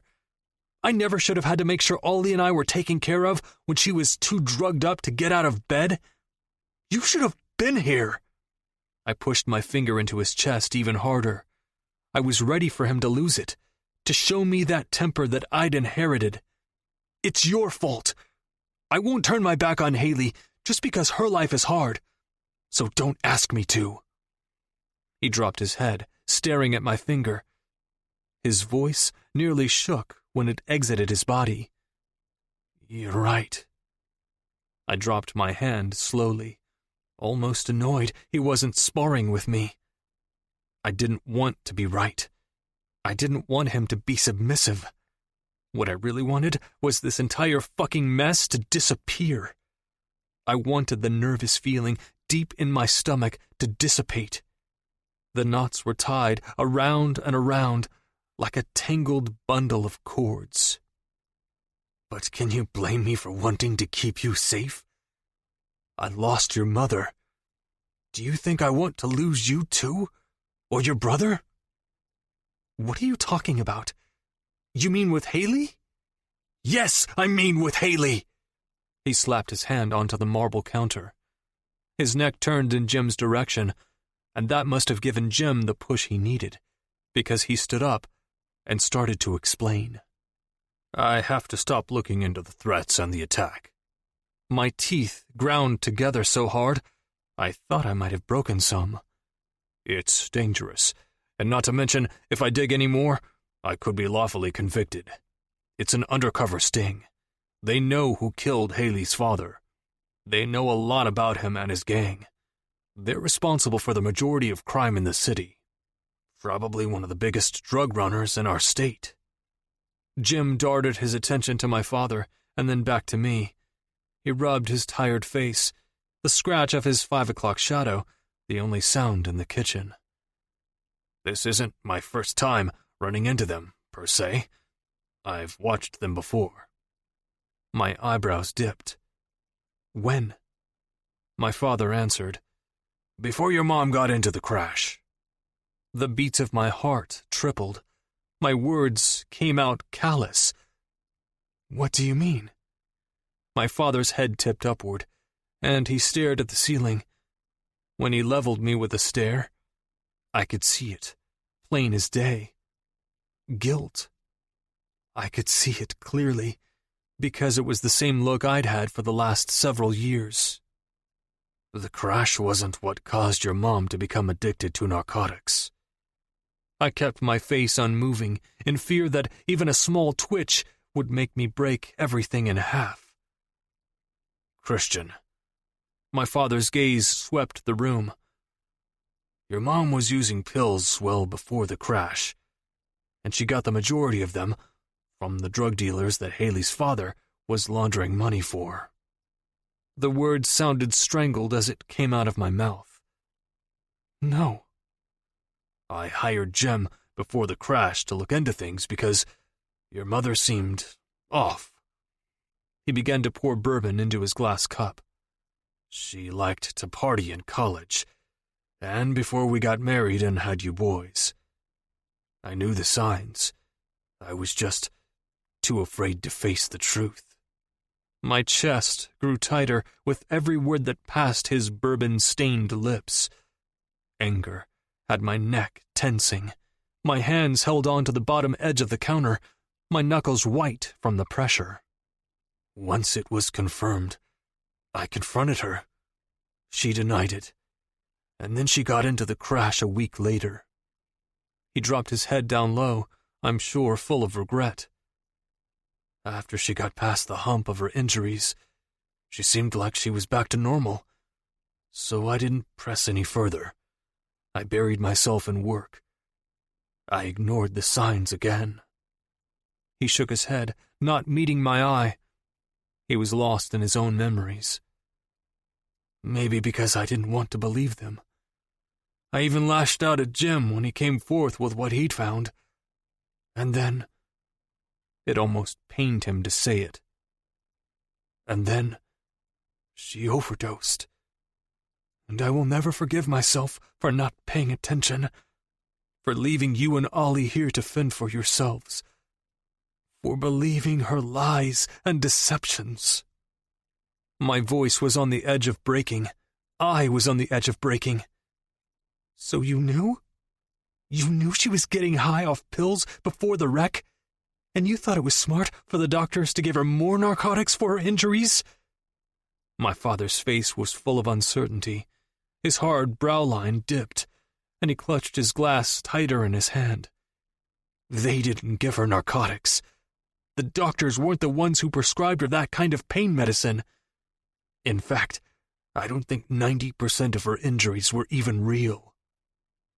My nostrils flared. I was losing my grip on my sanity. Are you saying she made it up? No. Fuck that. I refused to believe a word that was coming out of his mouth. I saw the crash. I was there. The broken headlights, the way the metal of the car was bent. She was injured. I saw her. I think she had injuries, but I don't believe they were as severe as she made them seem. And there it was, my breaking point. I rounded the corner and got in his face. We were the same height. I might have even been a little taller. No. You can't try to turn this around on her. You can't make her out to be the bad guy. I saw her. I saw the way the fucking car bent with her inside. You weren't there. Christian. Jim's stern voice caused me to snap my head over to him. He's telling the truth. I dug deep after she passed. The doctors did not prescribe her narcotics. There were no doctor's appointments a month after the accident. They cleared her on a clean bill of health. Why do you think no one was held responsible for her death? It's because the doctors didn't prescribe her those pain pills. Your mother had an addiction. She sought out dealers on her own and got in over her head. The smell of my father's alcohol-ridden breath had me cringing. It wasn't your fault. With or without the accident, your mother would have found her way to the same end. My eyes were burning. My throat was tight. My anger from the grief was slowly fading away. My father's eyes were pleading. Jim was staring at me expectantly. It felt like small shards of glass were cutting into my chest and carving out the last bit of respect I had for my mother. No. I swung my arm out and swooped my father's bourbon and cup off the island. It was a small slip of my temper, but it still felt good.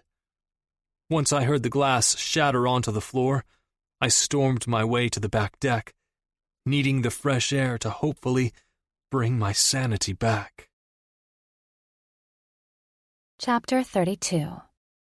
Haley. I'd been in this exact position before, cowering on the landing above a column of stairs, plush carpet underneath my body as I crouched down with my head peeking through the slats of the railing.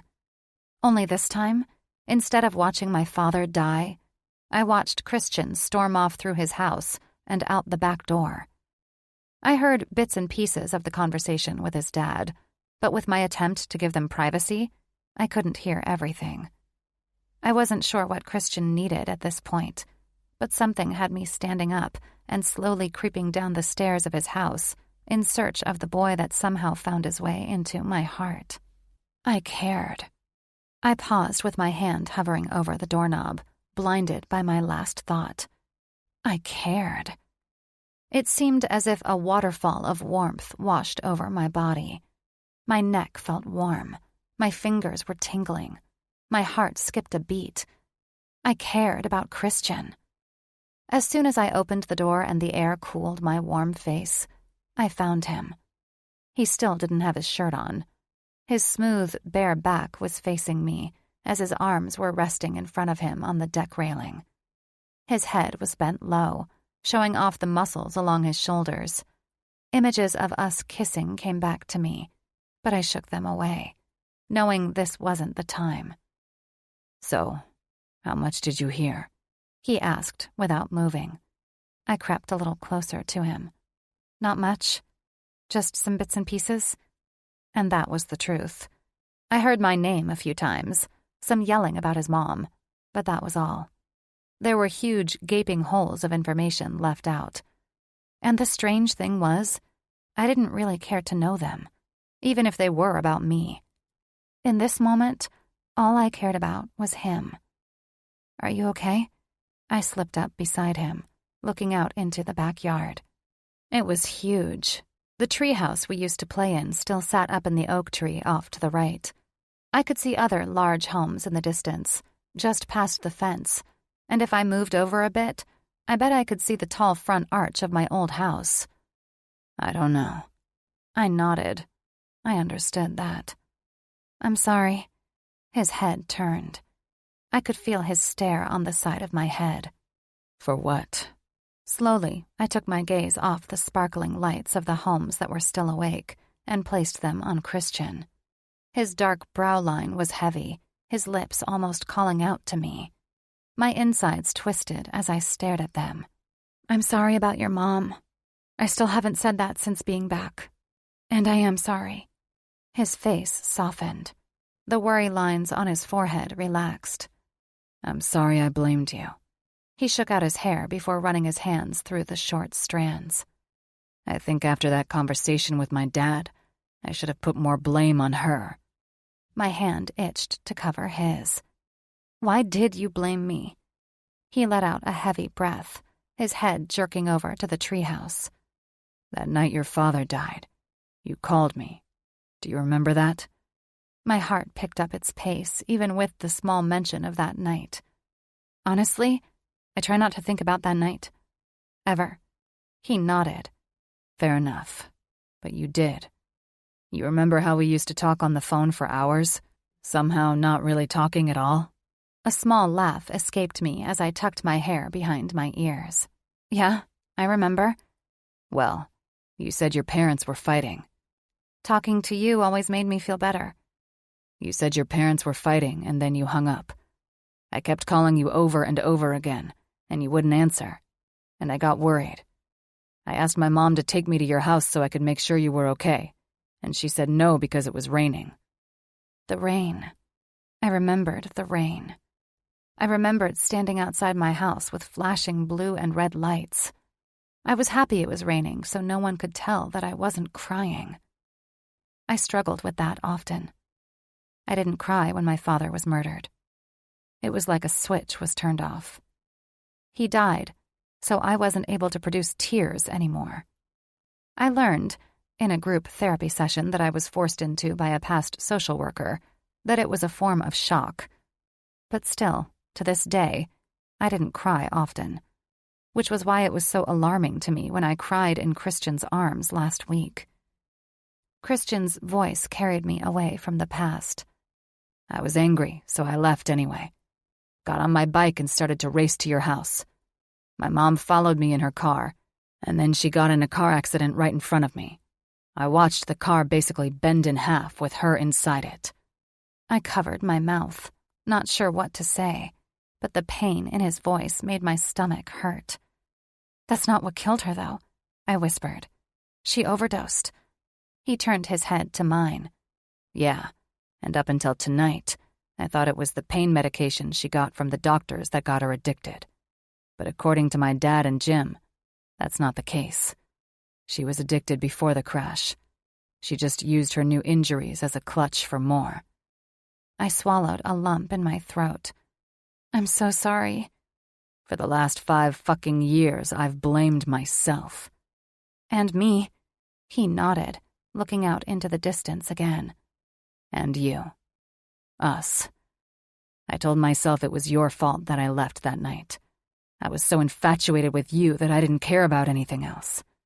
And then she got into the wreck, and it caused a spiral of things to happen, leading to her overdose."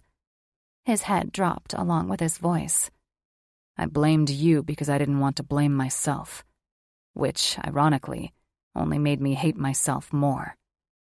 I blamed us both for so long." I bit my lip hard. I know what that's like, you know? Blaming yourself for a parent dying. Christian's head snapped over to mine so fast, I was forced to meet his eyes. It hurts, and it's heavy. I swallowed back another lump, our stairs locked and loaded with crickets chirping in the background. I don't like to think about it. I go back and forth with wanting to forget and wanting to remember.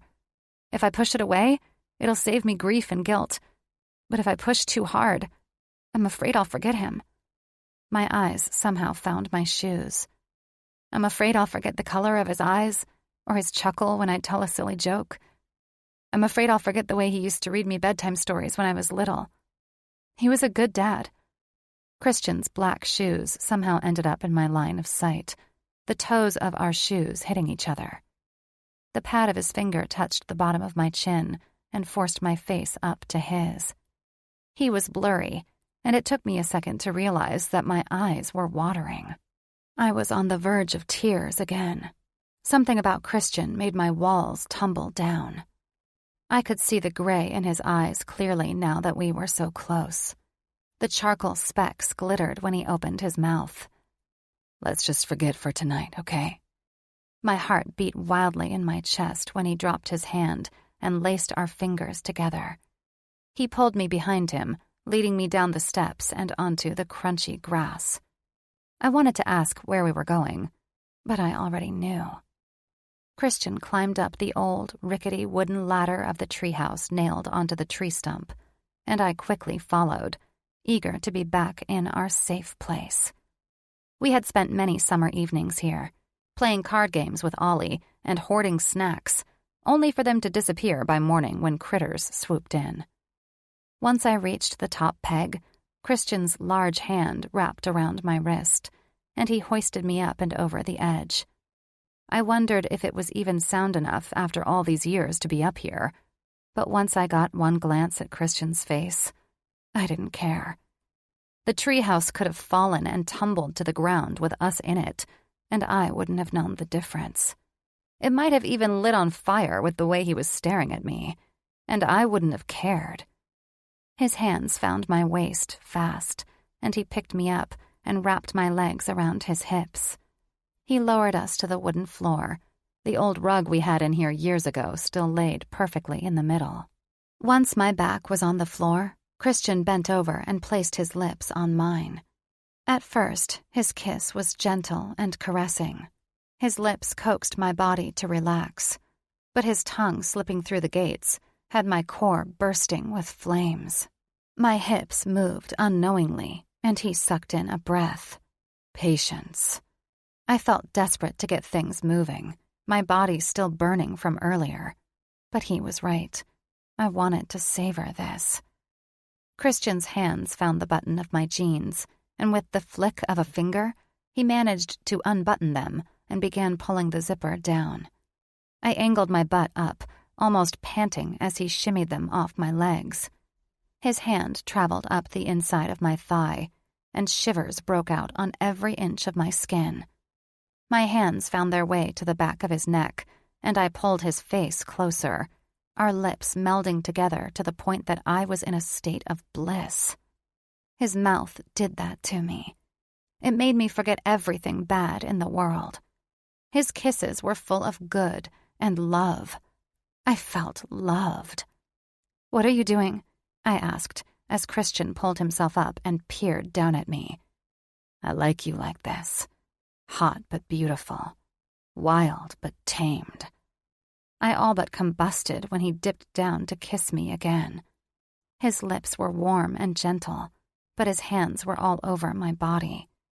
I arched my body up to his when he broke our kiss. His mouth quickly descended down to my belly. He pulled my shirt up and over my head, and I shivered.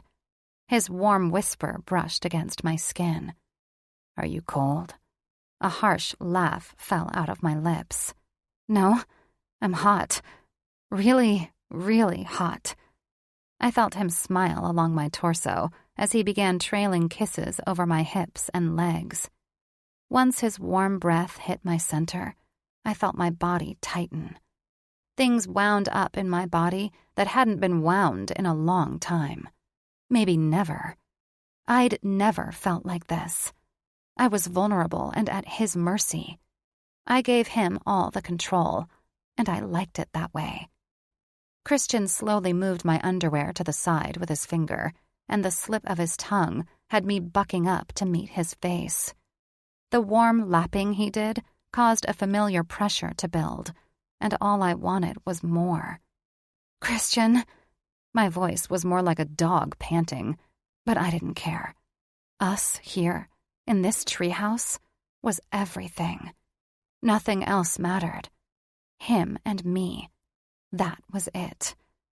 Christian shushed me as his finger found its way inside of me, and with the mix of his warm mouth, I was left breathless.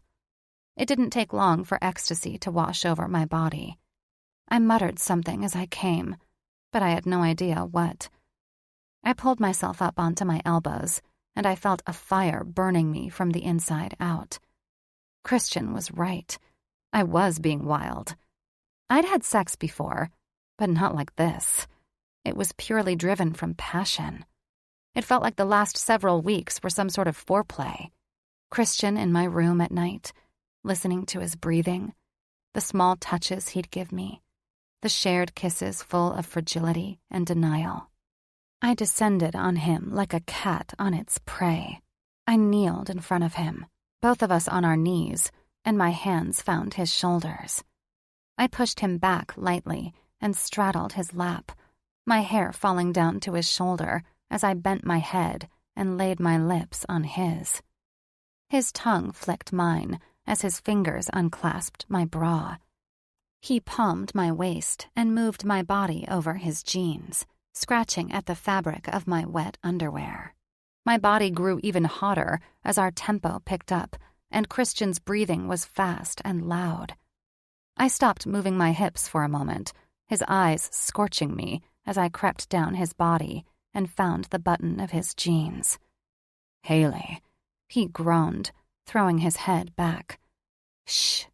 His pants were down quickly with his help, and as soon as my hand inched inside his briefs, he let out a groan. I moved my hand up and down him slowly, enjoying the show of watching him let his guard down.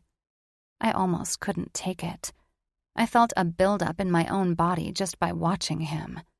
Brooding, hot Christian, who never showed his emotions, was letting go. He was letting me work his body, getting lost in my touch, and I liked it. I liked it a lot. I pumped my hand up and down a few more times before my mouth found him. Jesus Christ, he groaned, straining against my lips. His hand found my head, and he wove his fingers through my hair as my mouth bobbed. Why is this so hot? My core was tight, and I almost wanted to reach my fingers down to get my own release as I gave him his. But Christian didn't let me get too far. Instead, he grabbed onto my biceps and pulled me to his face. He wore a carnal look, his jaw taut, his eyes hooded as he trailed his gaze to my naked chest and legs.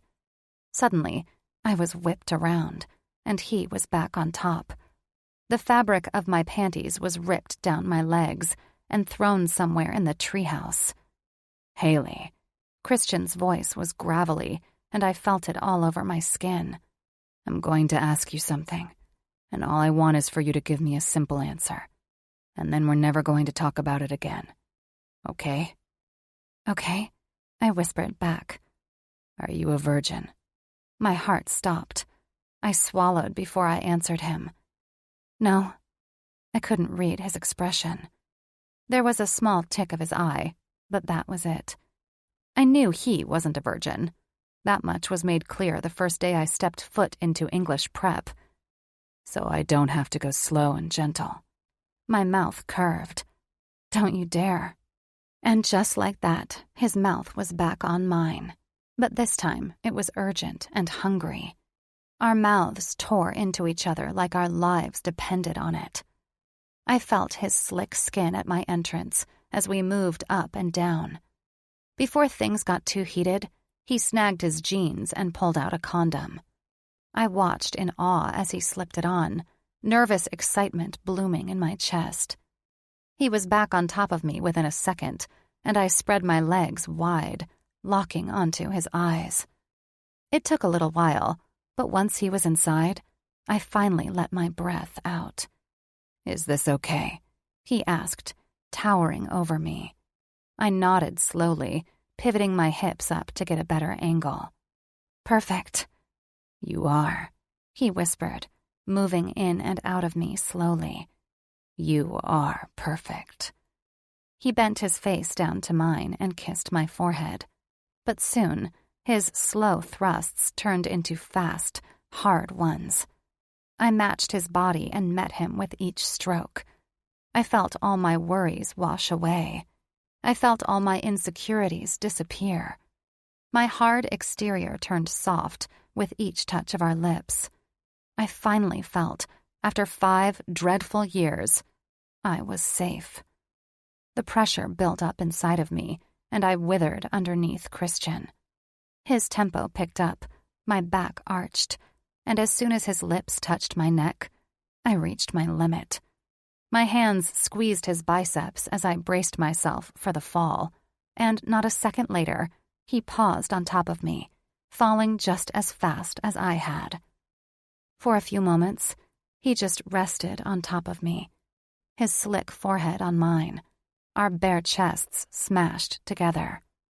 Unspoken words were shared between us, and I never ever wanted to live without him again. Once our breathing finally slowed, Christian rolled off of me. I shivered as the sweat on my skin began to dry, but Christian was quick to put his shirt back on me. A small smile found its way onto my lips. Is that a real smile I see? Was that all it took? Sex with me? I smacked his shoulder. No, I was smiling because you were being a gentleman when you put your shirt on me because I was cold. It was nice. Christian shrugged as he pulled his pants back on. His arms reached out, and he pulled me over into his lap as he rested his back along the wood. I've been nice this whole time. You just kept pushing me away. I looked up at him. The whole time? He peered down at me through his dark eyelashes. Fine. I've been nice recently. Is that better? I softly laughed. Yes. My gaze roamed around the old treehouse, a blissful state settling within my bones. Did you ever expect this? I took his hand and wrapped it around my middle. Us? Here? Naked in your old treehouse? Christian's chest tumbled behind me. On more than one occasion, yes. I threw my head back and laughed. A real, genuine laugh. What? When? I was a horny fuck in middle school. Of course, back then it freaked me out, thinking those things about you. But I still thought them and indulged in them while in the shower. Oh my God! I covered my face with my hands, feeling my cheeks burn. He laughed again, and soon, both of our shoulders were shaking with laughter. Once we caught our breath, Christian intertwined our hands together. My heart swelled in my chest. I was giddy, happy, and for once, I wasn't trying to run from it. Now, if you would have asked me in the last 5 years if I'd thought you'd be mine, I would have growled. My cheek lifted. Who said I'm yours? His hand left mine, and he brought it under my chin to tip my head back. His eyes were dark and intense, passion blazing throughout. I did. A sense of excitement ran through my veins. Nervous jitters bounced in my stomach. I liked this. I wanted to be his, more than I had ever wanted anything in my life. And that was scary. His face fell for a moment. You are mine, aren't you? Without hesitation and before my mind could stop me, my heart answered, yes. Then I paused and narrowed my eyes, still looking up at him. But I'm still mad at you about the Gabe thing. His mouth curved upward, and I rolled my eyes, snuggling back into his chest. The truth was, I was annoyed about the Gabe thing. He shouldn't have gone over to his house and let his temper get the best of him. But what was done, and there wasn't much that could ruin this moment with him, especially not Gabe. I stared out of the treehouse window, the crickets still chirping a melody in the background. A gust of cold air wafted around us as I saw a light flicker off in his house. Do you think your dad is going to come looking for us?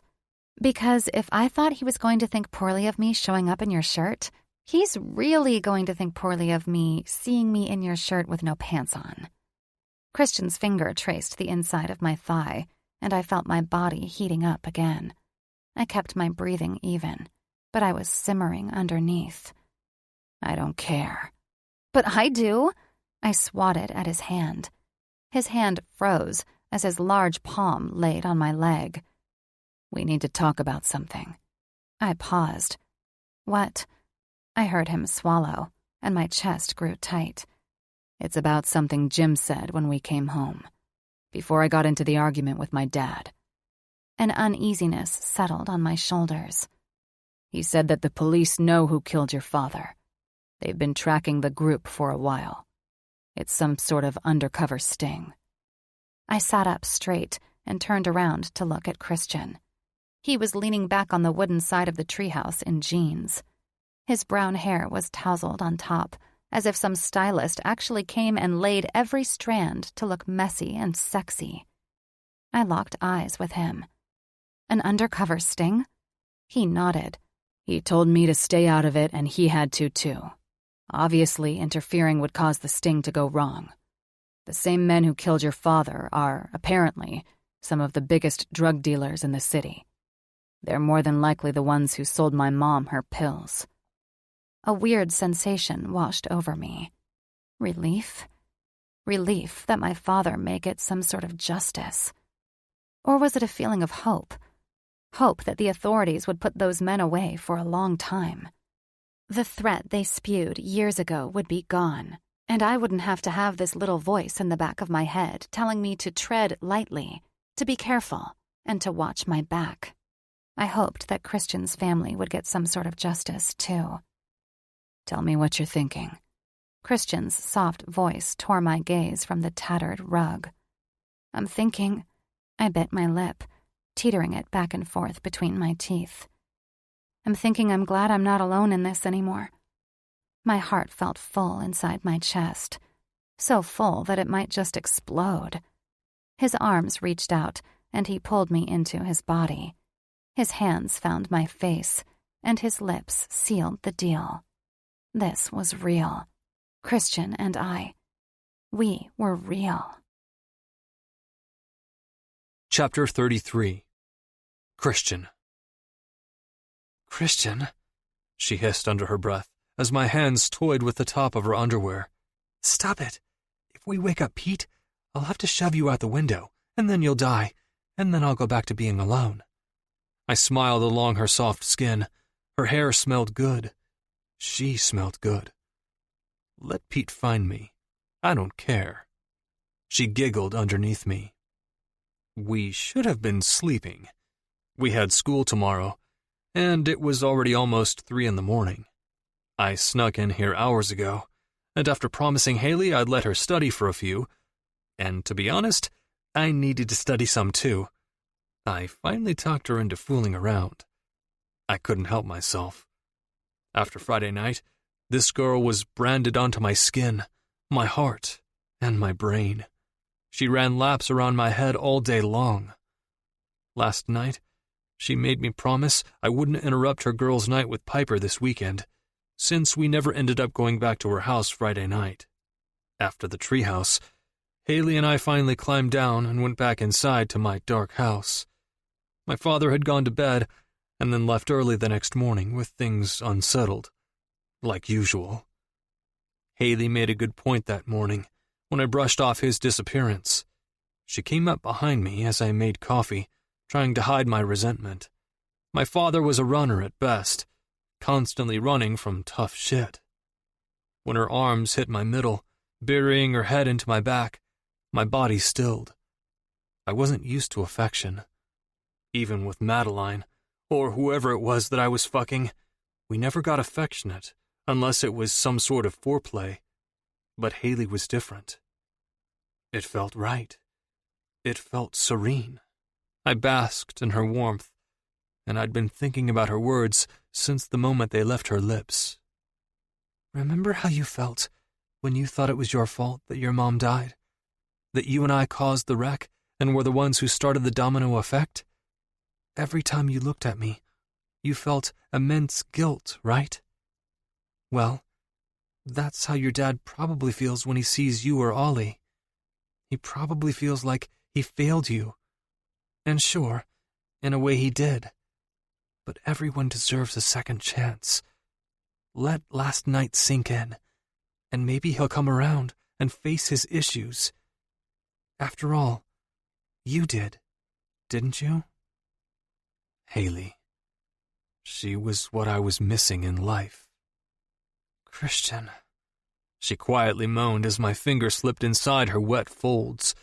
My dick grew stiff, my balls tightened. I'd never wanted to taste someone so much before. I couldn't get enough of her, and it was downright ridiculous that I thought I'd ever be able to resist this girl. Tell me you like it, I whispered in her ear before taking her lobe with my teeth. She moved her hips up to meet my finger and worked herself to the point of oblivion within seconds. I sucked on her flesh as my other hand traveled to her nipple. She had lost her bra a while ago, right after I interrupted her studies. Her breathing was ragged, her nipple tightening as her hips moved faster. I slipped another finger in, eager to please her. It was the biggest turn-on of all. Watching Haley let loose, her hair messy, her mouth parted. It was my own fucking porno. I stopped moving my fingers. Tell me, I said again, my mouth hovering above hers. Her eyes flared with lustful need. I like it. Her hips bucked upward, and my cocky grin fell back in its place. Pausing like that seemed to work in my favor, because as soon as I pulled my finger out and back in once more, Haley came. I sealed her mouth with mine to drown out her moans. Once she calmed down, she pulled my fingers out of her pussy and pulled me on top of her. My dick was hard, yet tucked away within my pants, but I moved over her anyway, loving her warmth. Haley licked her lips as her hand found itself inside my pocket, pulling out a condom and ripping it open with her teeth. She pulled my pants down quickly, and I kicked them off, pulling my shirt off too. Being naked with Haley was a sort of heaven I didn't even know existed.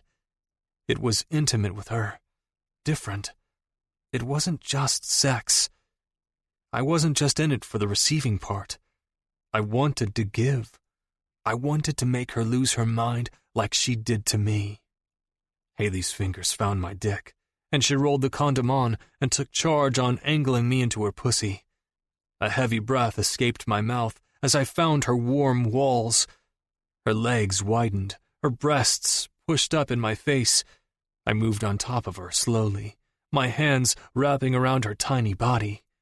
I buried my face into her neck, pumping in and out, nice and slow. The build-up was fast, as always, and I was certain that I'd never have to conjure up a porno in my head to get myself off with fucking her. One touch of her lips had me unraveling. "Fuck," I muttered, thrusting faster and faster.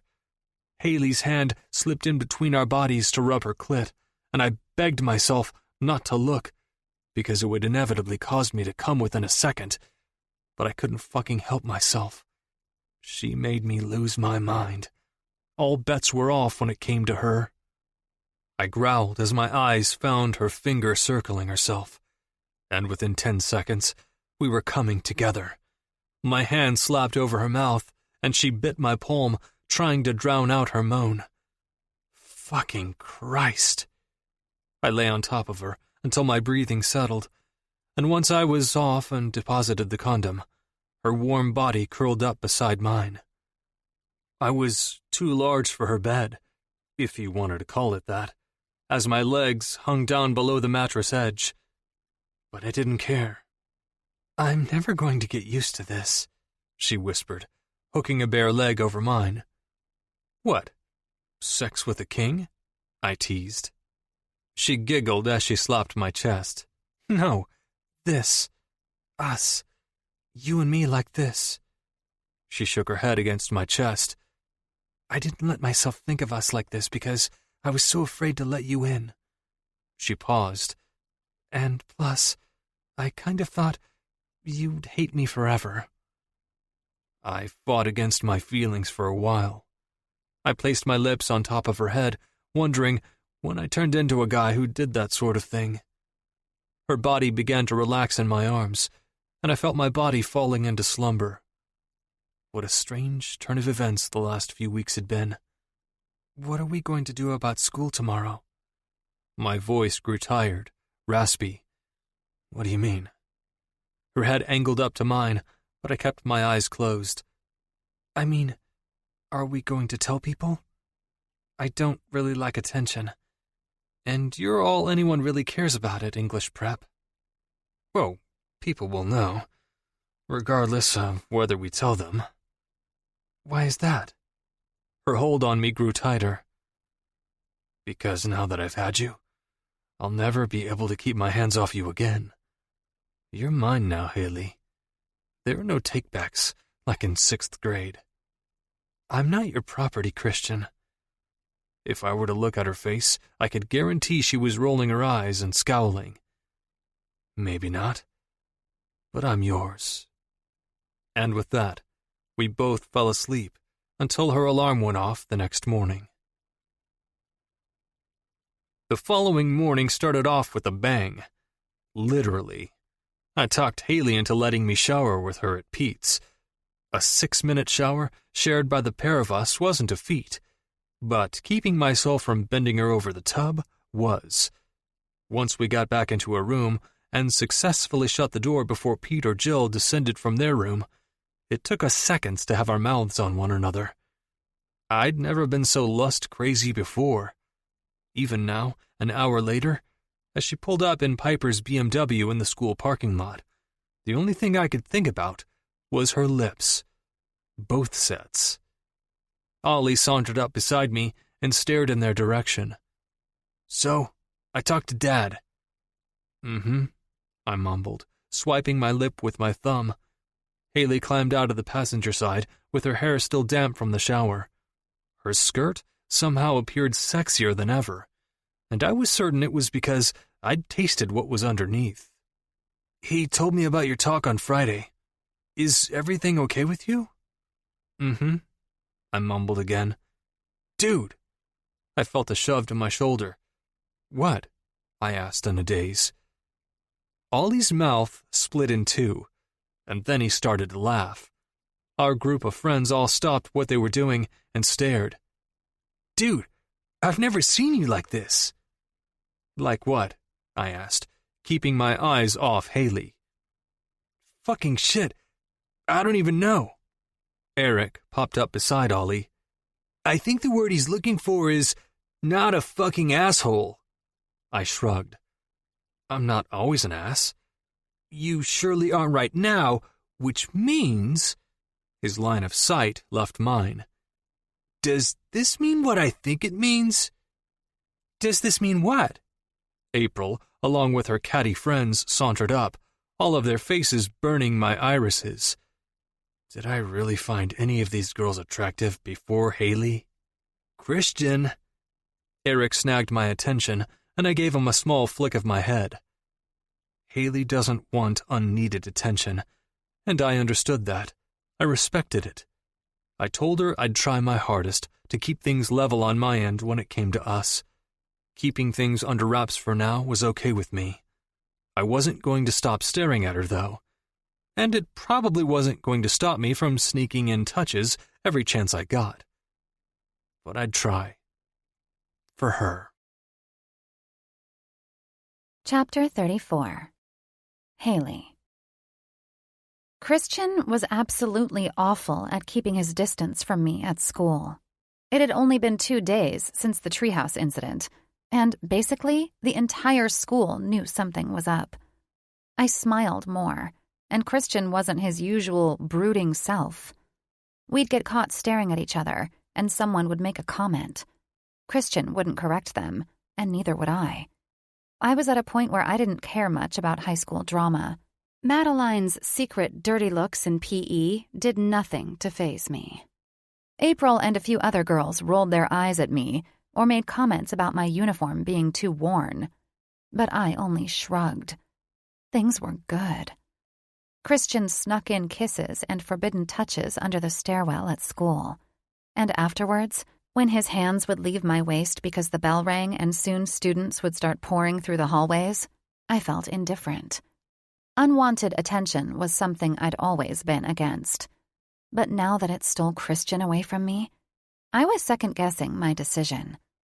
I didn't care if people knew I was a poor foster kid, and I shouldn't care if they knew I was with Christian. Most girls would have been flaunting it everywhere if they were me. But that was the difference between me and other girls my age. I didn't want to flaunt it for them. I wanted to flaunt it for me. I didn't want to hide him, because I actually felt better with him by my side. I wanted him by my side. Just as the thought escaped me, a large hand wrapped around my waist and pulled me around the hallway corner. I yelped and spun around, exhilarated. Hi! Christian's lip tipped upward. Hey. Then his hands wrapped around my face, and he kissed me. He swooped his tongue into my mouth, which left me breathless. I pulled away quickly, butterflies floating in my stomach. My hands clasped onto his wrists. His brow furrowed. What's wrong? I swallowed, my gaze bouncing back and forth between his gray eyes. I don't think I want to hide this. Christian's head tipped to the side. We were tucked away near the library, hidden in the corner at the far end of the hall.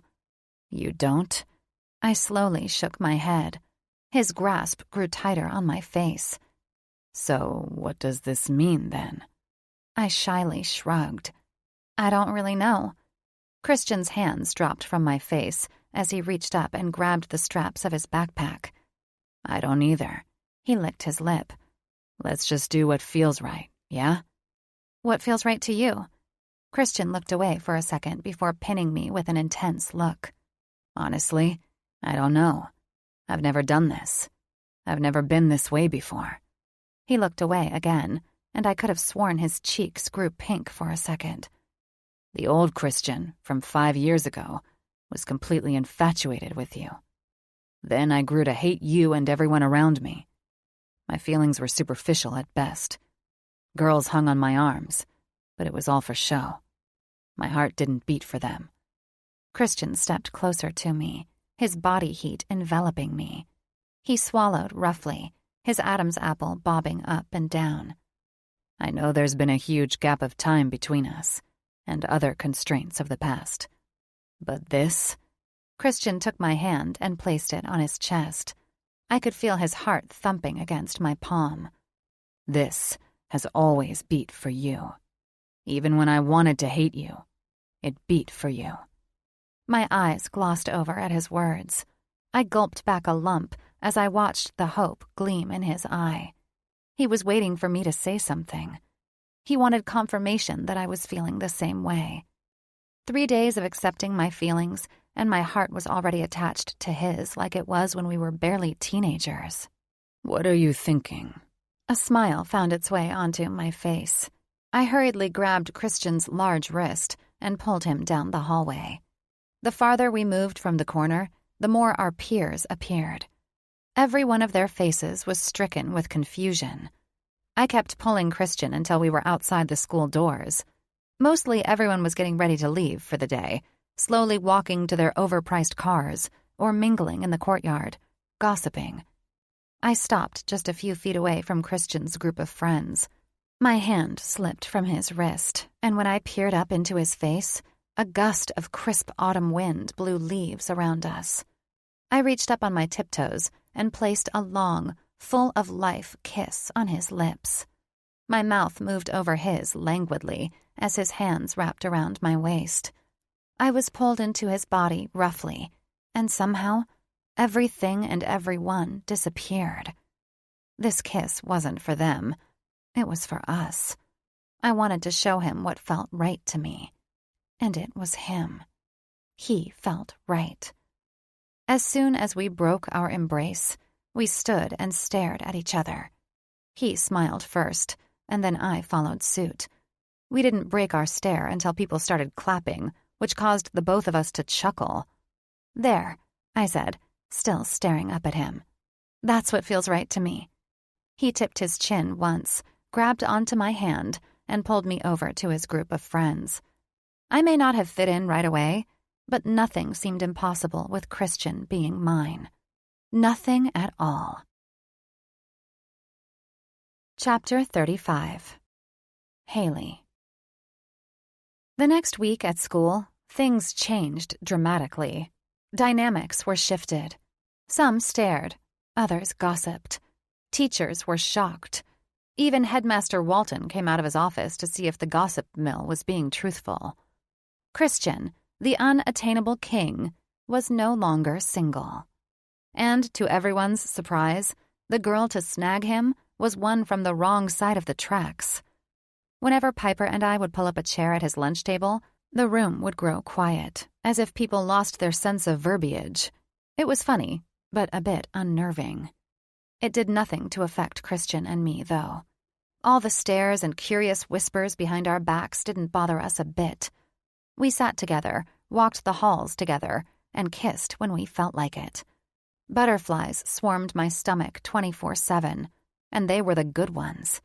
Not the dreadful, ominous ones with black wings. It was like that all the time now. I fluttered around the school and Pete and Jill's like I was a butterfly myself. Even Anne noticed a change when she'd stopped by to check in the other day. And it was a damn miracle that Pete and Jill hadn't caught on to Christian and me yet. If they were to pay a little more attention to me, they'd know something was different. I was surprised they hadn't caught him in my room yet, either. He popped in through the window around 9 every night, which was a rule I laid out so I could still get my homework and studying done. There was absolutely no hope with him near. And we'd either end up talking for hours or stripping down underneath the covers. It was usually a bit of both. We'd gotten out of hand a few times now, but still, no one came looking. 1 week of being Christians, and it felt like no time had passed between us at all. The hate was gone. The past was in the past. Every day with him felt like the start of forever. "Madeline is staring again." Piper bent her head down to me as we all sat at Christian's lunch table. His hand was resting on my knee as he casually talked to Ollie and Eric about this week's game. I slowly swiveled my head to Madeline and caught her thick, mascara-laden eye. I flicked an eyebrow up, and she glared. My ears felt hot, but I told myself not to engage in her catty behavior. A feud with Madeline was the last thing I needed. Things were finally calming for me, at least at English prep. A small squeeze of my knee had me glancing up at Christian. His sexy grin was plastered on his face. "You're coming to the game, right? With Piper?" "Piper is definitely coming." Ollie's grin matched his brother's. Piper's head swung forward. "I'm not coming for you, Ollie, in either sense, so I don't know why you're so excited." He rolled his eyes. "We'll see about that." "We'll see what?" she asked, but I tuned their argument out as I glanced back at Madeline. She was still staring. "Want me to say something?" Christian's whisper hit my ear. "No, I can handle it on my own." I could tell he was grinding his teeth back and forth. "What?" I asked under my breath. His stormy gaze found mine underneath his thick eyelashes. He messed with the tie hanging around his neck. "I'm your boyfriend. I'm supposed to stick up for you." I bristled at the thought. Not to someone like Madeline. I glanced around the table, and thankfully, no one was paying any attention to us. "She's just jealous that she could never truly snag you." "If she bothers you, let me know. I don't like the idea of someone messing with you." A ghost of a smile touched my lips.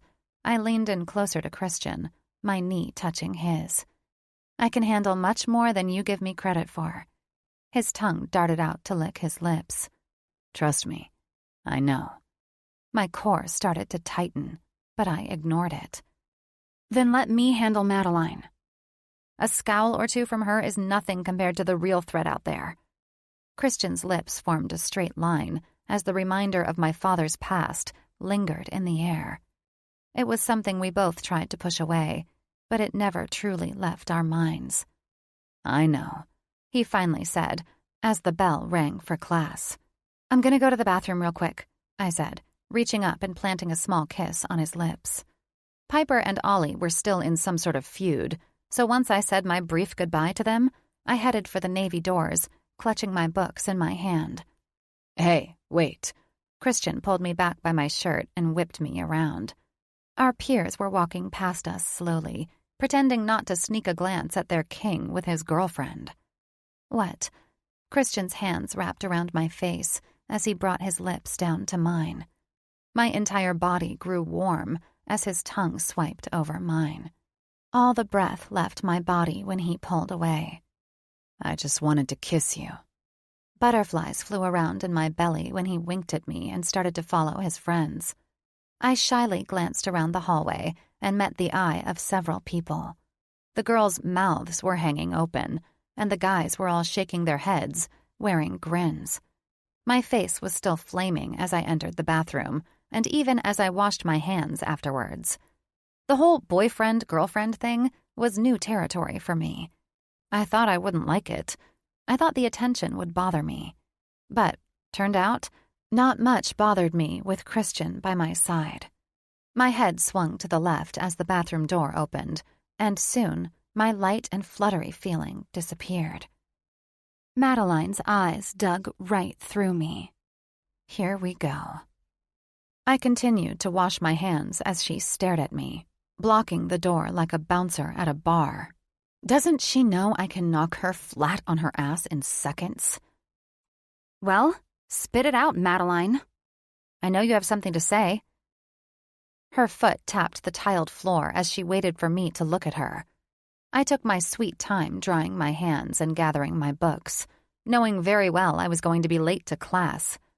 "So, how does my pussy taste?" I couldn't help the laugh bubbling up my throat. Are you serious? That's the best you've got? Madeline's face wavered for a moment as I stepped closer to her. Madeline, I'm not that dense.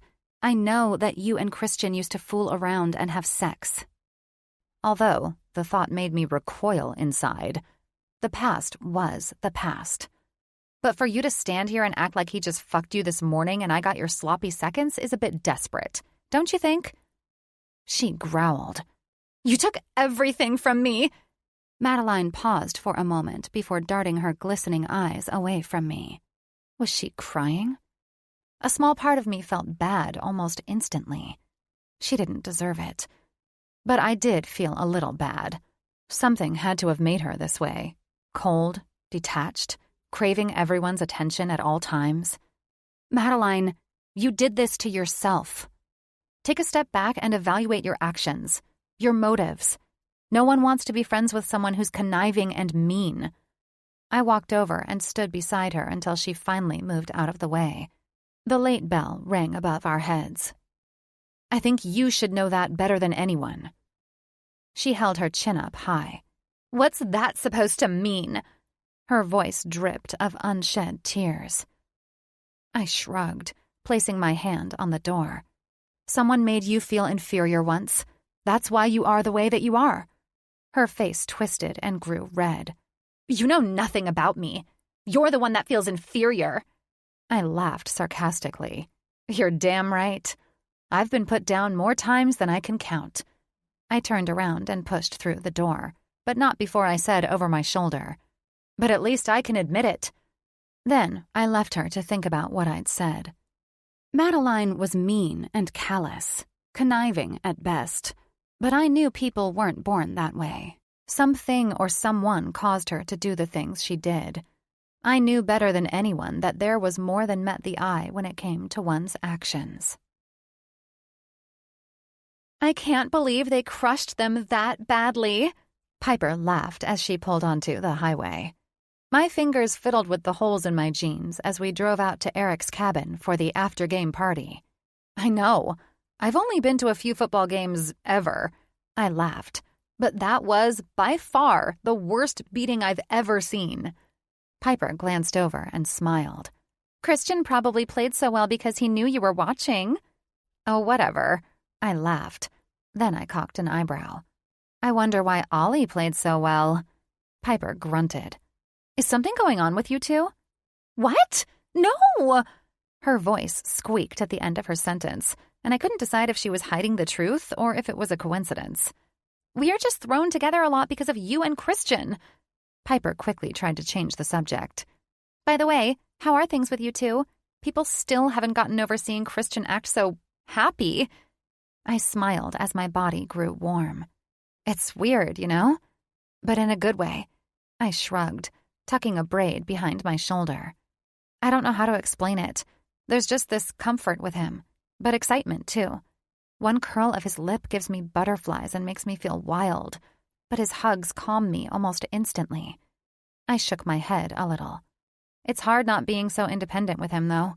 I'm used to being alone and relying on myself, and now he's there, wanting to fix all my problems. Even Madeline. Piper didn't say anything, so I paused my thoughts of Christian and glanced at her. Piper's eyes were bouncing back and forth between the windshield and her rearview mirror. My back flew into the passenger seat as she pressed down on the gas. Piper, what's wrong? Why are you speeding like that? She didn't look at me. Speaking of, you don't think Madeline would ride my ass on the way to Eric's, would you? What? I quickly turned around and saw headlights glaring into the back of Piper's BMW. My heart instantly started to race. How long has that car been following us? A while, but it just now started to ride my ass. I'm going 20 over the speed limit. My eyes darted down to the speedometer, its lights illuminating the interior. Jesus, you're going almost 80 miles per hour. Piper gulped. I know. Her voice was on the edge of hysteria, and I was feeling it too. Haley, what do I do? You don't think... My hands fumbled to grab her phone out of the center console. Try to slow down and see if they pass. As soon as Piper let off the gas, the car jolted forward, and she screamed.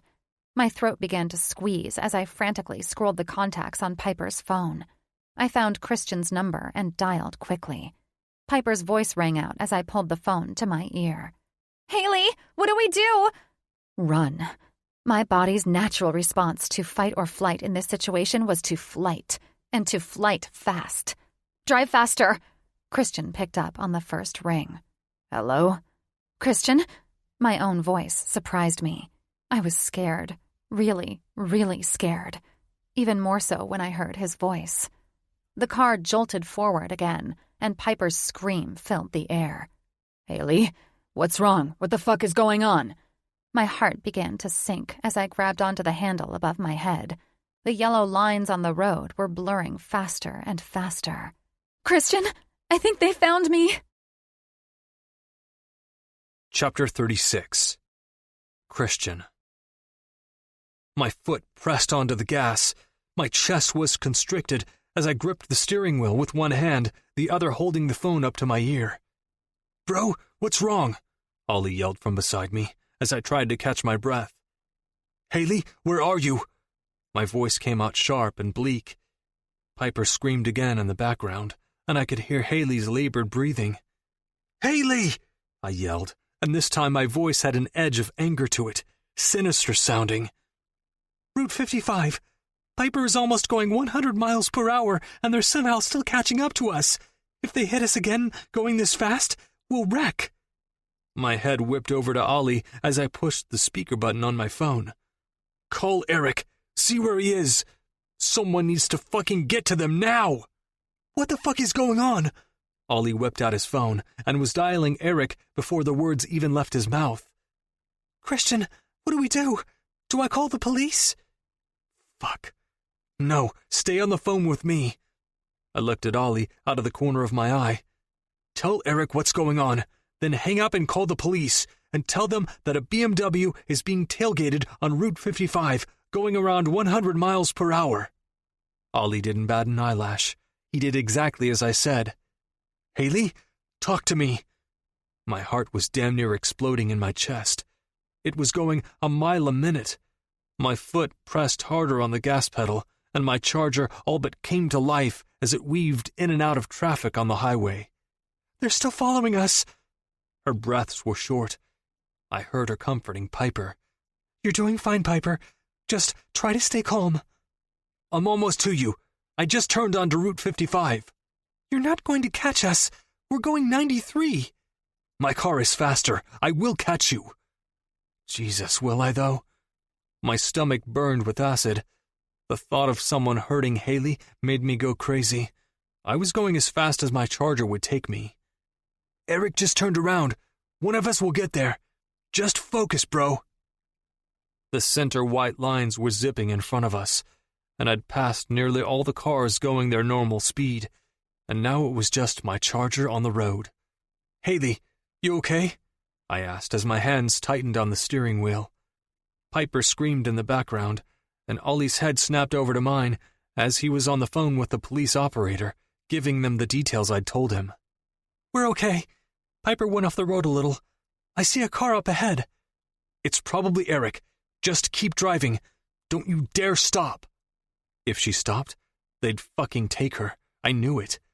That black storm cloud was no longer in our rearview mirror at every turn.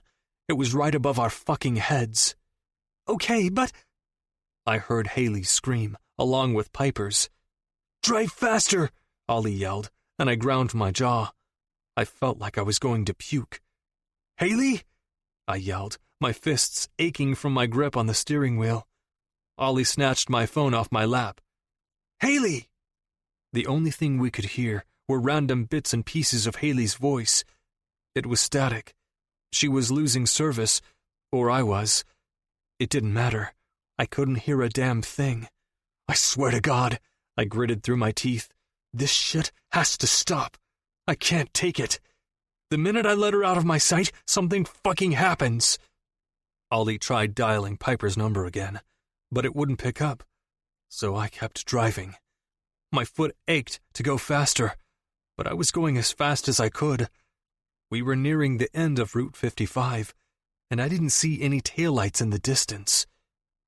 Where the fuck are they? Chapter 37. Haley. My hands smacked the dashboard when Piper and I came to a sudden stop, but I popped back up almost immediately, the phone still clutched in my hand. "Get out and run to that gas station, now!" I shouted at Piper as we both whipped our seatbelts off. We were able to get a little ahead of the car following us, but not by much.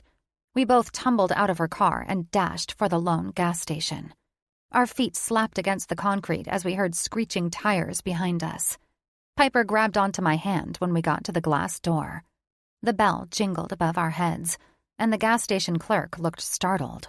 He looked up from his phone with furrowed brows. I pulled Piper over to the counter, panting. I didn't want to look behind me, afraid of who I'd find, but I did anyway. My heart dropped to the ground as I let out a gasp. I saw Eric jump out of his Range Rover. He looked at our car, met my eye through the glass door, and then turned around, waiting for the other car. Can I help you girls?" The clerk asked as Piper and I stood back along the counter, still holding hands. I squeezed her hand as I shut my eyes tightly. My body was shaking with adrenaline. My pulse was still racing under my skin. I'd been through some scary shit before, and I'd found myself in several compromising situations over the last few years. But nothing had ever been like this. The speeding, the bumper hitting, the panic in Christian's voice, the uncertainty of what to do. It was all too much. The bell chimed, and I popped my eyes open and met Eric's icy eyes. "Are you guys okay?" Piper dropped my hand and crouched down to rest her head among her jean-clad knees. Her head moved back and forth, her red hair swishing. She took several deep, loud breaths. I stood rigid straight. My hands were still shaking. My legs were tingling with fear. The gas station clerk sounded from behind me. "Yeah, I'm kind of wondering the same thing. Are you girls okay?" I couldn't find my voice to answer either of them. Instead, I put my hands on top of my head and shut my eyes. "Breathe in and out, Haley." I had to catch my breath. I needed to calm myself down. Fear was still slithering up my back like a snake. Why is this happening? I wanted to curse my father in his grave. I knew who was chasing us. Just like, deep down, I knew who attacked me at the football game. I'm almost 18. They said they'd come for me when I was 18. The threat made years ago was coming to the surface, and I felt as if nothing in the last 5 years had prepared me for it. "Christian's here." My eyes flew open, and I instantly searched through the glass to find him. The Charger came to a sudden halt right beside Eric's Range Rover, and he was out of the driver's seat within half a second. I held my breath until I got to him. I ran past Eric and took off through the door, hearing the little jingle above my head. I ran until I felt his arms circle around me. I buried my head into his chest, taking small gasps of air, breathing in his woodsy scent. It's okay. I'm here. I'm sorry I didn't get here faster." I could feel his heart drumming through his chest, thrashing just as hard as mine. My eyes started to well up, but I squeezed his waist harder. Christian pulled me away just a fraction and wrapped his hands around my face. The loose strands of hair from my braids fell on top of his knuckles as he caged my cheeks in. "I don't fucking like this, Haley. I don't like this feeling." "What feeling?" I breathed out, still holding on tight. My chest was still heaving. My body was still trembling. "This fucking feeling of my heart being torn in half at the thought of something happening to you." He brought his head down, resting his forehead on mine. "I fucking love you, Haley. And I know that probably makes you recoil because you're not used to being loved and cared for, but I do. I fucking love you. And we're going to figure this out. Whatever it takes. I'm not letting someone take you away from me. I've already lost you once. I'm not doing it again." Tears fell down my face as Christian continued to ramble. His jaw was sharper than ever. His tone was like a knife being sharpened. He listed everything he was going to do in order to fix my father's mistakes so I would be safe. He loved me. Christian loved me. and I loved him. There was no other way around it. That was what made the threat that much scarier. Now I had something to lose. I had someone to lose. "Christian," I whispered, pushing my body closer to his. "Stop." "I'm not going to stop. I'm never going to stop until I know you're safe." He shut his eyes, still resting his head on my forehead. "I feel like I'm losing my mind." "Christian," I whispered, clenching his t-shirt in my hands. He finally took a breath and opened his eyes. The gray depths sucked me in. "I love you too." He nodded his head along mine for several minutes. We just stared at each other and held one another under the buzzing gas station lights. "We're gonna figure this out, okay?" I nodded. "Okay." Chapter 38. Christian. Haley, Piper, Ollie, Eric, and I all sat around the breakfast bar with our heads huddled low a couple of days after the chase. We each had a copy of the police report from when Haley's father had died, courtesy of Ollie working his magic at the records office and flirting incessantly with the registrar. Piper's BMW didn't have much damage, and she told her parents it was a hit-and-run accident at the football game, so no questions were asked. We still weren't sure if the police had gone out on Route 55 when Ollie had called and told them about the BMW being tailgated. But nonetheless, they never came to the gas station that evening, so no one knew anything of the matter. Except us five, and the fuckers driving the other vehicle. I told Haley I was done fucking around. Her mother's half-assed puzzling warning was on a loop in the back of my head, along with the threat from 5 years ago, and I was sick of feeling like a weight was on my shoulders whenever Haley wasn't around. I felt sick to my stomach, as if there was a rock laying inside, getting heavier with each day. "So why can't we go to the police?" Eric leaned back in his seat, his black hair ruffled on top from running his hand through the strands. Eric demanded to know what was going on after he'd found Haley and Piper at the gas station. Haley didn't want anyone else involved, but he was already knee-deep in, and to be honest, the more the fucking merrier. We needed to get this sorted out. Haley's hand wrapped around mine as she looked at Eric. "Because Jim said that it's an undercover sting, and we shouldn't get anyone involved. Because if the cover is blown, or they know we're looking into them, or start asking questions, it could be ruined, and the last few years of work will go down the drain. Thus, there would never be an end to this." Haley took a deep breath. "I'm just ready for this to be done, so I can breathe." Piper spoke up now. "But who are they?" "That's what we need to find out first," I answered coldly. "We need to read through these papers and see if they mention it, or give us a clue." I glanced at Ollie, still holding Haley's warm palm in mine. "Ollie, you Google the shit out of drug runners and cartels that do business in Pike Valley and beyond. We'll read these."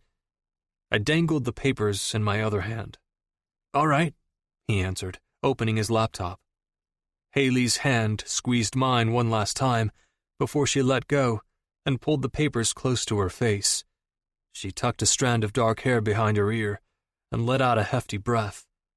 I knew this was bothering her. Not only were we reading things about her past and her father, but she was adamant against people helping her. It made her nervous and fearful. But what she didn't realize was that we were all fearful too, even Eric. Haley had the ability to make everyone around her fall in love with her. She radiated in a room, drawing loud attention to her quiet beauty.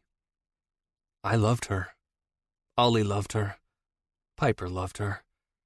And I was pretty certain Eric was starting to love her too. Or maybe not. Maybe he was only helping because he knew I'd go ballistic if something happened to her.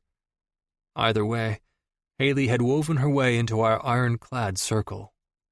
The severity of the situation wasn't far from our minds. We were all on edge. In fact, for the last 2 nights, when I'd snuck into Haley's room, we didn't talk. She curled up on her side and rested her head on my chest, both of us too caught up inside the tangle of fears inside our heads to do much of anything other than hold on to one another. "Does Pete think you're staying at Piper's?"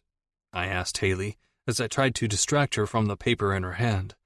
Her leg was bouncing up and down underneath the breakfast bar. "Yeah, I told him we had a project to do." He grunted at me, so I assumed that was him saying it was okay.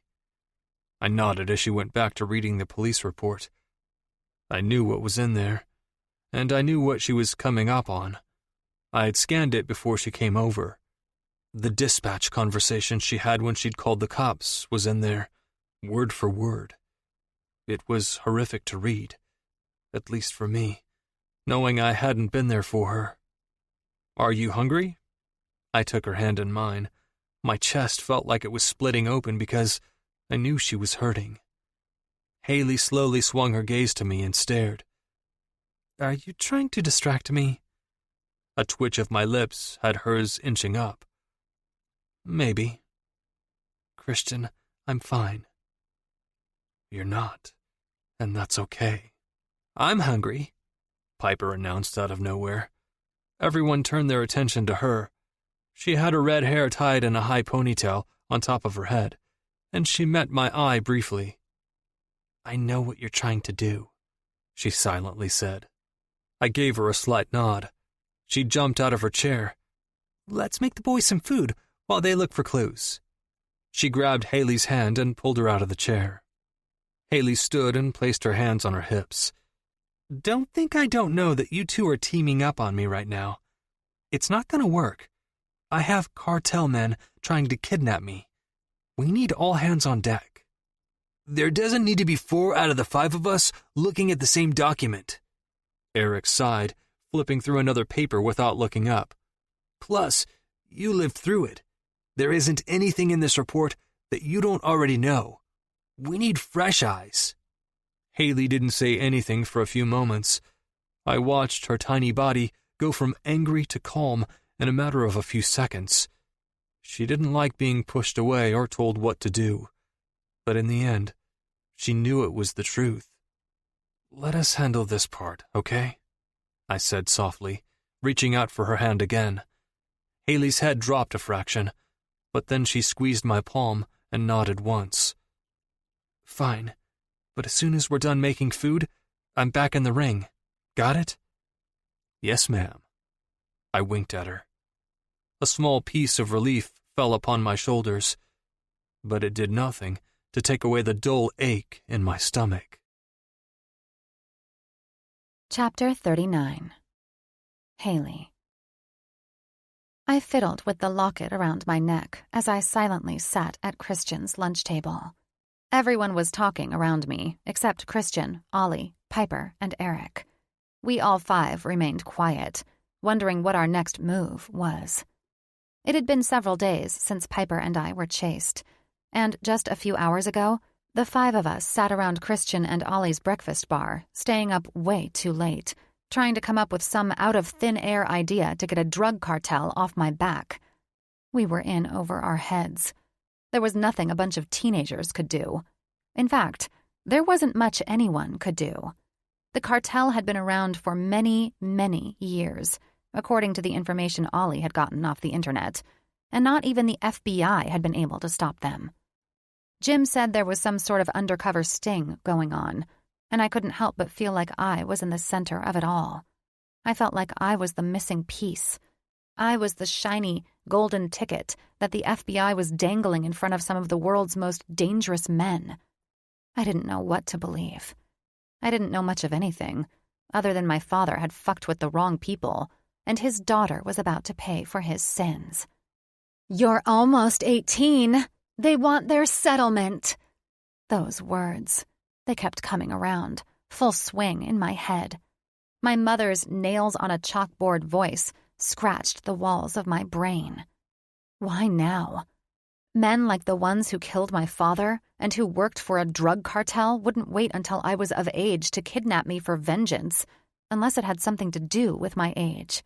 It had something to do with me being 18. It was significant for some reason, and I was pretty sure there was only one person who I could ask that would know. I just didn't know how I was going to get to her without Christian knowing. It wasn't that I didn't want him by my side at all times. I did. I just knew that if he went around her again or saw where I used to live, the living conditions, he'd go nuts. His temper would get the best of him. What was that saying? It was better to ask for forgiveness than it was to ask for permission? I didn't need his permission to go see my mom, but I had a feeling the boy who held my heart in his hands so delicately wasn't going to see it like that. He wanted to protect me at all costs, and that was exactly why he couldn't come with me. My eyes sliced over to Eric's for a brief second, and when he caught my gaze, he silently tilted his head in question. Eric. Yes. Absolutely not. Eric, please. I know what I'm asking of you, but it's either you go with me or I go alone. I can't bring Piper. I need someone who's going to look threatening enough so that no one bothers me while I try to fish information out of her. He threw his hands up and raked them through his dark hair. Eric's looks were dark and mysterious, and I wasn't sure if I'd ever seen him smile. He was brooding, much like Christian. He stood tall, at least 6 feet, and he was built wide. He drew attention to himself, but not the good kind. Eric looked like a bad boy who wasn't afraid to knock someone on their ass, which was precisely why I needed him. Christian will fucking kill me, and he's my best friend. No fucking way. I can't betray him like that. Even if it means saving his girlfriend in the end? I countered. That had him thinking, so I kept going. If I bring Christian, he will lose it with the first rude remark my mother makes, because he's already going to be trying to keep it together when he sees where I used to live. You know this. I know this. His temper will get the best of him. He'll drag me out of there before I can even ask my mom about the settlement. I dropped my voice, remembering that we were in the library. There is something significant about me being 18. Otherwise, it doesn't make sense. And if I'm going to be dangled right in front of the cartel by the FBI, I want to know why. I need to know what I'm walking into. I turn 18 tomorrow. It's obvious they're going to keep coming after me. Eric sighed and rested his back along one of the bookshelves. How the hell will we even pull this off? And if Christian kills me, it's your fucking fault. I almost squealed and wrapped my arms around his neck in relief. Eric and I barely knew each other, but there was something about the two of us that worked. He was level-headed, and I liked that about him. And not to mention, we both cared about Christian, so there was that. How do you feel about skipping school? Eric's lip curled. Wouldn't be the first time. My hands started to sweat at the thought of ditching school. Or maybe. Are you close with Headmaster Walton like Christian? He shrugged. Close enough. Why? What's the plan? Follow me. I can't believe that worked. Eric and I jogged to his car after I faked getting sick in our calculus class.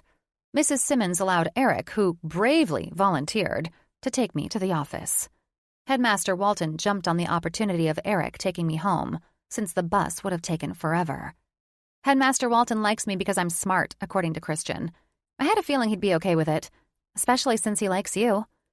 Eric started up his Range Rover and darted his eyes to the clock.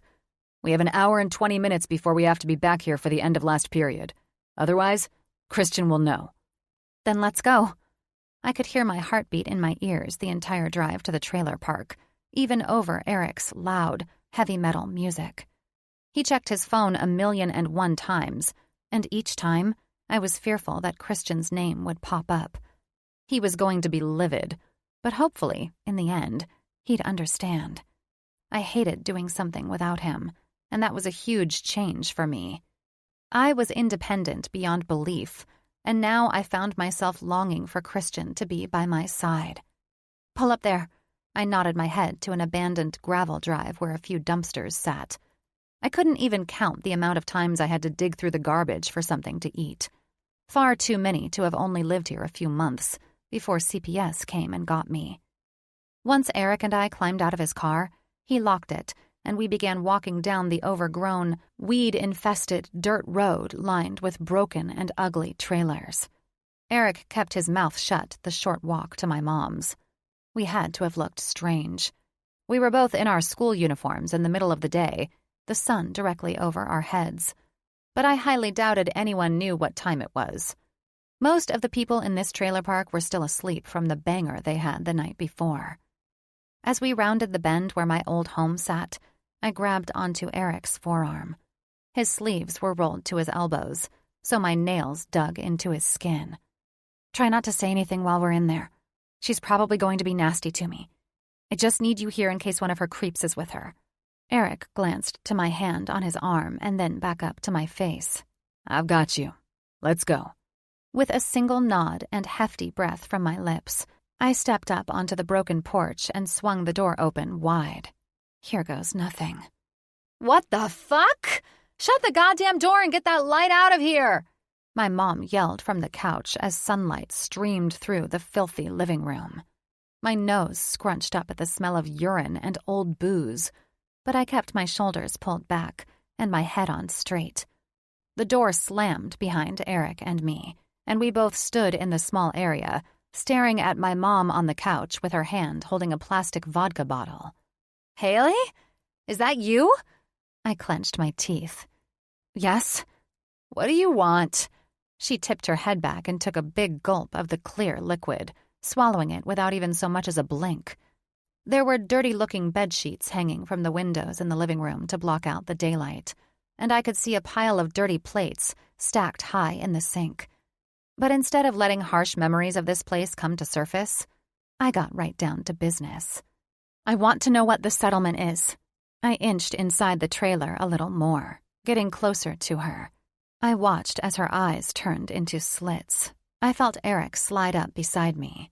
Thankfully, it seemed my mom was alone, but I knew we needed to hurry before her scummy friends came to pay a visit. "What do you have to offer?" Everything had a price when it came to her. "You know I don't have money," I answered, grabbing onto Eric's arm to let him know I had this under control.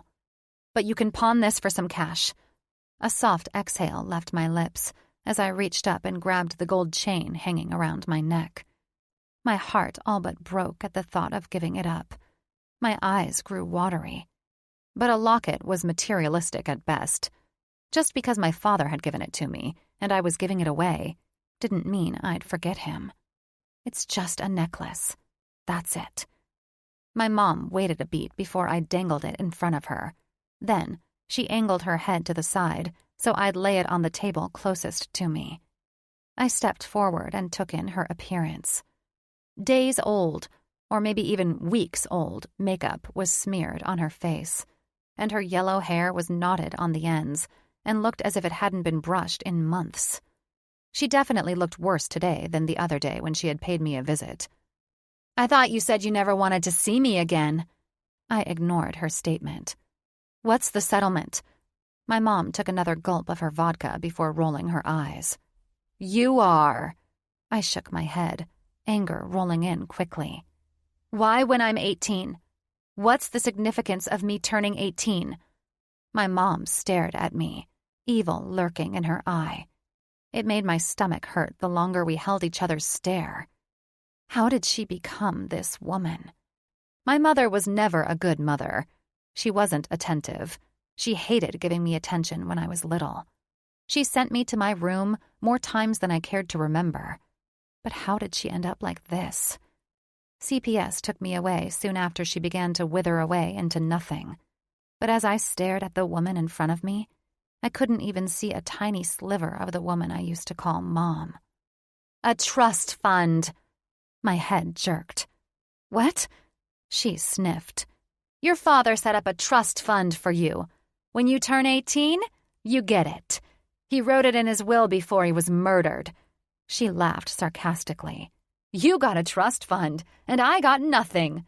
The dumb bastard didn't care what happened to me. Only you." My voice was near breaking. "I thought all of his assets were frozen because of the laundering." She shrugged, glancing at the necklace I had laid on the table. "Your father had a way around some things. He was smart in some senses." "So they want my trust fund so they can technically be paid back what he lost?" A small amount of comfort washed over me. I'd gladly give them the money in exchange for my freedom. They could have every penny. I would willingly hand it over. They didn't have to kidnap me. I had nothing left to say to my mother, and I had no time to waste. I came for information, and I got it. She could have the locket and pawn it for drug money. Or maybe she wanted to buy a few more of those cheap plastic vodka bottles. I didn't care. I got what I came for. Let's go. I grabbed onto Eric's arm, and we walked over to the door. As soon as I let some sunlight in, my mother chimed from behind. They'll keep the money and you, just so you know. Your father fucked us both over. My heart dropped slightly, but I refused to believe her words, even though, deep down, I knew they were true. Eric's arm dropped from my grasp as he turned around and stalked back through the trailer. Eric, what are you doing? I watched as he ripped my locket off the table, and as he leveled my mom with an enervating stare. You don't fucking deserve this, and you know it. To my surprise, my mom didn't say a word as Eric tore past me. I jumped at the sound of the door slamming behind me. You're right. Christian would have lost his shit in there. I nodded as my shaky legs climbed down the wooden steps after him. Eric was rushing so fast to get back to his Range Rover, still clutching my locket in his hand. As soon as we climbed inside, he handed it to me and said, He knows. My head snapped over to him as I held the chain of my locket in his hand. What? His Range Rover purred to life. He knows, and he's pissed. Great. Chapter 40. Christian. I stood with my back against the side of my Charger, waiting. I was fuming, livid. My arms were crossed over my school tie, and my knuckles itched to punch something to release the anger. When Headmaster Walton called me down to the office to let me know Eric would likely be running late for practice and for me to inform Coach that it was fine, I was confused. Then, when he told me why Eric was running late, I almost snapped Headmaster Walton's desk in half. I was impressed that I kept it together while in his office. My face stayed calm and collected, but on the inside, I was all but frantic. Where are they? Why did she ask Eric to take her home? She isn't sick. What the fuck is going on? My hand shook as I tried calling Eric again. He wouldn't answer. All I got 30 minutes ago was a text that read, "She's fine. We're on our way back." I think the thing that bothered me the most was that she didn't tell me what was going on. What the hell was going on? I snapped my attention up when I heard approaching wheels. Eric's Range Rover came into sight, and my heart went into triple speed. Half of me was eager to see her so I could wrap my arms around her, but the other half was ready to demand answers. They stayed in his car for a second too long, both of their eyes on me. I cocked an eyebrow, and that gave Haley the notion to finally open her door and step out. Her head was hung low, her dark hair hanging in front of her face. As soon as she was in front of me, Eric hanging back by his Range Rover, probably because he'd know I lay him flat on his ass, she tilted those blue eyes up to me, and I almost forgot I was angry. She looked tired, sad, a little detached. "I'm sorry," was all she said. I stood, unmoving, my shoes planted to the ground, and stared at her. "Where were you?" She nibbled on her bottom lip, and I ached to remove it from beneath her teeth. "I went to see my mom." My chest grew tight. "You... what? Why the fuck would you ever go see her?" Haley sighed as she avoided my eye. She looked out past the school into the wooded area. "I needed some more answers. I wanted to know what the settlement was, and what it had to do with me." I scoffed, feeling myself grow even angrier. "And you thought to ask your crackhead of a mother? Come on, Haley. You're smarter than that." I pushed off from my car and ran my hands through the short strands of my hair. "Bro, go easy on her." My eyes lasered onto Eric. I was seconds from plummeting my best friend to the black asphalt. "And you! What the hell were you thinking? You didn't think to fucking tell me that my girlfriend was going to a trashy trailer park to talk to her doped-up mother? I shook my head, seething. Instead of telling me, you fucking take her yourself? Christian, calm down, Haley shouted as I started to meet Eric halfway. Eric was my best friend, but I wanted to plow him to the ground. I was pissed. I wasn't sure I'd ever been so angry. Why? I turned around and glared at her. Why did you ask Eric and not me? Well, I think you freaking out like this is a good enough reason as to why I didn't ask you. So what? You don't trust me? The planes of her face softened. Of course I do. Then fucking why? I didn't shout at her, but the tone of my voice portrayed just how upset I was. Not only was I bothered that she had Eric take her to the trailer park in Pike Valley, but I was also hurt beyond belief that she didn't think to even tell me. Because she knew you'd fucking flip out if you saw where she had lived. She was afraid you'd lose your temper, and her mom wouldn't be willing to give forth any information. I turned away from Eric and faced Haley again. That's bullshit. If it was important, I would have kept my mouth shut. I did the first time she came around, didn't I? Do you not trust me? Because if you don't trust me, I don't even know why we're standing here right now. Haley rushed over to me and wrapped her arms around my middle. I stood much taller than her, but I didn't dare look down. Instead, I turned my head and clenched my jaw. Why doesn't she trust me? I do trust you. I trust you with my entire life. I've never had anyone love me the way you do. Then why? I heard Haley swallow, and when I looked down at her, the blues of her eyes looked like glass. I was ashamed. My brow furrowed. What? Her chin quivered for a brief second before she found her footing. I was embarrassed for you to see where I used to live, what type of life I had before coming here. Haley's hair flew into her face with a gust of wind. I didn't want you to see what my mother chose over me. Her head dropped a fraction, and my heart felt like it was falling down a rocky slope. She didn't love me enough to take care of me, and it hurts. I don't like showing my weaknesses, not even to you. And the second you saw that trailer and the way my hands shook when I walked inside, you would have known. I couldn't risk you trying to swoop in to save me this time. I couldn't risk you yelling at her or trying to drag me out. I needed answers. So I took Eric with me so I'd have someone to help me if I needed it. That's why. That's why I didn't tell you. Jesus Christ. I pinched the bridge of my nose to keep my emotions in check. She was right. The second I would have seen her hurting, I would have done anything to make it stop. Whether that was by dragging her out of that little trailer, or making her mom feel like the piece of shit that she was. Whatever Haley felt, I felt too, but 10 times deeper. And not to mention, I knew a little of what she felt. My mother chose something over me too, and it did hurt. It hurt like hell. The bell sounded from inside the school, and soon people would be pouring out the doors to get to their cars to go home. I pulled Haley from my body by the tops of her arms and peered down at her. How can I be angry with her? She licked her lips, keeping her tears at bay as I slowly leaned in to give her a quick kiss on the forehead. Let's just talk about this later, all right?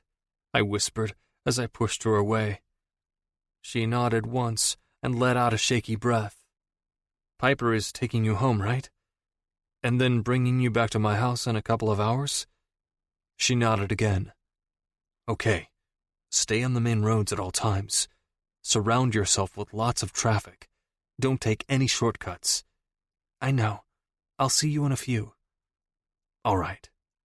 As Haley began to turn around, I grabbed her by her arm and pulled her small frame back to mine. I planted a long, hard kiss on her mouth, pouring my feelings into her. When she pulled away, I said, I love you. And her soft smile instantly made me feel 10 times better. I love you. Then she walked away and headed for Piper's car. Eric came to stand beside me, and I asked, "Was it that bad?"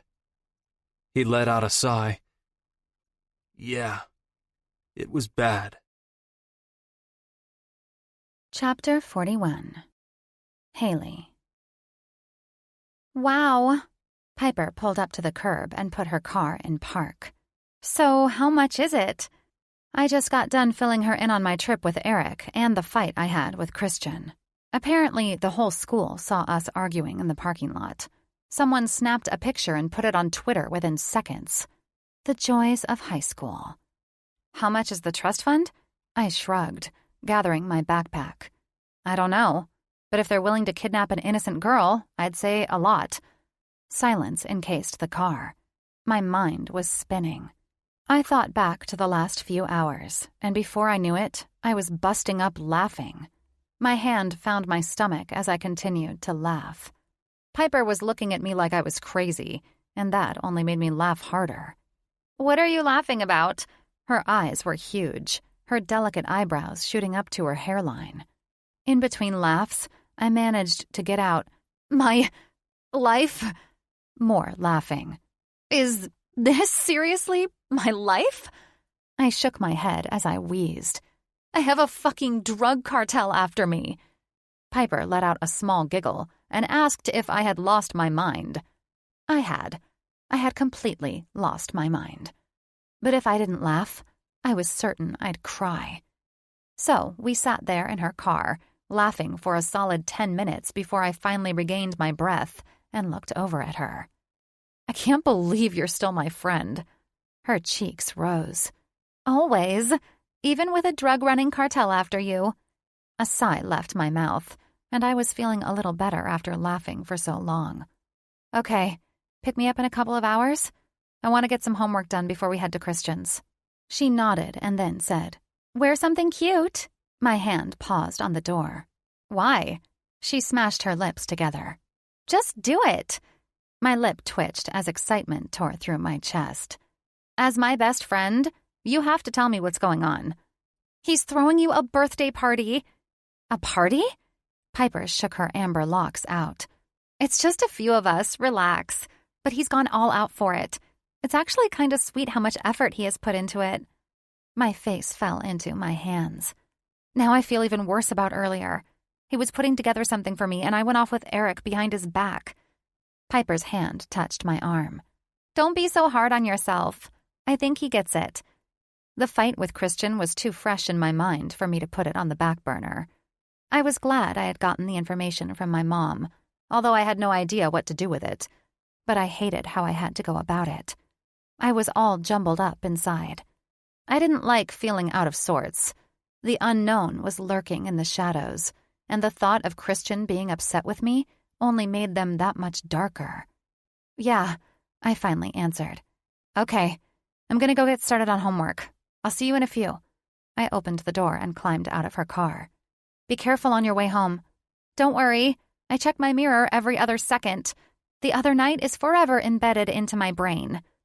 I huffed out a laugh and slammed the door, giving Piper a tiny wave. Once I reached the porch of Pete and Jill's, Piper sped away. I watched her taillights disappear around the parked black Escalade that was always sitting beside the curb, like some type of street ornament. As soon as I stepped through the threshold of the house, the hairs on my arms stood erect. My heart dropped. I could feel my pulse in my fingertips. Something wasn't right. After 5 years of living through hell, you started to learn the signs that pointed to evil. It was too quiet. I quickly scanned my surroundings, noting Pete wasn't in his green lazy boy in the corner. My eyes dropped to the lampshade that was turned on its side and to the remote that was several feet away on the floor, as if it were thrown. My first thought was to retreat. I took one step back, the door still open with my arm on the handle, but when I inched my head to the street, my throat began to close.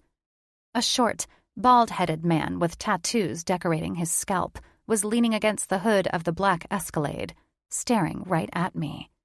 His arms were crossed over his leather jacket, and they only moved when he put a cigarette up to his lips to puff out smoke. My heart sunk. I shouldn't have been surprised, but I was. The harsh truth of my past was coming straight for me, and I stood there, acting like a deer in the headlights. My feet inched farther inside, and I let the door slam behind me. There was no use in being quiet. They were here. They finally found their opportunity, and I was cornered. I wanted to run and never look back. But then I would have been giving up the things in my life that made me happy, that made me want to live. And I couldn't run forever. And who knew if I'd even make it down the road before they caught me? This needed to end. I wasn't sure how it would end, and I wasn't sure if I'd make it out alive, but I had to have some form of hope. There were two things on my side: the inside guy, the one who was undercover according to the PI, and the fact that I'd put up absolutely no fight in handing over my trust fund. They could have it. I didn't want any part of it. I kept my heart rate as steady as I could when I dropped my backpack down onto the floor. My Converse slapped against the wood as I walked through the house, heading to the kitchen. I halted as soon as I saw Pete sitting in the kitchen chair, his big pot belly hanging over his pants as blood trickled out of his nose. I expected his eyes to flare with distaste when they landed on me, but they didn't. Instead, they showed something I'd have never, ever expected from him: worry. So, you finally found me. I stared at the two men standing behind Pete, one of their hands clamped down on his shoulder. Their expressions stayed immobile. We've been following you for years. We were instructed to wait until you turned 18. I swallowed before I snarled. Well, happy birthday to me. I locked stairs with Pete for a moment before I raised my chin and glanced back to the man holding his shoulder. So now what? You kill my father and come for me? You want this big settlement from me that I don't even have yet? The men didn't answer me. Pete's eyes darted around the kitchen like he was planning on doing something, but it was no use. These men had weapons. I was sure of it. Pete would end up dead, and as terribly as he had treated me, no one else deserved to die for my father's mistakes. Not even Pete. Well, what are you waiting for? I asked, anger filling my veins. For 5 years, I'd thought of this moment. Fear was always present. I always imagined I'd cower and cry and beg them not to take me, because I knew once they did, I'd never ever be the same girl as I was now. I'd be this empty shell of the girl I used to be. But for some reason, standing here, looking at them, I wasn't scared. I was pissed. My life was just getting good. I just learned what love was, what friendship was. I wouldn't go down without a fight, and one way or another, I'd fight like hell to get back. Just as the thought passed through my mind, the back door opened. The man with the tattooed head peeked in. He first landed his gaze on me, and his eyes held onto mine for a fraction too long. The subtle twitch of his cheek had me wondering who he was. He wasn't like the others. He didn't have a vengeance in his eyes. He didn't reek of death. The car is ready. Coast is clear. Let's go. The burly man with his hand on Pete's shoulder stayed put as the others stalked toward me. I kept my gaze straight on Pete as the man came closer to me.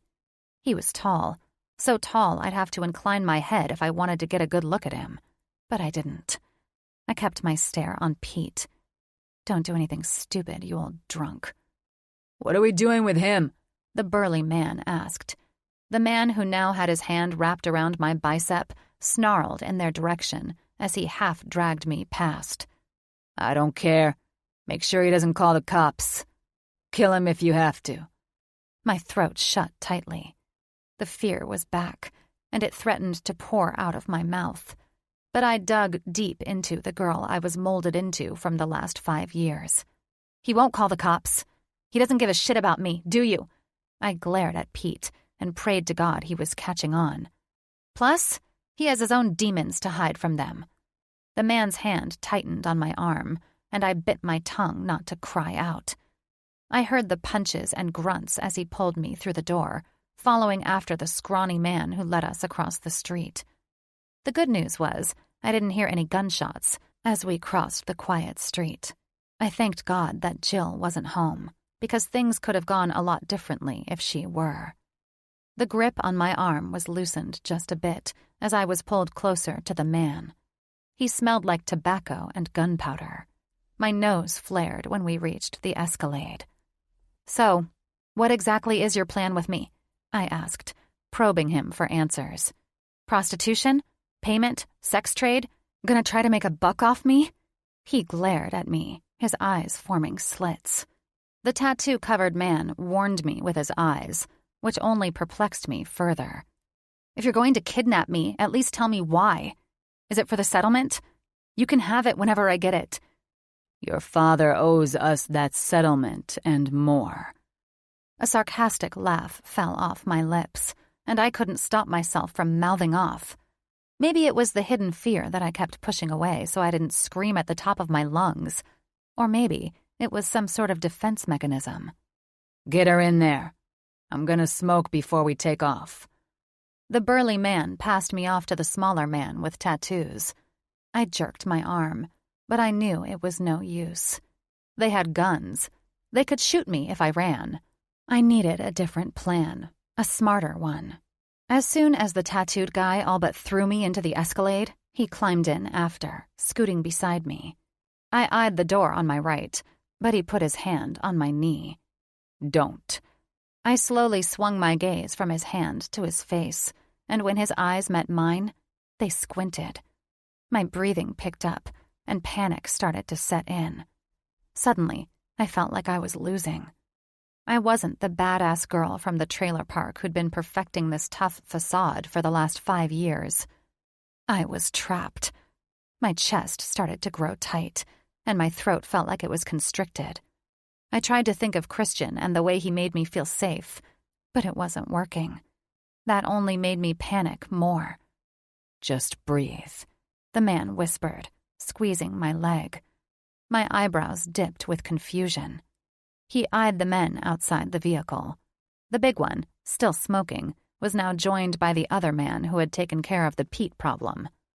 When his eyes swung back over to me, he mouthed the words, "Just keep him talking." What? He gave me a cautious look. I was lost, confused, scared, pissed, leery of every single person I was surrounded by. But after 5 years of being around sketchy people, untrustworthy people, people who gave me a sinking feeling deep in my stomach with one look, I'd obtained quite a skill. I knew right off the bat if I could trust someone, and I knew, without a doubt, that this man wasn't bad. I could trust him, and I hoped with everything in my body that I was right. Chapter 42. Christian. "What time are they getting here?" Ollie, with his school shirt untucked and unbuttoned at the top, held a purple streamer as he balanced on the counter to attach it to the ceiling. "Any minute, so hurry up." He scowled at me. Haley turned 18 at midnight, and I knew it was a big deal, even if she didn't want to admit it. Turning 18 meant she was free. She could technically leave Pete and Jill's if she wanted, and stay somewhere, anywhere else, until college. I wanted to drain my account and buy her an apartment with a top-notch security system and put her in there without taking no as an answer. But I knew she'd be pissed and refuse, so a small birthday party was going to have to do for now. Not only were we celebrating her 18th birthday, but we were also celebrating the last 5 birthdays. There was a separate room for each birthday that Haley didn't get to celebrate because of being in foster care. As each hour passed, we'd go into a different room and celebrate that particular age. I'd been planning this party for a week now. What I wasn't expecting was a massive punch in the gut from her earlier road trip with Eric. But that wasn't something I was willing to simmer on. I promised her we'd talk about it later, and we would. But for now, Haley deserved this. What's all this? I switched my attention to my father walking through the kitchen with a briefcase in tow. I was shocked, to say the least. What are you doing here? A deep chuckle escaped him as he laid his briefcase on the island. I live here and pay the bills. I snorted. You barely live here. Yeah, well, I'm going to work on that. I flicked my eyes to meet his and stared. We still hadn't resolved anything since the last time we had talked. In fact, I didn't think there had been more than a sentence or two shared between us since then. It wasn't difficult to avoid him. My days were spent at school, and then practice soon followed. Then I was with Haley for the rest of the night, with the occasional stop to talk with Ollie. So, what is this? What's up with the black and purple? Ollie was the one who answered. It's Haley's birthday. We're throwing her a party. You know I don't allow parties here. How would you even know if we threw parties? I gritted my teeth. The more I stared at him, the angrier I got. And this isn't a party. It's just a few of us. My father stared at me from across the island. His dark features relaxed. It was like looking at a reflection of myself. We were similar in every aspect, and that irked me because it was the last thing I wanted. He was the only parent I had left, but we were so disconnected that I knew nothing about him. I half expected him to give me another lecture about Haley, but before he could say anything at all, my phone rang. I saw Piper's name flashing and answered it quickly. You on your way? Christian! Her voice had my chest constricting. I dropped the black streamer. What's wrong? Her words were fast through the line. It's Haley. Something's wrong. Pete. She sucked in a heavy breath of air, and it suddenly felt like I had none. Pete is hurt. I think they took her. Piper was crying now, and I braced myself on the island, clutching the phone hard in my hand. What's going on? The words barely came out. It felt like I'd swallowed my own heart. Piper choked on her words. I don't know. Pete is bleeding and won't wake up. I heard some shuffling, and then, Wake up! Please wake up! I dropped the phone, and my chest started heaving up and down. I couldn't hear a word being said by Ollie or my father. The only thing I could hear was the quick pace of my heart beating wildly in my chest. I watched as Ollie picked up the phone and began talking, his green eyes widening as he locked onto me. My eyes squeezed tightly together. There was no fucking way someone was taking Haley from me. My Haley. Every possible scenario of someone putting their hands on her filtered through my mind, much like they had every night since she got attacked at the football game, and I suddenly felt out of control. Haley was strong, one of the strongest, most obstinate people I knew, but I also knew that, deep down, she was scared. There was still a part of her that was the old Haley, the bright, happy, naive girl that had her head in the clouds. She formed a thick skin over the last few years, but no one was invincible. I cursed myself for not taking more precautions. She convinced me that she was fine at Pete and Jill's house for the few hours that I had football practice, and she did her homework every night. She said, You can't be with me every single second of every day, Christian. Fuck football. Fuck school. I shouldn't have let her out of my sight. Son. My head jerked as a hard hand gripped tightly onto my jaw. I clenched my teeth, finally taking breath, and stared at my father's troubled face. You need to take a breath. I can't. The words were forced. My lungs were constricted. The feeling was familiar. Flashes of my mom's lifeless body flew through my head as I tried to hold on for dear life. No, not now. My father's hands wrapped around my head. You can. Just look at me and breathe. We'll figure this out. She's going to be fine. She's going to be fine. Haley. I forced another breath as I continued looking at the worry lines on my father's forehead. Another puff of air came out, and I slowly felt my chest loosening with oxygen. Ollie, call Jim and tell him it's an emergency. Tell him to get his ass over here and to call Scott on the way. Who's Scott? Ollie asked, searching for Jim's name. He's on the force. Call him now.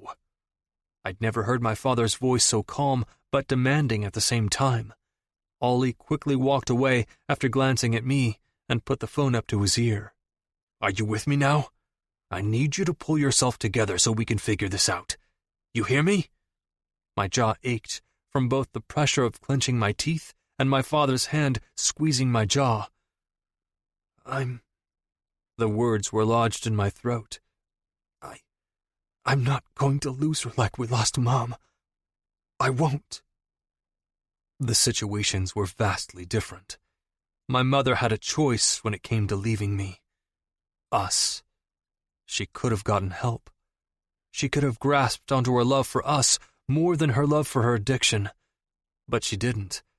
And that was a regret I was sure she'd have if she were here. But Haley didn't have a choice in this matter. She wasn't willingly leaving me. The choice wasn't hers. It was her father's. Haley was the casualty in her parents' choices, and I was going down right with her. You won't lose her. Do you want to know why? My father's hands dropped from my face as he took a step back and rounded the island. You won't lose her because you're fighting for her. And when a Powell man fights for someone he loves, he always wins. My father started to roll up his sleeves as if he were ready to fight someone. I fought for your mother once, and I won. The problem was, I stopped fighting. He bent his head, and I was unable to form words. The whites of his knuckles matched his dress shirt as he squeezed the edge of the kitchen island. His head slowly came back up, and he pinned me with a lethal Powell stare. Don't you ever stop fighting for the person you love, Christian. Do you hear me? I swallowed back a rough lump in my throat. I hear you. Then get your shit together so we can get her back. I dipped my chin, and we walked through the kitchen together, ready to do whatever it took to get my girl back. Chapter 43. Haley. I had always imagined that an Escalade would feel like riding in a luxurious limo of sorts. It was big and sleek, fancy, for lack of a better word. But each time we'd go over a bump, I'd bang my head off the side of the door. My hand itched to try the shiny handle on the right, but even if my captors were dumb enough to leave the door unlocked, we were going so fast I was likely to die or have serious injuries if I jumped. I kept glancing at the man beside me, the one I felt that I could trust, although I wasn't sure to what extent. I replayed his words in my head. Keep him talking. I didn't really have time to dissect the why in this situation, so I just went with it. I had nothing else to lose.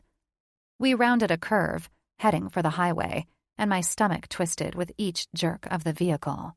I shifted in my school skirt, glancing at the two men up front and then to the man beside me. His tattooed head stayed straight, but his eyes moved to the corner of his eye. I turned my head to the front and tried my best to keep my voice steady. So, what exactly did my father do to land me in this lovely seat? The burly and most frightening of the men sliced his eyes to mine in the rearview mirror. He grunted and then turned his gaze back to the road. Okay, well, that didn't work. I decided to keep probing. So what? You're just going to kidnap me but not tell me why? How is that fair? Is it the settlement? My trust fund, right? Still no answer. That is what you're doing, right? Kidnapping me? Wait, is it called kidnapping if I'm not really a kid anymore? There was a small twitch on the tattooed man's mouth and a barely noticeable nod of his head. I took that as a confirmation that I was doing something right. Seriously, guys, what gives? Were you the ones who killed him? I chuckled, glancing out the window at the passing trees for a second. I bet it was you, huh, big man? The driver sliced his eyes to mine again, and I met his cold stare. Was it you? Do you remember me cowering on the steps in my house, scared out of my mind?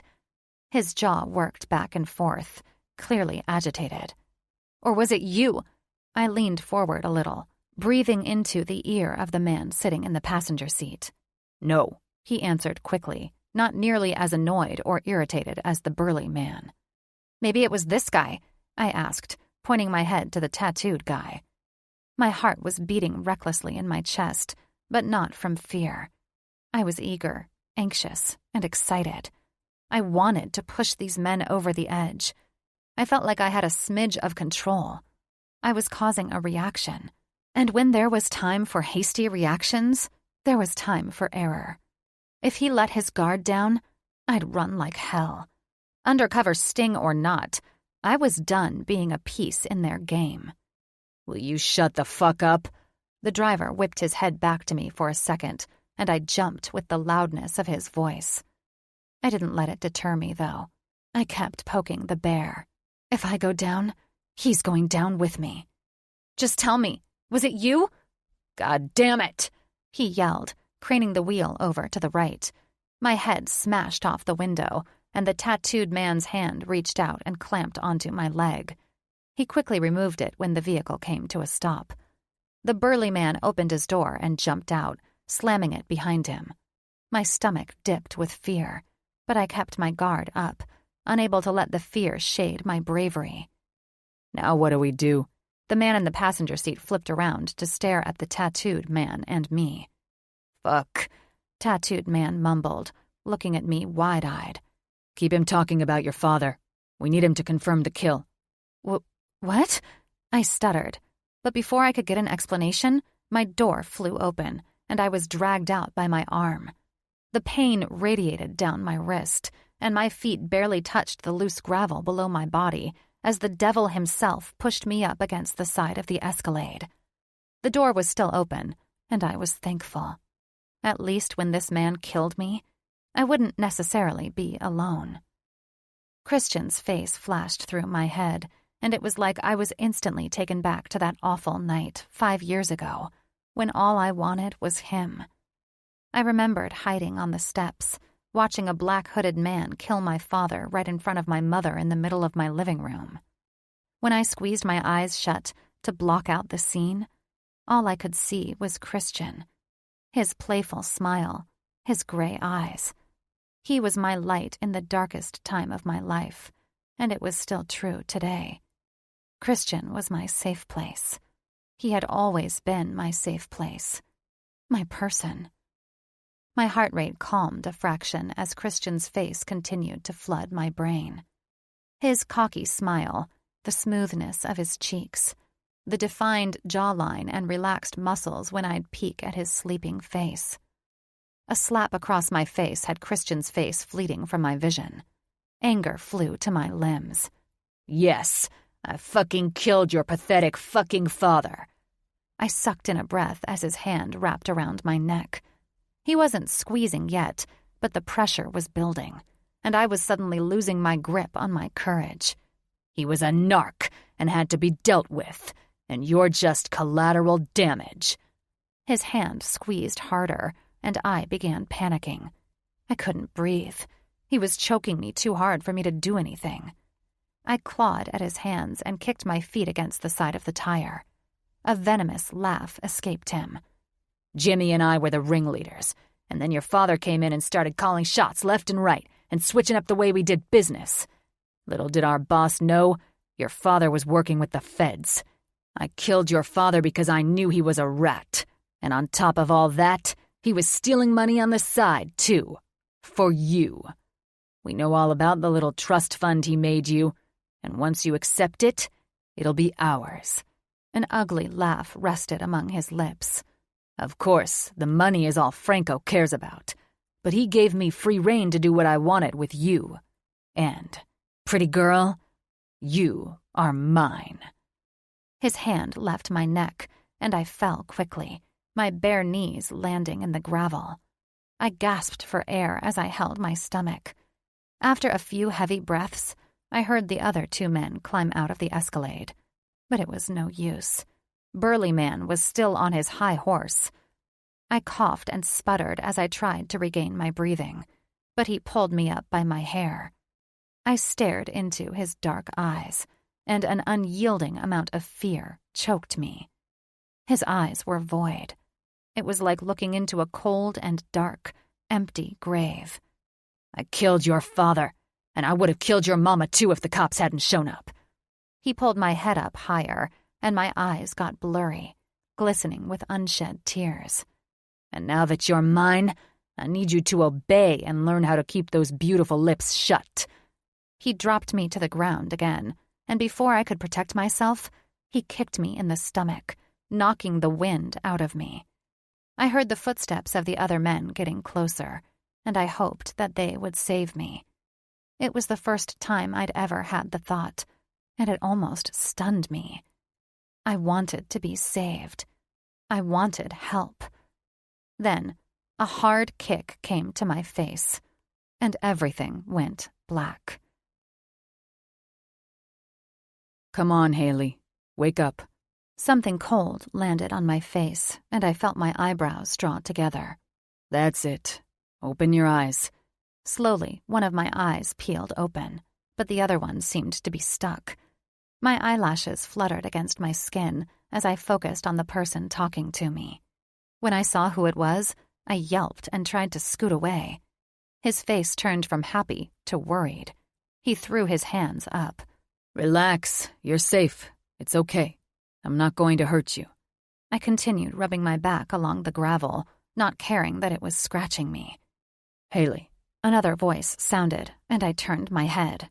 It was the tattooed man. Both he and the man from the passenger seat were crouched down beside me with worried lines on their faces. For some reason, they didn't look scary anymore. The tattooed man never truly did look scary. He had tattoos, lots of them, but his deep brown eyes were calming and almost comforting. "But you hurt Pete." My voice was raspy as I looked at the man closest to me. He was the one who had to deal with Pete when they first took me. "I heard you hitting him." He nodded and looked at his friend before bringing his attention back to me. I did, but he's fine. I knocked him out once and left him there. I had to, or our cover would have been blown. He chuckled. Plus, your foster dad is a fucking asshole. He deserved a good knockout. True. I stopped moving my body on the gravel to get away from them, mainly because I was inching closer to the road, and if another vehicle drove down it, I'd be run over. Haley, it's okay. We're the good guys. He smiled down at me. And you were the missing piece we needed all along. You just helped put this guy behind bars for a long, long time. And not to mention, you've helped unlock many more doors. I sliced my eyes over to Burly Man who was crouched down by the car, clearly unconscious, with his hands bound together with what looked to be zip ties. Sirens wailed in the distance, and I hoped they were coming for me. You're a fighter, just like your old man. I slowly sat up and tried to get to my feet. Tattoo Man was beside me within a second, grabbing my arm gently and pulling me up. "I don't understand," I finally said after taking several even breaths. It hurt to breathe, but my need for answers far outweighed my injuries. The other man, who was now standing close to Burly Man, spoke first. I took a step back, releasing my arm from the tattooed man's grasp. Haley, your father was an informant for us 5 years ago. He got caught laundering money, and instead of doing prison time, we offered him an informant job. He was helping us take down one of the biggest drug cartels in our area. You just helped us take down Franco's right-hand man, giving us probably the biggest piece of missing information that we needed to start dissembling the cartel's activity in the surrounding areas. We're finally getting to him. He shut his weathered eyes tightly. Fucking finally. You just hit the tip of the iceberg, Haley. This is how we get Franco to sink. Tattoo Man stood in front of me as several police cars and an ambulance pulled up behind the Escalade. I promised your father that if something ever happened to him, I'd watch out for you. I'm really glad I was able to keep my promise." I felt many things in that moment, so many that I couldn't even decipher the feelings pouring out of me. I felt everything deeply. Raw emotions pooled in my eyes, and they swept down my cheeks gracefully. I allowed myself to feel and to cry right there in front of 2 men I'd never met before and a dozen officers and EMT workers. For so long, I'd been afraid to feel. I'd been afraid to be hopeful. I'd been afraid to let my guard down. I'd been afraid to think back into the past where I had a father who loved me. Everything changed the night he died. The love he showered me with was destroyed. He put me in danger, and my mother let her grip on reality slip away along with her role as a mother. I was betrayed, and up until a few weeks ago, I felt unlovable. Christian showed me what love was again, and this moment here, knowing at least one of my parents looked out for me, was the start of my healing. Chapter 44. Christian. I was silent as I sat in the police station's waiting area. Orange and gray seats were filled with family members of criminals, whereas I was there for Haley, the girl who somehow helped take down one of the biggest drug cartel's hitmen.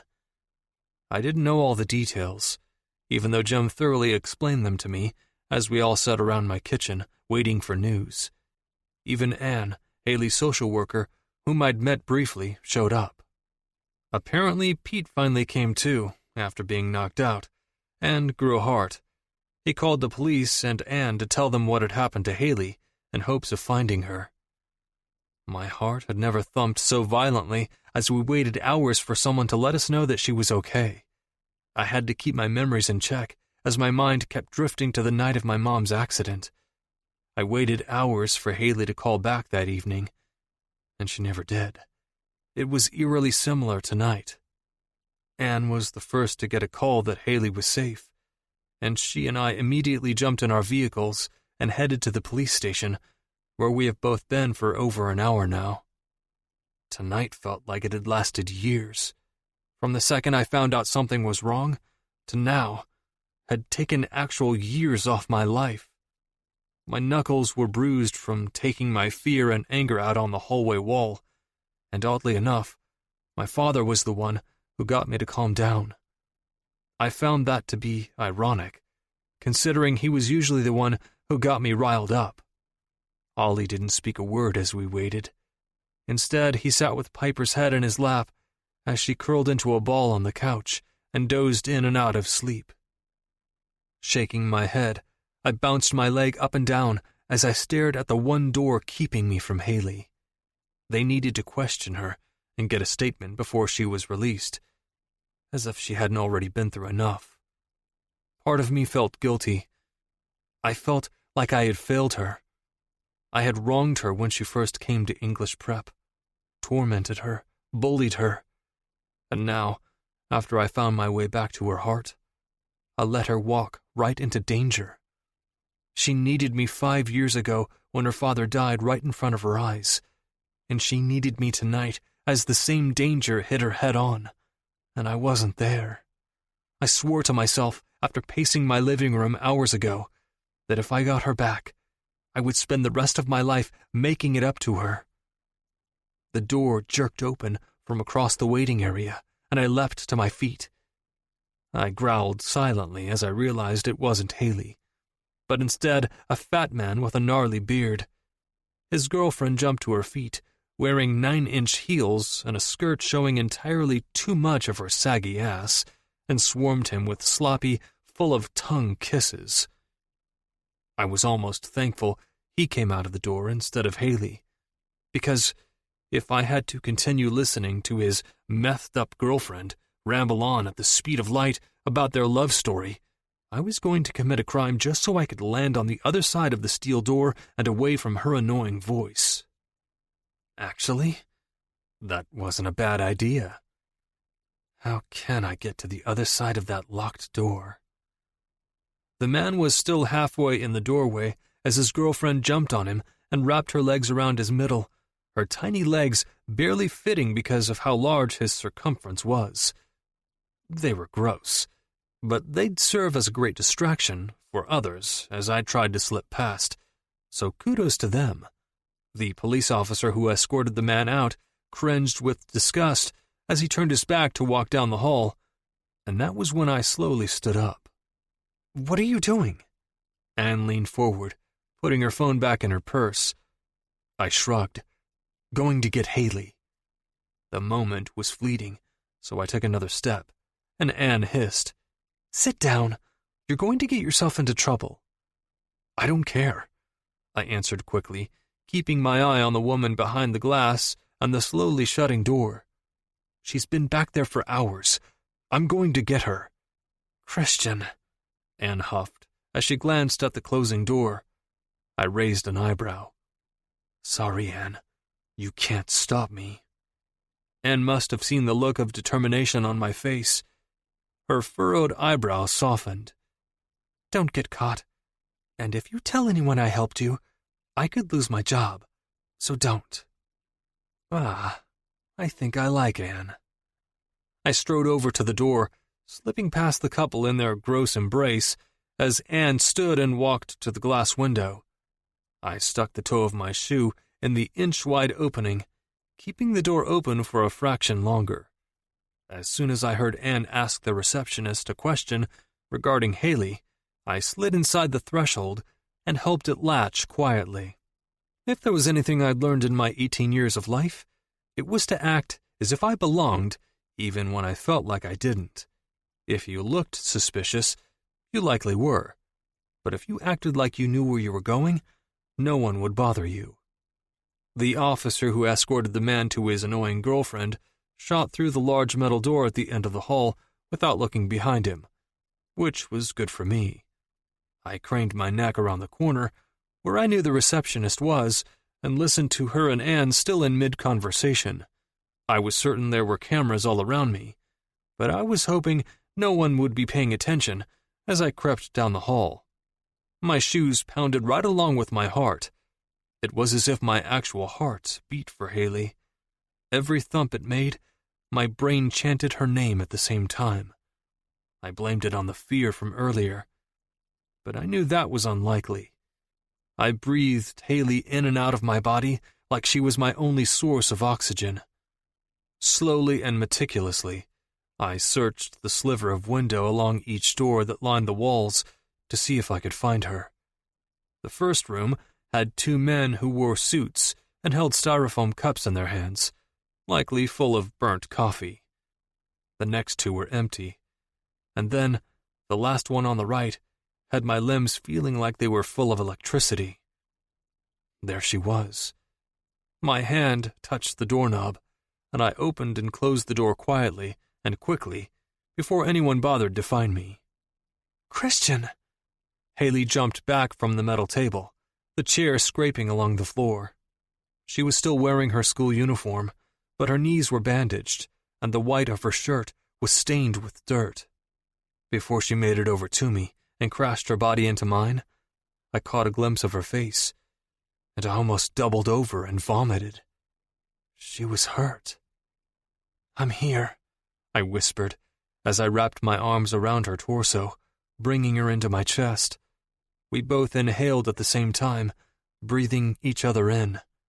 "You're here," she whispered back. We stayed like that for a long time, her body glued to mine, my arms locked around her.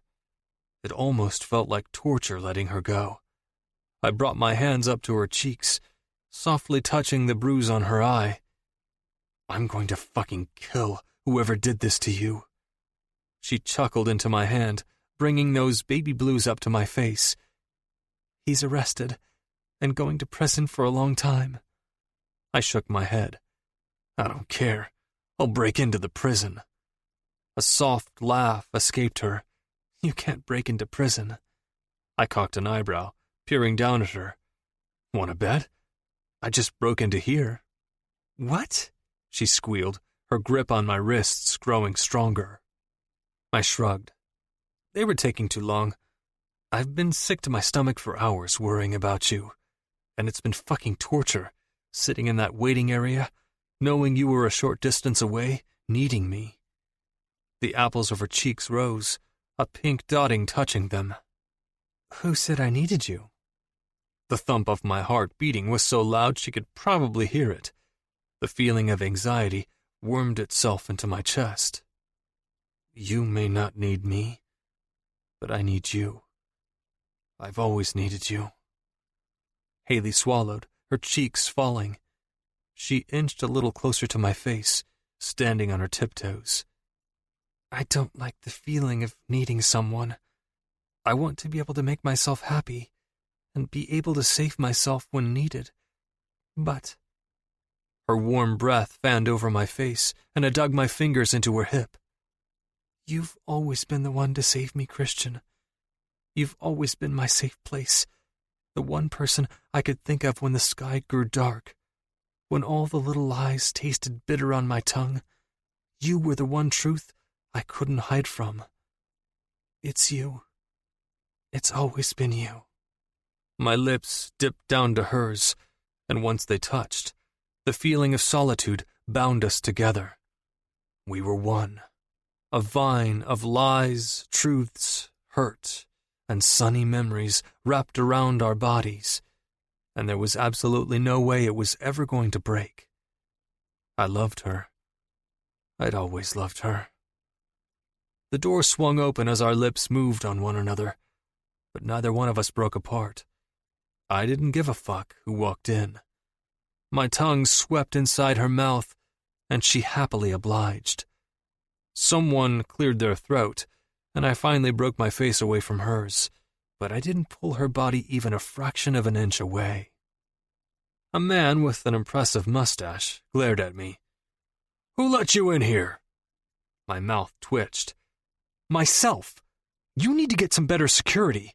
I walked right through the doors and found Haley, the victim, still in her dirty school uniform from hours ago, without so much as a cup of water, sitting in this cold fucking room. My nostrils flared as the man's scowl disappeared.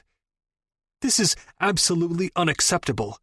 I'm taking Haley home, and if you have any further questions about her statement, you and your corrupted force can come to my house and get it from her. I grabbed Haley's hand and began to walk out of the dimly lit questioning room. The man called after us. You can't just leave. We aren't finished. Like hell you aren't, I called back, Haley's hand still tucked in mine. You have Haley in this bleak questioning room alone, after she's been through hell and back, treating her like she's the criminal. The man kept his mouth shut and dropped his eyes to the floor, realizing his mistake. Now, if you need anything else from her... I turned around, putting my back to him. Feel free to call me or her social worker. I'll leave both of our numbers up front. Haley looked up at me with unshed tears in her eyes and a hidden smile on her face. What? I think I like it when someone sticks up for me. I cocked my lip. Good. Get used to it. She smiled and walked alongside me until we made it through the doors of the station. Anne was quick to pull Haley into a hug. I watched as Haley's face changed from surprised to relieved. She wasn't used to people caring about her, and that was just something else she was going to have to get used to. Epilogue. Haley. I clutched my backpack with both hands as it rested on my shoulders. My stomach was a jumbled mess of nerves and excitement. This wasn't an ordinary situation, to say the least, but I was excited. For once, I was letting myself accept help as it poured all around me. Since Christian and I left the police station, with Anne trailing us, everything had been a whirlwind. I had detectives and FBI agents taking my statement every other day, it seemed, and, unfortunately, making me relive the past. I had to give them a recount of everything that had happened in the last 5 years, especially touching on everything that had happened in the last few months. Tattoo Man came to visit me once, too. Apparently, he and my father worked closely together when he was an informant.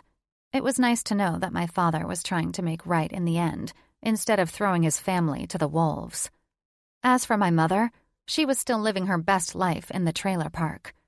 The only thing she was concerned with was her next high. My father left her nothing but the scraps of our old life, and when my father was murdered and the FBI wanted to help us, she refused, which was why they had to get creative and pretty much wait until the cartel came after me for the settlement.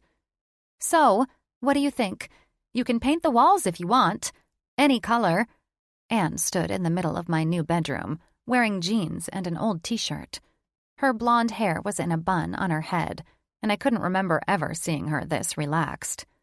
It seems silly to paint my room when I'm going off to college in the fall. Anne smiled softly. But what about when you come back for breaks? Christmas? A sinking feeling hit me. Anne, I appreciate it, but just letting me stay here until September is plenty. I can stay at school for my breaks, or go to Christian's, or even Piper's. And then when summer rolls around, I can get an apartment until fall semester starts back up. Apparently, the feds couldn't prove that my trust fund money was stolen. My father had covered all bases and invested a lot of his early savings into it, so it was mine to do whatever I wanted with it. But for now, I was saving it for college. That was, unless I got a scholarship. Until then, I was saving it until I got my admission letters and staying with Anne.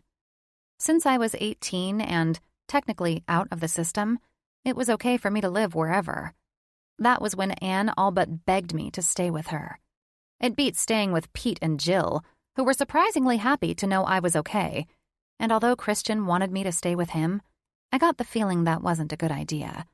We were still trying to figure out how to be boyfriend and girlfriend without a major threat looming over our heads. Living with him seemed insane, even if I really wanted to. Well, if you decide you want to paint or, stay here on breaks and during the summer, you can. I stared at Anne as she raked her gaze around the room she had set up for me. She had gone above and beyond. The walls were a pale coral color. The bed looked fluffy with a big white duvet, and there was even a headboard attached. Tucked away on the far wall was a dresser and a desk with a pretty lamp on the edge. My throat closed for a second before I regained myself. Thank you, Anne. Her attention snapped to me, and her cheeks rose in a smile. You're welcome. I want you to feel safe here, and I want you to know that you are not alone. She paused. Mainly because your boyfriend won't leave your side for nothing. A laugh escaped my mouth. It took a lot of convincing to get him to leave me for the night.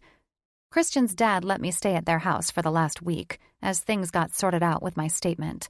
And not to mention, the feds wanted to make sure things were safe since they'd taken down one of the cartel's biggest drug runners. But it was time Christian took a second to himself, instead of following me around like he was my shadow.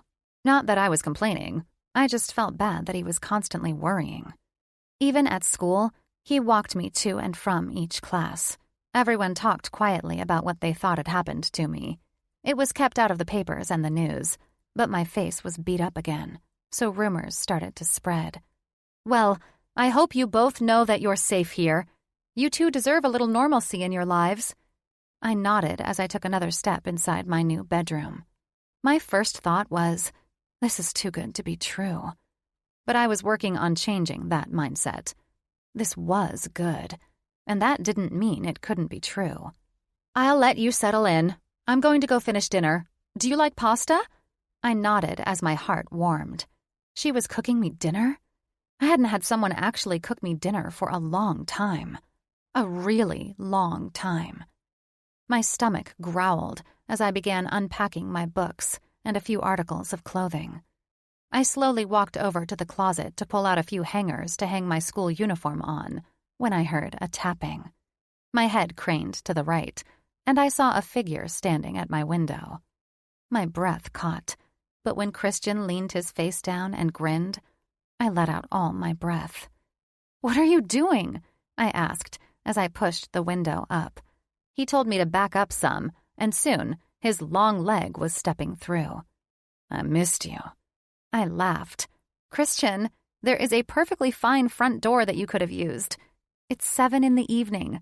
I think Anne would be okay with you stopping over." He shrugged as he stood before me wearing jeans and a crisp white t-shirt. I wanted to see how easy it was to climb through your window. He raised his eyebrows as a grin played along his mouth. I have to say, it's a lot easier now that your bedroom is on the first floor. I smacked his chest as a smile snaked its way onto my face. At the last second, he grabbed my hand and pulled me in close. I love you. I angled my chin up and locked onto his dark gaze. I love you too. Always. He nodded. Always. His lips hovered over mine, and butterflies filled my stomach. I breathed in his woodsy scent and found comfort.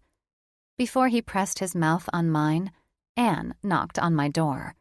"The pasta will be done in about 10 minutes." I held in my laugh as Christian and I froze. "Okay." Then, through the door, she said, "And tell Christian he's welcome to stay, as long as he uses the front door next time." Christian chuckled as a bad boy grin covered his features. "Will do," he shouted before pulling me in even closer. He bent down a fraction and hovered his mouth over my ear. His warm breath had chills breaking out along my arms. "Not a chance in hell. I'm sneaking through your window every night, because there's no way I'm sleeping without you." "Good," I answered before letting out a soft laugh. But soon, my laugh was drowned out by his kiss, along with everything else in the world. This concludes All the Little Lies by S.J. Sylvis, narrated by Stephanie Rose and Nelson Hobbs. Copyright 2020 by S.J. Sylvis.